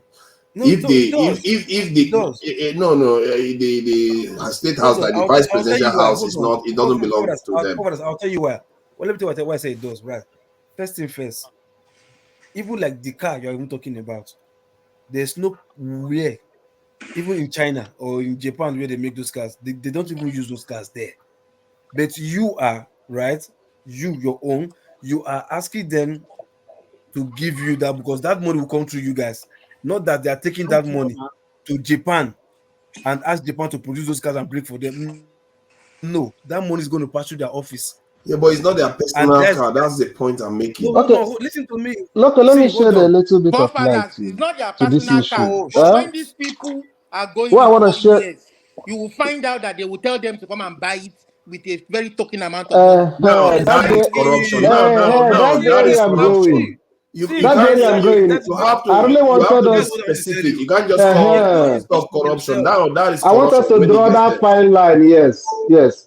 The beginning of it is that there is a certain percentage of their gross salary that they are only entitled to take that is it the car loan or whatever on, which from the explanation, 140 million is beyond that threshold. So I don't know if they repealed the law to accommodate it. If they did not repeal the law to accommodate it, that's the beginning point of where this should come from. And then the last point you said, which kind of depreciation are you going to apply to an asset of 140 million that will give it a hundred, maybe 100,000 value after 4 years? It depends It's on the really auctioneer. They will tell you, okay, this is used, and the next person will say, no, we cannot use the used cars. We want newer ones. They will call maybe any auctioneer to come and auction the car. So they can tell you, because nobody wants to They buy the buy car, they can choose to reduce the price to nothing. You know what? You know And let what? them You know buy what? it. You know what, guys? If And, Nigerians law, see, under the law, they they are buy to not themselves criminals. you know now. what, guys? They sell to If themselves. Nigerians laws and institutions were working and were functional, the Attorney General of the Federation can be petitioned, and these people, and the guy can use his office to look to see if these people broke the extant law of Nigeria concerning what they did. You Yeah, know that? Because yeah, they've let, used the Masca. let, people's money. That is Forefathers, can you using the give people's Masca a money chance in a to very, very, complete very that his reckless way. explanation? I'm interested in yeah. knowing what he's saying, please. Mismanagement is not the same thing as corruption. I think that's where Loco was going. Mismanagement is not the same thing as corruption. Please, Maska, finish what you were saying. See, Okay. wait, hold on. So Before Buster I'm continue, going to. see, Can you hear me? mismanagement is corruption. Forefather, No, no, it's not. Forefather, No, hold on. mismanagement is corruption. Master, If you don't sorry, manage 30 the force seconds well, It before you means you don't finish. know how to manage. no. No, Okay, why? Forefather. Before you can take our Let whole me time. confirm it, actually. Let me confirm Master, it before I go and speak No, on my no worries. backside. Forefather, there If are they two give you a things you are budget saying. and you mismanage Sorry, it, that's corruption. local Yeah, people. let me confirm it. Forefather, there are two Yeah. things you are saying that I think they are both wrong. One of them, you are saying that stealing is corruption is a subset of stealing. No, it's the other way around. Corruption is the bigger thing here. No. What I mean by a subset of stealing is that corruption is a form of theft. And stealing is Yeah. at the top. There are different types of theft out No, there. corruption is at the top. Corruption is at the No, top. because corruption can't be at the top. It's just a form. There are different types of stealing. Corruption encompasses everything. Corruption involves stealing, involves favoritism, involves all those stuff. You are looking at it from a political term. I'm looking at it from a No, generic term. He said what it from a actually generic means. term, not from political. Okay, so AY, Okay. let me make my own point so that I'm just going to use an analogy so that we can understand where I am coming from. And I would want to reiterate, this is a personal opinion, okay? My perspective is that stealing is a lesser evil than corruption. And I'll give Yes, you an that's what analogy. I'm saying. I'll That's give what you I'm very saying. simple analogy, and I'm sure those of us that have stayed in Nigeria for a long time will relate to this analogy. When there's fuel scarcity before, when kerosene was cheaper and gas was cheaper than petrol, what people will do, they will mix. Master, before you go on, let me read you the meaning of corruption. Sorry, I beg, Wait sorry. first now. Let me Allow read to Masca you. to talk now. Exactly. I beg, off the camera, off the camera. What happened now? What happened to him? No, I think maybe. All right. Yeah, go ahead, please. So the point I'm making, if you buy a Lamborghini, for instance, or what is the most normal expensive car? This British car, forefathers, this Rolls Royce. Bugatti. If you buy a Rolls Royce and come to Nigeria with it, this is the effect of corruption. You can go, if you don't go to the filling station, if you buy petrol by the roadside, okay, they may have mixed it up. It will have been a corrupted petrol you buy. And what would be the effect when you put it in your car?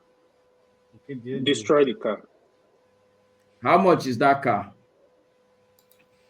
Millions.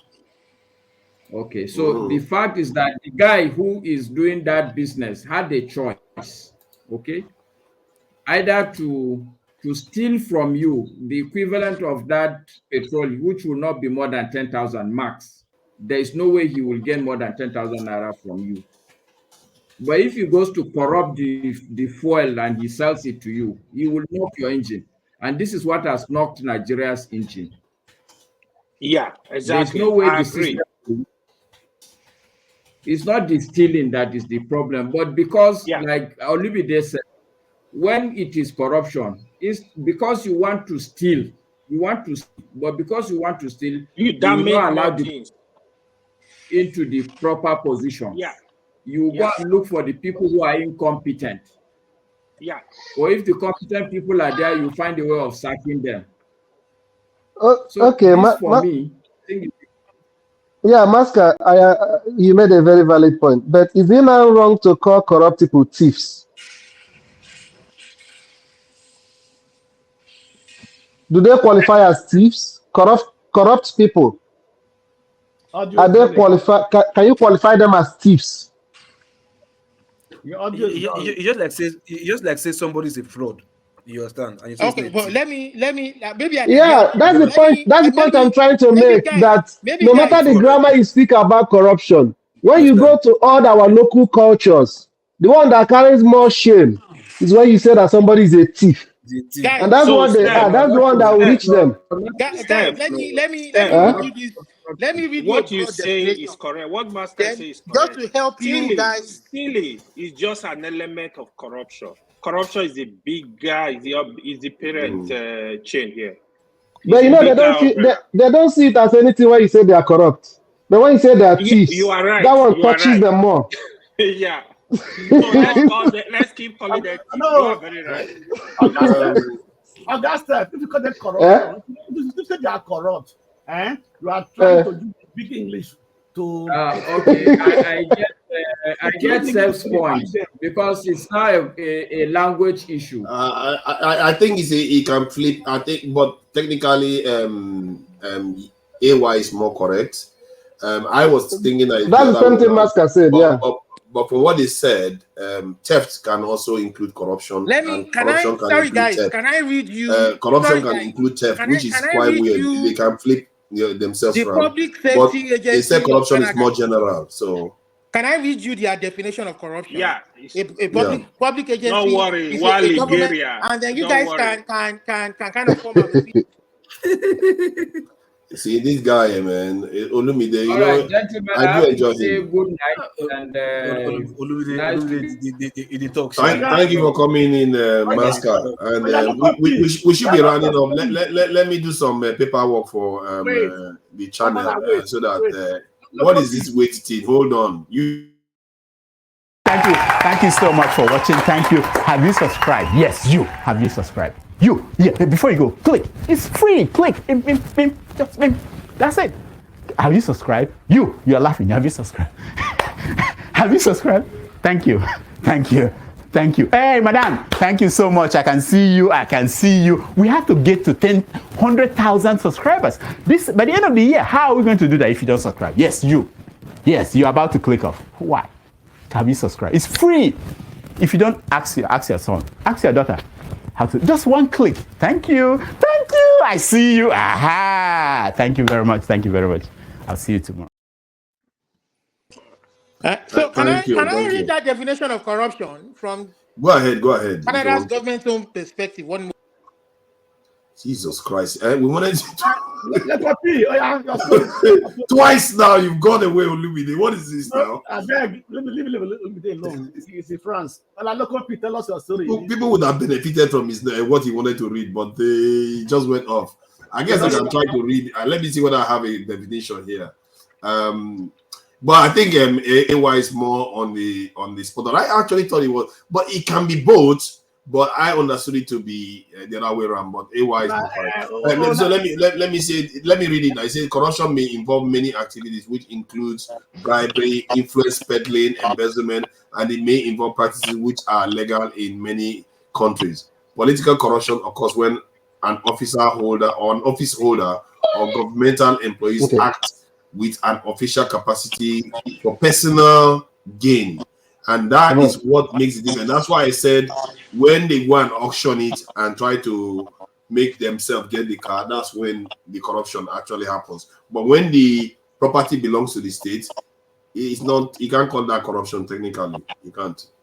But even when you can't prosecute them for that kind of act, That is why it is very important that you must allow the people vote who they want. That way they can punish them that Oh way. yeah. They Next can time punish they're not them. coming back, they vote them out. Yeah, that's why If they you punish don't allow Tinubu. that happen, That's why they punish Tinubu by electing him president or well, getting no. him. Obviously, that's what we are saying that the system.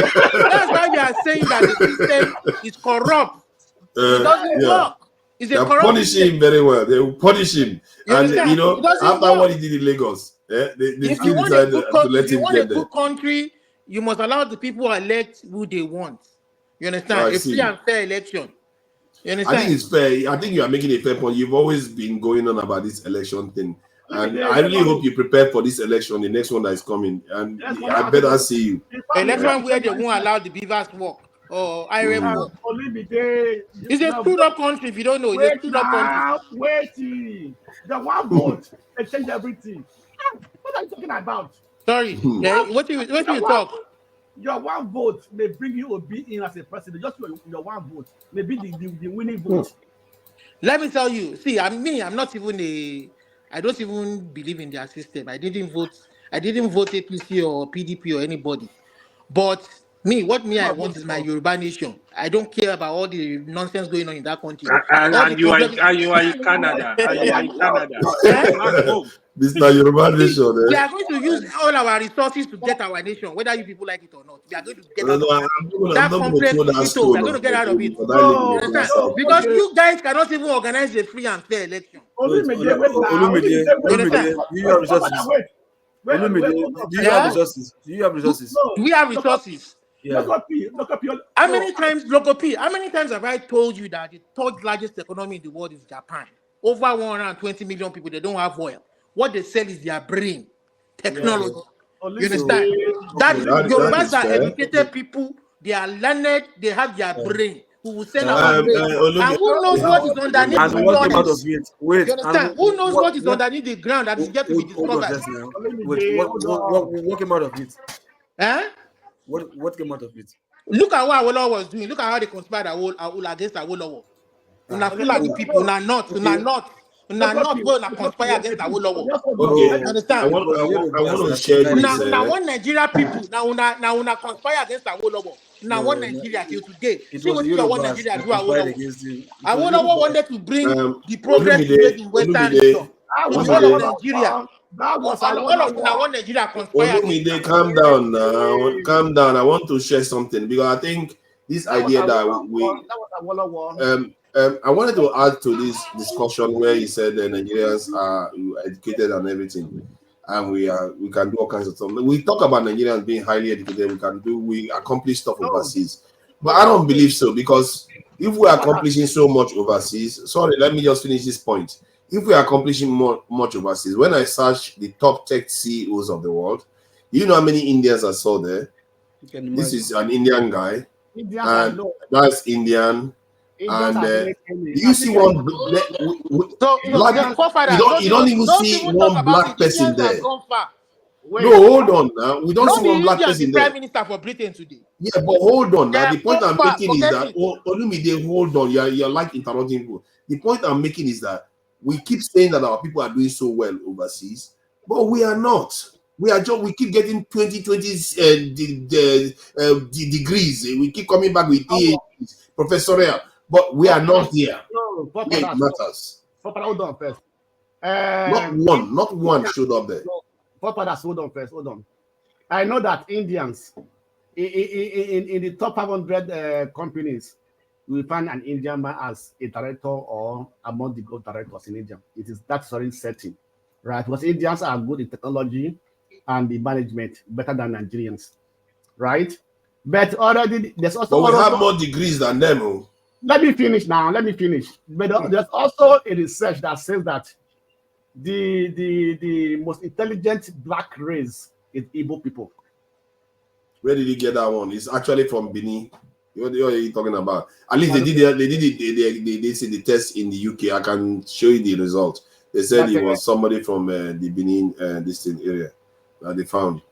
In the UK anyway, they said for the most intelligent family in the UK, and they found that it was one. No, that's in the UK. That is the UK.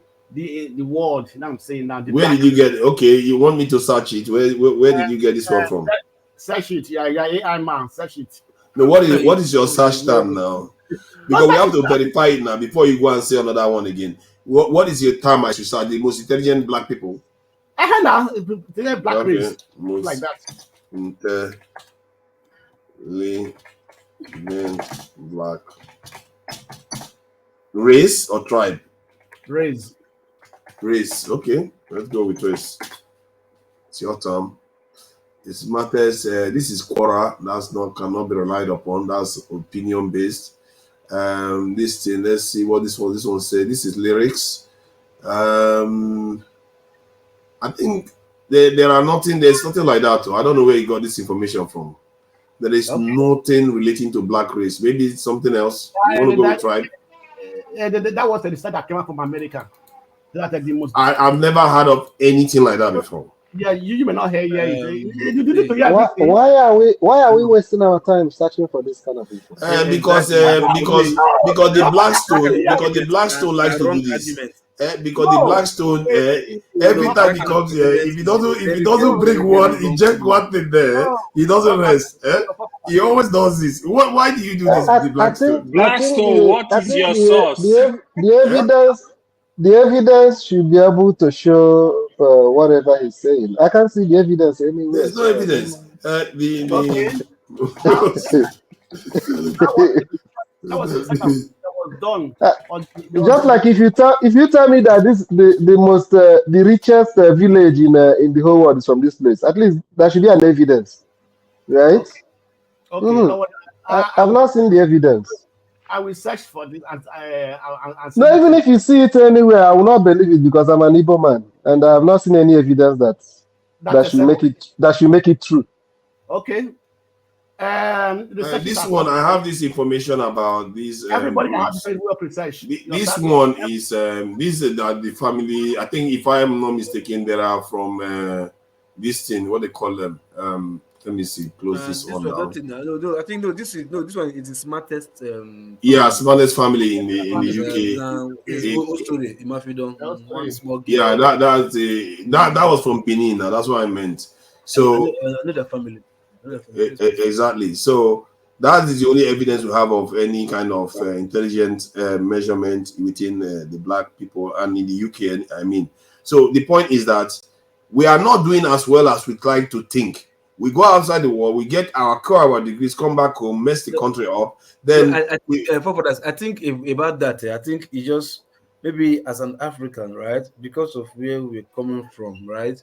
It's we are it's all about individuals when it comes to black people. You understand? We are not a people kind of people. Like I want to see my brother go up so that if he gets there, he can help me come up too. We are like this. I better pass my neighbor kind of people. You understand? Like I always saw like the person who crafted that name to give to generator is an idiot. Like you just wake up like I better pass my neighbor. Why would that be? I think it's a genius. No, why would somebody just decide to like I better pass my neighbor? Why would you want to be better than your neighbor? Why? Why don't you want to grow with your neighbor? You understand? So I think that is an African thing because like you said, we go out there individually. Okay, my bros. All of my bros. All my bros. Olumide doesn't take permission. He just starts. I beg. Can I say something? No, he just starts talking. I just want to say the truth. See, this last election, we all know Nigeria, we have a problem. That's the truth. We want to fix it. Let me drop my Yoruba Nation toga for now and say, okay, fine. I'm a one Nigeria guy. No, I think we lost an opportunity. I think we lost an opportunity.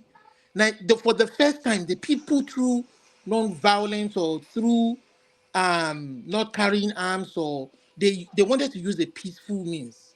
They wanted to use their plebiscite to decide their future by electing a president. Maybe if they have allowed the true winner emerge, you understand, the way they should have emerged by allowing the beavers to work, it would have been a starting point for us to start afresh in an incorruptible way. You understand? So that when the president that is in fumbles, the people again can come out and make demands. You understand?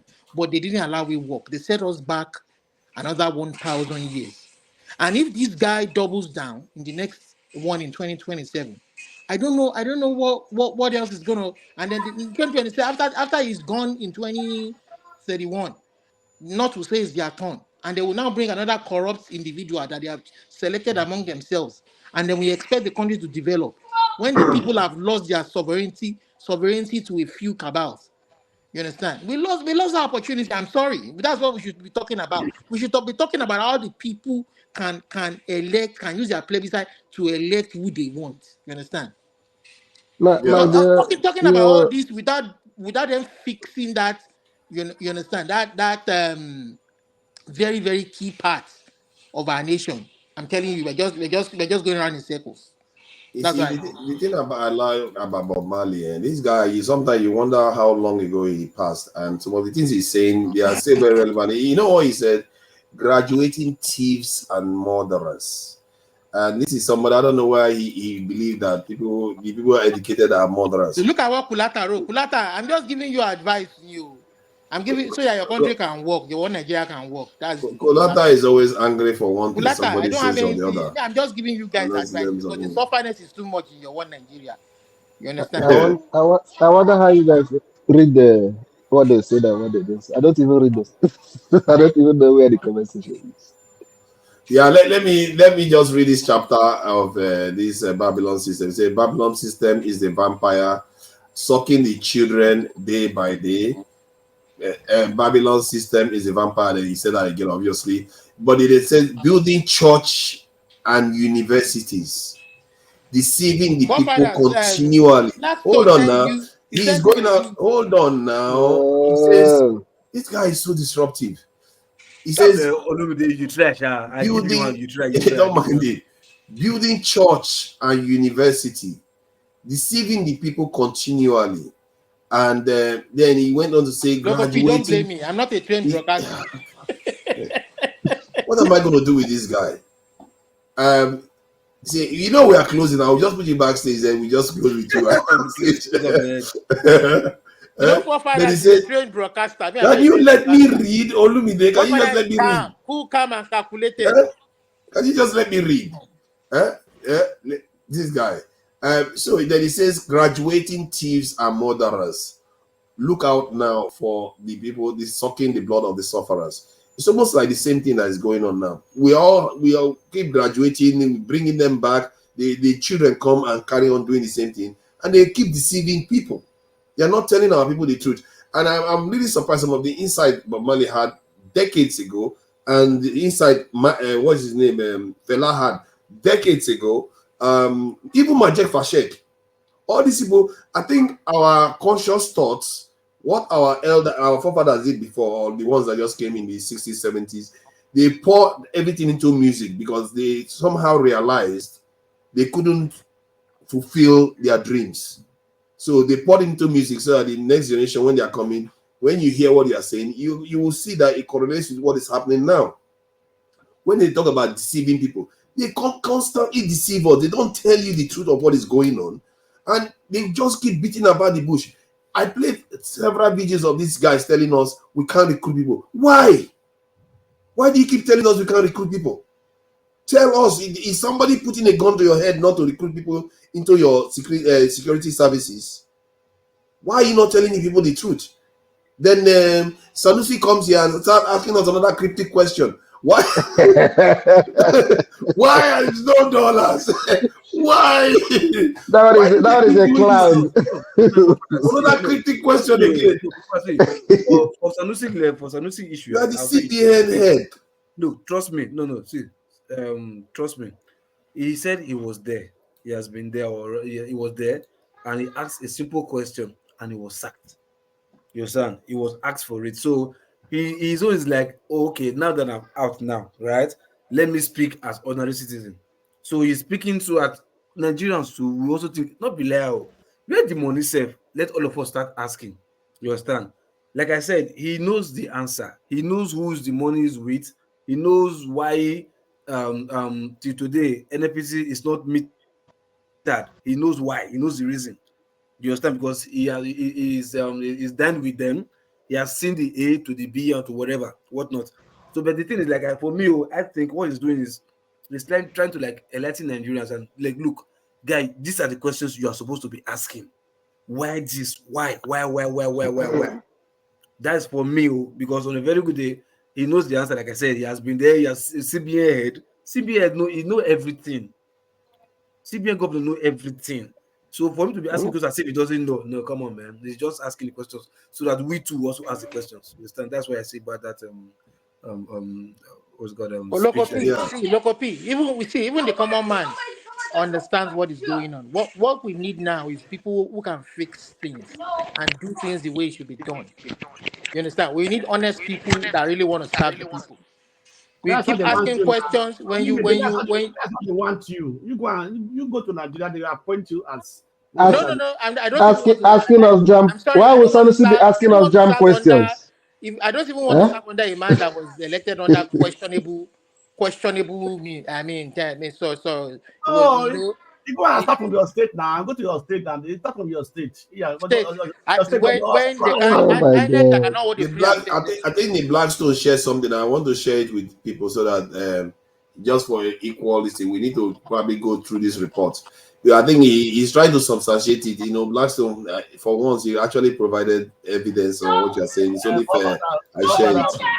Go to your Chrome. Go to Google Chrome. Go to Google Chrome and put the search there. No, every search engine searches in different form. Go to Google Yeah, Chrome. but I'm looking at the page you sent me, so I don't know. The page says it's africanevents.com. This thing. Let me see what the website is about, so that for all we know, effective first, not be just to look information. Look the link. yeah, let's see where it's from. Oh my. Okay. Which site is this? Is it an Igbo site or something? Okay. The first picture. That doesn't sound. The first picture we speak.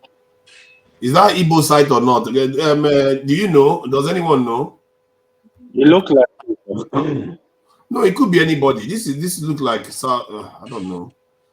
I can't tell. No, that it could be south. No, hold on. If you can tell, It's no, like you even can tell. a newspaper, right? Blackstone. So how do You we say know events. the It's not even information a there newspaper. is not biased? How do we know it's not biased? It is left for you to. But to be fair, though, Blackstone actually provided evidence. Okay. He's not speaking out of nowhere. He saw something, so it's only fair. Let me give you some. And they did show some chart here. Wait, let me give you some. Let me give you something that has from. You understand me? The physicist that calculated that came up with the idea of internet computers being connected, like what we have to do, that all computers be connected, that this World Wide Web. Who is he? An Igbo man, right? The person that calculated the rate at which oil flow in the ground, an Igbo man. The man that operates on a woman, bring out on a born child, operated on the born child, put the child back to the woman's womb, and the woman delivered the child normally, an Igbo man. So there are many things that people have been doing that we are not even recognizing. So what was the verdict? There are many things other people are doing too that you're not picking up on. Who is the smartest black people in the world? What's the verdict? Honestly, I don't think it's real. I don't think they are talking about. Blackstone, the teacher. Let me finish. Let me finish. No, why I said it? Why I said it? Olumide was referring to Yoruba nation about Awolowo, right? So Awolowo is not the best person in Nigeria. Wasn't the best person at his time? Wasn't the best, the most brilliant person in Nigeria? Or he brought all the ideas about Nigeria. That's why I brought it up.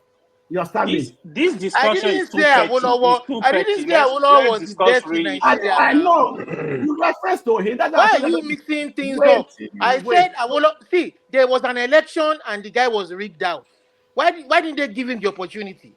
They didn't say the guy was rigged out. What you said, for the Yoruba nation, Awolowo was this pre-education, and I said that also. Okay, let's fast forward. Let's fast forward now. A couple of years later, Another person, somebody mold in your own fashion will come and say that Obi is not the smartest man when it was clearly rigged out. That's what I'm talking about. Let the people decide who they want to lead them. Was at that time was And let's forget all these them. I didn't say Awolowo was the smartest no man. wait I You would understand? wait now. You made a reference to But Yoruba. you can't deny that his policies were great policies that advanced the cause of his people. Other people at that also have good policies now. Eh? Other people also have good policies now. What policy? Where are we today with those policies? Awolowo's legacy stands till today. What are you arguing? What is wrong with you? What are Oh you my arguing? God! Oh my God! And These two people arguing is like also I have don't even know the direction, Eh? man. You people arguing. Is that why you pulled out the smartest black man in them? You see something that is not Are you even angry? that who is What are you debating all worried that? about? Are Another you person angry now debating because that. what is your problem? This thing with these results. See, sometimes when people bring results, it's based on the context. Like when they say, "Oh, because for I universities and didn't stuff even know like that that." his result was he was driving towards Awolowo comparison. I never said Awolowo was the best. I said Awolowo was the bright man No, who would I have think advanced, who perhaps would have advanced the cause of the whole what I'm trying country to say, based on what he achieved during the regional system. Why are you beefing the man? Why I don't okay. defend the man now. How I about don't defend the man? In what sense? the beeper. Yeah. How about condemn him? Hold on, Olumide. Olumide, hold on. Let's get one What are you person at a saying? time. Let's get one person at a time. See, from what I can see, is based on a specific type of test and results, and they try to use it to compare with other groups. And people have been saying it that the Africans tend to outperform Europeans, and they talk about Lambert. This is not an authoritative report. Otherwise, it would have been more widespread. Point is that we are not achieving enough, not even close to where we need to be. You can put all this on all you want, but when you look at the list of achievers, some of them are dropouts on this list. Let me share it again. The list I was sharing here, some of them are dropouts from college, university, and they still go on to outperform us. As a matter of fact, somebody even did an experiment where they had an Asian person and a black person with graduate degree. The Asian person is not even a graduate. Then they checked their life outcomes over time. The Asian went and outperformed the black guy that had more this education. And this is the thing. It's like collectively we don't know how to operate and capitalize on our wealth, because our wealth, we tend to lose it faster than other people. Other people acquire wealth, we lose wealth. And this is it. And this is why we are not showing up on this list at all. Not one. Not even African American, not even a Nigerian, not anybody. These You are know the people what? controlling the world And today. in forefathers, just to let Blackstone know, This YouTube that we are on, YouTube that we are sitting on, the people controlling it. Olumide, just hold on. When I'm talking, please just try to hold on. The YouTube that we are on right now, the list, the person that controls it is here on that list. Instagram is here. Facebook is here. These are powerful people that are controlling the world right now. Forefathers, this is technology. This is one sector of the economy, right? This is technology. Basically almost all the economy now. This is even food is technology now.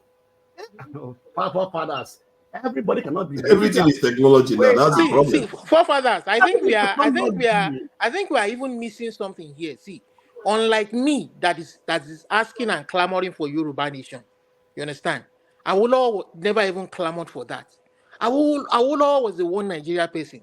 He wanted to bring the development that the achievements he had in the southwest region, the western region. He wanted to bring it to the country, but it was rigged out because of corrupt people who were afraid that this guy will allow the people benefit or prosper.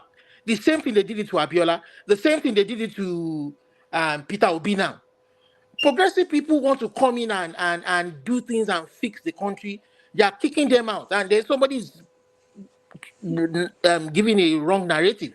So, but when Buhari won, hold on, Olumide, a lot of people add something. When Buhari won the election, I'm sure people probably would have considered him a progressive person, taking out the incumbent. He came in and still left us in destitute. So, What is the guarantee that whoever took over now would have made much of a difference? Let them listen. Don't Easier said those than are done. listen, Blackstone, please. Nigerians are Those are using. hypothetical questions. You We understand? talk too much. Let us We talk too much. doing We the talk to right us. thing is That's a lot the thing. better Fair than point. trying to answer That I hypothetical agree questions. with you. I Do agree the with you right on that thing one. first. When you do the right thing, when the guy that gets there fumbles, let the people use their plebiscite to get him out. Okay. That is how America functions. That is how UK functions. That is how No, most nations don't function progressive as you people think. function. I think we are under an illusion. Even Blackstone where they jamming. No be so they do for jamming. See, Olumide, No, even in the West, there's barely any true freedom of speech. There's barely they just make it sound as if there is. It doesn't exist. The German Go politics ahead. like this is one of the most complex political systems. You understand me? If you they use barometer, if you don't get 50 plus 1, you cannot be elected. You cannot be declared a winner. 50 plus 1. So what did they do? They always go into two parties always come together, 2 or 3 parties always come together to form the government.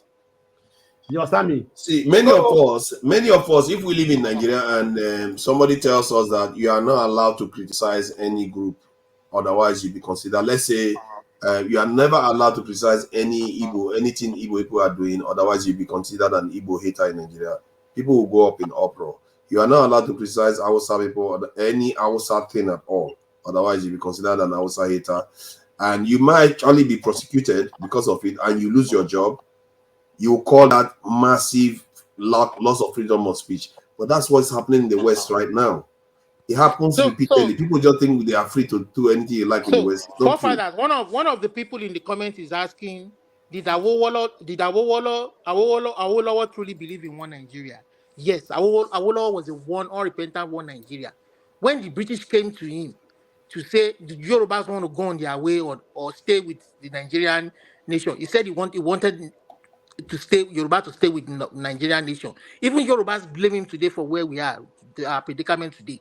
When they did the election and they were going to form a cabinet, Awolowo extended his hand to Zik to form the cabinet. That had nothing to do with why we are here. I don't know why we keep wasting our time with all I'm the just trying discussion. to answer Why don't they you understand? answer him? Move Why, on. we all He's know a where we true are today. Nigerian. So Let's I'm move just on. trying to let him know that Awo believed in one Nigeria. I He agree with contested you. against Shagari in the democratic Olumide, in 95. So we all what know I'm that you saying don't that have to explain yourself. We know that war is, you've already made your point. So let me thank you people for being here, because you all took your time out, a precious time that you could be using to be enjoying yourself or preparing for Christmas to talk to Nigerians. I appreciate you with your time. AY, I really appreciate your stance. I like the stand you take and took the guy on when he started bringing tribal stuff up. And until these people started talking about Israel and, let's not go there again. Otherwise, Steph will just lose it. And he's lost his Steph was a gentleman. Now he's become one of us. Anytime No, we forefathers. Wait. please, I'm going to Let's implore you. put this into perspective. let's not start. My position is this: Mm-hmm. every life matter. Now you say One person, I'm coming. One person that is killed in Kaduna, and one person that is killed in Onu local government, and one person, the 6 million that's being killed in Gaza is made up of one person. Is it not? It's one that accumulated into six. One yes, it accumulated into 6 magnifies million, and each 6,000. single person is either somebody's daughter, somebody's son, somebody's mother, somebody's father.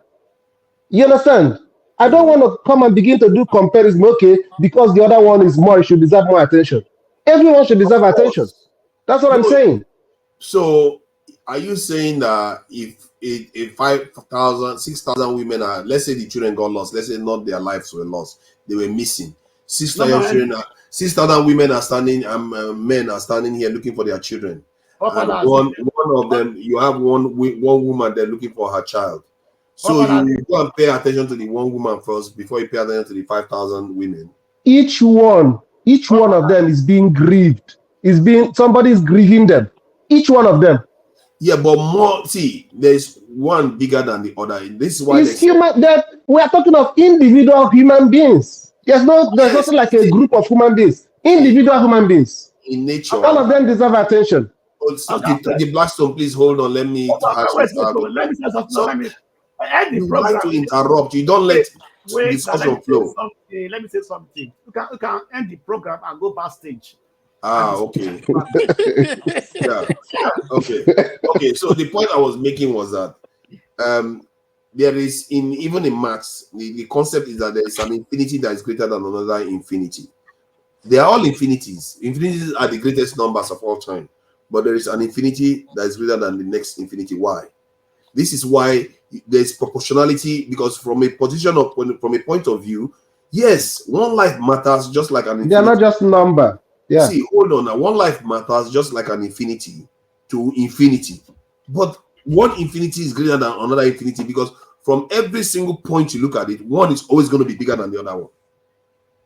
You see that? So this is the even point you are making now, into reality. Is that they should keep dying.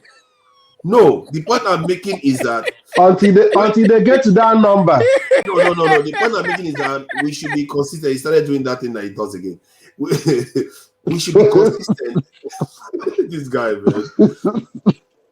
He does this. He really does this. I don't know what's wrong with this guy.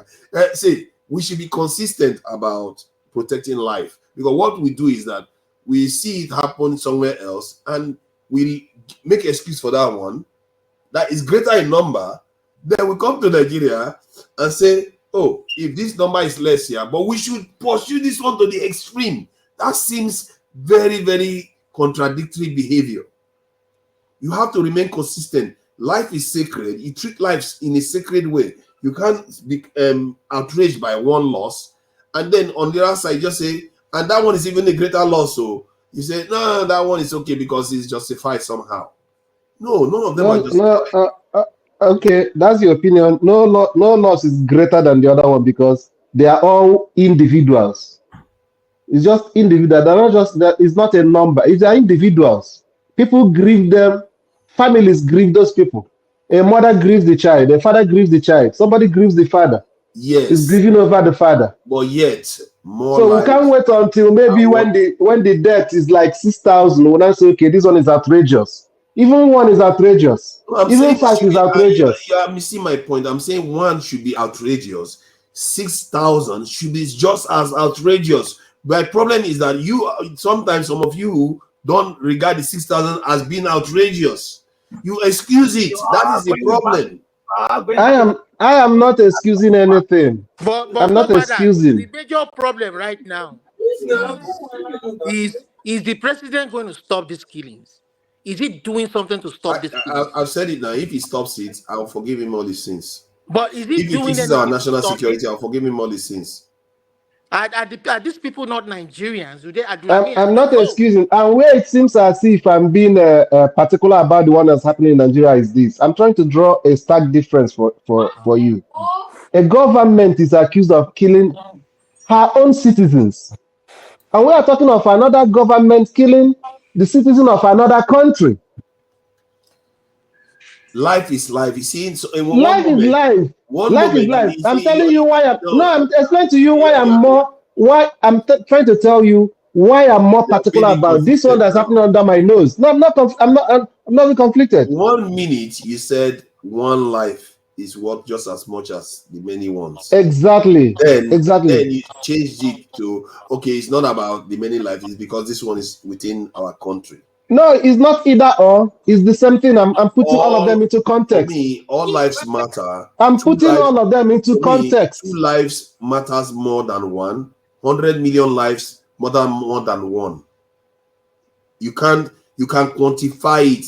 It's not a sin. It's real life. You can't say one person stand here. Let's take 1 million life for one person. Listen. We're all entitled to our opinion. What I'm saying is that when I have a government whose sole responsibility is to protect the life of her citizens, and that same government is killing them, that I don't want to begin to compare them to what is happening in another clime.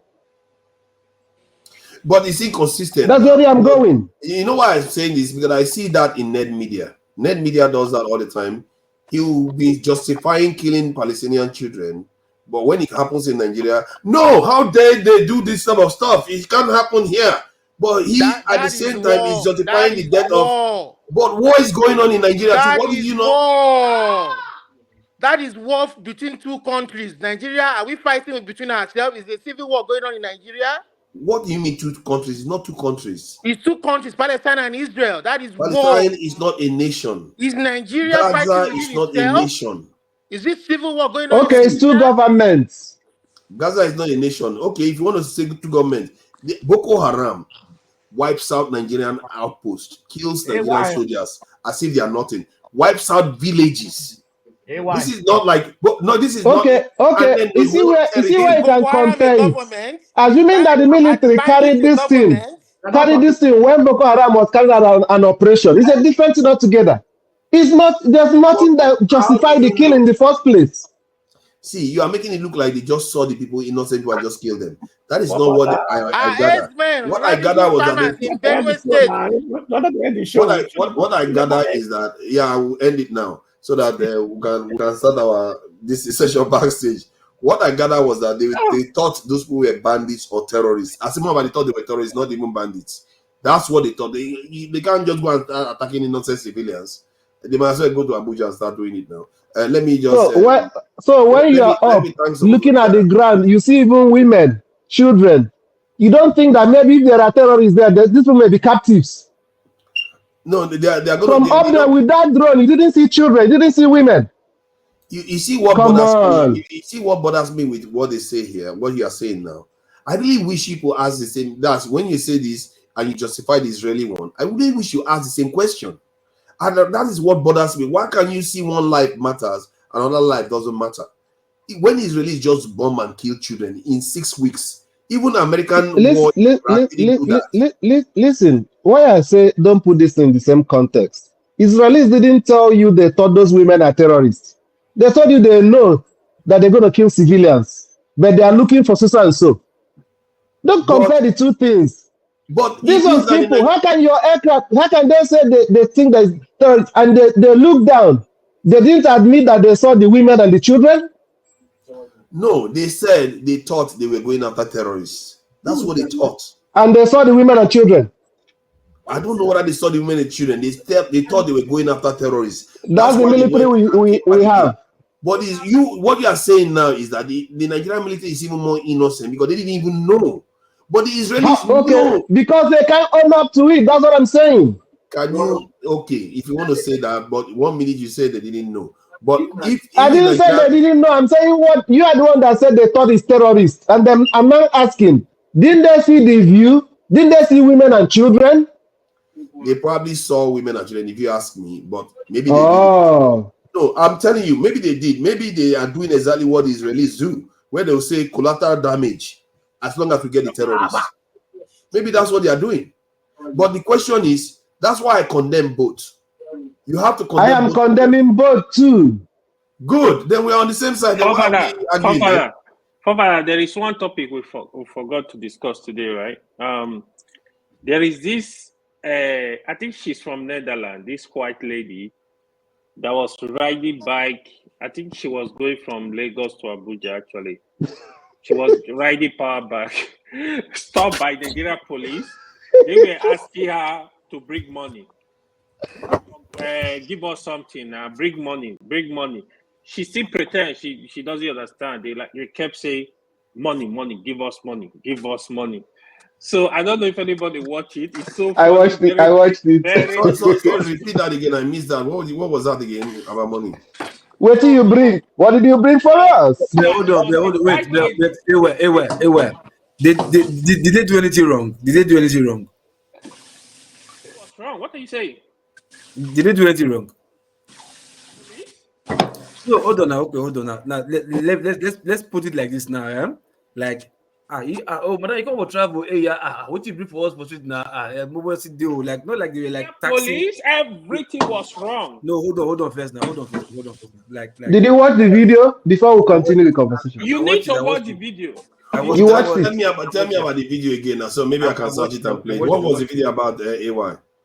I watched it. I watched the one in Togo. The white lady, she came to Nigeria. I think she's on Just or Just something. a trip, just story. Vacation.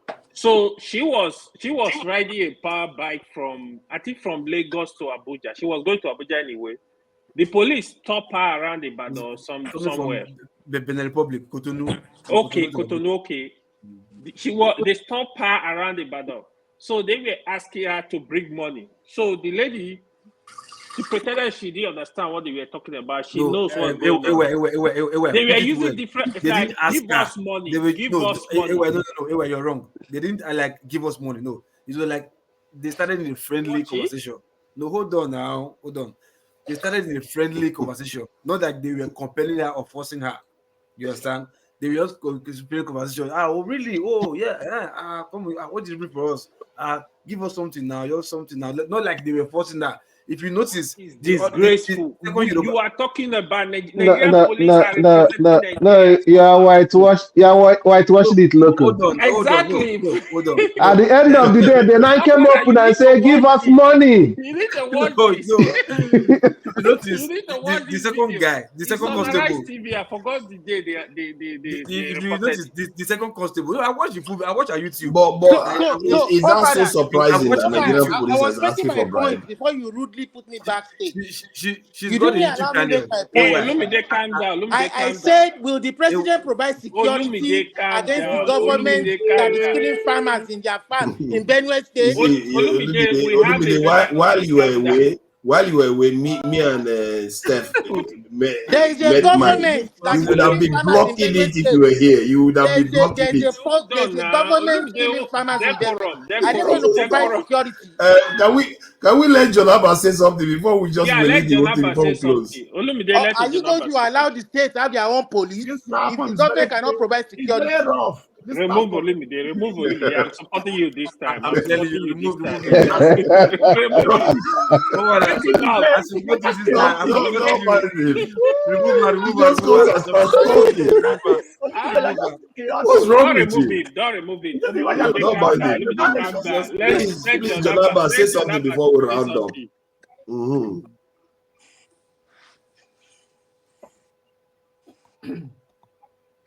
No, you guys go ahead and join in your conversation, and when we go to backstage, because some of my things will be too much for this one. No. Jonaba, I don't agree. Will Tinubu give us security for the people of Benue? He started again. Can you let me close out? Tinubu give us security for the people of Benue. You must answer. Can you let us close out? You have to talk. You know what? Somebody needs to elect Olumide to the National Assembly. They should send it to the National Assembly so you go and trouble them there. If he go there, he will be like those Labour Party people. Shut his mouth. So let me thank the people for coming in. Obviously, I've thanked the people on the panel. I really appreciate the time people come here to spend and educate Nigerians and share your opinions about stuff, even strongly held ones. So let me thank the ones on the chat. Clearly, all these chat people, they've been very, very mean to me today, but I will still thank you all. Some of them call me coconut head. There is nothing they didn't call me today. Why are you people so mean? Just because they disagree with me, they just start insulting me. Hi, Beauty 10, I see you there. James Mack, I see you there. Mark Enelli, thank you for coming in. Okay, Manuel Ferreira. I think that's that Ferreira that comes on panel sometimes. He was continuously abusing me on the chat today. Ferreira, thank you for coming in. I don't appreciate all the insults that you have been giving me today, but it's all good. It's all good. Yemi Ade Konola, thank you for coming in. Ijediz, I see you there.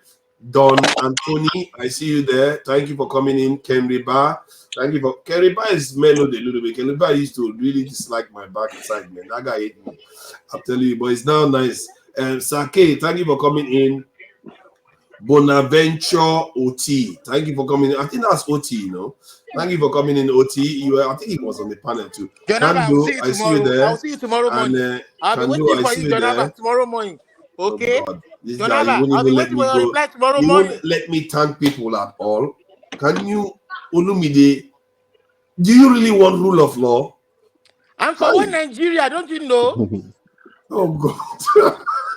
Thank you for Olumide for being one of I'm here. sorry for your bad nation, but the time you have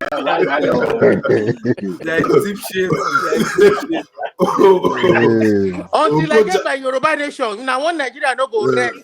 I swear. Okocha 10, thank you for coming in. I see you there, Okocha 10. John Anub, I see you there. John Anub, I don't think I've seen that name before. That's a new one. John Anub, you see, can you keep control of your mic, Olumide? Jesus Christ.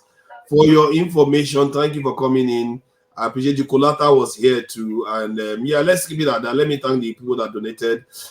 Joseph Oji, thank you for the donation twice.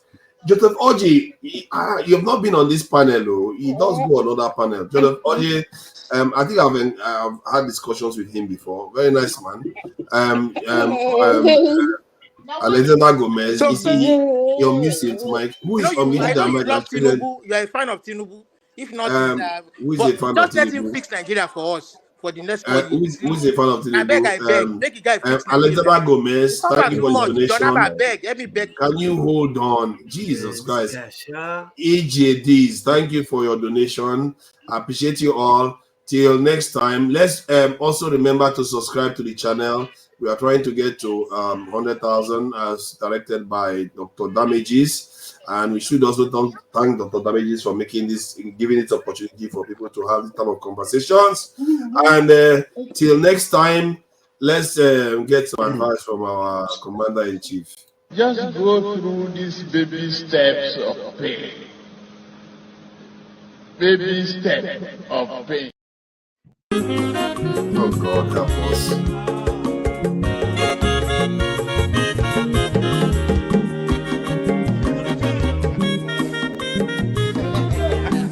I get to talk. Why did they play this music?